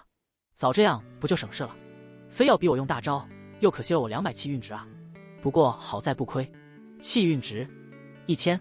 之前因为打压青青的缘故，获得了100气运值，此刻斩杀了段峰，吞噬了他的命格后，再次获得200气运值。可惜的是，段峰的储物戒指也被炸成了灰灰，没东西可摸。很快，6天后，差不多该回宗门了。杜山河看着灵图上500积分，十足的榜1大哥，已经遥遥领先第2名近乎400分。这些人已经没可能追赶上了。功夫不负有心人，通过不断查看人家机缘，极品魂心草也正好找着一株，可谓是双喜临门。气运值1200。瑶瑶公主，你答应的一个条件，小爷我来了。就在杜山河欢喜的准备返程时，身后却传来一道慵懒轻音：“你就是青青口中的那名筑基小修士，长得着实俊俏。咯，抓来当炉鼎正合适。”杜山河猛然回头，一股寒意直窜，心中惊雷瞬间炸起。这女人什么时候靠近的？那里不知何时站着一修长雪白仙影，一袭紫色纱裙纱如同妖艳的玫瑰，一双完美曲线的赤足轻轻踩踏，凌于空中，如同9天上的仙子降临。你是谁？这里可是天宗领域，擅闯死罪。杜山河心中微微一紧，体内灵力瞬间运转到极致，对方的气息深不见底。这女人很强。杜山河下意识地催动系统，查看姓名：紫菱，境界命格妖艳花仙，金蛊惑人心，红气运值381，符增长中，近期转折暂无。境界那明晃晃的几个大问号，无疑说明这女人境界比杜山河高很多，甚至有可能是元婴强者。杜山河沉声道：“这下事情大条了，这人自然是那和欢宗青青的师尊了。”紫菱听到元婴，美眸弯成月牙，随即咯咯笑了起来。小修士倒是有些眼力，不过我很好奇，你是如何将我的好徒儿弄得浑身是伤，血流不止？那可叫一个惨！他莲步轻移，明明动作极慢，下一瞬已站在杜山河跟前，一股异香散发，让人心神微漾。你，杜山河迅速拉开距离，却发现对方的动作更快，每一次移动都能被人预判，像是他肚子里的蛔虫一样，所想皆知。杜山河脸色有些难看起来。别紧张呀，筑基小家伙。紫菱伸出纤纤玉手，指尖划过杜山河的脸。紫菱语气很亲昵，像是在安抚狂暴的小兽。我又不会吃了你，倒是你把我家青青打成那样，还毁了我给他的法宝，这笔账该怎么偿还呢？唰，杜山河一剑斩去。紫菱笑容更盛，两指夹住剑尖，他一用力，玉破剑被他向身后扔了出去，插在数百米远的石头上。由于惯性，杜山河整个人向前踉跄几步，直接扑入紫菱怀里。哎呀，小家伙这么迫不及待啊！紫菱惊呼一声，娇俏的捂住笑道。随手，紫菱轻轻捏住杜山河的下颌，吐气如兰。杜山河只觉脑中一阵眩晕，连忙咬破舌尖，剧痛让他瞬间清醒。这里可是天宗地界，元婴强者擅自闯入他宗领域，等同宣战。你就不怕？为了避免这种情况，杜山河还特意避开天宗所管不了的地域。此处地界可以说是就在天宗的家门口了，距离宗门仅仅只有1000余里。对于修士来说，不过是1-2盏茶的时间，在人家家门口抓人，可谓是极其挑衅了。居然不惜冒这风险？当然怕呀，这不是没让人知道吗？紫菱燕眉轻挑，轻笑。天宗的地盘又如何？难不成天宗的元婴整天都盯着？再者，妹妹我呀，有的是手段。他突然凑近，温热的气息吐在杜山河耳边，弄得痒痒的。能让我好徒儿轻轻栽跟头的小修士，究竟长了副什么模样？事实也果然没让我失望，这张脸确实俊俏呀。杜山河只觉头皮发麻，这女人的一言一行都极具魅惑，明明只是简单的动作和话语，却比刻意勾引还有杀伤力。能修炼到元婴的，除了极少数的顶尖天才，哪个不是几百岁的老东西了？这老牛装什么嫩？他强压下心中的异样，冷声道：“紫菱前辈若是为青青而来，那就请回吧。是他先屠戮凡人在前，我只是出手阻止。”屠戮凡人？紫菱像是听到了什么趣事，笑得花枝乱颤。那些蝼蚁般的存在，死了便死了，值得你一个天宗弟子动怒？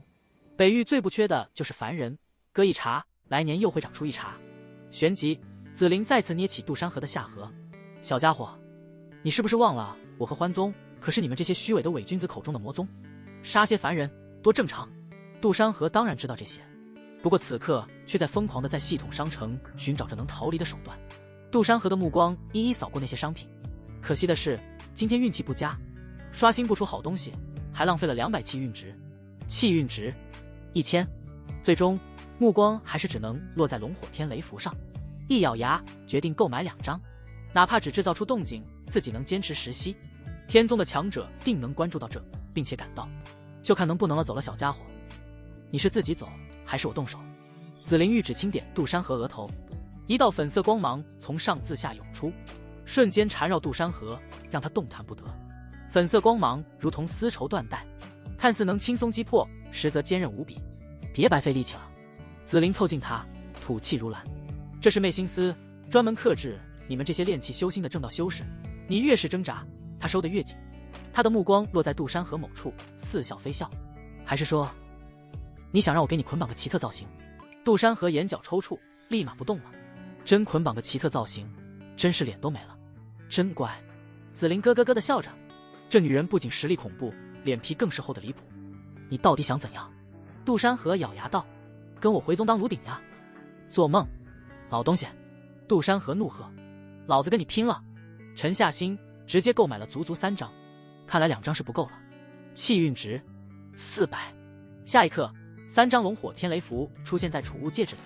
有些修士可能会以为和欢宗的双修是快乐的，甚至有些不知情的修士慕名上宗。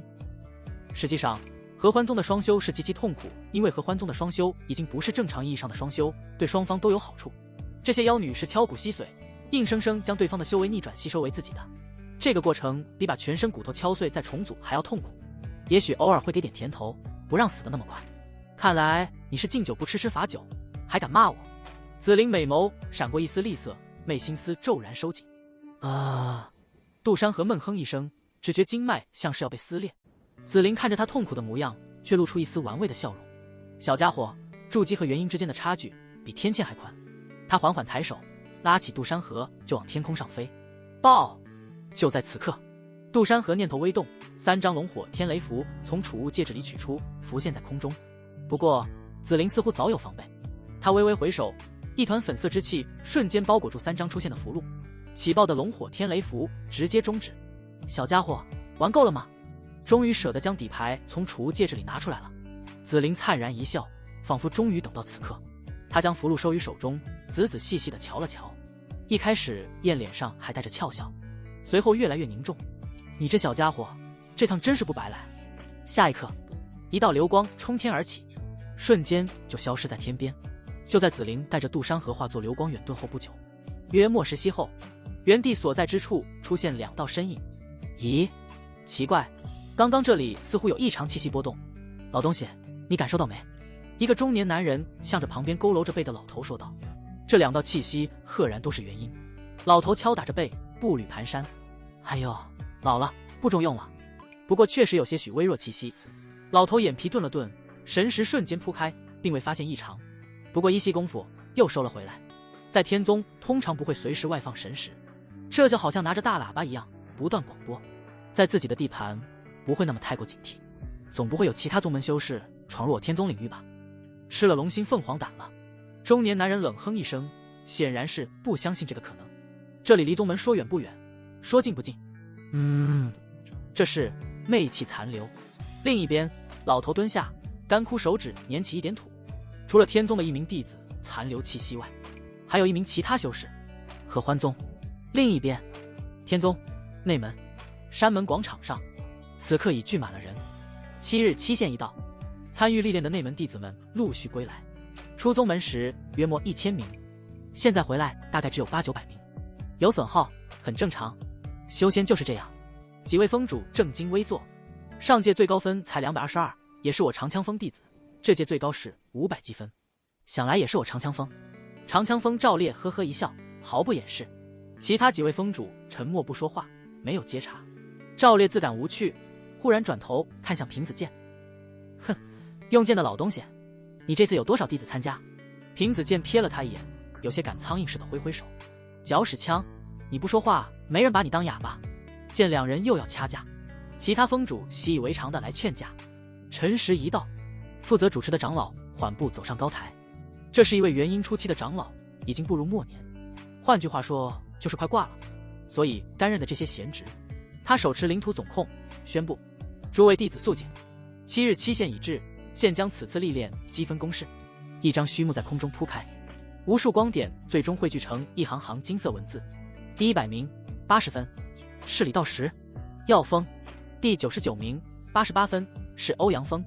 随着总控领土的曝光，排名也渐渐从低到高出现，弟子的名字和所属山峰一一揭露。弟子们所持有的领图簿显示名字和山峰，只知道积分。随着曝光来到前10，赵烈也高兴起来，因为第9名到第2名全是他长枪锋的弟子。至于这些排名里的名字不是段峰，赵烈也在意料之中，因为给他丢了这么大的脸，赵烈也不可能让他活着回来，唯一的作用就是杀了杜山河。希望这个蠢货已经杀了平子剑那大弟子。赵烈眼中一寒，他给段峰做了些手脚，段峰就算真杀了杜山河，他也回不来。你们说第1名足足500积分的到底是谁啊？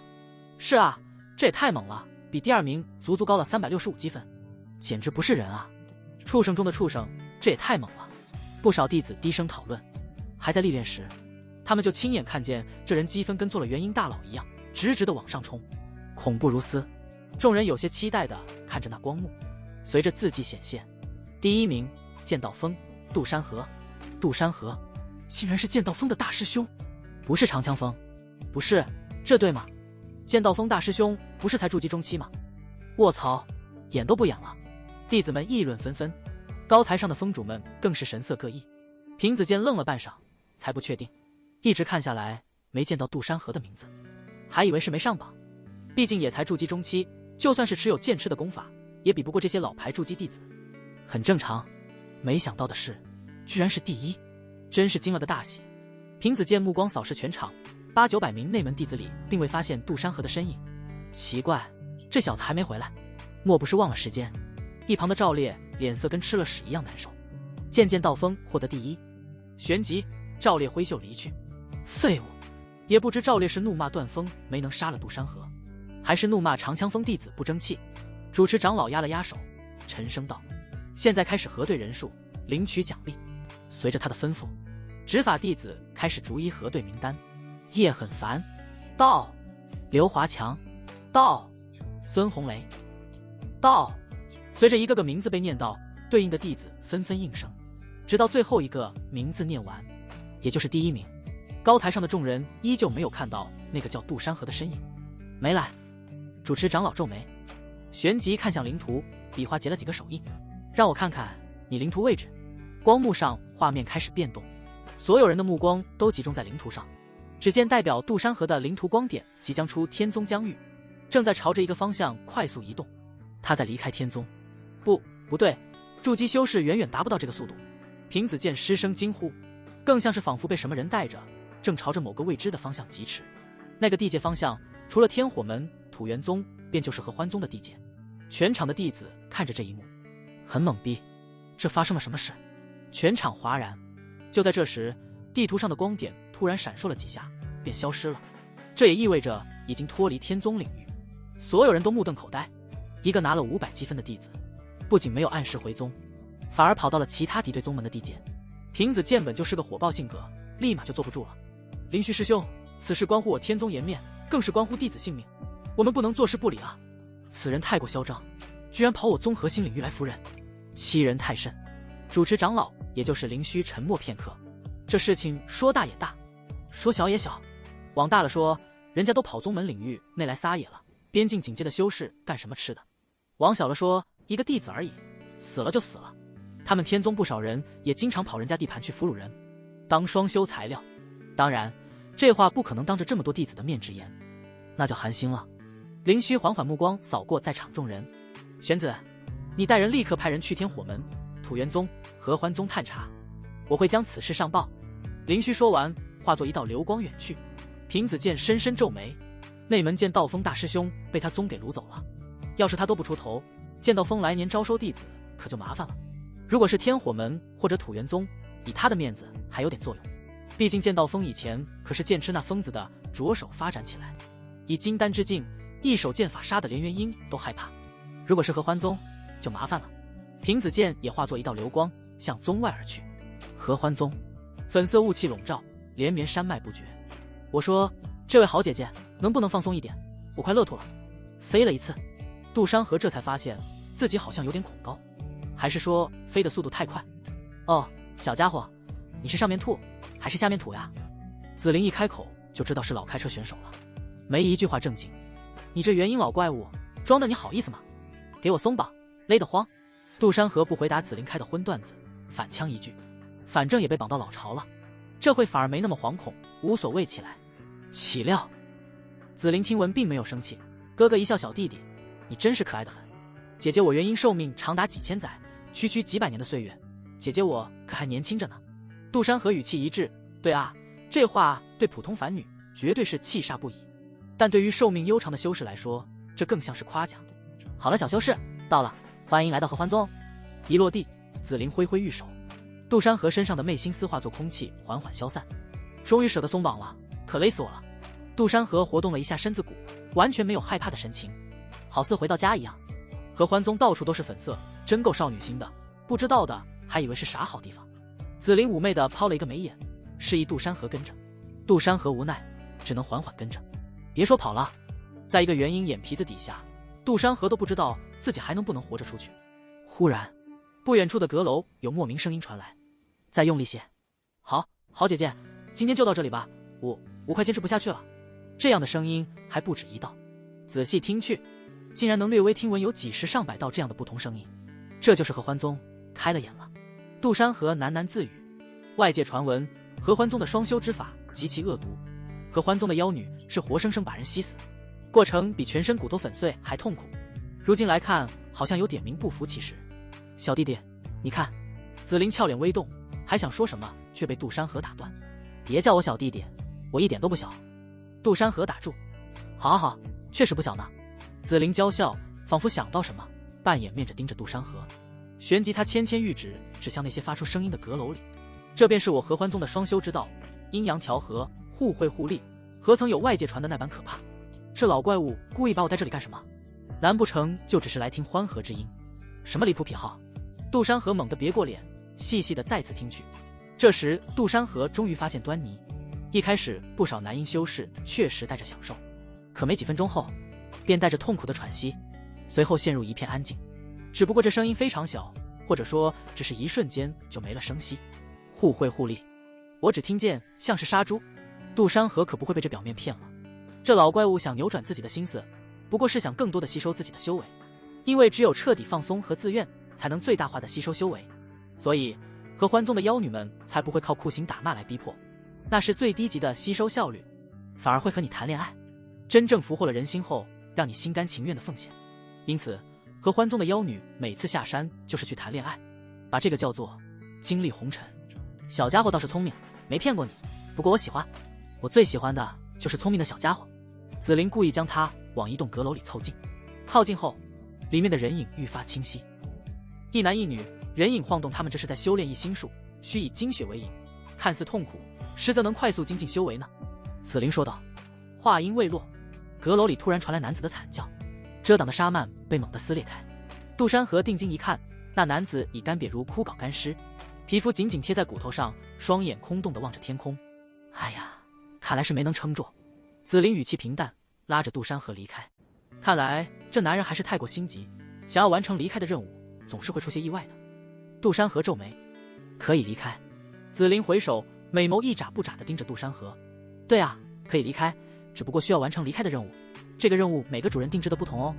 杜山河嘴角抽搐，这不是跟离不开没区别？想到刚刚那个干尸男人，那不就是榨干他最后一点价值？哪里是什么可以离开的任务？不就是画大饼？很快穿过这片阁楼，靡靡之音终于消失。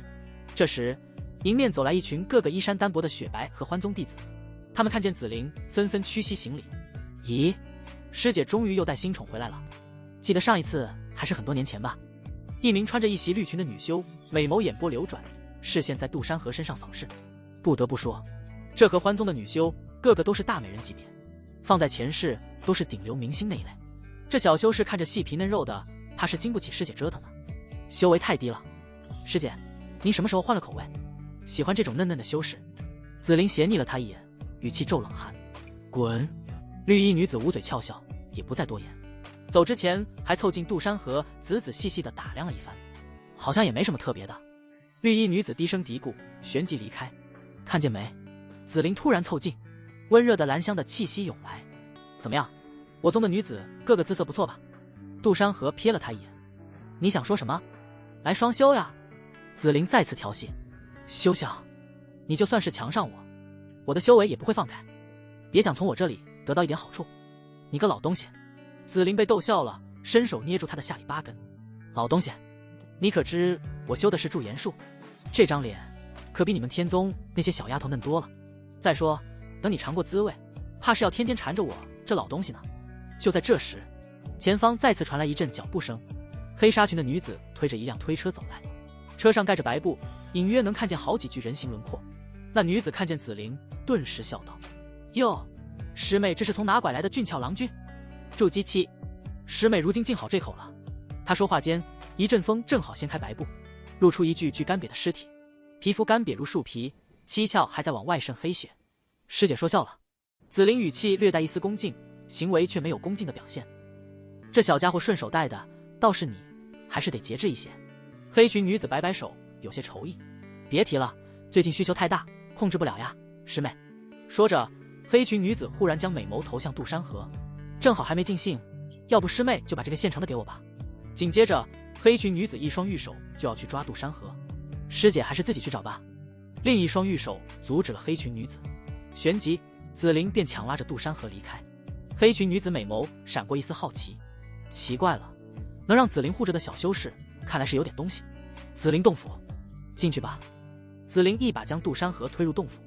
姐姐，我先去处理点事，你乖乖待着，若是敢乱跑，被外面的师妹们抓去做了炉鼎，可别怪我没提醒你。他说完转身离去，随后大门关上。尼玛，这里的妖女修为都那么高吗？这还玩个蛋啊！杜山河一路走下来，居然没一个修为比他低，最低的一个女弟子还是有着筑基巅峰的修为。这乱跑出去被抓做炉鼎，顷刻间被炼化，还真要死翘翘。片刻后，杜山河偷偷跑了出来。炼丹峰，一处丹药房里，丹火袅袅，药香缭绕。林雪儿正小心翼翼地将刚出炉7品凝神丹装进玉瓶。太好了，终于能炼制7品丹药了。等杜师兄回来，我一定要把这给他送去。这丹是他晋升内门弟子后独立炼制的第一炉7品丹药，成色极其不错。雪儿师姐，你听说了吗？内门剑道风的大师兄得了500积分呢，历届最高。这时，一个捧着药材的小师妹进来。林雪儿听闻后一喜，不过下一刻的话却让林雪儿如遭雷击。只是可惜，这剑道风大师兄居然被其他宗门掳去，应该是凶多吉少了。林雪儿手一抖，手中玉瓶哐当掉在地上，她却顾不上去捡，焦急的连忙询问：“你说什么？杜师兄怎么了？”小师妹被他抓得生疼，却还是讲述了一遍。不可能！林雪儿猛地后退一步，俏脸煞白。杜师兄虽才筑基中期，可筑基巅峰的段峰都不是他的对手，怎么会被掳走？是真的。小师妹狐疑地看了一眼林雪儿。林雪儿忽然感觉瘫软无力，差点两眼一黑。不，我要去救师兄。可一想到自己的修为，林雪儿指甲深深嵌进掌心，俏脸苍白。她自己只是个刚晋升内门的筑基弟子，连御剑飞行都还没学会，又能做什么呢？可总不能什么都不做吧？一闪间，一个身影突然划过林雪儿的脑海：3级藏宝阁，袁瑶瑶长老。上一次两女见面，林雪儿作为女人的直觉，能清晰地感知到这名长老似乎对杜山河有点意思，最少也是关注杜山河的。对，去找袁瑶瑶长老。林雪儿头也不回地跑出炼丹房，只有她能救杜师兄。3级藏宝阁，你找我？此刻，袁瑶瑶正翻着手中的一本古籍，头也没抬，语气听不出喜怒。林雪儿连忙躬身行礼：“药峰内门弟子林雪儿，见过袁长老。”袁瑶瑶这才放下书，抬起眸子看向他：“我记得你，杜山河的小女友。”林雪儿听闻，不知该如何作答。长老，弟子和杜师兄只是朋友关系。袁瑶瑶美眸波澜不惊，无悲无喜。在外人面前，袁瑶瑶通常都会是这副模样。袁瑶瑶轻声道：“找我何事？”按理来说，林雪儿作为内门弟子，基本是没资格见长老的，还是元婴级别的长老。不过袁瑶瑶还是见了。林雪儿更加肯定，袁长老和杜师兄肯定关系不一般。见他多半是看在杜师兄的面子上，弟子斗胆是为杜师兄的事而来。袁瑶瑶美眸里这才闪过一丝波动。哦，他的事与你何干？杜师兄曾2次救过弟子性命。林雪儿咬着阴唇，声音里一丝急迫。弟子不能眼睁睁看着他出事。杜师兄疑似被天火门、土元宗或者是合欢宗给掳走，还请长老出手相救。救他？袁瑶瑶冰冷的清音不带有一丝情绪。凭什么？区区一个弟子罢了，你又凭什么要求本长老去救他？林雪儿美眸中有水雾流转。是啊，自己凭什么？林雪儿自己也只是猜测，袁瑶瑶长老似乎对杜山河有着不一样的心思，可没有呢。自己这样鲁莽的行为，换做其他长老定要有所惩罚。林雪儿有些绝望，不知该作何。弟子打扰了。旋即，林雪儿恭敬的行礼，转身退去。袁瑶瑶这时绝美的面容缓缓蹙起好看的眉，你这小家伙真是不让人省心啊。美眸里流露出一丝担忧。杜山河啊，杜山河。袁瑶瑶轻声呢喃，身影瞬间消失在原地。你可真是个麻烦的小家伙。合欢宗。杜山河绕了一大圈，都还没出这个山峰，大的离谱。忽然一处地方有动静，杜山河暗道不好，撞见人了。找到你了，筑基中期的小子。一名穿着绿裙的女子，面容来看约莫是8、9岁年纪的年纪，一双杏眼好奇地打量着杜山河。是他。杜山河有自然记得，刚刚不久才见过面。绿裙女子掩面笑了起来，蹦蹦跳跳来到杜山河跟前绕了一圈。话说紫菱师姐到底看中你什么？我很好奇啊。绿裙女子呆愣了一会，旋即不再多想，直接将杜山河扛起就走。喂，你干什么？放我下来！杜山河惊了，这么直白的吗？嚷嚷什么？绿裙女子猛地拍一下杜山河的臀部。师姐不在，我替她看住你，免得你跑了。然后吗？作为费用，我先替师姐试用下你，到底那不同了。杜山河欲哭无泪，完全没有一点反抗能力，因为这看似有些矮小的萝莉，修为却绝对是元婴，活脱脱的天山童姥。不一会就来到了绿萝的洞府。老实点。绿萝搬了张竹椅坐下，晃着脚丫，2马尾便不断晃悠。说吧，你是哪个宗门的？为什么被紫菱师姐抓来了？杜山河不说话，就这么看着眼前这位天山童姥。不说。绿萝气呼呼叉腰，玉指间弹出一缕绿光，侵入杜山河胸口。那绿光刚一入体，杜山河就觉得浑身奇痒无比。嘻嘻嘻，还挺倔。绿萝见他脸红脖子粗的模样，笑得更欢了。我叫绿萝，是紫菱师姐的师妹。你要是乖乖听话，我或许能帮你求情。杜山河才不会相信这些妖女的鬼话，真知道自己有什么特殊的话，恐怕就更加难以逃离了。瞧我长得帅，够大，不行吗？绿萝忽然悠悠道，让我猜猜，你是不是有什么能让师姐感兴趣的宝贝？杜山河心头微动，我不知道你在说什么。装傻，不如让我搜搜看，说不定能找到什么好东西呢。绿萝3下2下就将杜山河的上身衣物剥离，他的指尖轻轻敲击杜山河的胸膛。奶奶的，清白不保。杜山河此刻动弹不得，这绿裙萝莉施法定身，破解不得。嘻嘻嘻，真好玩。绿萝直接跨坐于杜山河两膝之间，让我来试一试师姐为何能看中你，让我看看。说着就要褪去杜山河的下身衣物。撕拉！作为元婴大佬，雅称又尊为元婴真君，灵力粉碎布料就是一瞬间的事情，但偏偏绿萝笑意盈盈的一点一点。卧槽，要不要这样搞？要来就给我个痛快，死得痛快一点。杜山河低头望着这小萝莉，都快傻眼了。这场景看似不可思议，其实非常合理。修仙不能光看外表，都是虚妄的假象。嘻嘻嘻，怎么迫不及待了？绿萝抬起头，2条马尾便晃了晃，小脸上尽是撩拨之意。如果你不是合欢宗吃人的妖女，那我确实迫不及待。正常的，我当然乐意。杜山河摆烂了，一副爱咋咋地的模样，主要也是没有一点办法可言。嘻嘻，那让你先正常的，也不是不行。绿萝灵动的眸子里露出一丝思索，灵动的大眼转动。杜山河嘴角抽搐，能不能搞快点？我赶着去投胎，开下一把。虽说杜山河并没有啥那啥洁癖，但不用想也知道，这些妖女绝对是万人公交非洲，打卡上上下下了不知道多少人。想想其实挺膈应的。好了，别一副苦瓜脸了，我不会让你死的。放心，我会轻点，没多痛。绿萝一边嘀咕，一边灵力探查。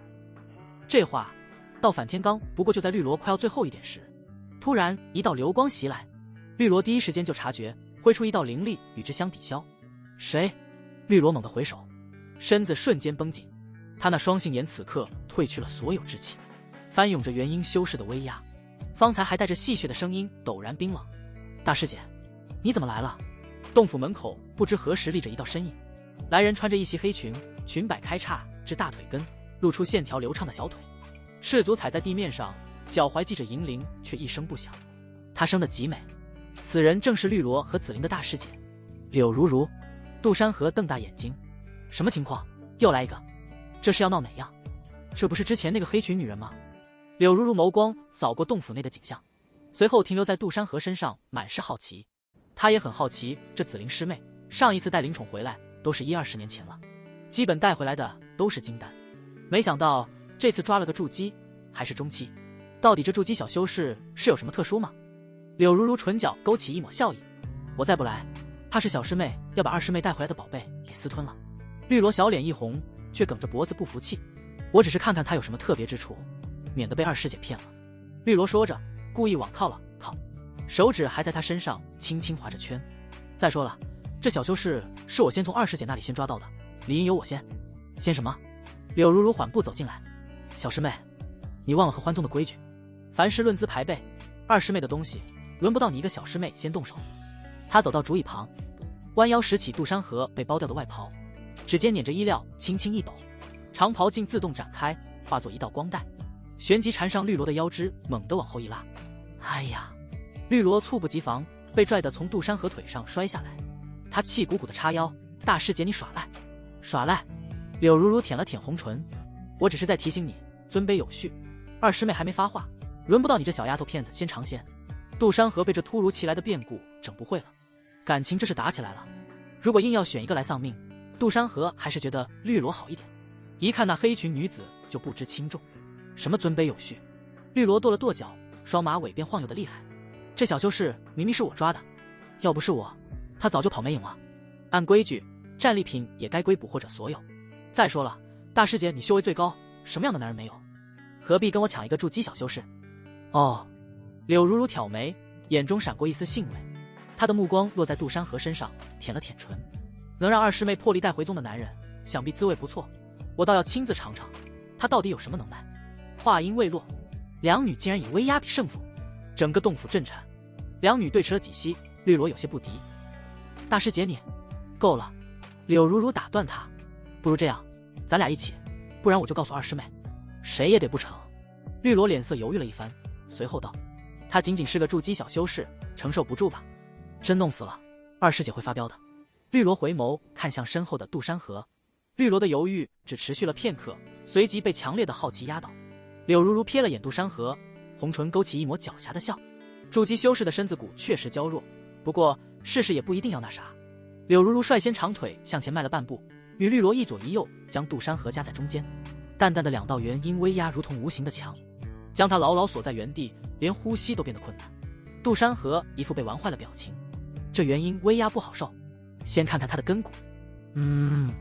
一般般呀。这时柳如如灵力这时探查向丹田，杜山河顿时觉得一股热流直冲小腹，吓得魂飞魄散。粉碎丹田跟死了没区别。你干什么？放心，只是看看你的元阳纯度。柳如如收回手，眼中闪过一丝讶异。纯度挺高道是块好料子，可惜修为太低，不经折腾。两女忙忙碌碌，左边看看，右边瞧瞧，皮肉紧实，韧性不错，适合。哎呦，大师姐你干什么？试试还有没有？继续。杜山河被他们折腾得面红耳赤，偏偏动弹不得。这等测试办法，惨无人性。差不多了吧？绿萝终于按捺不住，光弄来弄去，没发现啥奇怪的。不如，也是，还是得体验了才知道。柳如如与绿萝对视一眼，两女同时点头。大师姐，小师妹，玩得挺乐啊。这时，洞府门口悠悠传来一道声音，两女同时一惊，有些做贼心虚。师妹，二师姐。绿萝下意识地缩回手，脸上闪过一丝慌乱。柳如如却依旧镇定，端正姿态，转身看向门口。原来是师妹来了，来得正好，我们正帮你验货呢。紫菱一言不发，俏脸有些冷意。哦，验货。紫菱的声音很轻，却带着刺骨的寒意。我倒是不知道什么时候轮到大师姐和三师妹替我做主了。绿萝缩了缩脖子，躲到柳如如身后，不敢说话。柳如如却上前一步，黑裙与紫裙几乎贴在一起。师妹说笑了，我和绿萝只是好奇，能让你破例带回宗的修士，究竟有什么特别之处？他顿了顿，语气带着几分歉意。现在看来，确实是块好料子，就是嫩了点。要不要师姐帮你调教调教？不必了。紫菱侧身挡在杜山河身前，无形的气浪将柳如如逼退半步。我的人，我自己会调教。他抬手一挥，粉色光将杜山河裹成个粽子似的往洞外拖去。柳如如眼中闪过的意犹未尽的去意。绿萝背着紫菱吐了吐舌头，比划了一个鬼脸小气的二师姐。另一边，紫菱洞府，砰！府门重重关上，隔绝了外面的气息。这次下了禁制，紫菱原以为杜山河会乖乖的待着，毕竟看见那些男修干尸，多少会顾忌。没想到这小修士还是跑出去。紫菱转身看着被光带捆在石柱上的杜山河，眼中的寒意渐渐褪去。他们没对你做什么吧？杜山河被他问得一愣，咋好像有怨气的小媳妇似的。快了，再晚来一步，你就得给我收尸了。紫菱一挥手，拿出一件衣袍，穿上。杜山河被他从石柱上放了下来，迅速穿好衣物。从今天起，你就在这内洞待着，哪也不许去。紫菱饶有意味地看着杜山河，若是再被我发现你乱跑，或者被其他人碰到，就别怪我不客气了。他说完转身就走，走到门口时却又停下。别想着反抗，这洞的禁制连元婴修士都打不开。门再次关上，洞府里只剩下杜山河一个人。他挣扎了几下，发现下的禁制确实厉害，连储物戒指都打不开了。杜山河气得差点骂娘，一会儿要采补，一会儿又把我当宝贝似的藏起来，这女人脑子都有病吧？他看着空荡荡的山洞，这里很明显是一处备用洞府，并不是那紫裙女人的主洞府。妈的，这是把我关小黑屋了啊！杜山河靠在石柱上，和欢宗的女人果然没一个正常的。杜山河一想到刚刚那两个女人手段，哪怕自己是个大男人，也不由得脸红起来。营养不良了。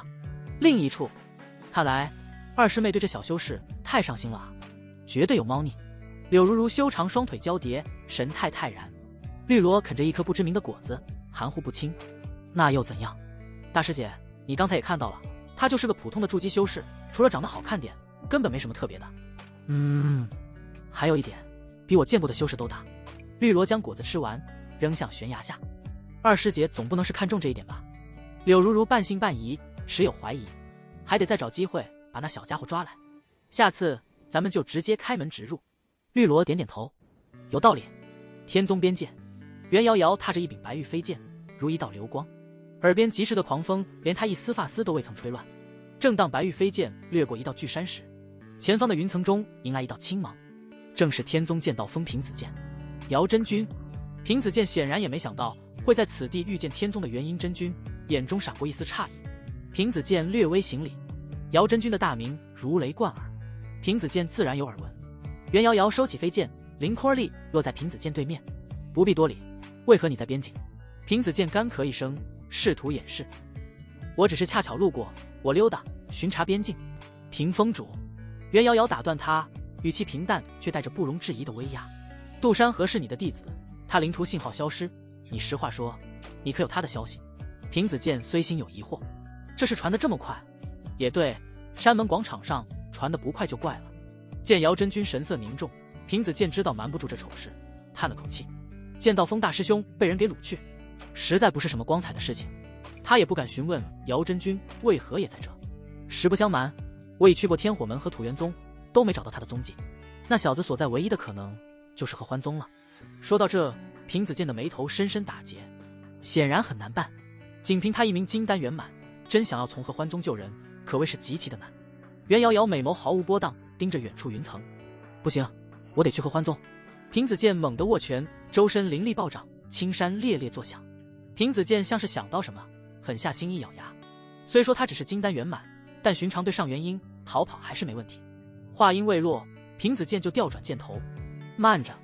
袁瑶瑶皱眉。平子剑动作一致，来都来了，我也去瞧瞧。袁瑶瑶淡淡道。平子剑愣住了，啥叫来都来了？合欢宗实力不弱，私下里大家都认为合欢宗比天宗还强上几分，只不过因为是魔宗，所以不上排名。这可不是6万。真君您，天宗弟子在核心地狱失踪，本座身为天宗真君，没有不管的道理。这是挑衅。袁瑶瑶的声音依旧平淡。刹那间，袁瑶瑶的身影已化作一道白光，朝着何欢宗所在的方向掠去。平子健望着他离去的方向，心中懵逼。他实在想不通，这位素来清冷孤傲的姚真君为何会如此重视一个筑基弟子。其次，好像姚真君也是在往天宗领域之外飞去，莫不是在执行什么任务？平子健只是略微纠结了一下，想不通便不想了。罢了，也许人家只是一时兴致。旋即，下一刻也化作一道青芒，往何欢宗方向飞去。何欢宗，药香峰谷。紫菱走进弥漫着药香的山谷，化作一道紫流光，前行没多久，一座座阁楼渐渐出现在眼前。紫菱踏入一座最顶端的阁楼，开门而入。小七，忙着呢。紫菱的声音依旧慵懒，却让正在绘制符箓的女子手微微一顿。这位散发着药香的女子盘膝而坐，面前是各种材料。药香七缓缓抬眸，露出一张清丽脱俗的脸，没有那么妖艳，却看着非常舒心，仿佛邻家小妹一般。药香七放下手中的灵笔，起身行礼。原来是紫菱师姐大驾光临，不知有何吩咐。何欢宗内，药香七虽修为仅在金丹后期，却以一手符箓之术闻名，尤其擅长解析各种秘境、小世界遗址中的上古符传。天赋之高，是很多元婴长老都时常向他请教。药香七心中不由泛起一丝好奇。这紫菱师姐每次前来都会带来一些新鲜的好东西，也是非常具有挑战，他特别喜欢。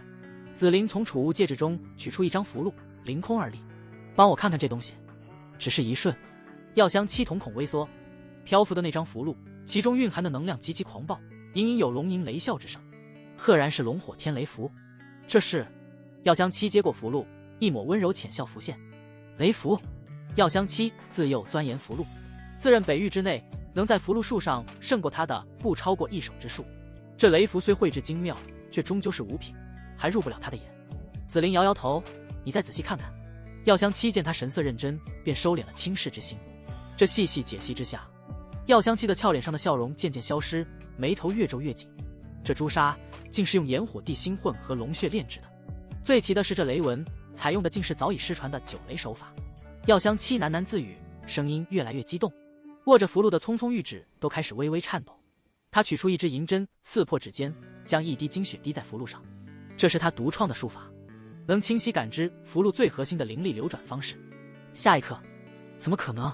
药香七猛地后退几步，看向符箓的眼神如同见了鬼一般。两种至刚至阳的狂暴能量，怎么可能如此稳定地融合在一起？一种是龙火属至阳，一种是雷霆属至刚，两者相遇本该相互湮灭对抗，可这张符箓里的两种能量却像一对亲兄弟，彼此缠绕又互不侵犯，形成一种微妙的平衡。这种手法已经超出了他对符箓的认知。紫菱静静看着他的反应，感到不简单。小七，这符箓水平的制作者莫非比你还高？药香七深吸一口气，有些激动。紫菱师姐，这不是普通的五品符箓，绘制这张符箓的人，其造诣已经登峰造极，说是出神入化也不为过。再说简单点，根本不是人能制作出来的，我的水平远远不如。药香七的声音带着几分难以置信，虽说不想承认，但却让他心服口服。紫菱师姐，这符箓你是如何获得的？药香七追问，美眸里满是兴奋。紫菱微微蹙眸，这符箓竟比他想的还要精妙，你确定解析不出来？紫菱追问，没有回答药香七。药香七苦笑着摇头，我无能为力，多谢小七。紫菱也不再多言，转身便走。他要回去问清楚，那筑基小修士到底是从何而来的这符箓。药香七望着他离去的背影，眼中对那符箓满是留恋，也不知道紫菱师姐是从何处得来的这符箓，好想要一张来研究啊。紫菱洞府，杜山河盘坐正在修炼，事已至此，只能先修炼了。不行，绝不能坐以待毙。杜山河有些躁动，他根本想不出如何才能逃离这里，硬拼肯定不行，求饶又没用，跑又跑不掉，打又打不过。这妖女抓我回来，不就是想财补吗？那我就偏不让她得逞。突然，杜山河脑海灵光一闪，一个荒诞却像是生机的想法蹦了出来。要是自己身上有个禁制，让他不敢碰呢？或者说是延长碰他的时间，能多苟一段时间，那就是赚了。对了，系统商城不也售卖命格吗？杜山河猛地想起系统商城里的命格，这或许是唯一的活路。系统打开商城，杜山河念头微动，熟悉的光幕瞬间在脑海中展开。天煞孤星，紫色，缓慢克死身边所有亲近之人，亲近敌人也可以，售价1000气运值。桃花劫，蓝，每日被百名修士追杀示爱，售价800气运值，破财免灾，青，修炼必遭劫，渡劫免去一部分灾，售价300气运值。这都什么玩意命格？保佑保佑！今天的免费刷新，一定要刷出来有用的命格。杜山河嘴角抽搐，一发入魂。随着光幕上的商品刷新，杜山河翻了几页，就在他快要绝望时，终于看见了一个当前情况可用的命格：金铜金丹，蓝，蕴含先天纯阳之气，未达金丹境时，若与异性双修或被强行采补，又或者人机分离，将触发同归于尽效果，原地爆炸，神魂俱灭，波及范围极大。好处是增加1点修行速度。金丹后纯阳至极，售价400气运值。杜山河的眼睛瞬间亮了，原地爆炸，神魂俱灭，人机分离都炸，这简直是为现在的处境量身定做的保命符啊！虽然这命格听起来就像个行走的炸药包，可也有画大饼的好处，那便是金丹后体内纯阳达到至极，这对于合欢宗的这些妖女简直是大补，这其中的时间不就可以慢慢苟活？唯一的问题是400气运值已经是他现在的全部家当了。之前购买的3张龙火天雷符不但没起作用，还被妖女给收缴了，亏大发了！妈的，舍不得孩子套不着狼。杜山河咬牙，是死是活就在此一举了。比起被立马踩不死了，拖延些时间就有机会。购买金铜金丹命格，蓝，消耗400气运值。下一刻，命格购买，气运值0，命格残缺的青莲剑意，蓝，金铜金丹，蓝。杜山河看着系统面板上的提示，这金铜金丹命格说不好听点就是贞操轰隆隆。就在这时，洞府大门禁制解除，一道倩影走了进来。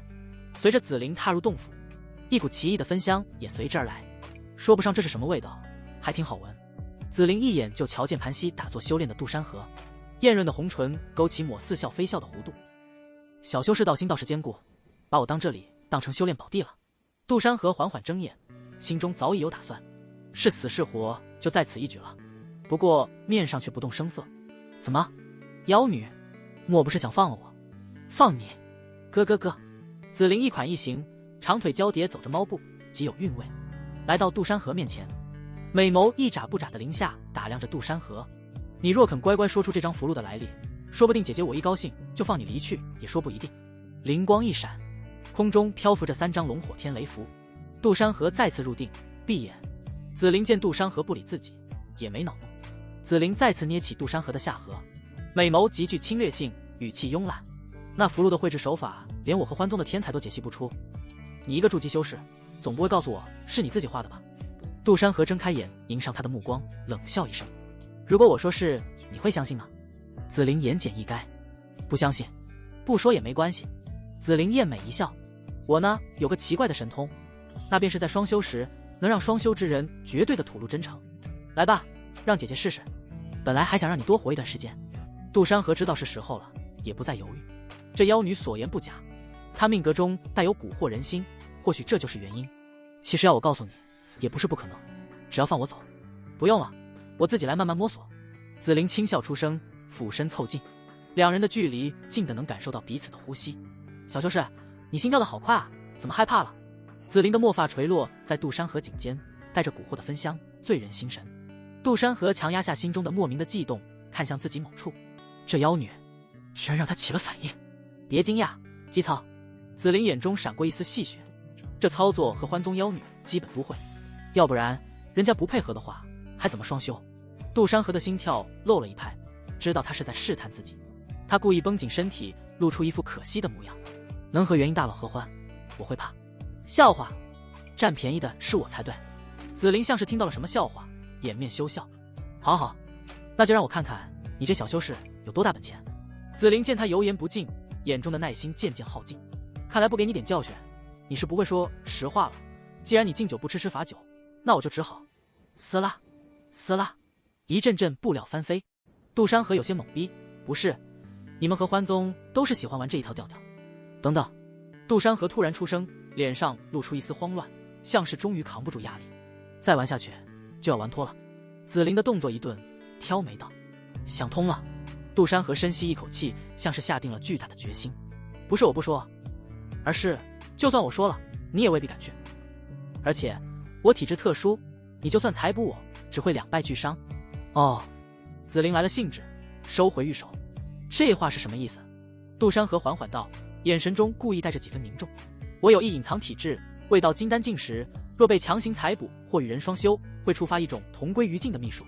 紫菱闻言，先是一愣，随即咯咯笑了起来，仿佛听到了天大的笑话。体质特殊，同归于尽。小修士，你当我是绿萝那种好骗的小萝莉？紫菱早就用神识探查过杜山河的体质，除了灵力精纯些，与普通修士并无二致，哪有什么特殊之处？你若是不信，大可一试。杜山河的表情却异常认真，甚至主动抓起紫菱的玉手，按在自己的胸膛上。不妨亲自探查，便知我所言非虚。杜山河的动作太过突然，紫菱一时没反应过来，掌心便贴上了一片温热的肌肤。杜山河的胸膛结实有力，隔着皮肉能感受到他平稳的心跳，还有那股隐隐透出的纯阳之气。紫菱被他这副模样勾起了好奇，也好，我倒要看看你能玩出什么花样。他不再抗拒，指尖注入一丝灵力，顺着杜山河的经脉探入，起初并无异常。紫菱脸色怪异，连忙收回灵力，眼神古怪地看着杜山河。这是金铜金丹体，这种体质较为罕见，传说中蕴含先天纯阳之气，对于合欢宗妖女来说大补中的大补。不过未达金丹前却实会有禁制，一旦被强行采补，就会引发能量暴走，轻则两败俱伤，重则同归于尽，威力极大，这是自己控制不了的。不过一旦达到金丹，体内纯阳便会达到至极，极品补物中的补物。这体质又称贞操体质，他之前探查时只注意到杜山河的灵力精纯，竟没发现这隐藏的体质。现在相信了。杜山河松开他的手，是死是活就在这一刻了，把命交给别人手里真是不好受。修为还是修为？紫菱没有回答，只是死死盯着他，眼神复杂。他实在想不通，自己之前探查为何没发现，难道真是自己老糊涂了？紫菱看了看自己白皙嫩滑，仿佛一掐就能出水的玉手，微微叹息。好，很好。紫菱压下心中的复杂情绪，还以为自己确实是老了，看来是我看走眼了。杜山河看着他阴晴不定的脸色，心中暗自窃喜。不过你也别高兴得太早。紫菱突然开口，眼中闪过一丝狡黠。金铜金丹体又如何？只要等你突破到金丹境，这禁制自然会解开，到时候……他舔了舔唇角，露出一抹意味深长的笑。我有的是时间慢慢治你，不过就是养养罢了，我等得起。好，现在是活下来了。杜山河要的就是这样，只要还有时间，便有希望。既然不能采补，那……说着，紫菱妖娆再次行动，舌头舔了舔红唇。杜山河，什么意思？不能采补？难道就不能做点别的？紫菱艳媚的声音如同魔女。比如，姐姐，我听说这金铜金丹体，纯阳原液也是大补之物。杜山河脸皮一僵，好你个妖女，合欢宗的妖女真是不能用常理来看待。紫菱的睫毛很长，一眨一眨的，杜山河能闻到她发丝间那股甜腻的香气，形成一种极具侵略性的诱惑。杜山河瞪大眼的看着他。许久后，日月轮转，一天一夜过去，一行白鹭上青天，一世银河落九天。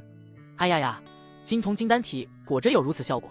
紫菱妩媚的捋了捋发丝，旋即立马入定盘做修行，灵力运转，经脉居然畅通无阻，这令紫菱大感惊喜。杜山河就这么着被术法僵硬的硬控，硬生生的看着他在修行。随后紫菱修行结束，美眸底一丝玩意。再来修行，再来修行。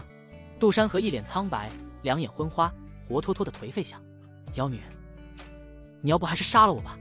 杜山河欲哭无泪，从来没想到还有这种惩罚。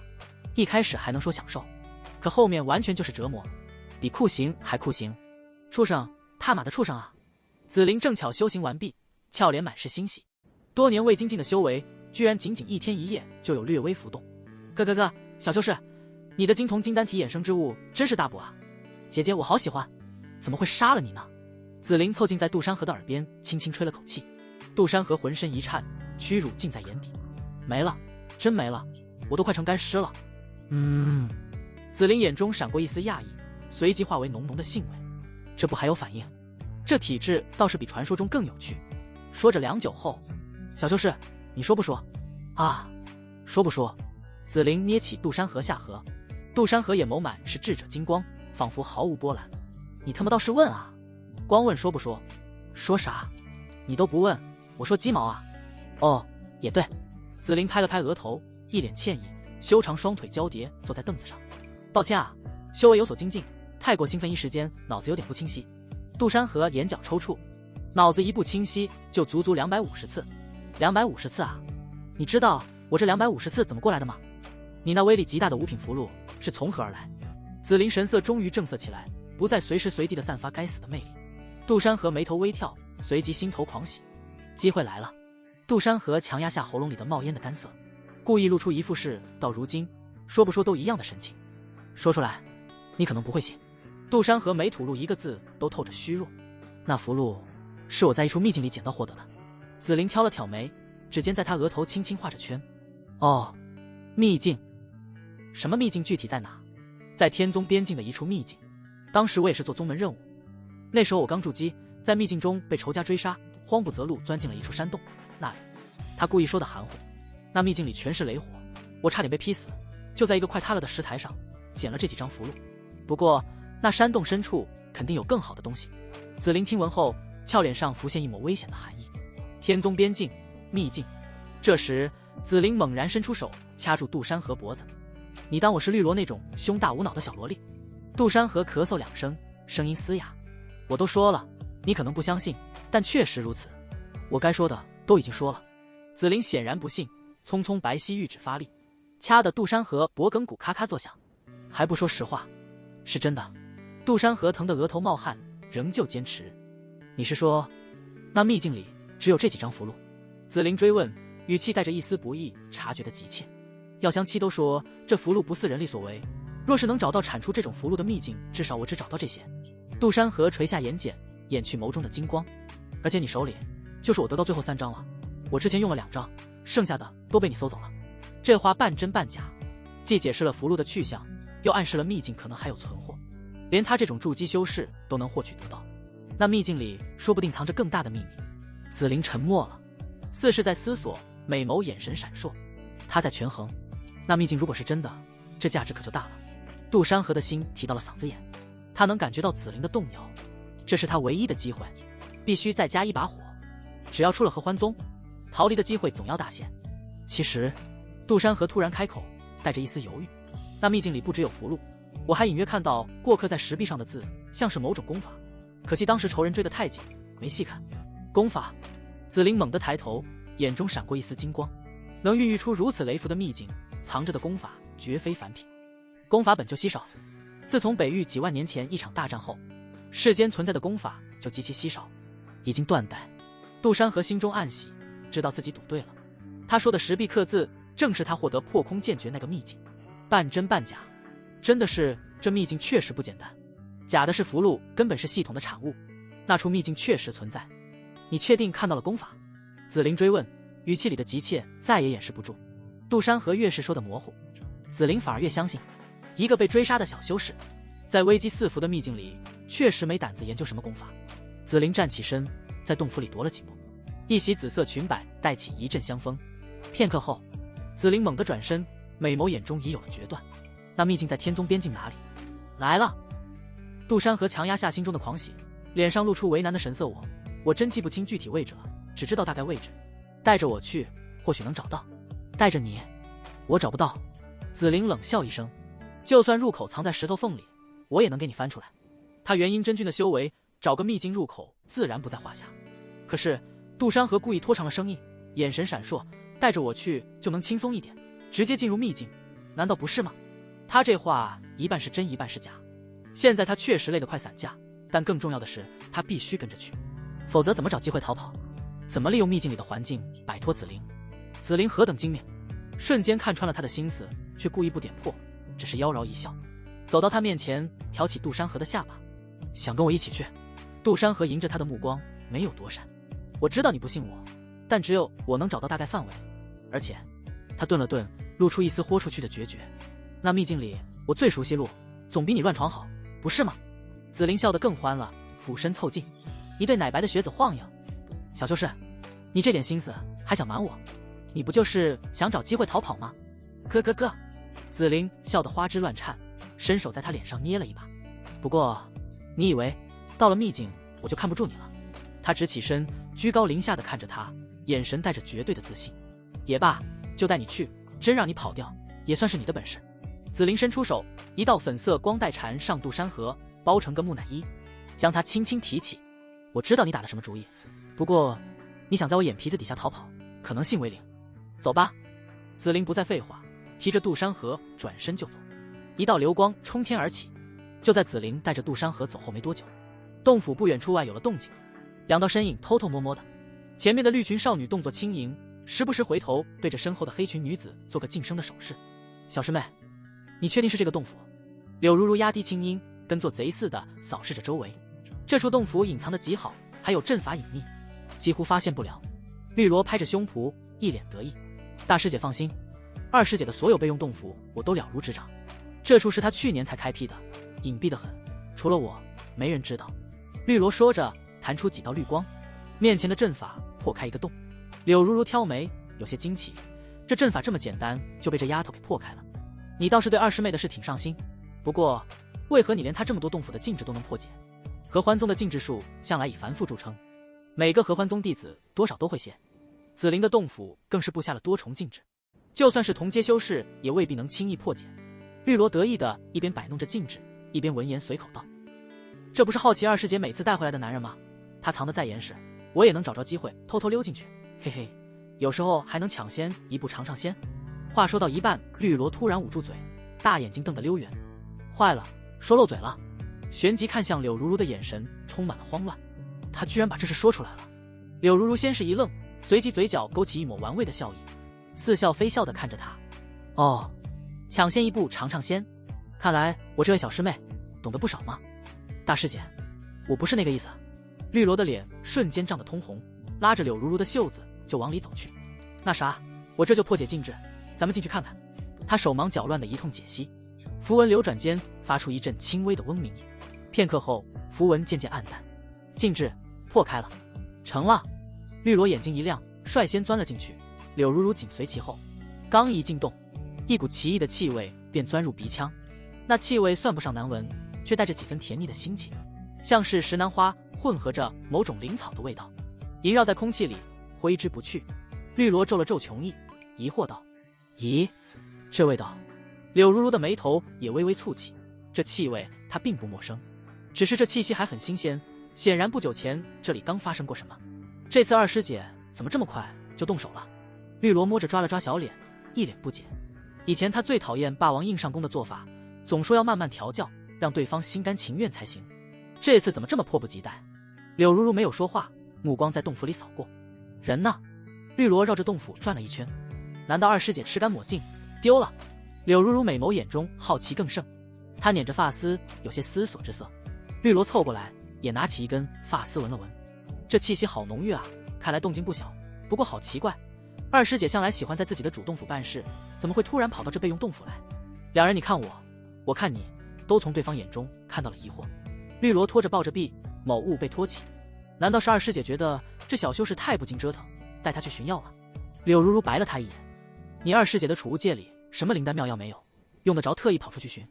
他顿了顿，眼中闪过一丝金光，我看多半是有什么好事。绿萝歪着头，难道这小修士确实有什么特殊之处？这个问题柳如如也答不上来，但她隐隐觉得紫菱这次带回来的这个筑基修士恐怕不简单。算了，既然人不在，咱们先走吧。柳如如转身往洞外走去，免得等会儿你二师姐回来了撞个正着。绿萝却还有些不甘心，嘴巴鼓了鼓。柳如如回头看了一眼，淡淡道：“别愣着了，快走。”绿萝吐了吐舌头，快步跟上柳如如的步伐。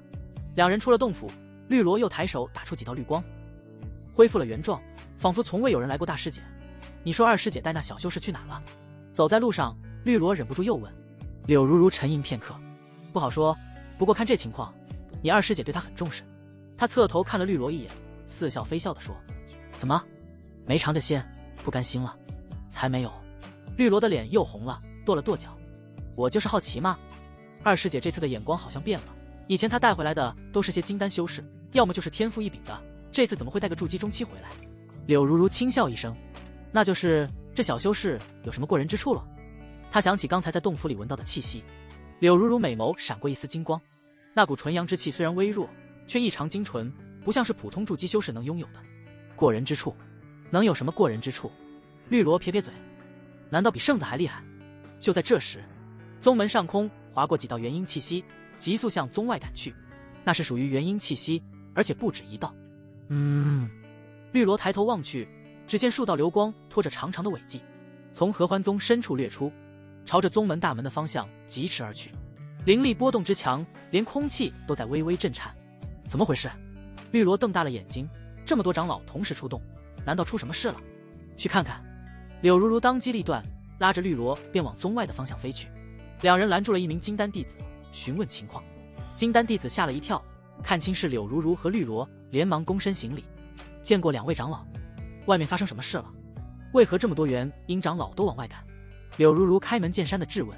金丹弟子回应：回长老，宗外来了不速之客，筑基弟子陨落不下100位，已经被斩杀数名金丹和一名元婴长老。什么？绿萝惊呼出声，谁这么大胆子，敢在咱们合欢宗门口挑衅？合欢宗作为北域大宗，虽以媚术闻名，可实力绝非等闲。走，去看看。柳如如眼中闪过一丝厉色，不管对方是谁，敢在合欢宗门前如此放肆，就绝不能轻柔。太猖狂了，这下麻烦大了。平子健抹去额头上的冷汗，倒不是他怕事，而是这姚真君太猛了。看着合欢宗山门处一堆尸体，只觉得头皮发麻。这到底谁才是正宗剑修啊？杀意比我还重。平子健持剑而立，周身法宝灵光闪烁，一剑斩落杀来的一名金丹初期修士后，来到袁瑶瑶不远处。合欢宗的一名金丹后期修士，刚才还在山门处耀武扬威的喝骂，不过一息之间，就被袁瑶瑶随手挥出的剑气斩成了2截。那人的抵挡未曾有丝毫作用，而袁瑶瑶连眼睑都没抬一下，长长的睫毛稳如泰山。姚真君。平子健咽了口唾沫，声音带着自己都没察觉的后怕。这样做是否有些不妥？毕竟正魔两宗向来还是以和平为主，他活了近200年，还是头一次见到有人敢在合欢宗的山门大开杀戒。这地方可是北域有名的龙潭虎穴，别说杀人，就是大声咳嗽都得掂量掂量。可袁瑶瑶倒好，上来二话不说就斩了对方的修士，这哪里是挑衅，分明是在人家心窝子上捅了一刀。平子健一脸黑线，本来以为是外围探查一番，再不济冒险一点也是潜入，没想到这位祖宗一上来就斩了人家合欢宗的修士，玩大发了啊！袁瑶瑶持剑凌空而立，雪白长袍工装似仙子临凡，可这位仙子手里的剑沾过的血比谁都多，不妥。袁瑶瑶侧过美眸，清冷的眸子扫了平子健一眼。合欢宗近100年来掳走的天宗弟子，死在他们采捕树下的修士数不胜数，今日我斩些人，不过是收些利息。平子健被噎得说不出话，他知道袁瑶瑶说的是事实。合欢宗的名声在正道宗门里向来狼藉，但大家都心照不宣地维持着表面的和平。毕竟元婴修士动手，很容易引发宗门大战，不到万不得已，谁也不愿撕破脸。元婴修士可以说是宗门的顶尖战力了，在网上那都是常年必死关的老怪物了。宗门不到覆灭时刻是不会出宗的，可这里是合欢宗腹地，咱还是从长计议，先回宗吧。平子健有几分急迫，咱们是来找人的，不是来开战的。您这一剑下去，别说找杜山河了，恐怕连咱们俩都得交代在这儿。他看着袁瑶瑶那张毫无波澜的脸，心里直发怵。早就听说这位姚真君是有名的杀星，袁瑶瑶没再理他，美眸目光重新落向合欢宗处，玉手中的白玉剑轻轻颤动，发出龙吟般的嗡鸣。来我天宗腹地抓人，挑衅在先，今日不给个说法，把人交出来。袁瑶瑶的话还没说完，7、8道强横的气息奔涌而来。平子健正想再劝，脸色也是巨变。来了！平子健的心沉到了谷底，是合欢宗的元婴长老，至少有8位。8位元婴，不少北域宗门连金丹都没，有1名元婴都能在北域威名赫赫了。这一下就来了8名，合欢宗的底蕴确实不俗，这么短的时间就召集了这么多元婴。8道流光停下，显露出几位身着各色长裙的女修，为首的正是柳如如，其身后站着绿萝，一脸气鼓鼓的。好大的胆子，竟敢在我合欢宗门前杀人！其他几位元婴女修看模样也很是年轻，其实到了这境界，除非是大限将至实在无力保持年轻样貌，不然看着都是刚满18岁。拿下他，给李师妹报仇！敢闯我合欢宗，定要让你尝遍蚀骨之痛。看他的气息是天宗的人，难不成天宗想开战？放肆！一时间足足8道元婴威压如同无形的巨山，朝着袁瑶瑶和平子健碾压而来。平子健连忙运转全身灵力抵抗，可还是忍不住后退了半步，几十道法宝灵光祭出，有些吃力。能以金丹圆满做到如此地步，足以傲人了。平子健看向袁瑶瑶，却见她依旧淡定，神色从容，仿佛那8道威压只是拂面的微风，这让合欢宗那8人不由得吃了一惊。合欢宗的弟子也感到不可思议，这到底是谁？居然以1人之力抗衡8道元婴长老，还有那金丹老头实力也不弱啊！特别是合欢宗的金丹，冷汗直流。没人比他们更清楚金丹对抗元婴是什么概念。柳妖女，袁瑶瑶认出了为首的柳如如，语气依旧平淡：“多年不见，你的修为还是停滞不前。”柳如如脸色一沉，显然也认识他。呵，当年在一处小世界，在我手中仓皇逃命，你难道忘了？袁瑶瑶淡淡道：“不过观你气息，倒是精进了不少，可惜还是不够看。”找死！柳如如被戳到痛处，怒喝一声。当年进入一处小世界寻找机缘时，7名元婴师妹皆被袁瑶瑶斩下，这杀心名头也彻底响彻北域。如今居然还敢在宗门前来，简直不知死活。柳如如手中突然多出一根黑色长鞭，鞭身缠绕着浓郁的魔气，朝着袁瑶瑶抽去。今日定要让你血债血偿，偿还当年我7名师妹们的性命。长鞭划破空气，空间都微微扭曲。这一鞭的威力足以重创普通的元婴中期修士，可袁瑶瑶却动都没动，只是抬起白玉剑，轻轻一挑。当，清脆的金铁胶鸣声响起。柳如如闷哼一声，踉跄着后退了2步，眼中满是震惊：“你的修为居然是元婴圆满境！”随后，袁瑶瑶的声音传遍全场：“有妖女，你若不想和欢宗今日血流成河，就乖乖把人交出来。”这人叫杜山河。袁瑶瑶的声音不大，却带着一种不容置疑的威严，让在场的所有合欢宗修士都愣住了。抓来的天宗弟子？哪个？最近抓的不少。柳如如眉头紧锁，她从没听过这个名字，但看袁瑶瑶的样子，显然不是在说谎。她瞥了眼身边的几位长老，发现他们也都是一脸茫然。不过合欢宗没少抓附近宗门的弟子，说不定都被采捕成干尸，扔哪个旮旯去了。莫不是哪个重要金丹弟子？还是元婴初期？一名穿红裙的元婴女羞俏喝道：“你少在这里找茬，区区一名弟子，难道还是你天宗圣子不成？想找借口开战？”不说。袁瑶瑶挑眉，美眸冷寒扫过柳如如和绿萝。她已经确定杜山河确实在合欢宗，因为这柳如如和绿萝身上都沾染了天宗弟子的气息，这气息很熟悉。2妖女还嘴硬，袁瑶瑶的气息有些暴动，她手中的白玉剑突然指向柳如如，剑气冲天如龙。我再问最后一遍，人，你交还是不交？气氛瞬间降到冰点。柳如如一脸懵逼，我最近也没抓天宗的弟子来采捕啊，来找茬的是吧？杀！柳如如沉声，率先化作一道流光，其余7道元婴气息同时爆发，各色法宝灵光冲天而起，朝着袁瑶瑶和平子剑扑来。平子剑一脸欲哭无泪，我只是个小小的金丹圆满，能不能别打我这张帅气老脸？轰！剑气与各色宝光撞在一起，爆发出刺目的灵光。袁瑶瑶的白玉剑如同游龙，在法宝洪流中穿梭，每一次挥剑都带起漫天剑光，逼得柳如如等人连连后退。这死女人怎么还是这么强悍？柳如如怒骂一声，有些心悸。而平子剑就没这么好运了，他刚躲过一道赤色的火焰鞭，背后就袭来一股凌厉的锋刃，吓得他连忙祭出法宝抵挡，破碎了好几道法宝。心痛的他脸抽搐，一个金丹圆满也敢来凑热闹。出手的是合欢宗的一名元婴中期女修，她手持一柄折扇，诗情画意。女修折扇一挥，无数道粉色的丝线从扇面射出，这些丝线看似纤细，却蕴含着恐怖的媚术灵力，一旦被缠住，恐怕会瞬间被吸干灵力。平子剑脸色巨变，他知道自己绝非元婴对手，可此刻退无可退，拼了！平子剑眼中闪过一丝狠厉，口中念念有词，剑光如流云般铺满，形成一道密不透风的剑幕。这是他压箱底的绝技，虽不足以战胜元婴，却能勉强抵挡片刻。哦，有点意思。那名女修眼中闪过一丝诧异，显然没想到一个金丹竟能接下他的攻击，可惜也就这样了。平子剑能感觉到灵力在飞速消耗，最多再撑3招就要撑不住了。就在这时，一道白影闪过，当当当，3声脆响，粉色丝线尽数被斩断，袁瑶瑶的身影出现在平子剑身边。对付一个金丹需要这么费劲？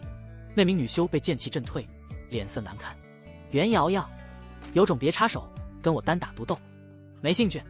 袁瑶瑶淡淡道：“你们几个的对手是我。”屏风主袁瑶摇头也不回地说道：“去找杜山河，他修炼的破空剑诀有特殊的气息，你应该能感应到。”平子剑一愣：“可是这里有我。”袁瑶瑶打断他，剑光一闪，逼退了8道元婴的夹击。“记住，找到他就带他走，不用管我。”“好。”平子剑不再犹豫，从储物戒指里掏出一个玉瓶，倒出一粒通体赤红的丹药。“姚真君保重，这是天宗的秘药，5品秘药，能在短时间内将修为提升到甲的元婴初期，代价是会短寿，短多少就不知道了。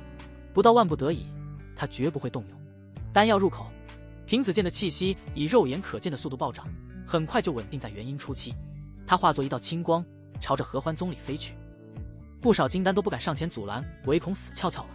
天宗边境秘境处，紫菱拎着杜山河，像是小鸡仔一样。“这就是你说的那个秘境？”“是啊。”杜山河硬着头皮辩解。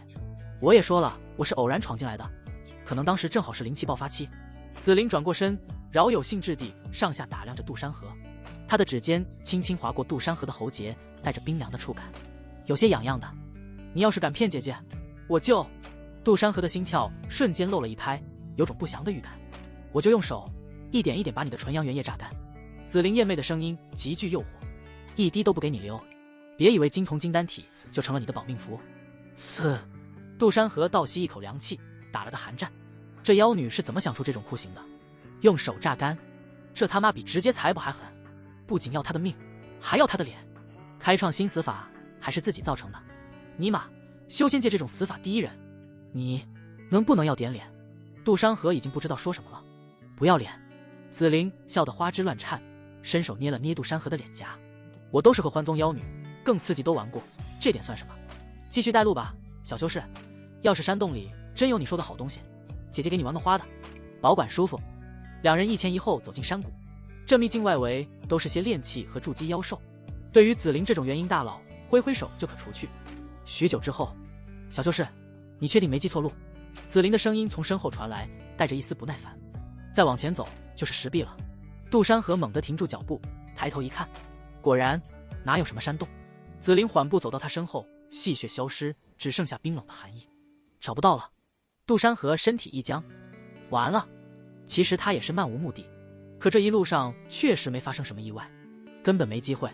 果然没有什么奇迹，他也不是主角，哪有那么多意外？别找了，看来你确实是骗了我。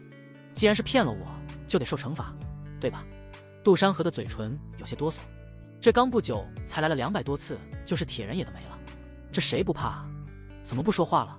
紫菱轻笑，停在他新换上一件衣袍上。刚才不是挺能嘴硬的吗？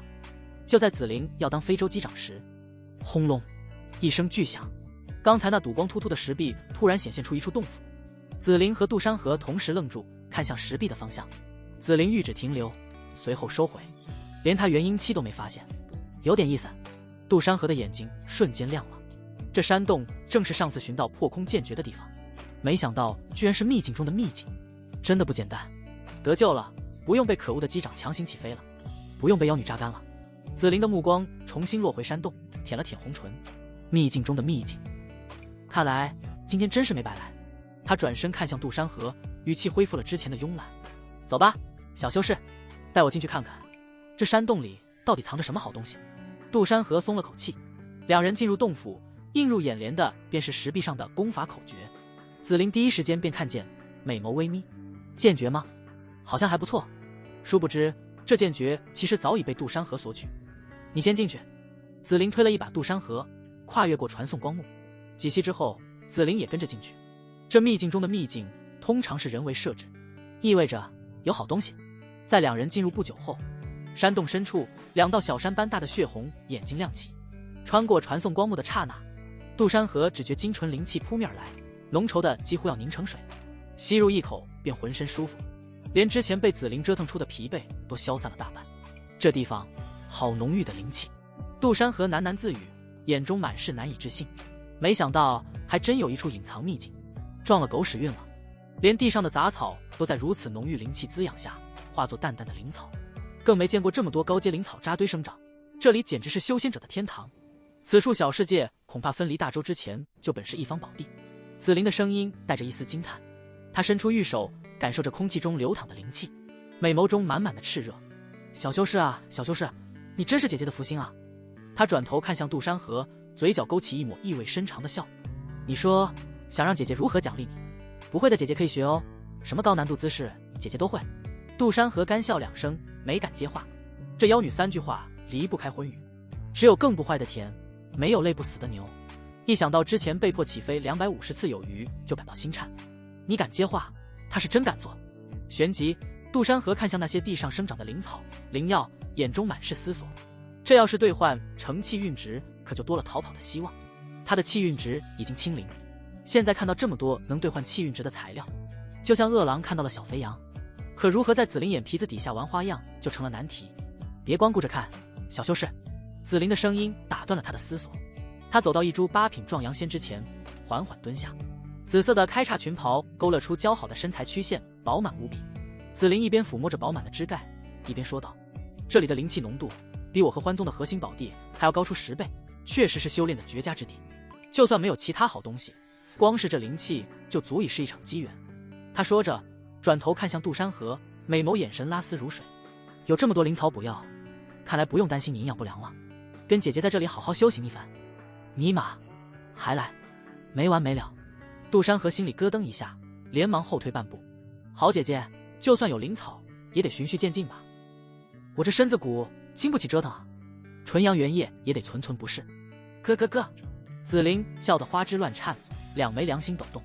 她款款凑近到杜山河跟前，温热气息吐入耳根。放心，姐姐我不是急色的人，此地灵气充裕，正好适合修炼。等我修炼一番，再慢慢享用你也不迟。他抬手一挥，解开了杜山河身上的限制。你也别想着逃跑，这小世界有空间壁垒，以你筑基中期的修为，根本不可能破开。而且传送水晶在我手上，乖乖待着，多去找些壮阳补药吃，等会可有一场硬仗哦。说完，紫菱找了块灵气最浓郁的空地，盘膝坐下，很快便进入了修炼状态。他周身形成一个巨大的灵气漩涡，周围的灵草散发的光晕被一点点吸入体内，灵气以肉眼可见的速度被吸收炼化。大爷的，又想榨干我，没天理了。杜山河活动了一下僵硬的身体，看着紫菱雪白背影，内心毫无波动。如果要平定佛门高僧，杜山河铁定能行。修炼，这里的灵气确实适合修炼，说不定能很快突破到筑基后期。可这样只能便宜妖女，他巴不得。现在兑换气运值才是正确的，有了气运值，便增大了一分逃跑的希望。修炼什么时候都能练，气运值可遇不可求啊。杜山河咬了咬牙，做出了决定。他小心翼翼地看了紫菱一眼，见他完全沉浸在修炼中，便朝着最近的一片有着品阶的灵材摸去。身后，紫菱微微睁开美眸，看着那道身影，嘴角扬起一丝笑容。这小修士还真找壮阳灵草去了。哥，居然还上瘾了！那姐姐等会可要好好奖励奖励你。几公里外，杜山河摘下一株半步步入9品阶级的凝草，心中默念：兑换气运值+1。瞬间，气运值1，系统面板上的数字从0变成了1，终于不再是零蛋。他压抑住内心的激动，又接连采摘了10几株灵草，气运值很快涨到了20。不够，远远不够。杜山河的目光投向远处，那里有几株8品心莲，不过有几头筑基期的妖兽。杜山河很利落地将这几头妖兽干掉，3株8品心莲灵草也到手，气运值+45。杜山河的动作越来越熟练，从一开始的小心翼翼到后来的肆无忌惮，几乎是见什么踩什么。只有能兑换气运值，统统的收入囊中。1个时辰后，杜山河已经扫荡了方圆5公里的范围，气运值也飙升到了180。歇会儿。杜山河靠在一棵灵树上喘着气，这种效率确实低下，但也没办法。还好，紫菱还在修炼，完全没注意到这边的动静。杜山河松了口气，刚想继续开工，突然感觉到一股强大的神识扫过他这边。杜山河浑身一僵，以为被紫菱发现了，吓得差点趴在地上，但那神识只是扫了一圈就收了回去。紫菱依旧闭着眼睛，仿佛什么都没发生。确定我在哪吗？杜山河知道现在逃不掉，现在只有系统商城中售卖的无限之传送符才能脱离。他看向系统商城，无限之传送符无视普通法则，可强制脱离各种禁制秘境、遗境、小世界等无需层层回溯，售价500气运值。可惜现在还差得远啊！杜山河眸中满是金光，这张传送符就是希望。如果杜山河靠普通传送水晶，还得回到上一层秘境，然后再回到原坐标世界，也就是说需要传送2次。可系统售卖的这个符就不一样了，直接一步到位，到时候未必不能逃脱。3个时辰后，杜山河已经把附近灵草采得一干二净，而系统面板上的气运值停在了300，才300。杜山河看着面板上的数字，有些忧虑，距离500气运值还差得远啊。对了，得赶快吃些壮阳的。杜山河额头流出一滴冷汗，差点忘了这茬。那妖女真要让他助他修行，不补一下，真不行了。没想到纯阳原液还能靠吃吸收，合欢宗这些妖女真是无所不开发。就在这时，忽然传来紫菱艳媚的声音，带着一丝慵懒：“小修士，壮阳壮够了没有？姐姐这头老鹰来抓小鸡了。你这小鸡，它正经吗？”杜山河心里一颤，该来的还是来了。下一刻，紫菱正站在不远处看着他，嘴角带着似笑非笑的弧度。没壮多少，还是虚的。杜山河低下头，不敢看他，整出心理阴影了。紫菱走到他面前：“没采多少，你这是把这附近的灵草都拔光了吧？”杜山河的不说话。哥哥喽！紫菱笑得更欢了。他也不在乎，这些灵草对他没有一点用处，跟路边的杂草没区别。他顿了顿，语气突然变得认真。不过，这小世界比我想象的要大，也危险得多。刚才我的神识探查到，在东边的一处有一股很强大的气息，恐怕是这小世界的守护兽。守护兽很厉害吗？杜山河随口问了一句。至少是元婴圆满之境。紫菱淡淡道：“我们现在不宜去招惹他，等我再巩固一下修为，再去会会他。看来此地来对了。”随后，紫菱看了看一成不变的白天，先找个稳定地方，好好吸收一番此地灵气，就当闭关了。他说着，意味深长地看了杜山河一眼：“小修士，你也得修炼，我还等着你到达金丹呢。”紫菱轻笑一声，转身朝着一个方向走去：“跟我来吧，我发现前面有个不错的洞府，正好适合闭关。”秘境洞府处，灵气如雾般缭绕。紫菱盘坐在洞府中央，周身萦绕着淡淡的粉色灵光。过来。忽然，紫菱淡淡启唇，杜山河一脸无可奈何，磨磨蹭蹭地走过去，心里早已经把这妖女骂了千百遍。自打入了这小世界，紫菱倒是没再干一次性猛榨干的事，可索取却从未间断。每天他便会照他过去，美其名曰借点纯阳原液助帮助修行，虽无采补的死亡风险，手段也更温和些，却也更磨人。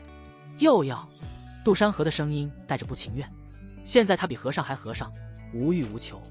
这几日他刚摸到筑基6层的门槛，正是需要巩固的时候，哪经得起这妖女如此折腾。紫菱挑眉，伸手勾了勾手指：“怎么，不情愿？不敢。”杜山河咬着牙，一脸屈辱走到他面前。反抗是没用的，他试过几次，结果就是被折腾得更狠，连抬起手指的力气都没有。反抗不了生活的强女干，那就只能享受了。姐姐叫你，还敢躲？紫菱双腿妖娆地缠了上来，像条蛇一样。是不是这几日没喂饱姐姐，胆子又肥了？紫菱伸出香舌，舔了舔嘴角。在这洞府里，姐姐的话就是规矩，让你脱，你就得脱，让你……行了行了，来吧。杜山河摆烂躺在地上，一副爱咋咋的，呈现一个木字。要来就快点，哪来那么多废话？嘴硬。紫菱也不恼，咯咯咯笑娇笑着。良久后，紫菱舒服地眯起眼，脸上泛起淡淡的红晕，周身的粉色灵光越发浓郁。金铜金丹体果然名不虚传，这点原液抵得上我苦修小10天了。好了，今天就到这里。紫菱舔了舔嘴角，她看着杜山河苍白的脸，嘴角勾起一抹玩味的笑。看你累的，去歇着吧，明日再修炼。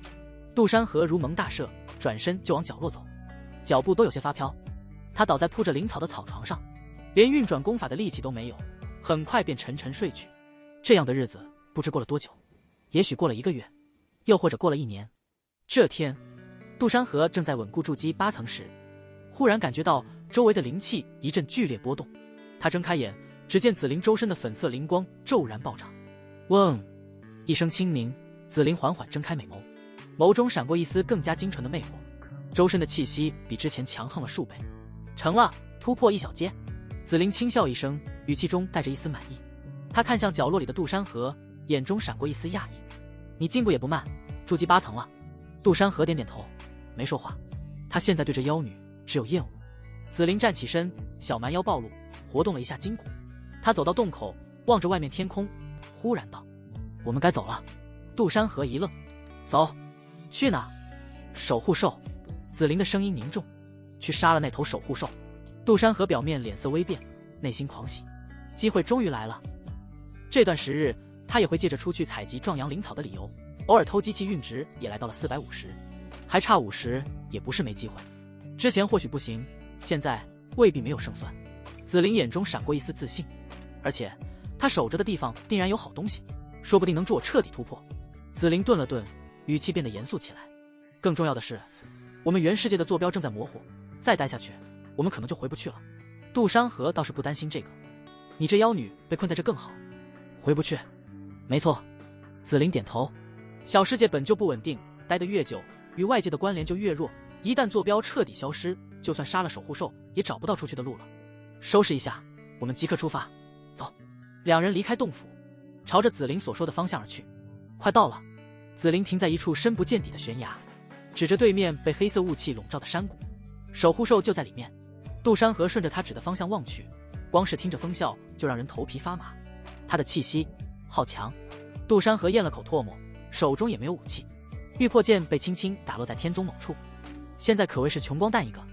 吼！刚一靠近，一阵怒嚎从深渊山谷里传出。嘶！杜山河皱眉，感觉五脏六腑都被这震荡吼叫位移。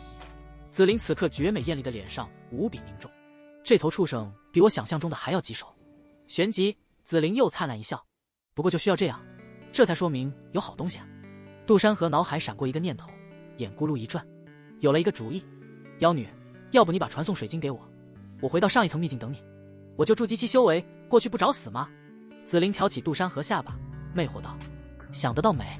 不过你说的也有道理，但是在这里等姐姐我。”杜山河嘴角不易察觉的一笑：“就是这样，成了。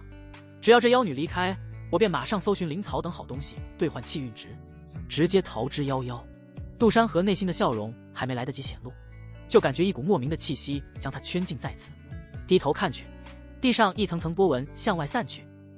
这是……杜山河眉头抽搐，这妖女果然不会那么简单。紫菱看着他错愕的表情，笑得开心不已。别想着乱跑哦，这地灵圈虽伤不了你，却能让你离不开此地方圆100米。等姐姐杀了那畜生，自然会回来找你。紫菱说着，在杜山河脸上轻轻一捏，拉的拉长。乖乖待着，姐姐可太稀罕你了。杜山河心里咯噔一下，自己这是高兴的太早了。他试着往外冲了一下，果然在边缘处撞上了一道无形的屏障，撞上去只泛起一圈涟漪，根本冲不破。妖女！杜山河又气又急，这不就像加强版猴子给唐僧留下的画的光圈？而紫菱早已化作一道粉光，朝着守护兽所在山谷飞去，只留下一串银铃般的笑声。450气运值，还差50。杜山河咬着牙，目光扫过周围，这方圆100米哪有什么好东西？吼！就在这时，山谷里突然传来一声惊天动地的咆哮，震得天地都在颤抖。紧接着，便是灵力碰撞的轰鸣声。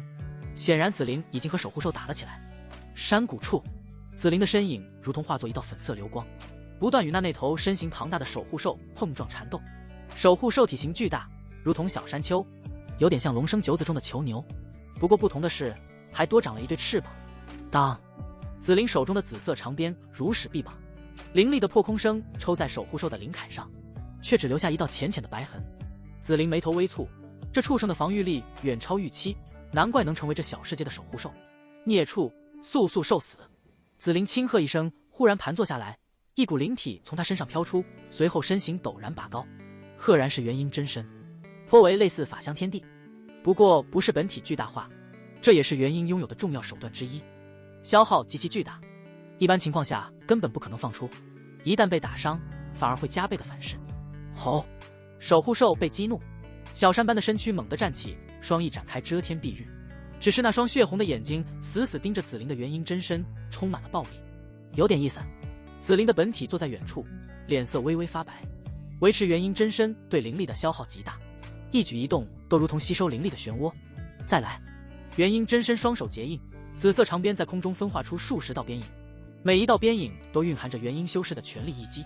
守护兽却毫不在意，他猛地张开嘴，喷出一道黑色的能量光束，光束所过之处，空间都泛起涟漪，那些边影处碰到光束，瞬间便被湮灭。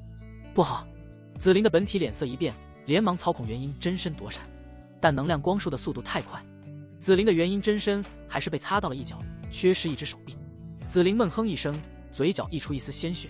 就在紫菱准备狠下心祭出更强杀招，他心中突然传来一阵莫名的悸动，静止，消失了。紫菱美眸瞪大，那是他留在杜山河附近的地灵圈传来的感应，此刻就像被人凭空抹去一般。紫菱的动作猛地一顿，绝美的脸上瞬间布满了难以置信的神色。不应该啊！紫菱喃喃自语，心神大乱。地灵圈是他以元婴修为布下的禁制，以那小修士筑基8层的修为，别说破除，就连撼动一丝都难如登天。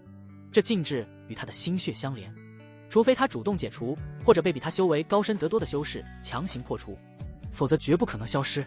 可这小世界里，除了他和小修士，就只有眼前这头守护兽。守护兽虽强，却灵智未开，根本不懂破除禁制之法。难道是那小修士自己做到的？这个念头刚冒出来，就被紫菱否决了。他仔细探查过杜山河的底细，除了那特殊的金铜金丹体，再无其他过人之处，身上也没有逆天法宝，他怎么可能做到？这些念头只是一瞬间，微不足道，可对于元婴之间的战斗却足以致命。在紫菱分神的瞬间，守护兽抓住了机会，他怒吼一声，巨爪带着熊熊火焰再次拍来，速度比之前快了数倍。不好！紫菱回过神来，元婴真身想要躲闪，却已来不及。一掌下去，元婴真身已经隐隐有破碎的迹象。紫菱强忍着疼痛，眼中闪过一丝惊怒，迅速召回元婴真身。再这样下去，他只会被反噬而死。这头守护兽比预计的还棘手，他没想到自己竟然会因为一个小修士而分神，还被这畜生所伤。等我解决了你，再回去好好问问那小修士。紫菱咬了咬贝齿，眼中闪过一丝狠戾。不管那小修士用了什么方法破除禁制，他都必须给他一个解释。另一边，地灵圈，杜山河暗暗心惊那惊天动地的震动，元婴恐怖如斯，略微有些心生向往。只不过现在元婴离他还太过遥远，地灵圈设置的范围只有100米，杜山河找遍了也没找到有价值的灵草、灵药材料。气运值450，就差50，希望就在眼前，真特么心塞。找不到能兑换气运值的东西，这怎么逃离？引导一名元婴间接受到重创，气运值+266。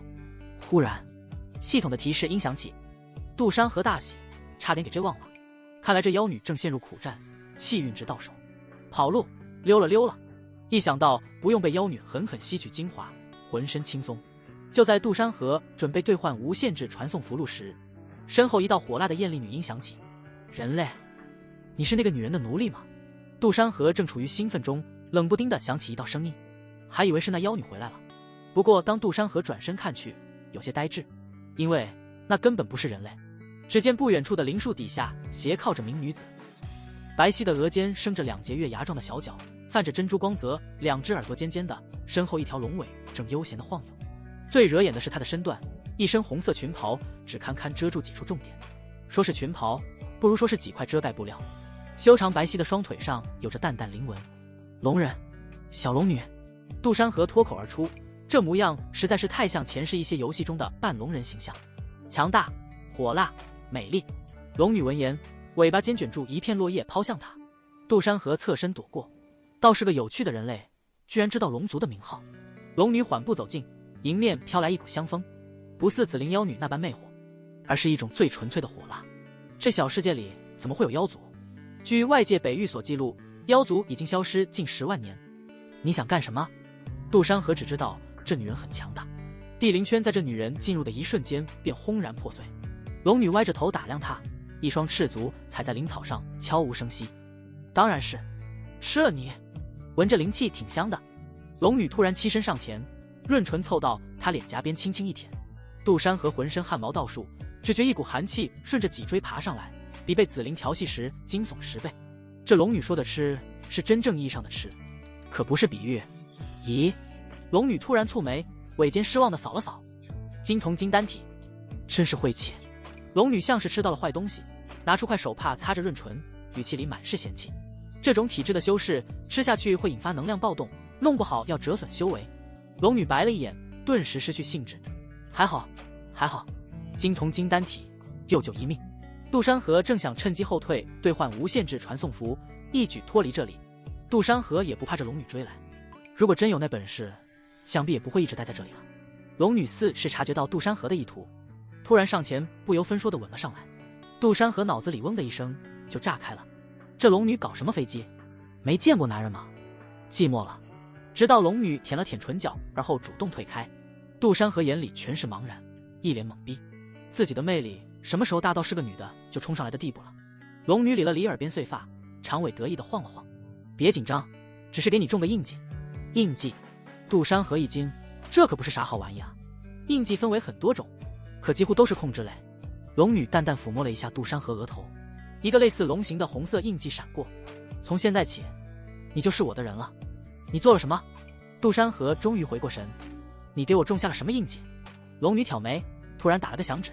杜山河顿时觉得浑身像被火烧，额头龙纹印记闪耀，疼吧？这是我龙族的奴隶印记，也算你这人类有福，当我的一条狗。别人想当还没机会，你是第一个哦。龙女亭亭玉立在他面前，用尾巴尖戳了戳他，这才只是开始。我龙族奴隶印记一旦种下，除非我主动解除，否则永远消不掉。你乖乖听话还好，要是敢耍花样……龙女凑近杜山河耳边，印记会一点点蚕食你的经脉，让你以最痛苦的方式死去。杜山河疼得满头冷汗，正想骂娘，脑海里的系统面板突然弹出自己的面板，姓名杜山河，近期转折，被尾龙种种下龙族印记后，宿主自认为拥有系统，不当回事，在3年后被龙族奴隶印记反噬而死。卧槽，系统从不出虚言，这印记是真能要他命。自从上一次扭转死亡后，这还是第2次出现提醒。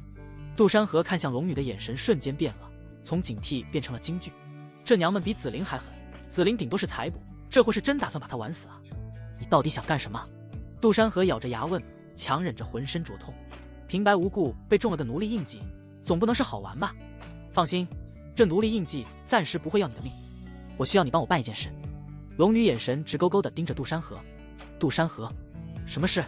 我要你去东荒的补天宗，杀了他们的宗主，把天门钥匙拿回来给我。补天宗？杜山河皱眉，那是东荒第1大宗，据说宗主修为早已深不可测。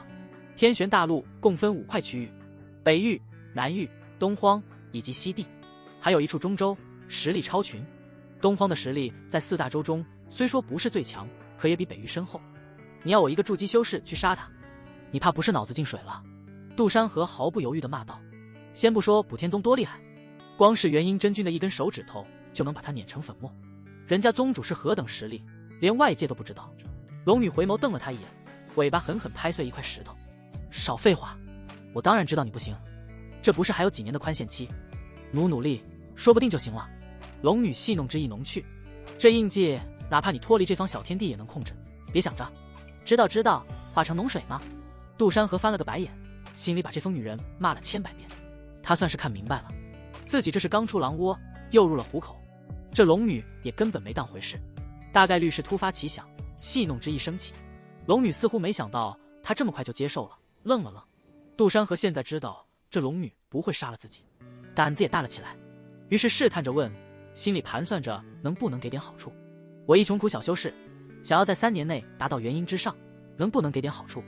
龙女突然笑了，笑得花枝乱颤，尾尖却悄悄缠住了他的脚踝。谈条件，信不信我现在就催动印记，让你尝尝什么叫生不如死？杜山河连忙摆手，算了，我答应还不行吗？龙女这才满意的收回尾巴，真乖，要是你真完成了，我就告诉你一个关于天玄大陆的秘密。谁稀罕？杜山河立即在系统商城兑换无限制传送符，一张符箓凭空出现在储物戒指空间内。还有别的吩咐吗？没有，我就先走了。他现在只想离这疯女人远点，最好这辈子都别再见面。龙女却突然凑近，红唇几乎要碰到他的嘴唇。记住，3年内必须拿到天门钥匙，要是敢拖延……旋即，龙女玉指交错，打了一个响指，一个储物戒指凭空出现。本龙也不是那么小气，这里略微有些修行资源，送你了。杜山河接过，随意扫了一眼，眼里有些心惊，只是一眼就看见不下3枚魂姻元果，这可是突破元婴的罕见材料。各种杂七杂八的材料很多，有好有坏，像是不要的垃圾库。下一刻，龙女嘴角扬起意味深长的笑容，消失不见。杜山河这时看向山谷，那里的动静越来越小，战斗快要结束了。也不知是谁获胜。唰，杜山河猛然捏爆无限制传送符，一道灵光闪烁，身影消失。这妖女最好死在这里。呼，终于出来了。杜山河只觉得天旋地转，再次站稳脚跟，已身处一片陌生的林中。秘境中小世界待了半年，外面仅仅只过去了1天。杜山河看着秘境外的一些草木生长趋势，算着时间。在秘境中的那处秘境，他从筑基5层冲到8层，在里面度过的岁月也不是虚假的。那里面的时间流速与境外界不同，杜山河略微感到有些惊奇。这么说，那龙女不知道待了多少岁月，老东西中的老东西啊！若是这样，龙女给的外面3年时限，换算成小世界的时间，岂不是500多年？我靠，比孙悟空压在五指山下的时间都多。也难怪这妖女只给外面的3年，恐怕也时间方面的原因。别看外面才过了小3年，龙女所在的小世界都过去了500多年。更加离谱的是，不知待了多少岁月。连元婴这样的强者，其寿命岁月也不过2、3千余年。龙女到底是什么来历？先回宗门再说。这些念头只是一瞬，杜山河将龙女给的储物借藏在自己的储物戒中，展开身法，朝着天宗宗门方向狂奔。按他现在筑基8层的修为，全力赶路1日夜能奔袭3000里，可那是在不1秒钟不休息的情况下。此处距离天宗山门足有数万里之遥，不眠不休的也要小10天。杜山河不敢停歇，也不知那妖女死了没死。几个时辰后，灵力消耗一空，不得已之下，杜山河只能停下来歇息。这时夕阳也渐渐落下，入夜，妖女应该不会来了吧？总不能为了我这么冒险在天宗地狱横冲直撞吧？杜山河吃完林雪儿送的最后一颗恢复丹药，盘坐恢复片刻后睁开眼，心里总有一股悸动，仿佛要发生什么不好的事情一般。不对，来了！杜山河眼眸中的讶异未消，话音未落，下一刻，一道粉色流光忽然落地，烟尘弥漫中，紫菱的娇俏的身影渐渐清晰。紫色纱裙破有些破碎，露在外的雪白肩头此刻正渗着血，几缕碎发贴在她苍白的俏脸上。紫菱手里的紫色长鞭垂在地上，脸色有些阴沉。小修士，杜山河看着烟尘中那道熟悉的身影，嘴角狠狠抽搐了2下。这妖女居然真追上来了！尼玛！紫菱抬起美眸，苍白的脸颊因愤怒泛起不正常的潮红，破损的纱裙下几道深可见骨的伤口还在渗血，显然是硬扛着伤势追来的。他没回答杜山河的话，只是死死盯着他。你就这么想跑？紫菱的声音哑得厉害。杜山河被问得一愣。废话，我不跑，难道等着你才不死我？紫菱美眸低沉，神色有些萎靡。却见紫菱指尖一弹，数道粉色光带窜出，瞬间缠上裹成粽子。先让我吃点纯阳原液补补。紫菱渐渐靠近，杜山河瞪大眼睛，又来。半炷香后，紫菱盘坐修行结束，睁开美眸，身上的伤势好了很多。说，你是如何从2层秘境中出来的？你根本没有传送水晶，你一个筑基修士怎么可能？我不知道，我眼一闭一睁就出来了。杜山河死不认账，一副爱咋咋地。这妖女追上来，不会就是为了奶他2口吧？自己还真成了奶妈了。你追这么远，就为了问这个？你就不怕引起2宗大战吗？这里可是天宗地狱。大战？紫菱冷冷一笑，突然俯身凑近。只要能把你抓回去，别说天宗地界，就是闯到你情人的床上，我也敢。杜山河这才发现，他眼底不仅有愤怒，还有一丝难以掩饰的偏执，仿佛自己是什么稀世珍宝，绝不能落入别人手里。你到底想干什么？杜山河被他看得心里发毛。金铜金丹体也好，那雷符也罢，就不能放我走？杜山河有些无奈，不会真在这妖女手中吧？放你走？紫菱突然笑了，笑的眼泪都快出来了。他抬手捏住杜山河的下颌，把我害得这么惨，你认为我还会放你走吗？做梦！紫菱突然低头，在杜山河颈肩侧狠狠咬了一口。嘶！杜山河疼得倒抽冷气，这妖女是真疯了，属狗的是吧？看来不拿出点手段，你是不会说实话了。紫菱抬起头，嘴角还沾着血迹，我倒要看看，是你的嘴硬，还是我的手快？杜山河，什么意思？又要被迫起飞？他说着，指尖便要去解杜山河的腰带，显然是真怒到了极点。杜山河吓得魂飞魄散，特么的畜生，真正的畜生啊！这妖女居然敢在天宗地界对他动手，真不怕有人来。他拼命扭动身体，粉色绸带勒得他皮肉生疼，却连一丝缝隙都没有，除了某地方特意露出。疯女人，你住手！这里是天宗，要是遇上天宗的人，你死定了！杜山河嘶吼着，试图用下退他。紫菱的动作却没停，只是冷笑一声：“就算来了又如何？我和欢宗难道还怕了你们天宗不成？完了，完了！”杜山河一脸死灰色，这辈子怕不是要在这女人手里。然而，下一刻，一道清冷的声音淡淡传来：“哦。”口气倒是不小，胆敢明目张胆的强撸，我宗弟子，好大的胆子！杜山河和紫菱同时一愣，循声望去，杜山河顿时眼睛一亮，袁瑶瑶。不知何时，袁瑶瑶一袭白衣胜雪，手持白玉剑，剑尖斜指地面，周身散发着凛冽的剑气。她绝美面容尽是寒意，美眸底下隐隐有着杀意迸出。紫菱的脸色瞬间变得警惕。什么时候？她下意识地后退半步。天宗的人，怎么感觉你有点熟悉？紫菱微眯美眸想了一下，瞬间明悟，瞪大眼睛：“你就是那个杀星？”紫菱只感觉有些冷汗冒出。现在的她受了伤，根本不可能是她的对手。也许全盛时期还能一战。姚真君，杜山河像是看到了救星，拼命挣扎。救星来了！袁瑶瑶步步紧逼，白玉剑上的剑气越来越盛。放了他！紫菱看着被捆着的杜山河，脸色闪过犹豫。知道今天想带走人是不可能了。好，很好。紫菱深吸一口气，缓缓松开了捆着杜山河的光带丝绸。杜山河连忙跑到袁瑶瑶身后，有些后怕。虽说站在女人身后很羞耻，让女人来保护很没面子，但面子比得上性命吗？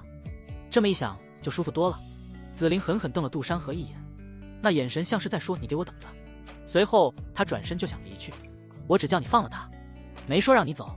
袁瑶瑶清冷面容不带一丝一毫感情，像是冰山一样宣判。死！袁瑶瑶话音未落，整个人已化作一道流光，带着凛冽的杀意杀向紫菱。紫菱瞳孔骤缩，下意识地挥出长鞭格挡。当啷一声脆响，长鞭被剑气阵反曲，一股巨力顺着鞭身传来。紫菱踉跄着后退，喷出一口鲜血，瞬间染红一片泥土。有点实力。袁瑶瑶的声音没有丝毫波澜。再一次，剑招连绵不绝，如同狂风骤雨般砸向紫菱。紫菱咬着背齿，强忍着伤势，运转凌厉，长鞭在她手中舞得密不透风，勉强抵挡着袁瑶瑶的攻击。可她毕竟受了重伤，面对袁瑶瑶狂风暴雨般的攻击，很快就落入了下风。第二招，袁瑶瑶手腕一翻，白玉剑突然变向，绕过长鞭的防御，剑尖直指紫菱的心脏。紫菱脸色巨变，连忙侧身躲闪，可还是慢了一步，剑尖穿透她的肩头。第三招，袁瑶瑶没有给紫菱喘息的机会，剑势再次暴涨，剑气如同实质般笼罩住紫菱，让她避无可避。紫菱眼中闪过一丝决绝，她知道自己绝不可能接下这一招。就在这时，紫菱突然从储物戒中掏出一张符箓，毫不犹豫地捏碎。嗡！符箓化作一道白光，将紫菱包裹其中，瞬间消失不见。修仙界几乎人人都有底牌，这几乎都是常识了，所以袁瑶瑶也不感到奇怪。袁瑶瑶看着空荡荡的原地，柳眉微蹙，缩地成寸，倒是小瞧了她。杜山河凑了过来，好奇地问道：“那是什么宝贝？”是一次性的空间符箓，上古大能所作。袁瑶瑶收起白玉剑，这种符箓只能在秘境中获得，极其罕见，这么多年来我也只见过2次。杜山河恍然大悟，难怪紫菱敢这么嚣张，原来是有恃无恐。好了，先回宗门再说。袁瑶瑶盯着杜山河看了看，有些疑惑：“你的气息已然到了筑基后期。”杜山河点点头，这也没什么好隐瞒的。袁瑶瑶也不多问，甚至没有询问杜山河为什么在这里。天宗。第二天清晨，袁瑶瑶没有带杜山河直接回见道风，而是直接把他带到了一处阁楼前。这阁楼看起来古朴庄严，杜山河心里咯噔一下，这地方他从未来过，看起来不像是好地方。姚真君，我们来这里干什么？杜山河小心翼翼地问道。在外面，杜山河当然不敢喊瑶瑶公主，人家在外的人设可就是高冷。袁瑶瑶淡淡道：“按照宗门规矩，被外宗俘虏过的弟子需要接受检查，看看是否被种下了什么东西，或者当了间谍。”杜山河顿时明白了，原来是要验明正身。他松了口气，跟着袁瑶瑶走进阁楼，里面已经有几位长老等候着了。为首的是一位白发苍苍的老者，旁边还坐着几位男女长老，神色都很严肃。杜山河连忙行礼：“见道风弟子杜山河，见过各位长老。”一长老摆了摆手，开门见山地道：“不必多礼，我们知道你被和欢宗的人掳走了，受苦了。今日前来只是例行检查，你不必紧张。”弟子明白。杜山河点点头。这时，一位年轻女长老站了出来：“来吧，把衣服脱了，我要用清心镜给你检查一下。”杜山河愣住了，脱衣服。他下意识地看向袁瑶瑶，发现她也正直勾勾看着自己，眼神平静无波。显然这是正常流程。好吧，这场景怎么看都有点不对劲啊！咱可是正经宗门，正经人啊，怎么还要脱衣服检查？都修仙了，能不脱吗？刷刷刷，只是几下，杜山河就给自己8个金光，动作极其迅速。看得一众长老目瞪口呆，等杜山河反应过来时，才惊觉，这他妈不是那个妖女那里啊！不用撕碎衣物，在那方小世界的半年，那妖女会要求杜山河脱衣进行计时，脱得越快，才能免去榨干。因此，杜山河练就了一番急速脱衣，这才下意识身体就动了起来。就在杜山河犹豫着要不要继续脱最后一件时，那位女长老突然红着脸说道：“那啥，亵裤不用脱。”杜山河，其他几位长老也有些尴尬的别过了脸。这弟子脱衣速度快得离谱。袁瑶瑶倒是依旧面无表情，仿佛什么都没发生。这时，杜山河走到清心镜面前，也不知道龙纹印记会不会被探查到。杜山河内心有些犯嘀咕，只是现在也没有退路了。而后清心镜映照出杜山河，本体身躯却传来一阵清凉的感觉，很舒服。杜山河能感觉到有一股温和的灵力在他体内游走，似乎在探查着什么。片刻后，那名女长老对着一众人说道：“各位长老，没有发现异常，他身上没有被种下任何东西。”众位长老点点头，看向杜山河的眼神柔和了许多。委屈你了，既然没事，你就先回去吧，好好休息一下，别忘了去领取宗门内门弟子历练第1的奖励。多谢各位长老。杜山河如释重负，连忙从储物戒指里取出一套衣服。刚才拿套衣物已经被他撕碎，走出阁楼。正当杜山河要想找到袁瑶瑶好好感谢一番，余光瞧见袁瑶瑶闲庭淡步走了身侧。袁瑶瑶美眸里闪烁着莫名的金光，随后传来袁瑶瑶的清冷的声音：“你这是已经被那妖女采捕了？”杜山河一惊，心中警铃大作，本想摆摆手回答没有，毕竟两人的关系仅限于合作，并没有其他。可不知为何，杜山河总觉得这话怎么听着有那么一丝丝含义。那啥，你交给我的任务2个都已经完成，极品魂心草、魂姻缘果都已找到。杜山河从储物戒指取出极品魂心草和1枚魂姻缘果，本想略过这话题，毕竟那段历史回忆苦不堪言，没想到袁瑶瑶却不依不饶。我再问你，你是不是被那妖女采捕了？袁瑶瑶不悲不喜，看不出丝毫不悦。可就是这样，才更加可怕。杜山河一愣，等等，我这是在怕什么？又不是被正宫妻子捉奸。不瞒您说，我被汲取了。忽然，一道冰封寒意蔓延，杜山河只觉周身温度骤降，仿佛瞬间坠入冰窖里面。怎么回事？忽然降温了。杜山河疑惑地望了望天空，这时旋即才发现那股无形的压力好像来自身边瑶瑶公主。怎么了？汲取多少次？袁瑶瑶美眸底下隐有明火跳动，只不过这个火不是对杜山河的。哎呀，开个玩笑，不是您想的那样。杜山河连忙摆手，要是真被人知道自己受了啥样的待遇，简直是没脸了嘟，绝对不能让人知道。那段经历不堪回首，弟子在历练时遭遇意外，虽被那合欢宗妖女所俘，不过不知为何觉醒了金瞳金丹体，所以杜山河一边说一边暗自祈祷，希望这借口能蒙混过关。终究是段不好的经历，而且金瞳金丹体的事早晚要暴露，此刻说出来正好能解释被采捕的窘境。虽然本来就没被采捕，只是反正这简直是天赐的理由。袁瑶瑶的目光果然顿了顿，淡淡的寒意稍稍收敛，却多了几分审视。金瞳金丹体，对。杜山河点点头，我也是莫名其妙觉醒的。那妖女说这体质未达到金丹不能采捕。话音未落，袁瑶瑶的玉手已经搭上她的手腕，一股清冷的灵力顺着经脉游走，将她体内的灵力运转，体质特性探查得一清二楚。片刻后，袁瑶瑶收回手，果然有一丝淡淡的纯阳气息。她看着杜山河的眼神复杂了许多，那道萦绕在周身的寒意悄然散去，取而代之的是松了一口气。隐藏体质，袁瑶瑶淡淡开口，像是在自言自语。修仙界中偶尔会有修士在绝境中觉醒隐藏体质，不算罕见。杜山河这才他偷偷抬眼打量袁瑶瑶，连杜山河自己都不知为何会升起惧怕之意，好像是被正宫妻子捉奸似的侥幸觉醒罢了，倒是给我惹了不少麻烦。杜山河苦笑着摇头，趁机将话题引开，不想在这上面再停留。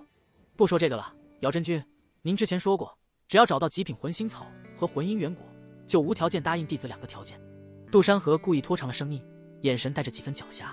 经历了紫菱的折腾，他发觉自己最近1年都不会对双修再起任何心思了，所以这个承诺要用在修炼上。其次，就算想着其他的要求，人家也不会答应。现在的他可不是之前只会想着打瓦的修士了，已经是大良贤者，无欲无求在者，有金铜金丹体，不达金丹也根本无法有欢和之想。袁瑶瑶闻言，耳根竟悄悄泛起一抹红晕，只是被3000墨法遮盖，根本察觉不到。他微微颔首，声音依旧清冷：“我说过，你想要什么？”杜山河清了清嗓子，一本正经地说道：“姚真君昨日救了弟子一命，这份恩情比山高比海深，就用第1个条件抵消吧。弟子不敢再奢求其他。”这话既显得人情世故，又给足了袁瑶瑶面子。果然，袁瑶瑶的眉头舒展了些，看他的眼神也柔和了几分。至于第2个条件，杜山河眼珠一转，嘿嘿一笑。袁瑶瑶看向他这一副模样，耳根更加红润了一分。随后弟子想请姚真君在我冲击金丹之境时为我护法。他知道自己的金铜金丹体突破时必然凶险，若是有袁瑶瑶这位元婴真君护法，定然能万无一失，能有一位元婴护法结丹，成功率大大的提高。虽说现在还只是筑基8层，可提前部署总没问题。话音落下，袁瑶瑶却突然转头，直勾勾地盯着杜山河，美眸中满是错愕，仿佛听到了什么错愕的事。就这，你就不想想其他的？袁瑶瑶长长的睫毛微微颤抖，以她的身份，别说护法，就是指点修行都足以让无数弟子挤破头。他本以为杜山河会借机求功法，要法宝，甚至提出更过分的要求，却没想到只是冲击金丹石护法，真是个木头。袁瑶瑶有一分气，面容寒霜浮现。啊！姚真君觉得为难。杜山河见他不说话，心里有点发虚，难道这要求太高了？见到袁瑶瑶绝美面容，有些寒意。杜山河喉头滚动，今天这瑶瑶公主到底是吃了啥火药？怎么动不动就生气？难道是亲戚来了？修仙到这地步，还有这玩意吗？袁瑶瑶回过神，看向山门远处的云海，想到自己的不自然，耳根的红晕却越发明显。不为难，我这是在期待什么？袁瑶瑶的声音比平时低了几分，带着一丝不易察觉的慌乱。何时冲击金丹，提前告知我便可。多谢姚真君。杜山河喜出望外，没想到这么容易就成了。弟子定当尽快准备，争取早日突破。袁瑶瑶嗯了一声，没再说话，只是望着云海出神，不知在想些什么。金光洒在她白衣胜雪的俏躯上，勾勒出优美的轮廓，长长的睫毛透出淡淡的阴影，竟少了几分平日的清冷，多了几分少女的娇憨。杜山河看得有些出神，随后才猛地回过神，尴尬地挠了挠头。那弟子就先回去领取奖励了。去吧。袁瑶瑶点点头，目光落在他颈侧的一处伤痕上，眉头微蹙。回去后用消伤散敷一下伤口，免得留下疤痕。啊，哦，好。杜山河愣了一下，才反应过来他说的是紫菱留下的咬痕，脸颊顿时有些紧绷。一想到那妖女，杜山河就恨不得将她挫骨扬灰。兄弟跟着他可是受了天大的苦，差点铁杵磨成针，有心理阴影了都。要是换做之前，杜山河说不定还会将要求换成昏昏的。现在嘛，修为才是最重要的。多谢姚真君关心。就在杜山河准备转身离去时，袁瑶瑶忽然又开口了：“你就不想换成别的要求？”杜山河脚步一顿，疑惑地回过头：“别的要求？别的什么要求？今天这瑶瑶公主怎么怪怪的？”袁瑶瑶微不可察的叹息：“没什么。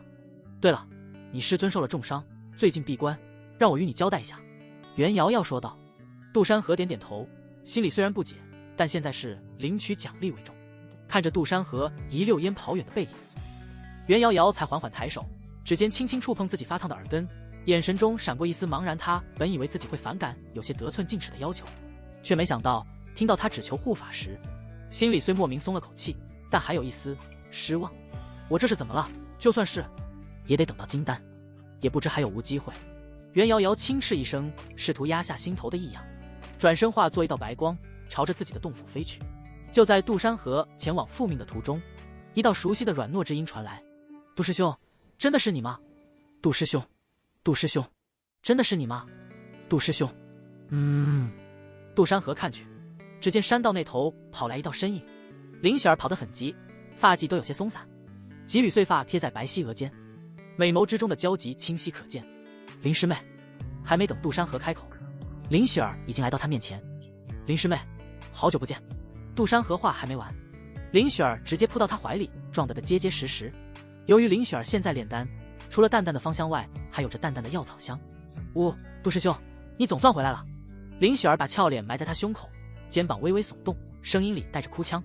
我还以为再也见不到你了。杜山河被这突如其来的拥抱撞得一个趔趄，下意识地伸手扶住他的腰，入手一片温软，少女的馨香混着药草的清香，腰肢细腻，盈盈一手可握。更加重要的是，没想到看似没料的林雪儿，现在居然也这么大了。想当之前见到这位气运之女时候，还是很干瘦的。林师妹。杜山河这时松开扶住林雪儿腰肢的手，有些不知所措放在哪。两世为人，说到底他也只是可怜的小处男，开荤段子手拿把掐，真实战就萎了。林师妹别哭，我这不是好好的吗？杜山河也不懂怎么安慰，于是拍了拍她的后背，声音不自觉的放柔。多大的人了，还跟个小丫头似的。林雪儿这才抬起头，眼睛红红的像只兔子。她抽了抽鼻子，伸手抹了把眼泪，美眸眼袋下的两道黑影看着有点滑稽，又有点让人心疼。杜师兄。林雪儿悠悠地看着杜山河，语气里有一丝嗔怪，不过更多的却是委屈。宗门里都在传你被魔宗掳走了，还有人说你已经死了。说到最后几个字，他的声音又低了下去，眼圈再次泛红。杜山河心里一暖，没想到这林师妹竟如此担心自己。他想起刚和袁瑶瑶相处时的紧绷，再看看眼前毫无设防的林雪儿，忽然觉得两人之间的差别真是天壤之别。袁瑶瑶像山巅上的雪，清冷高洁，带着生人勿近的距离感，偶尔会犯点呆，但哪怕是关心，也带着点不容置疑的威严。而林雪儿就像山脚下的溪流，清澈温暖，哗啦啦的淌过心田，带着毫不掩饰的热情。一个是只可远观的云端女神，一个是能并肩同行的邻家师妹。这两位气运之女各有千秋，别听他们乱说。杜山河笑着揉了揉她的头发，我确实被合欢宗的人掳走了，不过运气好，捡了条命回来。杜山河说的轻描淡写。合欢宗。林雪儿惊呼一声，眼睛瞪得更大了。就是那个专门采补修士的魔宗。师兄你没事吧？他们没对你做什么吧？林雪儿一边说一边紧张地打量着杜山河，内心有着担忧，不想听到最坏的结果。杜山河看着这个小妮子，美眸里的紧张都快溢出来了，忽然有些不忍心骗她。不过多亏有袁长老相救，要不然再晚一步，师兄我可就成一具干尸了。杜山河半开玩笑的回答。林雪儿听闻后，神情明显松了口气。还好，师兄并没有被采补，我还有机会拿下师兄的，亦不过就算师兄真的被我，也不会嫌弃的。林雪儿埋在杜山河胸膛的小脸红扑扑的，闻着那令人安心的味道，等等，师兄的味道。林雪儿猛然反应过来，自己这是扑到了杜师兄的怀里啊！杜师兄，我不是故意撞你怀里的。说着，林雪儿慌张的后退几步，捋了捋细碎末发。杜山河看着这个害羞的小妮子，调戏之心总能升起。不过林雪儿目光扫过她颈侧的咬痕时，好看的眉头瞬间拧紧，眼睛又红红的。师兄你受伤了，是不是他们打的？小伤，早没事了。杜山河连忙用衣袍衣领遮住咬痕。说来也巧，我在觉醒了金瞳金丹体，那妖女想采补我，结果偷鸡不成蚀把米，反被我趁机跑了。他半真半假的解释着，把自己塑造成了侥幸逃脱的幸运。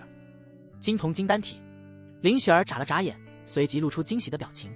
显然她也知道这个体质，也更加确信没被采补了。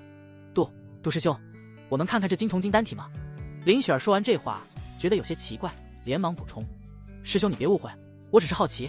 杜山河利落伸出手腕，有一种奇怪感受，就好像在接受检查似的。没事。林雪儿美眸很快变成月牙，笑得弯弯的。杜师兄果然没说谎。林雪儿在心里更加确定了。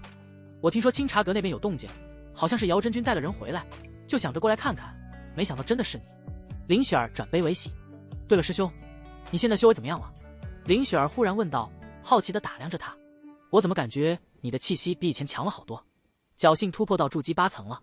杜山河笑着说。哇，师兄你好厉害。林雪儿眼睛瞪得溜圆，满脸崇拜。雪儿愚钝，才刚到筑基3层，跟师兄比差远了。杜山河有些不敢置信。这才多久啊，这就到了筑基3层，真不是来凡尔赛的吗？随后林雪儿缠着杜山河聊了很久，走到分岔路口，林雪儿才停下脚步，有点依依不舍。师兄，我要去丹药房继续任务了，就先走了。好，去吧。杜山河点点头。那师兄你……林雪儿咬了咬嘴唇，你记得好好休息，别太累了。我知道了。杜山河笑着说。林雪儿深深地看了他一眼，转身小跑向丹药房的方向。跑了几步后，悄悄地回头看着那道背影。杜师兄，我一定会变得强大，然后保护好你。内门，赏罚阁，你就是内门剑道峰弟子杜山河，内门历练第一。青山弟子又确认了一遍，在名册上翻找确认，随后找到了杜山河的名字。青山弟子本想转身去汇报，这时斜后方突然传来一声嗤笑：“呵呵，好大的面子！”杜山河循声望去，只见3名长枪锋弟子，显然是在这里等候多时了。就是觉得奇怪，这历练奖励领取时限是当日由长老亲自发放，许多弟子都已经泡上灵泉，你脸皮就这么厚，还来恬不知耻赶来？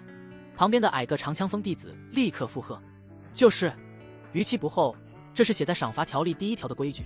难道剑道峰的弟子连规矩都不懂？”杜山河心中了然，这是故意来找茬的，还很有可能是长枪峰的峰主故意吩咐。想到袁瑶瑶说他师尊受了伤，这不就是欺负没人？他平静地看向柜台后的青山弟子：“请问条例上是否注明，因不可抗力逾期可酌情通融？”赏罚阁的青山弟子刚要开口，就被那名长枪锋弟子打断：“不可抗力？我看是躲起来不敢见人吧？谁知道你这第一是怎么来的？说不定是耍了什么手段。”杜山河眼神一冷，周身灵力微微波动：“我说错了吗？”那长枪锋弟子往前一步，银枪直指杜山河胸口：“有本事拿了第一，没本事按时来领奖励，我看你这第一。”话音未落，杜山河突然抬手，两指精准地夹住枪尖。就在双方灵力碰撞的瞬间，忽然一股灵压震下，将双方分开。放肆！我赏罚阁也敢动手动脚？这时一名长老走了出来：“现在长枪锋弟子未免也太不懂规矩了吧？莫不是要我去找你们峰主好好聊聊？”赏罚阁内的灵光摇曳，那名长老此刻走了出来，眼神锐利，扫过那3名长枪锋弟子：“你们3个当我赏罚阁是什么地方？”长老的声音低沉。长枪锋弟子脸色一白，嚣张气焰瞬间熄灭，连忙低下头。长老息怒：“弟子们只是担心有人坏了规矩。”担心？长老冷笑一声：“谁给你们的胆子来指导老夫说3道4？看来等会我得去找你们峰主喝茶论道一番。”这话一出，3名长枪锋弟子的脸色彻底变了，他们是受了新上任大师兄的指使。自从袁大师兄段峰在历练中折损后，新上位的大师兄急于立威，又听闻剑道峰出了个拿了历练第1的弟子，便想找机会打压一番，免得剑道峰压过长枪锋的风头。弟子不敢！3人连忙跪地，额头抵着冰冷的地面：“是弟子们糊涂，求长老开恩。”滚！长老不耐烦地挥挥手：“好好修炼，少搞这些歪门邪道，用在无用的地方。再让我撞见你们在赏罚阁生事，直接废去修为，逐出山门。”是，谢长老开恩。3名弟子如蒙大赦，连滚带爬地跑了出去。杜山河看着他们狼狈的背影，心中了然，这长枪锋真是越来越过分了。多谢长老解围。杜山河对着赏罚阁长老拱手行礼：“无妨。”灵虚摆摆手，眼神温和了许多：“你就是杜山河，平子剑的大徒弟？”“正是弟子。”“不错。”灵虚点点头，转身道：“跟我来吧，带你去领历练奖励。”杜山河连忙跟上，心中有些好奇，这位长老修为不低，怎么会亲自来管赏罚阁的事？两人很快来到兵器库，内门历练第1的奖励，按规矩是黄级中品兵器任选1件，外加深渊灵泉浸泡1日。灵虚一边走一边介绍：“深渊灵泉能洗髓伐脉，对你冲击金丹大有裨益，可别浪费了。”弟子明白，多谢长老指点。杜山河抱拳。交谈间也得知这名长老名叫灵虚，虽说世元因初期修为，可曾经受了重伤，与平子剑有过交集，因为现在寿元所剩无几，这才担任了一处闲职。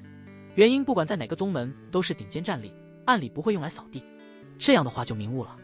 说话间，两人来到一座巨大的兵器库前，长老抬手挥了挥，禁制打开。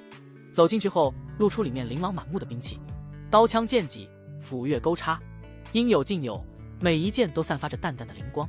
这里是外库，黄级中品的兵器都在这里了，你自己选吧。”灵虚说道。杜山河走进兵器库，目光扫过一排排兵器，顿时有些眼花缭乱。他虽然是剑修，但对兵器的优劣并不精通，一时间竟不知道该选哪柄。不过杜山河很快就知道怎么选了。系统商城提示：是否售卖黄级中品流引剑，价值器运值756点。系统商城提示：是否售卖黄级中品破风剑，价值器运值422点。一连串下来，杜山河眼睛一亮，果然能这么用。于是他顺着系统的提示，很快就在角落里找到了一柄新雷剑。这柄剑看起来平平无奇，剑身呈银灰色，与周围那些光滑璀璨的兵器相比，显得有些不起眼。系统商城提示：检测到黄级中品新雷剑，价值气运值1298点。但系统给出的气运值是最高的，这说明它的实际价值远超外表。就选这柄吧。杜山河拿起新雷剑，入手微凉，剑身轻轻颤动，仿佛有灵性一般。林虚看了一眼，眼中闪过一丝讶异，随即点点头，眼光不错。这新雷剑看似普通，实则内藏雷纹，灌注灵力时能引动微弱雷电，对妖邪克制有奇效。林虚不加掩饰的赞赏。很多修士只看外表虚浮华丽，很少有人会选择一柄看起来平平无奇的兵器。这也让林虚多看了杜山河一眼。选好兵器，林虚又带着杜山河前往灵泉之地。灵泉位于天宗的一处山谷中，周围被阵法笼罩，是重要据守之地。这灵泉乃是上古遗存，里面蕴含的灵气比外界浓郁100倍。你且进去吧。灵虚说道。多谢长老。杜山河正欲进入，却被灵虚叫住。等等。灵虚看着他，忽然问道：我听说你被合欢宗掳走，是真是假？杜山河点点头，没有犹豫。是真，因为这等人物既然开口，必然知道，就是不知他想问些什么。唉，长老叹了口气，眼神复杂。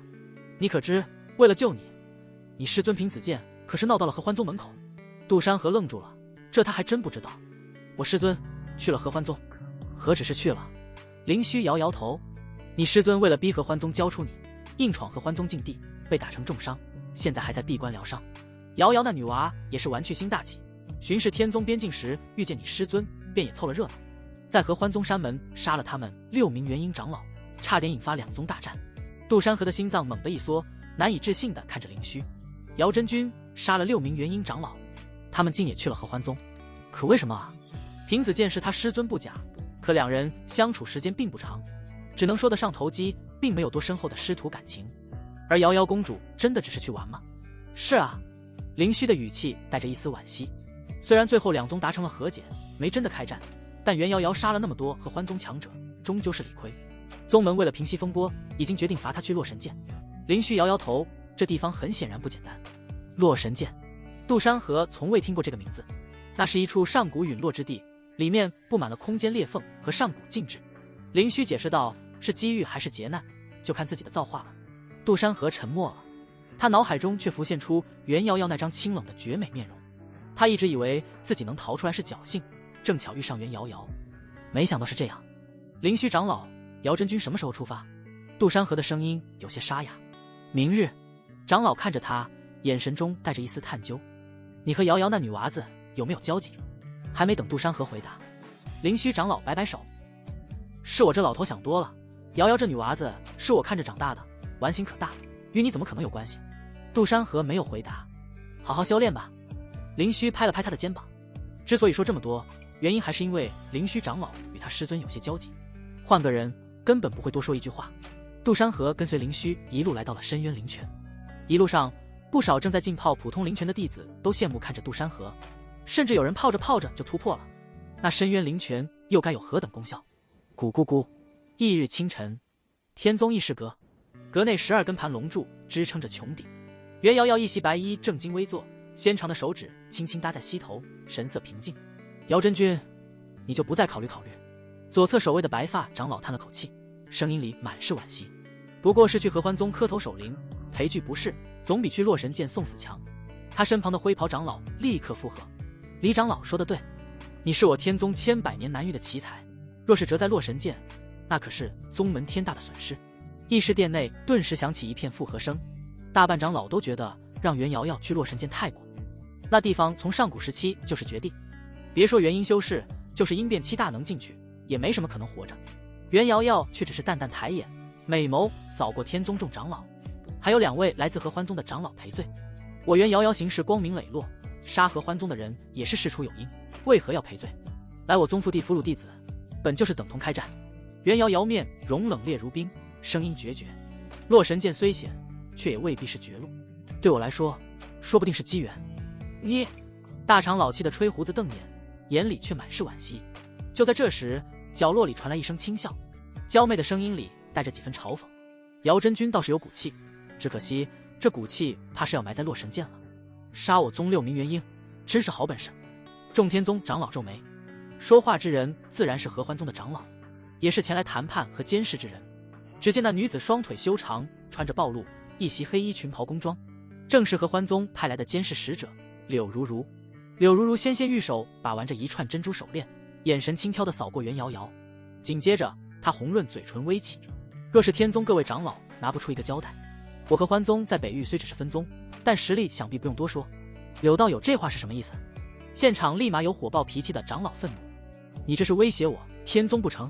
柳如如遮掩半面轻笑，你猜？就当要再起冲突时，大长老释放威压，强硬打断。袁瑶瑶冷冷瞥了柳如如一眼，杀就杀了，下次必杀你。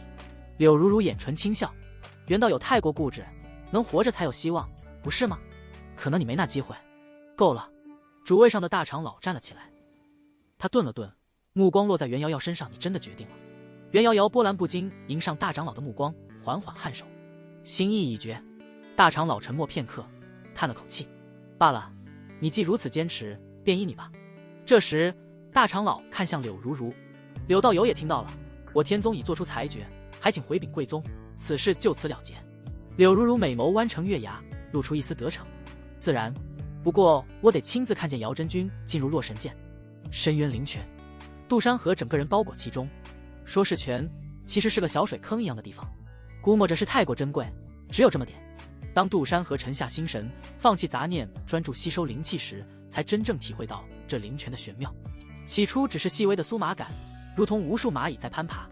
杜山河能清晰地感觉到筑基8层的瓶颈正在松动，要突破了。杜山河猛地凝神，丹田内的灵力被彻底调动起。轰！不知过了多久，一声清鸣在体内炸开。杜山河浑身一颤，只觉一股沛然巨力从丹田涌出，瞬间到了筑基9层。突破了！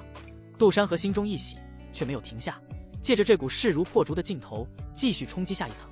他能感觉到灵泉中的能量还在源源不断的涌入，仿佛要将他的经脉撑爆。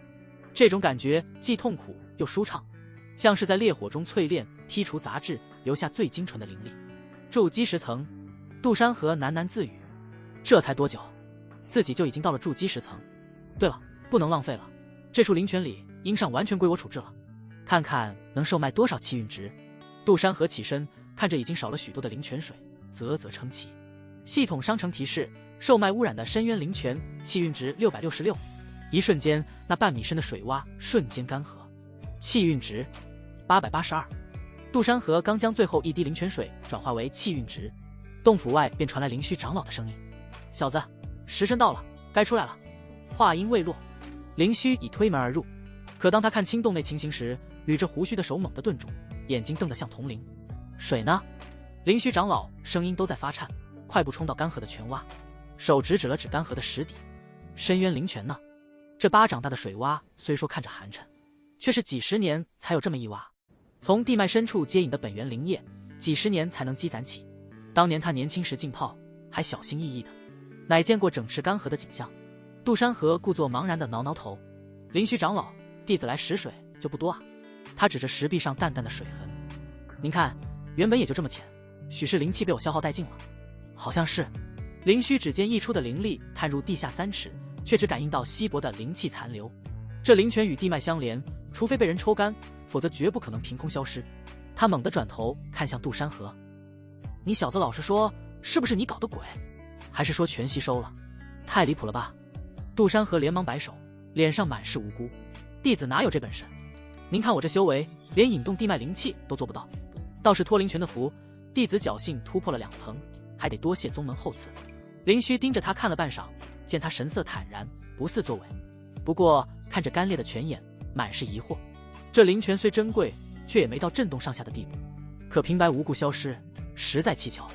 罢了，或许真是你全吸收了，这一处的灵泉你也理应有处置权。灵虚最终叹了口气，深渊灵泉是珍贵，可也不是只有这一处地方，大大小小有上百处。许是地脉出了异动，你既已突破，便早些回去巩固修为吧，切记不可张扬灵泉之事。弟子明白。杜山河拱手应下。等杜山河走后，灵虚左看看右看看，始终没发现异常。奇了怪了，难道还能被打包拿去卖了不成？终于能遇见飞行了。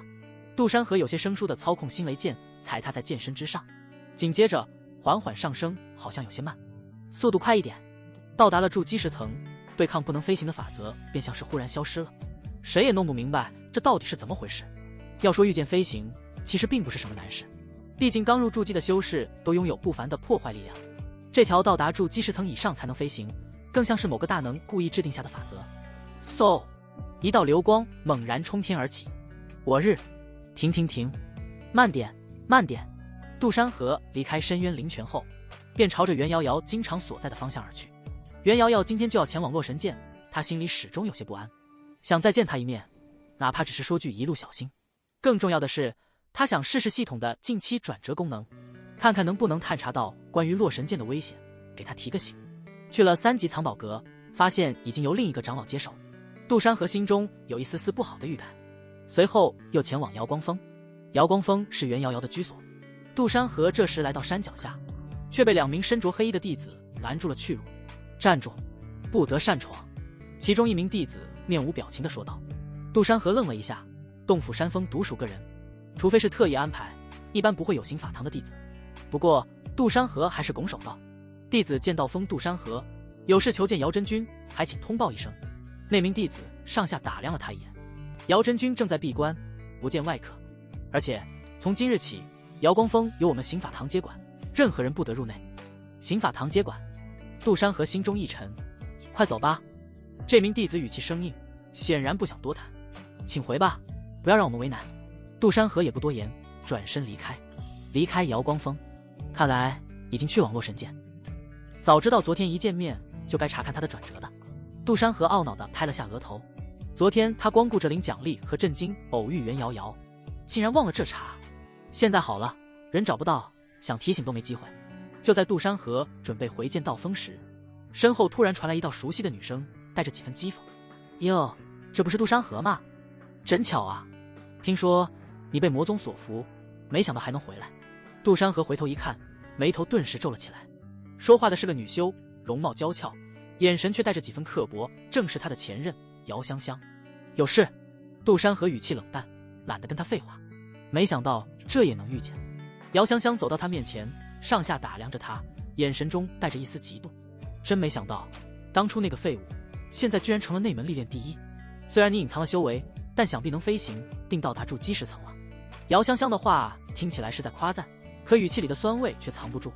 杜山河懒得跟他计较，转身就要走。这女人没什么好谈的，当初过河拆桥，还差点让人杀了他，这个仇他可没忘。别急着走啊！姚香香却上前一步，挡住了他的去路。我听说你是和欢宗的人掳走，还真是福大命大，也不知道你倒了多少个水汪汪的妖女，这才能让你回来。杜山河眼神一冷，剑指姚香香：你什么意思？没什么意思。姚香香笑得越发得意，就是觉得你运气真好，有姚真君那样的大人物为你出头，杀了合欢宗那么多元婴长老，自己却不用付出任何代价。他顿了顿，故意压低声音：不过话说回来，你与那姚真君关系真不匪浅的话，我真想看看他陨落在洛神剑的消息传来，你会如何？杜山河面无表情，手中紧握了几分星雷剑。要说感情，自然没什么感情，偶尔在内心小九九人家一下，这是所有男人都会犯的错。对于绝美仙子该有的待遇，他杜山河但是欠人家的人情却是真的。姚香香说完，不再理会杜山河，转身扭着腰肢离开了。杜山河摇了摇头，当务之急还是先回剑道峰，看看能不能见到师尊平子剑。系统商城中某些东西或许能有所帮助。回到剑道峰，杜山河直接朝着平子剑的洞府走去。可到了洞府门口，他才发现洞府的石门紧闭，上面布满了禁制，显然平子剑正在闭关疗伤，不希望被人打扰。杜山河试着传音和唤醒禁制，里面却没有任何回音。没办法，只能先行离开。现在倒好，袁瑶瑶见不到，师尊也在闭关。山河洞府，杜山河回到自己的洞府，坐下稳固修为，还没1刻钟，就有一名剑道峰弟子匆匆跑了进来，手里拿着一张帖子：杜师兄，这是刚送到剑道峰的挑战书，指明要交给你。剑道峰弟子在外唤了几声，杜山河随后出来接过挑战书。杜山河愣了一下，接过打开一看，眉头顿时皱了起来。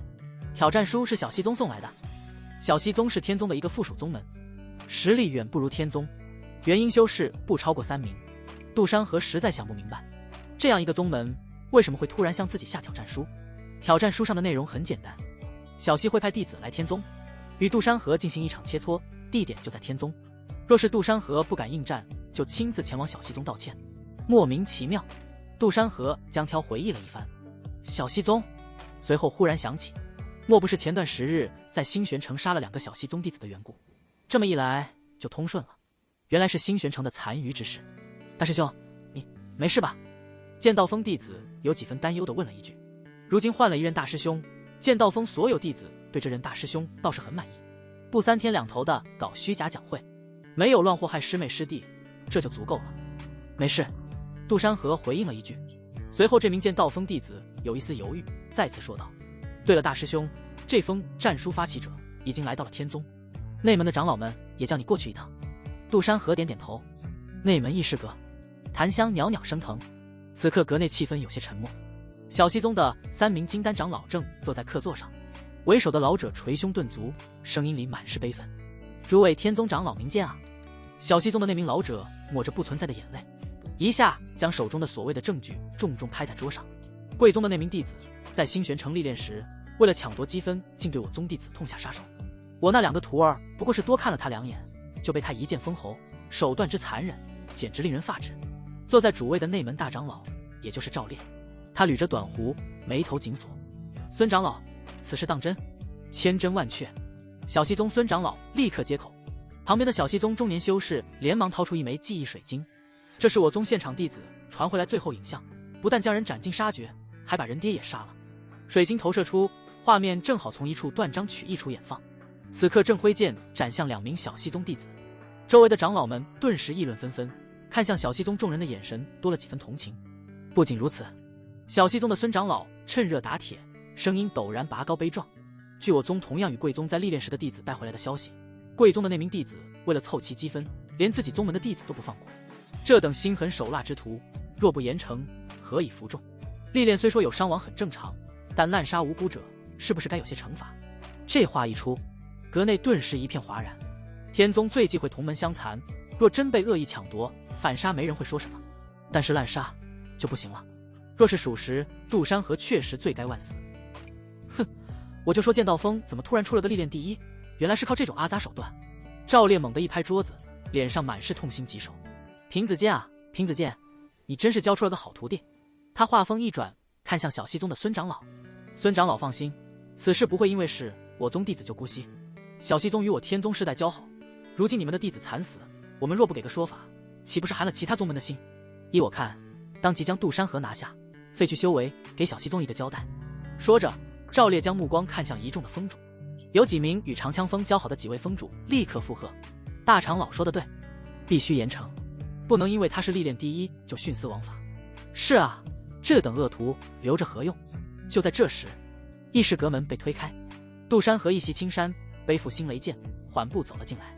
他刚在门口就听见了里面的议论，此刻脸上没有丝毫慌乱，反倒勾起一抹冷笑。好一出恶人先告状。杜山河的声音不大，却清晰地传遍整个内门议事阁。孙长老，你那2个徒弟在星玄城强暴无数民女，虐杀无数，难道这些你不知道？孙长老眼底闪过一丝不自然，强作镇定。小家伙伶牙俐齿，我徒儿品性纯良，怎会做出这等事？品性纯良。杜山河从储物戒指里也掏出一枚记忆水晶，缓缓举起这枚记录水晶。这是星玄城记忆水晶，上面清清楚楚记录着你那2个宝贝徒弟的恶行，要不要我放给各位长老看看？孙长老神情一变，瞳孔微缩，这小子也记录了？没道理啊，他又怎么会知道？等等，星玄城的家主好像是这小子的父亲，如果是这样，那就说得通了，还真有可能被其父亲记录，然后交到他的手中。记录水晶灵光闪烁，就要投射眼放。杜山河哪有什么证据？这只不过是唬人的。孙长老的脸瞬间长成了猪肝色。赵烈见状，立刻站出来打圆场。见到这里，明眼人都知道有些不对，但赵烈心冷笑，能打压剑道峰正合他意，自然不会放过这个机会。平子剑不在，没人撑腰，正是好机会。就算他们有错，你也不该痛下杀手，毕竟是同门，哦不，是有宗弟子，稍加惩戒即可。稍加惩戒。杜山河转头看向赵烈，眼神冰冷。赵大长老主怕是忘了宗门规矩，无故误杀凡人者，格杀勿论，这等与魔修有何异同？杜山河上前一步，星雷剑上闪过一丝雷光。至于你说的斩杀同门，更是无稽之谈。赵峰主若是有证据，不妨拿出来让大家看看；若是拿不出，便是污蔑。赵烈神情冷淡，对此子本就是恨之入骨，此刻更是恨不得一枪直接戳死。他本就是想借着小西宗的由头打压剑道峰，哪有什么真凭实据？此刻被杜山河步步紧逼，脸上顿时有些挂不住。休要狡辩，空穴来风，未必无因。既然有人举报，就该好好调查。调查可以，还请别添油加醋。杜山河寸步不让。杜山河的声音不大，却周围的长老们都愣住了。这么勇的吗？炼丹峰峰主咳嗽一声，打破僵局。炼丹峰峰主虽与平子剑交往颇浅，但还是有点交情。好了，此事尚未查清，不必争执。杜山河，你且先退下，待我们核实清楚再说。炼丹峰峰主打了个圆场，弟子遵命。杜山河对着炼丹峰峰主拱了拱手。赵烈看着他的背影，气得脸色铁青，拳头紧握。前有令长枪锋丢脸，还害得折损了段峰这位天赋不错的弟子，现在这小子竟敢当众顶撞自己，若不除之，道心不安。这样吧，就按照小西宗孙长老的提议打上一场，是对是错，自是用实力来说明。见到赵烈，神情阴沉。炼丹峰峰主灵芝还是率先开口道：“终究是天宗弟子，你赵烈哥脖肘外拐的也太厉害了。”灵芝也自是知道原因，赵烈本就是极其的小心眼，这小子在赵烈眼中大概就是个钉子。正好趁着平子剑不在，其他长老微微点点头，对错难以分辨，那就打吧。好。小西宗的孙长老一个闪身来到杜山河跟前，看似拍了拍肩膀，实际上立马将他手中的记录水晶搞坏。杜山河只是笑笑，因为这记录水晶本来就什么都没有，他再怎么说也说不过。战就战，小子可敢？小西宗孙长老这时又笑眯眯的指了指自己身后的小西宗弟子，居然还是一名女弟子。杜山河顺着他的指向看去，直接一个系统查看，我一个大调查下去，身前我自知。杜山河的目光落在那名小西宗女弟子身上，系统面板瞬间弹出，姓名孙晴晴，境界筑基12层圆满，命格血煞命红，杀意感知蓝，气运值345，符增长中，近期转折，惹了不该惹的人，被人一剑了却，生于刚猛杀伐，死于刚猛杀伐，筑基圆满，也不是没杀过。杜山河心中了然，难怪孙长老敢这么嚣张，原来是筑基圆满，以为这样就能拿捏了。他抬眼看向那女弟子，只见对方身着火红色劲装，腰间别着一柄赤纹长剑，眉眼间满是桀骜，正用挑衅的目光上下打量杜山河，像是在看一具将死的尸体。杜山河点开了他的命格进行查看，皱了皱眉头，血煞命，天生的杀戮之命，血肉能使修为速度提升事半功倍。好家伙，天生的魔修料子是吧？背地里不知道杀了多少无辜人，就是你杀了我2个师弟。孙晴晴上前一步，声音高傲，带着丝丝的寒意。听说你还是天宗历练的内门第一，我看也不过如此，也敢在星玄城放肆。他抬手拔出长剑，剑尖直指杜山河，一缕赤红色剑气顺着剑身蔓延，空气中略微有着灼热感。今日我便替天行道，废了你这滥杀之徒，让你知道什么叫天外有天，人外有人。小西宗的长老们纷纷点头，看向杜山河的眼神多了几分可怜。筑基10层对阵筑基圆满，孙晴晴再加上玄阶功法加持，这差距简直是天壤之别。替天行道，杜山河突然笑了，你2位师弟在星玄城强暴民女，虐杀普通人时，怎么不见你替天行道？现在跳出来装正义，不觉得可笑吗？你胡说八道！孙晴晴脸色一沉，剑身的赤焰暴涨，牙尖嘴利，等会儿我撕烂你的嘴，看你还怎么狡辩。好了，晴晴。孙长老上前一步，挡在女儿身前，看向杜山河的眼神满是不屑。小子，废话少说，敢不敢接下比试？若是不敢，就乖乖给我小西宗道歉，再自废修为，此事便罢了。道歉？自废修为？杜山河挑眉，感觉这长老是不是脑子有什么大病？背负的星雷剑在鞘中清明。比试我接了，但光比试没意思，不如加点赌注。小西宗长老一愣，没想到他答应的这么爽快，还主动提加赌注。主位上的赵烈眼中闪过一丝阴狠，正愁找不到理由彻底废了这小子，还没等小西宗的人发话，于是就抢先道：这一行为令天宗的其他峰主长老略微闪过一丝不满，他好歹也是天宗的弟子。哦，你想加什么赌注？杜山河的目光扫过孙晴晴，又落在孙长老和另外2名小溪宗长老身上。若是我输了，任你们处置，要杀要剐，悉听尊便。但若是他输了，他顿了顿，一字一句道：“就把这条命留下吧。”什么？这话一出，议事阁内顿时一片哗然。炼丹峰主灵芝眉头紧锁。杜山河，切磋点到为止即可，何必赌上性命？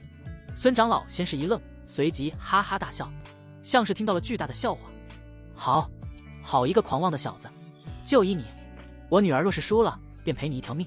他心中早已笃定，孙晴晴有玄阶功法在手，铜镜无敌。别说筑基10层，就是半步金丹也能一战。这小子简直是自寻死路。赵烈也跟着笑道：“好，有胆识。既然双方都同意，那本大长老便做主，准了这赌注。”他看向杜山河的眼神有一丝丝的愚弄，杜山河却没理会众人的反应，继续说道：“不过我觉得还不够。”孙长老的笑容僵在脸上，眉头一皱：“你还想怎样？今日你们诬陷我滥杀无辜，若是我赢了，证明我是清白的。可日后若是再有阿猫阿狗学你们的样子，随便找个由头就来诬陷天宗弟子，岂不是杀不尽斩不绝？”杜山河的目光落在孙长老和另外2名小溪宗长老身上，所以赌注还得加上你们3人的性命。若是我赢了，你们3个也得留下来以死谢罪。小溪宗的孙长老与其他2名长老犹豫的对视一眼，眼里纷纷闪过怒意。放肆！主位上的赵烈猛地一拍桌子，灵力翻涌。杜山河，你敢对有宗长老不敬？这玩的有点大了。赵烈知道杜山河这小子有剑痴的传承，可那女娃也不是软柿子。杜山河很大概率会输，但是这赌注太大了。小溪宗的另外2名长老对视良久后，突然哈哈一笑。左侧的黑袍长老上前一步，眼神阴鸷：“好，我们答应你。不过若是你输了，不仅要自费修为，还得让剑道峰交出1半的资源，赔偿我小溪宗的损失。他们早就和赵烈串通好，只要孙晴晴赢了，就能趁机打压剑道峰，夺取资源。现在杜山河主动加赌注，简直是送上门的好处。”杜山河点头：“可以。”你疯了！灵芝闪身来到杜山河，低声道：“你可能有所不知，那孙晴晴之所以有恃无恐，根本原因是修炼了玄阶功法。你虽有剑痴的本命剑诀在手，但终究还未真正领悟，何必赌这么大？”林长老放心，我自有把握。杜山河对着他拱了拱手，他向来是以别人对待他的态度来对待。这炼丹峰峰主好意提醒，杜山河自然不会态度恶劣。如果没记错的话，林雪儿正是炼丹峰弟子。今日之事，口说无解。灵芝看着他决绝的眼神，仿佛看见了剑痴的丝丝身影，终究是叹了口气，不再劝阻。这件修啊，怎么都是一个样？内门演武场，众人来到演武场，听闻消息，这里早已围满了弟子，都是听闻有比试赶来凑热闹的。当得知赌注是性命时，人群顿时炸开了锅。我的天！剑道峰大师兄刚一回来，就要跟小溪宗的人赌命。不是，小溪宗不是有宗吗？怎么闹到这地步？听说小溪宗的人说杜师兄杀了小溪宗的弟子，现在要用实力来决生死。议论声中，孙晴晴已经走到演武场中央，赤焰剑遥指杜山河：“小子，上来受死吧！我让你3招，免得别人说我以大欺小。”杜山河翻身上演武场，星雷剑出鞘，银灰色的剑身泛着淡淡的雷光。与孙晴晴的赤焰剑不同，星雷剑样貌平凡。不必让招，动手吧。杜山河的声音传遍整个演武场，平静的没有一丝波澜。狂妄！孙晴晴冷哼一声，身影骤然消失在原地。玄阶功法的威力在此刻尽显，一上来竟就是杀招。他的速度快得惊人，留下一道道红色残影。赤焰剑带着灼热的气息，直刺杜山河的胸口，丝毫不给人活路。杜山河眼神一凝，果然有点东西。小溪宗虽整体实力比天宗差得远，但总会有几个尖子生。杜山河感觉到这一剑的威力，若是被刺中，就算活下来也会被灼烧经脉，后续成为废人。这功法不赖。杜山河不躲不闪，星雷剑横挡，当一声脆响，两剑相交，一股巨力传来，杜山河被震得后退3步，手臂发麻。果然有点本事，能接我一剑。孙晴晴冷笑一声，随后剑招越发凌厉。赤焰剑气绝的每一招都带着烈火，演武场上的温度越来越高，地面的青石都渐渐有融化的迹象。杜山河不断躲闪，看似狼狈，实则一直在观察孙晴晴的剑招。他能感觉到对方的剑招虽然刚猛，但每次全力催动时，都会有一丝滞涩。或许这正是系统提示的一剑了却的点。只会躲吗？孙晴晴越打越急，这人的身法灵活，真是急人。赤焰剑在空中划出一道巨大的火焰剑气，朝着杜山河横扫而去。给我死！这一剑的威力比之前强了数倍，火焰剑气笼罩了整个演武场的一半，根本无处可躲。周围的弟子们都惊呼起来，终于察觉到了恐怖气息。卧槽，这是玄阶功法的气息！小西宗的人怎么会有这等功法？这有什么惊讶的？秘境中获得的呗。杜师兄一直在躲，这下躲不过了，不会就这么输了吧？这时，杜山河却突然停下脚步，嘴角勾起一抹冷笑。也不过如此，摸清楚了。话音未落，他猛地运转破空剑诀，星雷剑上的雷光暴涨，银灰色的剑光带着刺耳的雷鸣声，撞击迎面而来的巨大气浪。砰！丝丝雷光剑气与火焰碰撞，爆发出刺目的光芒。众人只觉一股强大的冲击波袭来，纷纷震得后退。当光芒散去，所有人都瞪大眼睛，孙晴晴的赤焰剑气竟被一剑劈开，星雷剑的剑尖正抵在他的脖颈处，剑身雷光闪烁，只要再往前1寸，就能让他人头落地。怎么可能？孙晴晴瞳孔骤缩，脸上满是难以置信。他能感觉到丹田处传来的麻痹感，那是雷电之力正在破坏他的经脉，让他连动都动不了。你也是玄阶功法？孙长老也傻眼了，他怎么也没想到拥有玄阶功法的女儿居然会被杜山河一剑制服。他猛地反应过来，怒吼一声：小子，休敢伤我女儿！说着就要冲上演武场。孙长老，比试还没结束，你想毁约？灵芝立刻挡在他面前，眼神冰冷。其他长老也纷纷看向孙长老，眼神中带着不满。赌注是双方同意的，现在孙晴晴输了就想动手，未免太不讲理了。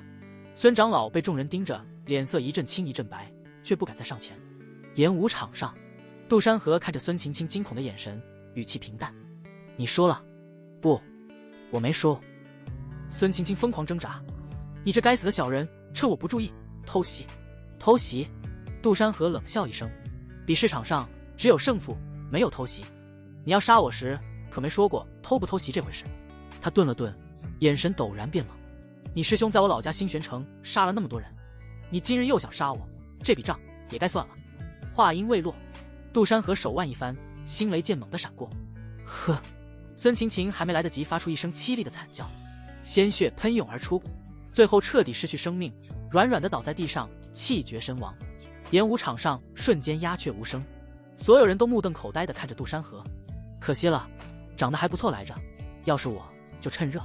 不是，这也能趁热？你莫不是魔修派来的卧底？兄弟，让我好好检查检查。混蛋，你摸哪呢？要摸也得去那边小树林。另一边，女儿，孙长老目眦欲裂，疯了似的冲向演武场，看着孙晴晴的尸体，眸中满是怒意：我要杀了你！另外2名小西宗长老也跟着冲了上去，3人都是金丹修为，灵力翻涌，显然是想合力击杀杜山河。放肆！灵芝怒喝一声，率先出手，炼丹炉虚影在他身后浮现，挡住了3人的攻击。比试有赌注，愿赌服输，你们想违反规矩？其他峰主也纷纷出手，将孙长老3人围住。虽然他们之前对杜山河有看法，但好歹杜山河也是天宗的弟子。赵烈此刻也不好多说，也不出手，也不阻止，就静静地看着。此刻小西宗的人公然违反规矩，还想在天宗的地盘上杀人，他们自然不能坐视不管，不然脸都没了。孙长老3人被众人围住，脸色惨白。他们没想到杜山河居然真的赢了。赵大长老，小辈间的比试当不得真。孙长老这时反应过来，悲痛强硬地压了下去，看向主位上的赵烈，带着一丝哀求。赵烈脸色铁青，居然还是没能杀了杜山河。一开始信誓旦旦地说没问题，结果就这，杜山河不仅赢了，现在想打压剑道锋都没理由了。他冷冷地看了孙长老一眼：愿赌服输，此事是你们小西宗理亏，本长老也帮不了你们。说完，他转身就走，显然是不想再管这件事。孙长老3人面面相觑，彻底绝望了。他们知道，今天不仅杀不了杜山河，自己的性命也保不住了。杜山河走到3人面前，星雷剑上的血迹还在滴落，眼神冰冷：你们输了，该履行赌注了。不，我们可是金丹修士，你不能杀我们。左侧的青袍长老颤抖着说道：那个，我们愿意赔偿天宗剑道锋的损失，只要你放我们走。赔偿？杜山河冷笑，你们诬陷我滥杀无辜时，怎么没想过赔偿？今日若是我输了，你们会放我走吗？孙长老舔着脸一副灿笑，活像一条哈巴狗，当然会。今日若是你输了，我肯定也不会取你性命。小道友肯定也是如我这样想的吧？杜山河瞪大眼，嘴角抽了抽，从未见过如此厚颜无耻之人。小友定是宽宏大量之人，是吧？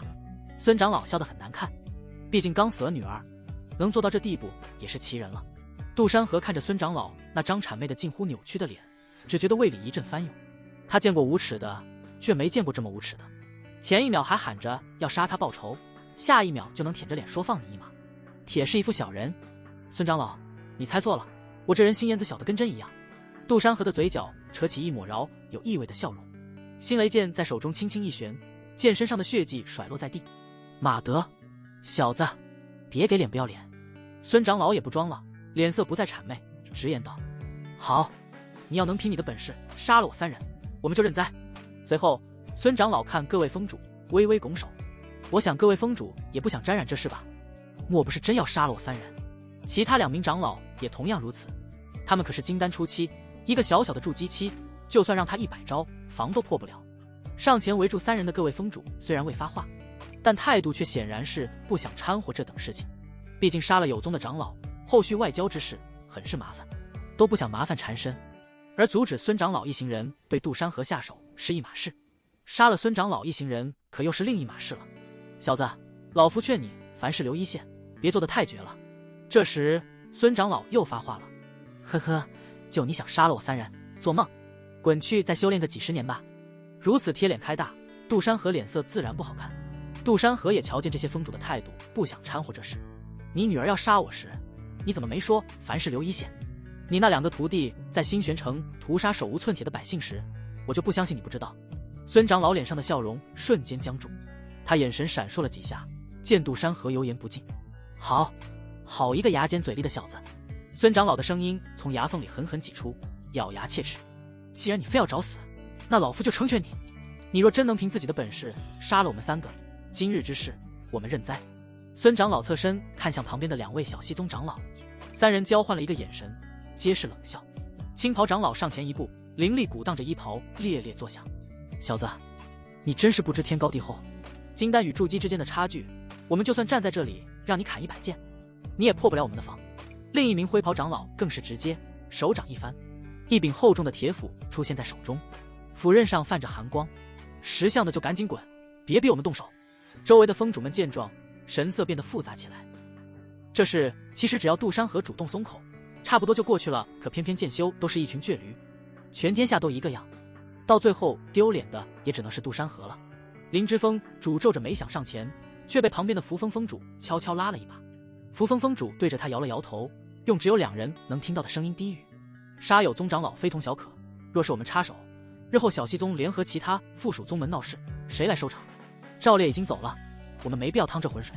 灵芝看着演武场上杜山河，终究是叹了口气，缓缓后退了一步。其他封主见状，也纷纷默契地往后退开，形成一个微妙的包围圈，既不阻止，也不掺和，显然是想让这场赌约自行了结。孙长老将这一切看在眼里，嘴角的冷笑越发猖狂。他上前一步，金丹凌厉的压迫感直逼杜山河，眼里满是轻视：小子，何必呢？今日我们走定了，魔修耶稣也留不住。我说的。孙长老说着，将女儿的尸体收入储物戒指，眼里闪过一丝悲凉，心里暗暗道：一定会找机会杀了他。杜山河他不仅没有让开，反而往前拦住去路，硬生生顶住了金丹凌厉的压迫。你们3个金丹初期就这么有信心能赢我一个筑基？哈！孙长老神情一愣，像是听到了什么不可思议的话。他愣愣地转过头：筑基战金丹？小子，老夫修炼200年才到金丹，你一个毛头小子才修行了几年，也敢说这种疯话？小西宗的青袍长老也跟着嗤笑：你这小子莫不是气糊涂了？杜山河却没理会他们的嘲讽，只是缓缓抬起星雷剑，剑尖直指孙长老3人。你修炼了200年才到金丹，那是你菜就多练。既如此，3位长老如此自信，可敢接我这一战？此话一出，似乎连风都停滞了一息。什么？这句话像是天上下史了，瞬间在演武场上炸开。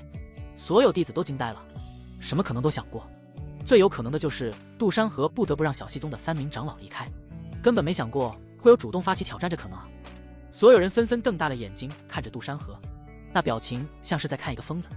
筑基挑战金丹，还是3个，这跟路边的牛屎成精，震惊程度没区别。杜师兄疯了吗？他怎么敢挑战金丹长老？疯了吧！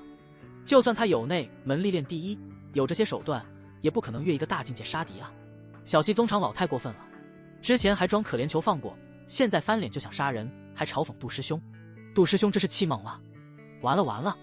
议论声此起彼伏，天宗弟子们看向孙长老3人的眼神充满了不满，却没人敢上前帮忙。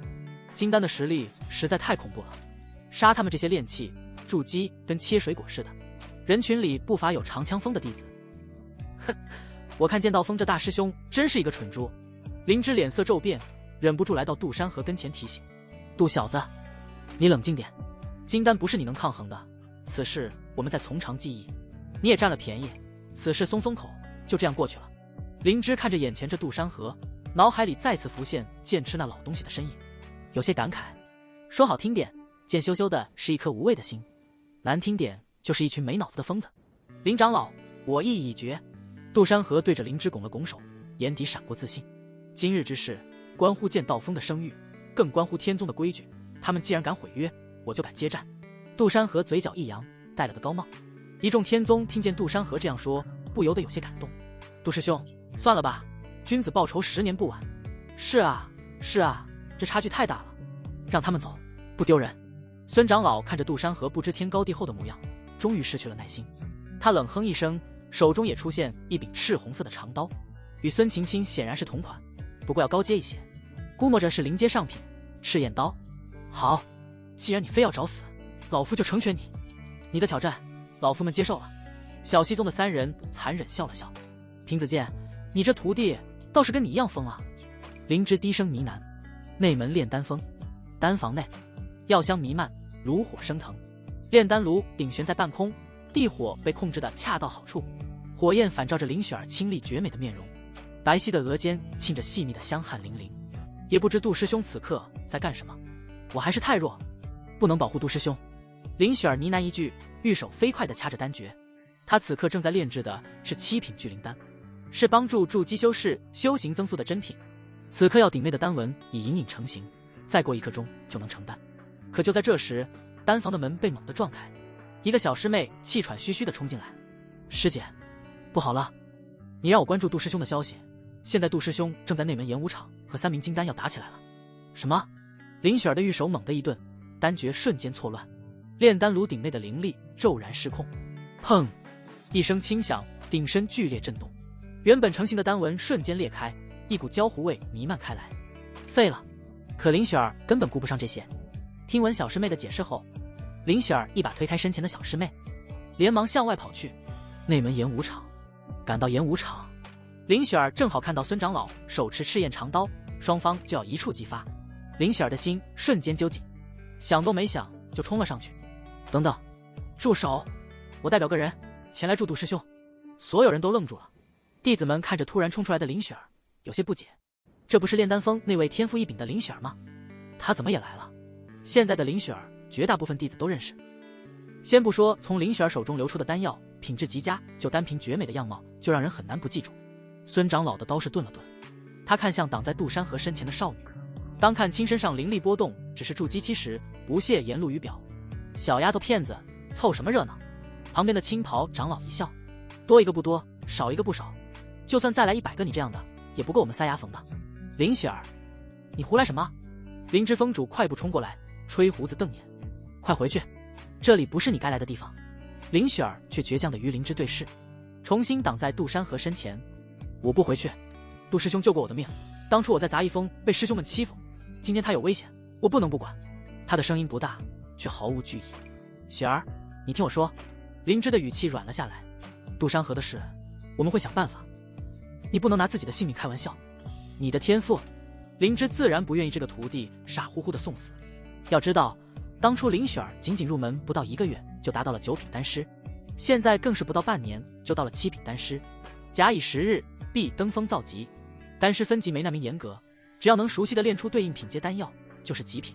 通常来说，9品到7品丹药师勉强对应的炼气至筑基，因为这个品阶炼出的丹药对炼气和筑基作用最大，相当于林雪儿的丹师天赋，仅仅几个月就从凡人到了筑基。这天赋自然让灵芝不愿意林雪儿去送死。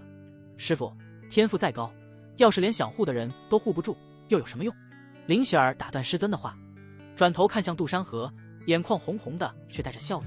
杜师兄，你也不用劝我，我虽然修为不高，但我会挡伤，打不过我也能给你挡一剑。杜山河看着挡在自己身前的俏丽身影，内心有所触动。他怎么也没想到林雪儿会不顾一切地冲出来护着他。杜山河看着林雪儿单薄的肩膀，他明明害怕，却还是强装镇定的眼神，心里好笑又略微气恼。林师妹，这是我跟他们的事，跟你没关系，你快下去。怎么没关系？林雪儿不服。你是我师兄，你救过我，我就不能看着你出事？我能赢。杜山河突然开口，轻轻将林雪儿拉到自己身后，推她下台，边走边说，你相信我，3个金丹而已，我能解决。你要是在这里，我还要分心护着你，反而会碍事。可是林雪儿还想说什么，却被杜山河打断。你还记得你说过要给我炼最好的丹吗？杜山河看着他，眼神温柔。这一刻对眼前的林师妹有了不同的情愫，哪怕是西马阁男人也顶不住吧。我还等着你的丹药突破金丹呢。你要是在这里出了意外，谁给我炼丹？他顿了顿，又补充道。林雪儿美眸带着水雾看着杜山河，眼眶有些红红的。那你一定要小心，要是打不过就喊我，我给你挡刀。好。杜山河笑着点头，轻轻推了他一把。快下去吧。林雪儿1步3回头的走到灵芝身边，却没有离开，而是从储物袋里掏出许许多多的不同品质疗伤丹，捏在玉手中。虽然不能帮忙，只要杜师兄一受伤，他就能第一时间冲上去疗伤。灵芝看着这徒弟的动作，无奈的叹了口气，感情是自家好白菜早被人拱了呀。不少天宗弟子也一脸愤愤不平，那可是他们的绝美女神之一啊，没想到早就变成了别人的形状。演武场上的气氛因为林雪儿的出现变得有些不一样了。弟子们看着林雪儿手中和石台上摆放整齐的丹药，再看看被3名金丹包围却依旧不怂的杜山河，心里突然涌起一股莫名的感动和熊熊战意。杜师兄加油！不知是谁先喊了一声，随后越来越多的弟子跟着呐喊。杜师兄加油！打败他们！呐喊声此起彼伏。孙长老3人的脸色不屑，如果口头上的支持有用的话，还要实力做什么？吵死了！孙长老怒吼一声，金丹灵力再次爆发。小子，今日是你自寻死路，怪不得我们。就是天宗的太上长老们也没话说。话毕，孙长老等3人就要行动。林雪儿的心一紧，等等！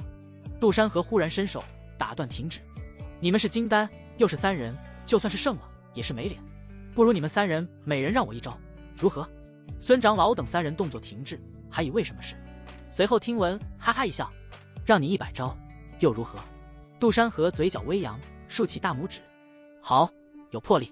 随后在系统商城中购买了3张龙火天雷符。杜山河邪恶一笑，我他妈来了！加上刚才斩杀孙晴晴吞噬其命格获得的350气运值，现在一共1232。购买了3张龙火天雷符后，还剩632气运值，632。这么久以来，杜山河也发现薅人气运是可持续发展，能获得较多气运。将人直接干死，获取人家气运值，准确来说是吞噬人家命格。能获取到的气运值，全命格值多少气运，而且不能100%获取。可问题就在这里了，全由系统判定，没个定数。能不能获取，就看狗系统给不给力了，也可能一点没有一刹那。杜山河看似从储物戒指里拿出3张符箓，孙长老看着杜山河从储物袋里掏出3张黄澄澄的符箓，怎么想用这种街边垃圾符箓对付我们？青袍长老摇摇头，小子，你是不是没见过金丹修士的防御力？别说3张，就是300张，也破不了我们的护体灵力。周围的弟子也纷纷露出失望的神色。刚才还觉得杜师兄有骨气，没想到居然要靠符箓这种外力手段。筑基能有什么好东西？哎，杜师兄怎么回事啊？用符箓对付金丹，这不是白费功夫吗？就是啊，小西宗长老再弱也是金丹，护体灵力比筑基修士强10倍100倍都不止。只有扶风峰主眼神一凝，死死盯着杜山河手中的符箓，他能敏锐地感受到那符箓的不同。杜山河骤然化作一道残影。你要干什么？孙长老下意识地想抬手阻拦，可转念想起自己刚说过的话，就是这片刻的犹豫，杜山河已栖身到他面前，将一张符箓啪的贴在他胸口。还有你们，其余2名长老胸口也多了一张符箓。小子，你敢耍花样！青袍长老脸色一变，伸手就想撕掉符箓。等等，杜山河后退几步，抱着胳膊似笑非笑。3位长老刚才可不是这么说的，这才第1招就想毁约了。我要求也不多，就让1招。3人的手僵在半空，他看着胸口的符箓，虽能感觉到里面蕴含着灵力，却也没放在心上。毕竟只是筑基修士的符箓，就算有威力，也破不了他的金丹护体。孙长老冷哼一声：“少废话，不就是一张破符？老夫倒要看看你能玩出什么花样。”其余2名长老也跟着附和：“赶紧动手，老夫还等着收你尸呢。”孙长老3人嗤笑一声，纷纷运转金丹灵力，护体灵光瞬间暴涨，包裹住符箓。尽管来，老夫倒要看看你这破符能有多大威力。杜山河嘴角微扬，轻轻打了个响指，啪！老东西还挺横。下一秒，3道黄澄澄的符箓同时亮起，先是淡淡的紫金雷光在符文上流转，随后，轰的一声巨响，3道恐怖的爆炸同时爆发，火焰裹挟着雷光，瞬间吞噬了3位长老的身影。周围的弟子们惊呼着后退。这是什么符箓？灵芝瞪大了眼睛，连炼丹炉的虚影都下意识地护在身前。这威力，说是金丹修士全力一击也不为过。扶风峰主更是激动得浑身发抖。这符箓的威力，我这辈子没见过。一直以来，符箓就有些鸡肋，今天这一炸，炸出了符箓的艺术。弟子们看着那片被火焰和雷光笼罩的区域，脸上满是难以置信。杜师兄手里居然有这么恐怖的符箓。林雪儿也看呆了，现在看来是他太小看杜师兄了。爆炸的火光渐渐散去，烟尘弥漫中，杀死1名假金丹进路人，吞噬其命格，获得340气运值；杀死1名假金丹进路人，吞噬其命格，获得321气运值。只有1道身影缓缓显现，青袍长老和灰袍长老早已没了气息，只有孙长老还勉强站着。他衣衫被炸得褴褛不堪，浑身是血，头发也被烧焦了大半。孙长老死死盯着杜山河，眼神里满是怨毒和不敢置信。你这符箓怎么可能有这么大威力？杜山河拍了拍手，秘境偶然获得，反正把理由推给秘境就完事。你这是耍诈，用这种邪门符箓算什么本事？孙长老怒吼着，用尽最后一丝灵力，赤焰长刀再次举起，朝着杜山河冲来。他此刻已是强弩之末，可眼底的杀意却比之前更盛。他没想到自己活了200年，居然栽在一个筑基修士手里。邪门！杜山河冷笑一声，这才第1招啊，这就破防了。嗡！新雷剑嗡嗡作响似龙吟，银白色的雷光暴涨，在空中凝聚成一柄数10丈长的巨剑虚影。杜山河也不含糊，直接开打。孙长老看着那柄悬浮在半空的雷光巨剑，瞳孔骤缩，终于感到了恐惧。他想转身逃跑，可身体却被雷霆之力锁定，连动都动不了。不，你不能杀我，我是小西宗的长老，杀了我，小西宗不会放过你的。小西宗！杜山河眼神一冷，手猛地往下一压，轰！雷光巨剑带着毁天灭地的气势，朝着孙长老狠狠砸下。孙长老发出一声凄厉的惨叫，声音在雷光中瞬间被淹没。杀死1名刚入金丹境，吞噬其命格，气运值获得333，气运值1626。他的身体在巨剑下如同纸糊崩碎，连带着他的金丹都被雷霆之力彻底碾碎。烟尘散去，演武场上只剩下一片狼藉，3道金丹长老的连尸体都消散了。杜山河收剑入鞘，演武场上鸦雀无声，所有弟子都目瞪口呆地看着杜山河，眼神里充满了敬畏。筑基杀金丹还是3个，这简直是天宗100年难遇的奇迹。虽说有一定的用巧，但这本就是实力的一部分。杜师兄好厉害！不知是谁先反应过来，发出一声惊呼，随后越来越多的弟子跟着欢呼。杜师兄牛逼，杜师兄威武！林雪儿再也忍不住，冲上演武场，手里还攥着疗伤丹。杜师兄，你没事吧？有没有受伤？快让我看看。他拉着杜山河的胳膊，上下打量着，眼神里满是担忧和欣喜。杜山河看着他焦急的模样，心里一暖，笑着摇了摇头：“我没事，你看，一点伤都没有。”这时，扶风峰主快步走过来，眼神复杂的看着杜山河：“杜师侄，你那符箓是从何处得来的？”他作为符修，对这种符箓的渴望比谁都强烈。杜山河笑了笑，含糊道：“是之前在秘境中偶然得到的，侥幸能用罢了。他总不能说这是系统兑换的，只能找个借口搪塞过去。扶风峰主也没追问，只是深深看了他一眼。杜师侄若是对符道感兴趣，日后可随时来扶风找我，我这里有不少符道，或许能帮到你。这时林芝也走了过来，看着杜山河的眼神满是欣慰。好小子，没给天宗丢脸。平子剑那家伙倒是教出了个好徒弟。该小说通过星鱼开发的开源免费新闲下载器下载。如果您通过代下载获取该小说文件，且商家未提供软件源代码或开源地址，请立即退款并举报商家。作者邮箱 sin_yv@outlook.com， 作者 QQ 2017593710，官方 QQ 交流群1490508332，官方 TG 交流群 https://t.me/fq2。这件事一晃而过，很快半个月过去。这期间，杜山河还以为小西宗的人会再次派人来弹劾他，结果是没有任何动静，也不知是作何打算。而且这半个月，师尊平子剑也没任何消息。事已至此，先修炼吧。杜山河睁开眼眸，吐出一口修炼后的浊气。这一修炼闭关就是半个月，然而修为长进却很是有限。赚来的1626的气运值也花费了626用来购买系统商城内的丹药，以此来辅助修炼。嗨，要是自己会炼丹就好了，这么修炼，气运值购买丹药耗费巨大，承受不住啊。杜山河无奈的笑笑，要说现实去购买丹药，那更加的昂贵。对了，系统商城应该也有炼丹的命格出售吧？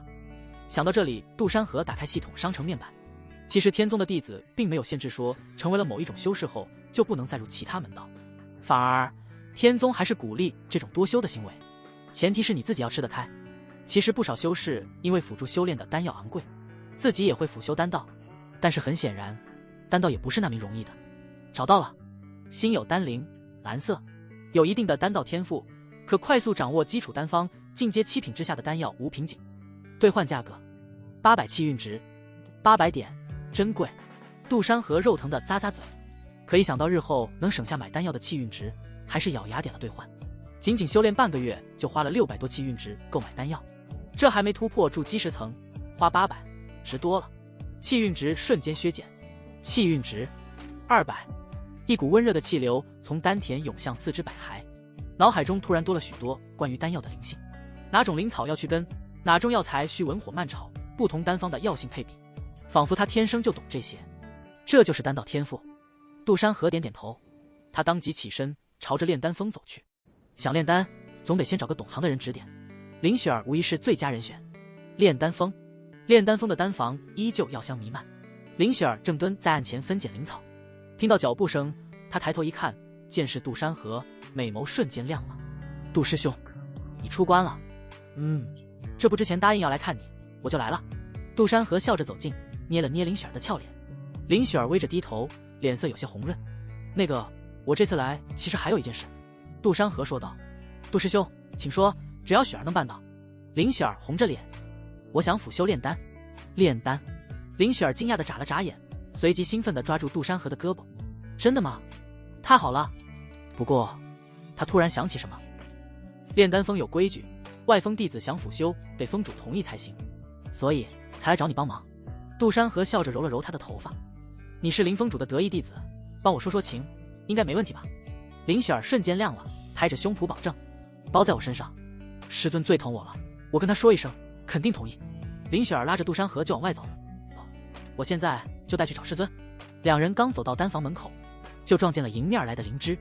灵芝看着手拉手的两人，眼神微妙的顿了顿，随即咳嗽一声：“你们这是要去了？”师尊，林雪儿诺诺的叫道。杜师兄想辅修炼丹。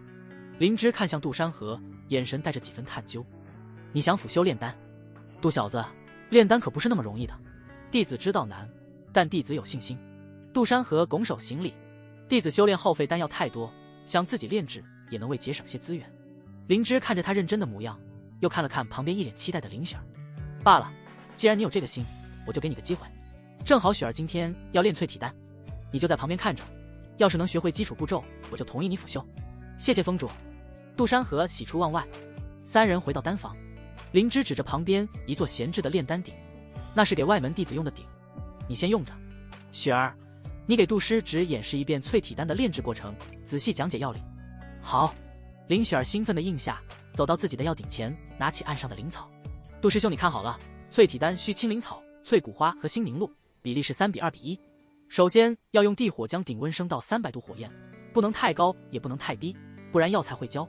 他一边讲解一边动手操作，地火被他控制得恰到好处。待鼎温达标，他将青叶草投进去，手中掐着丹诀，灵力平稳控制。杜山河站在旁边，全神贯注地看着。奇怪的是，林雪儿讲解的药理，他一听就懂。炼丹鼎散发的芬香也有着分析，甚至能预判出下一步该怎么做。这就是心有丹灵的丹道天赋效果。现在要加淬谷花了，注意要顺时针搅拌，不然药性会散。林雪儿说着，灵力包裹着淬谷花投进鼎中。杜山河跟着拿起自己案上的灵草，按照林雪儿的步骤操作。他先用地火加热炼丹鼎，当温度达到300摄氏度时，他毫不犹豫地投进青叶草。对，就是这个温度。灵芝站在旁边，见他第一次控火就如此精准，眼中闪过一丝讶异。接下来投淬谷花，搅拌，加新凝露。杜山河的动作虽有些生疏，却每一步都精准无误。林雪儿偶尔提醒一句，他很快就能掌握诀窍。最后一步，凝丹，要用丹诀将药性凝聚成丹，不能急。林雪儿的声音带着一丝紧张。他的炼丹鼎内3枚圆润的丹药正缓缓成型，是7品淬体丹的品相。杜山河深吸一口气，按照林雪儿教的丹诀，在他的操控下，渐渐汇聚成3团光晕。光晕越来越凝实，最终化作3枚通体翠绿的丹药，散发着淡淡的药香。成了！杜山河心中一喜，灵力打开鼎盖，3枚淬体丹稳稳地落在玉盘中。丹药表面光滑，丹纹清晰，竟是8品相。杜师兄，你第一次炼丹就炼出了8品相的淬体丹。林雪儿瞪大了眼睛，跑到杜山河身边，拿起玉盘中的淬体丹。杜师兄，你真的是第一次炼丹吗？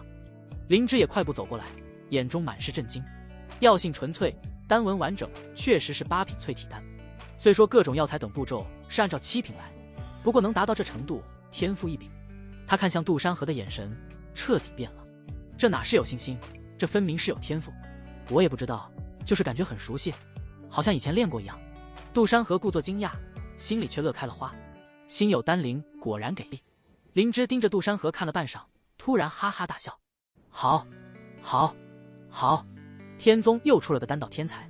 杜师侄，从今天起，你就是炼丹峰的辅修弟子，随时可以来炼丹峰，需要什么灵草，直接跟雪儿说，我给你批。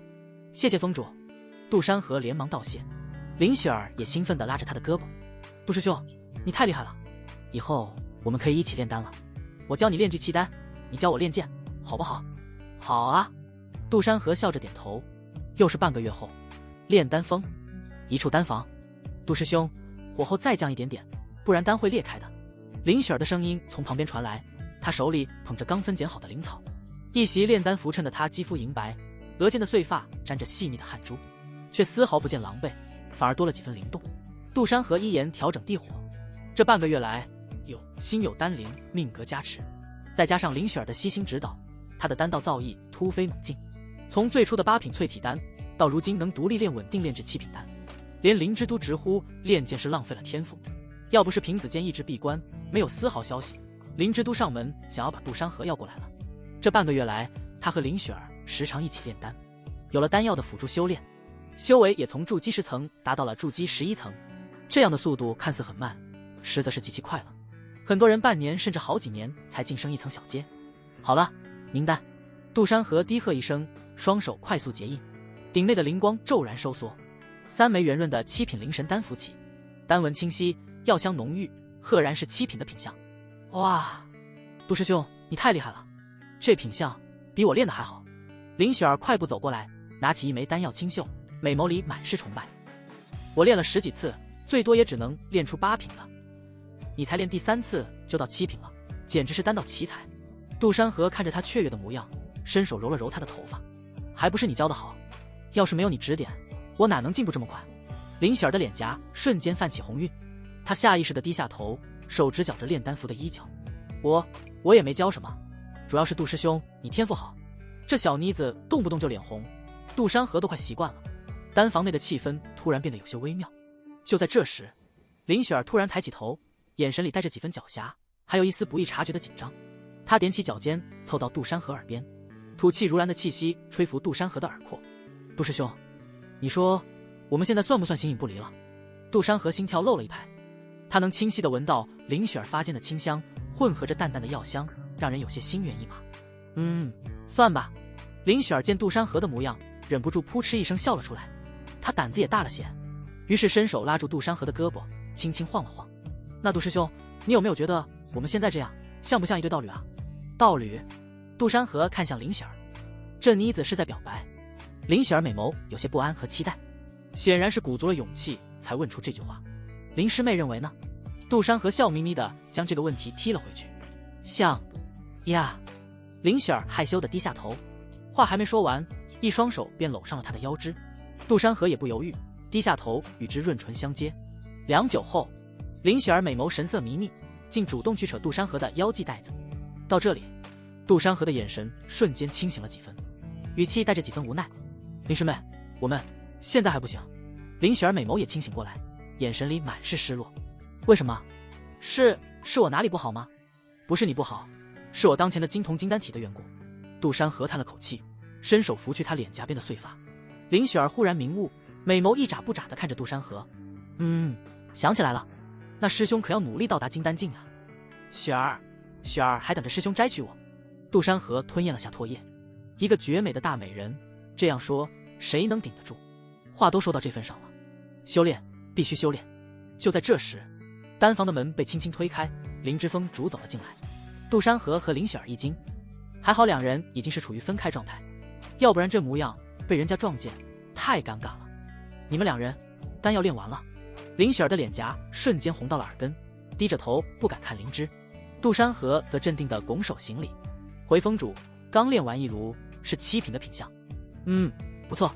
灵芝点了点头，狐疑地看了看两人，内心小九九有些八卦，莫不是在炼丹干了什么？灵芝看着两人，语重心长：你们两个都是天宗的天才，一个剑修天赋出众，一个丹道天赋惊人。现在最重要的是修炼，争取早日突破金丹。至于其他的，等你们有了足够的实力，再考虑也不迟。灵芝显然是看出了两人之间的情愫，却没有点破，只是变相的提醒他们以修炼为重。是。杜山河和林雪儿异口同声地说道。灵芝点点头。好了，你们收拾一下丹房，等会儿去库房领些灵草，最近就别炼丹了。最近万层塔即将开启，筑基以上最高金丹初期左右的弟子都可参与，奖励极其丰厚。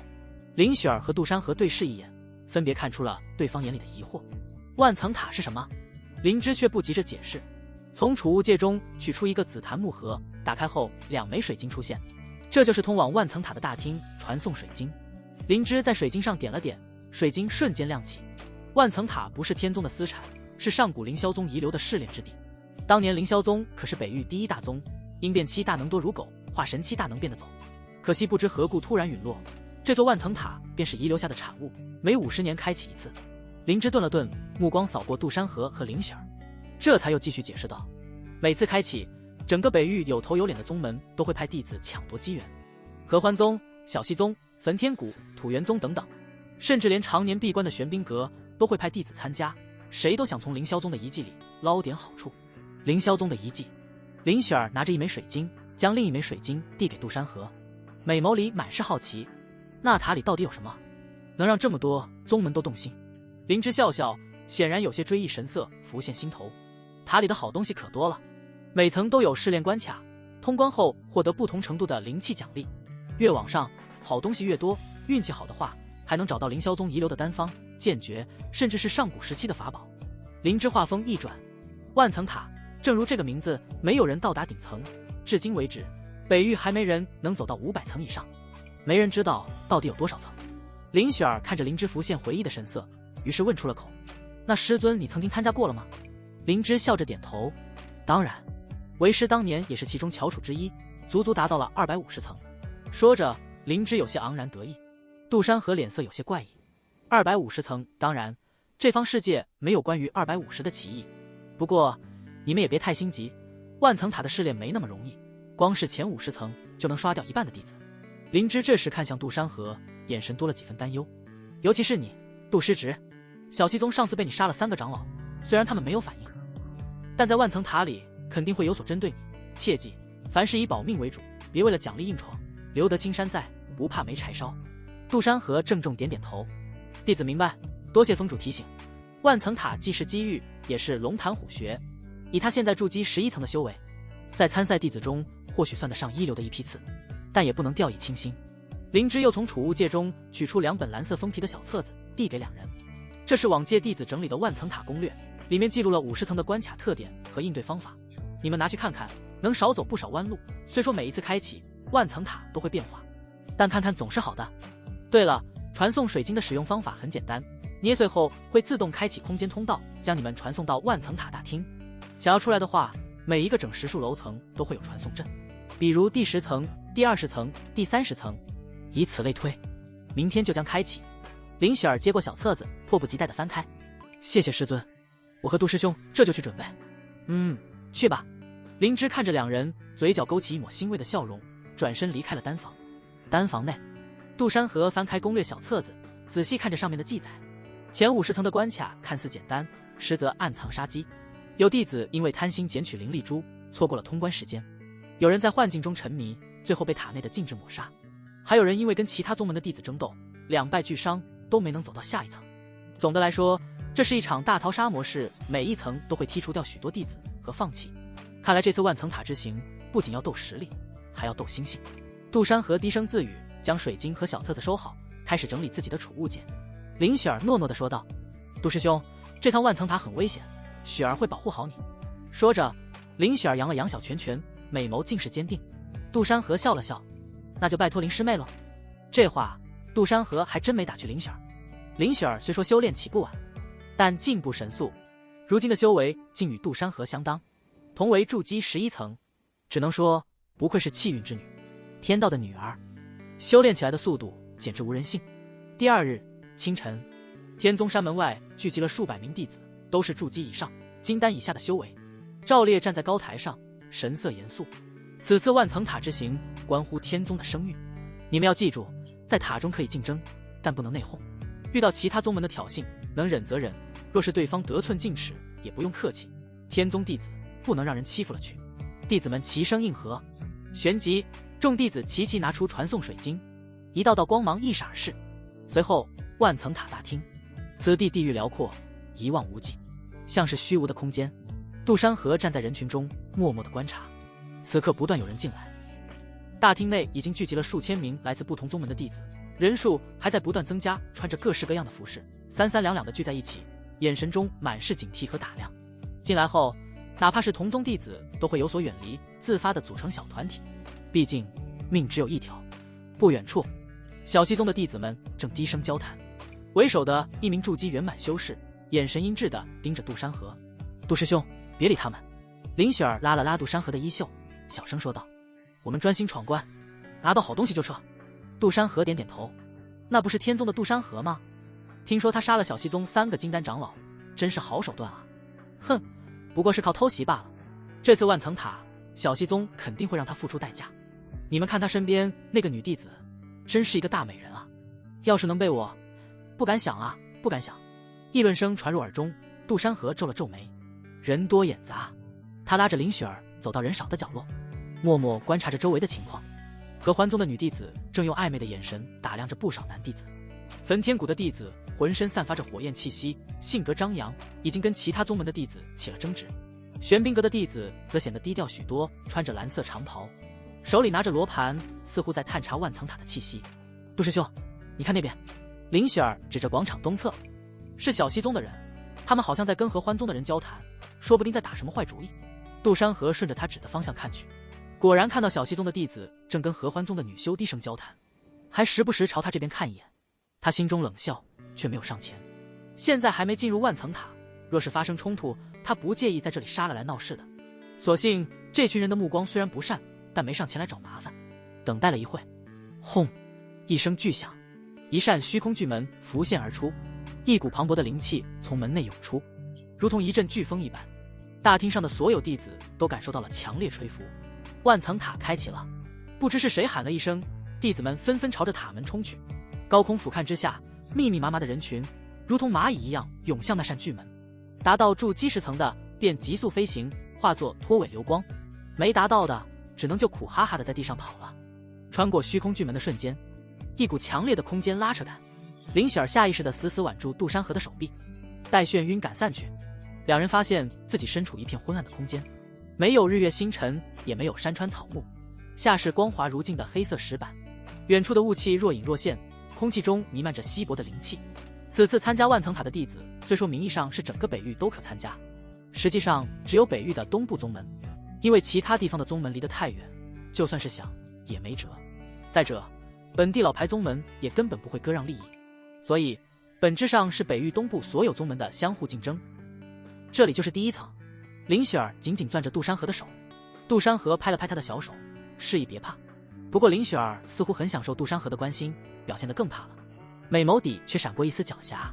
林雪儿环顾四周，只见密密麻麻的弟子正从虚空中陆续显现，大多和他们一样，脸上带着好奇与警惕。不少人拿出之前的攻略手册翻看，眉头渐渐皱起。不对啊，攻略里说第一层是妖兽试炼，要斩杀10只黑纹狼才能通关，怎么连个妖兽影子都没有？就是啊，我还特意准备了盾防法宝，这到底是怎么回事？一名焚天谷的弟子忍不住嚷嚷起来，他身边的同伴也附和道：难不成攻略是假的？还是万层塔这次变了规矩？议论声此起彼伏，就在人群中渐渐生出焦躁。虚空中突然亮起金色大字，悬浮在所有人头顶：比速度。所有人一惊，明明看不懂那古文字，却所有人心头第一时间就明白了是什么意思。喧闹的人群瞬间安静下来。弟子们，你看看我，我看看你，脸上满是错愕。比速度，什么意思？一名小西宗的弟子挠着头，语气困惑。难道不是一层一层打怪吗？比什么速度？该不会是让我们比谁跑得快吧？有人猜测。不会吧，万层塔怎么会搞这么简单的试炼？肯定有猫腻。杜山河盯着那金色大字，他想起灵芝之前说的万层塔每次开启都会变化，心里忽然有了肯定。他低头对林雪儿轻声道：跟我走，别分心。林雪儿也是一瞬间明白过来。杜山河突然催动灵力，踏着星雷剑狂飙，林雪儿几乎也是同时急速掠出，两道流光很是耀眼。他们干什么去了？有人愣住，顺着两人飞去的方向看去，只见雾气深处隐隐透出一点光亮，像是一个洞口的轮廓。等等，那个光亮难道是终点？终于有人反应过来，惊呼出声。比速度就是比谁先到那个洞口。这句话如同醍醐灌顶，弟子们瞬间炸开了锅。卧槽，居然是这样！快，别让他们抢先了，肯定有名额。我的剑呢？谁给我剑偷了？快给我！一时间，无数道流光从原地冲出，争先恐后的朝着光亮洞口飞去，空气中充斥着灵力暴动的嗡鸣，偶尔还能听到有人遇见不稳哀嚎。杜师兄，后面有人追上来了！杜山河眼角余光瞥见后方几道急促的流光，其中一道赤红色的火焰格外显眼，是焚天谷的弟子，修炼的是火属性功法，速度极快。杜山河冷笑一声，随即剑身雷光暴涨，速度又快了几分。别管他们，我们先到终点再说。林雪儿看似柔柔弱弱，实际上实力不可小觑，好歹是气运之女。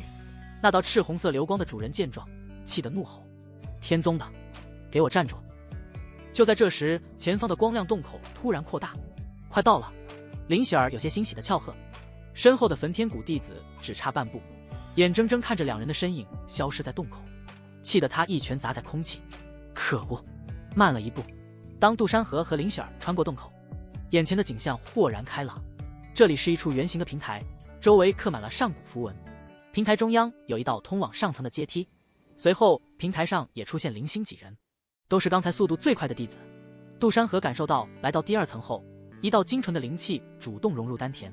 反观林雪儿，同样如此。这就是奖励吗？虽说少得可怜，却胜过没有。估摸着自己炼化修炼有这么一丝精纯灵气，也需要个2-3天。见到杜山河两人，纷纷投来惊讶的目光。天宗的，居然这么快！一名玄冰阁的弟子皱眉，显然没料到会有人比他们玄冰阁的身法还快。杜山河没理会这些目光，检查了一下彼此的状态。没事吧？刚才飞得太快。林雪儿摇摇头，脸上还带着兴奋的红晕。没事。杜师兄，你好厉害！刚才那个焚天谷的弟子快追上的时候，我还以为要被超了呢，只是运气好，提前反应过来罢了。杜山河笑着揉了揉他的头发，这妮子好像特别喜欢提供情绪价值啊，动不动就夸他，搞得都有些不好意思了。接下来，杜山河和林雪儿稳步推进。第二层考验的是变药，好在两人是炼丹师，对两人来说简简单单，不过对于有些人来说就很哀嚎了。怎么回事啊？怎么还有辨别药草的试炼？药材是不会说话的，干药妖兽是没门的，其他宗门弟子的语言是不通的。万层塔，你赢了，我被做局了。第3层是幻境，周围浮现出弟子们最在意的人或事。杜山河出现了许多景象，有前世发大财、坐拥享受的画面，也有这世缘遥遥被困落神剑，耳边还传来紫菱的嘲讽声。不过这幻境没啥力度，很容易就破了。从第4层开始，终于出现了有妖兽的关卡，但和攻略里的描述也不同。期间其他宗门的弟子有友善点头示意的，也有敌意满满。小西宗的弟子几次想故意找茬，但都被杜山河提前反制，反而让他们自己吃了亏。有一次小西宗的弟子想偷袭灵雪儿，被杜山河用心雷剑的劈中，直接被传送出了万层塔。是的，前50层并不会真正死亡，超过50层后就会有被困和死亡风险。就这样，两人一路过关斩将，不知不觉就来到了第50层。当穿过第49层的洞口，第50层的景象让两人都愣住了。这里不再是昏暗的空间，而是一座巨大的宫殿，上空有个巨大太阳将整个漂浮的宫殿照亮。宫殿中央悬浮着一块透明的水晶，水晶上显示着一行数字，当前剩余人数687。虽然看不懂，但这里有一种神奇神通直达心灵，直接就能明白。居然只剩这么少了。林雪儿喃喃道。他们进入万层塔时，粗略估计有近万名筑基弟子，甚至上万。如今到了第50层，居然只剩不到700人，淘汰率高的惊人。杜山河走到水晶前，仔细观察着上面的数字，又看了看宫殿四周。这里没有明显的关卡提示，也没有怪物或灵草，反而更像一个休息区。宫殿的角落里散落着一些挥发丹药残渣，显然是50年前的弟子留下的，也就是上任参与者。不少人正坐在地上打坐恢复。看来第50层是个缓冲层。杜山河对林雪儿说道。攻略里说第50层有守关者，但现在看来万层塔的变化比我们想象的还大。林雪儿点点头。那我们先休息一下吧，刚才第49层的虎纹兽消耗颇多，我还有点灵力没恢复。杜山河坐在林雪儿身边，拿出之前的攻略手册翻看起来。手册上关于第50层的描述是守关者为雷属性妖兽，需用土属性功法克制，但眼前的宫殿里连妖兽的影子都没有，显然攻略已经失效。看来接下来的关卡要小心了。林雪儿抬起头看着杜山河认真的侧脸，绝美脸颊微微泛红，不知想些什么，点了点头。杜师兄要尽快达到金丹呀。此时一旁忽然传来一阵脚步声，一群身着小西宗服饰的弟子走了过来，为首的正是之前在大厅里盯着杜山河的那名筑基圆满修士。他看到杜山河和林雪儿，眼神阴鸷的笑了笑，对身边的弟子低语了几句，纷纷围了起来。为首的孙虎往前踏出一步，筑基圆满的灵力毫无保留地炸开，一柄长枪直指杜山河。混蛋，杀我兄长孙长老，又杀我侄女孙晴晴，这笔账今日该算了。他身后的几名小西宗弟子也同时释放灵力，将杜山河和林雪儿包围。识相的就自废修为，给我兄长和侄女磕头赔罪，或许还能留你全尸。孙虎继续狞笑着说道。杜山河摇摇头，一脸的无奈。我说，你们脑子里都是屎吗？我能干掉你们金丹长老，你认为凭几个筑基圆满就能拿下我？周围的人纷纷看热闹，当听到杜山河说干掉金丹，纷纷嗤笑。吹牛逼呢？玄冰阁的弟子抱着胳膊，眼神冷淡的点评。天宗这小子才筑基11层，对方5个筑基圆满，还都是小西宗的精英，死定了。焚天谷的那名红衣弟子嗤笑一声，吹牛逼也不打竹简，还干掉金丹，我呸！其他天宗的弟子站在人群边缘，眼神闪烁，大多是长枪锋的，自然没人上前帮忙。一名天宗弟子低声对身边人小声道：别管了，这是他自己惹的祸，小西宗的人我们别管，多一事不如少一事，免得被牵连。我们是来获得奖励的，不是来树敌的。另一个人点点头，悄悄往后退了退，显然是打定主意袖手旁观。孙虎见无人插手，脸上的狞笑更浓。看来天宗的弟子没人帮你，那就受死吧。他猛地挥出枪影，枪芒带着破空声，直刺杜山河的胸口。杜山河眼神一凝，星雷剑横挡，雷光暴涨，当，枪芒与剑身碰撞，一股巨力传来。孙虎被震得后退半步，手臂发麻，感觉到有些丢了面子的孙虎自然不甘。一起上，别给他机会！孙虎怒吼一声，7、8名小西宗弟子同时发起攻击。你有点本事，但还不够。孙虎冷笑，就要再次挥出长枪。这时，突然感觉到脚下传来一阵剧烈的震动，轰隆，整个宫殿突然摇晃起来，所有人都下意识地停下动作，抬头看向宫殿中央，一道圆形的传送阵缓缓升起。传送阵周围悬浮着许多兵器虚影，有剑，有刀，有枪，每一柄都散发着灵级兵器特有的灵光。紧接着，一行行金色的大字在空中浮现，字体古朴，清晰地映入每个人眼中。50层为生死线，此后关卡死亡即真实陨落，非幻境投影。传送通道仅在整10层数开启，比如60、70、80，可选择离开或继续，其他层数不可离开，直至死亡。当前选择离开者，奖励灵级中品兵器1件，1刻钟倒计时。金色字体停留了几息，随后化作光点消散，只留下传送阵和兵器虚影在原地闪烁，还有1刻钟的倒计时。宫殿内瞬间陷入死寂，所有人都盯着传送阵和兵器虚影，眼神中充满了震惊和心动。不少弟子手上的兵器都不入品，灵级中品兵器，我的一辈子啊！一名侥幸走到这里的小宗门派弟子失声惊呼：死亡即真实陨落，后面的关卡居然是真的会死，我还是算了，灵级兵器够我用了，没必要拿命赌。是啊，命没了，再好的宝物也没用。有人附和着，已经朝着传送阵走去。我选择离开。第一个人的选择仿佛打开了闸门，越来越多的弟子走向传送阵，有的是因为害怕死亡，有的是被灵级兵器诱惑，还有的是觉得自己实力不够，继续下去也是送死。传送阵每吸收一个人，就会有一柄兵器虚影化作实体，落在那人手中。之前围观看热闹的弟子走了大半，连好几名天宗弟子也犹豫了片刻，最终还是走向了传送阵。一名天宗弟子路过杜山河身边时，还劝了一句：杜师兄，见好就收吧，后面太危险了。杜山河摇摇头，没有说话。灵级兵器虽好，可惜他现在手中的是黄级。林雪儿站在他身边，握紧了他的手，轻声道：杜师兄，我跟你一起留下。小西宗刚才的7、8人也在犹豫。瘦高个弟子咽了咽口水，看向孙虎：大师兄，灵级兵器，要不我们也离开吧，后面真的会死。孙虎盯着传送阵，脸色阴晴不定。他恨杜山河杀了他的亲人，想报仇，但灵级兵器的诱惑也很大，而且后面的关卡确实危险。他沉默了片刻，最终咬牙道：留4个人跟我留下，剩下的几人离开，拿到兵器后回宗门。被选中离开的小西宗弟子立刻喜出望外，快步走向传送阵。拿到兵器后，还不忘回头瞪了杜山河一眼，才踏入传送阵消失。孙虎则带着另外4人退到宫殿的另一角，冷冷地盯着杜山河：这次先放过你，等过了下一层再找你算账。只见看向宫殿中央的水晶，上面的数字正在快速减少，从最初的687降到600、550、500，最终停留在了488。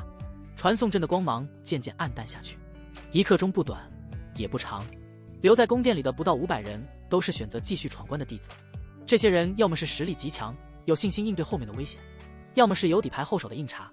留下的大多是大宗门的弟子，玄冰阁、焚天谷、合欢宗、土元门、天宗等等。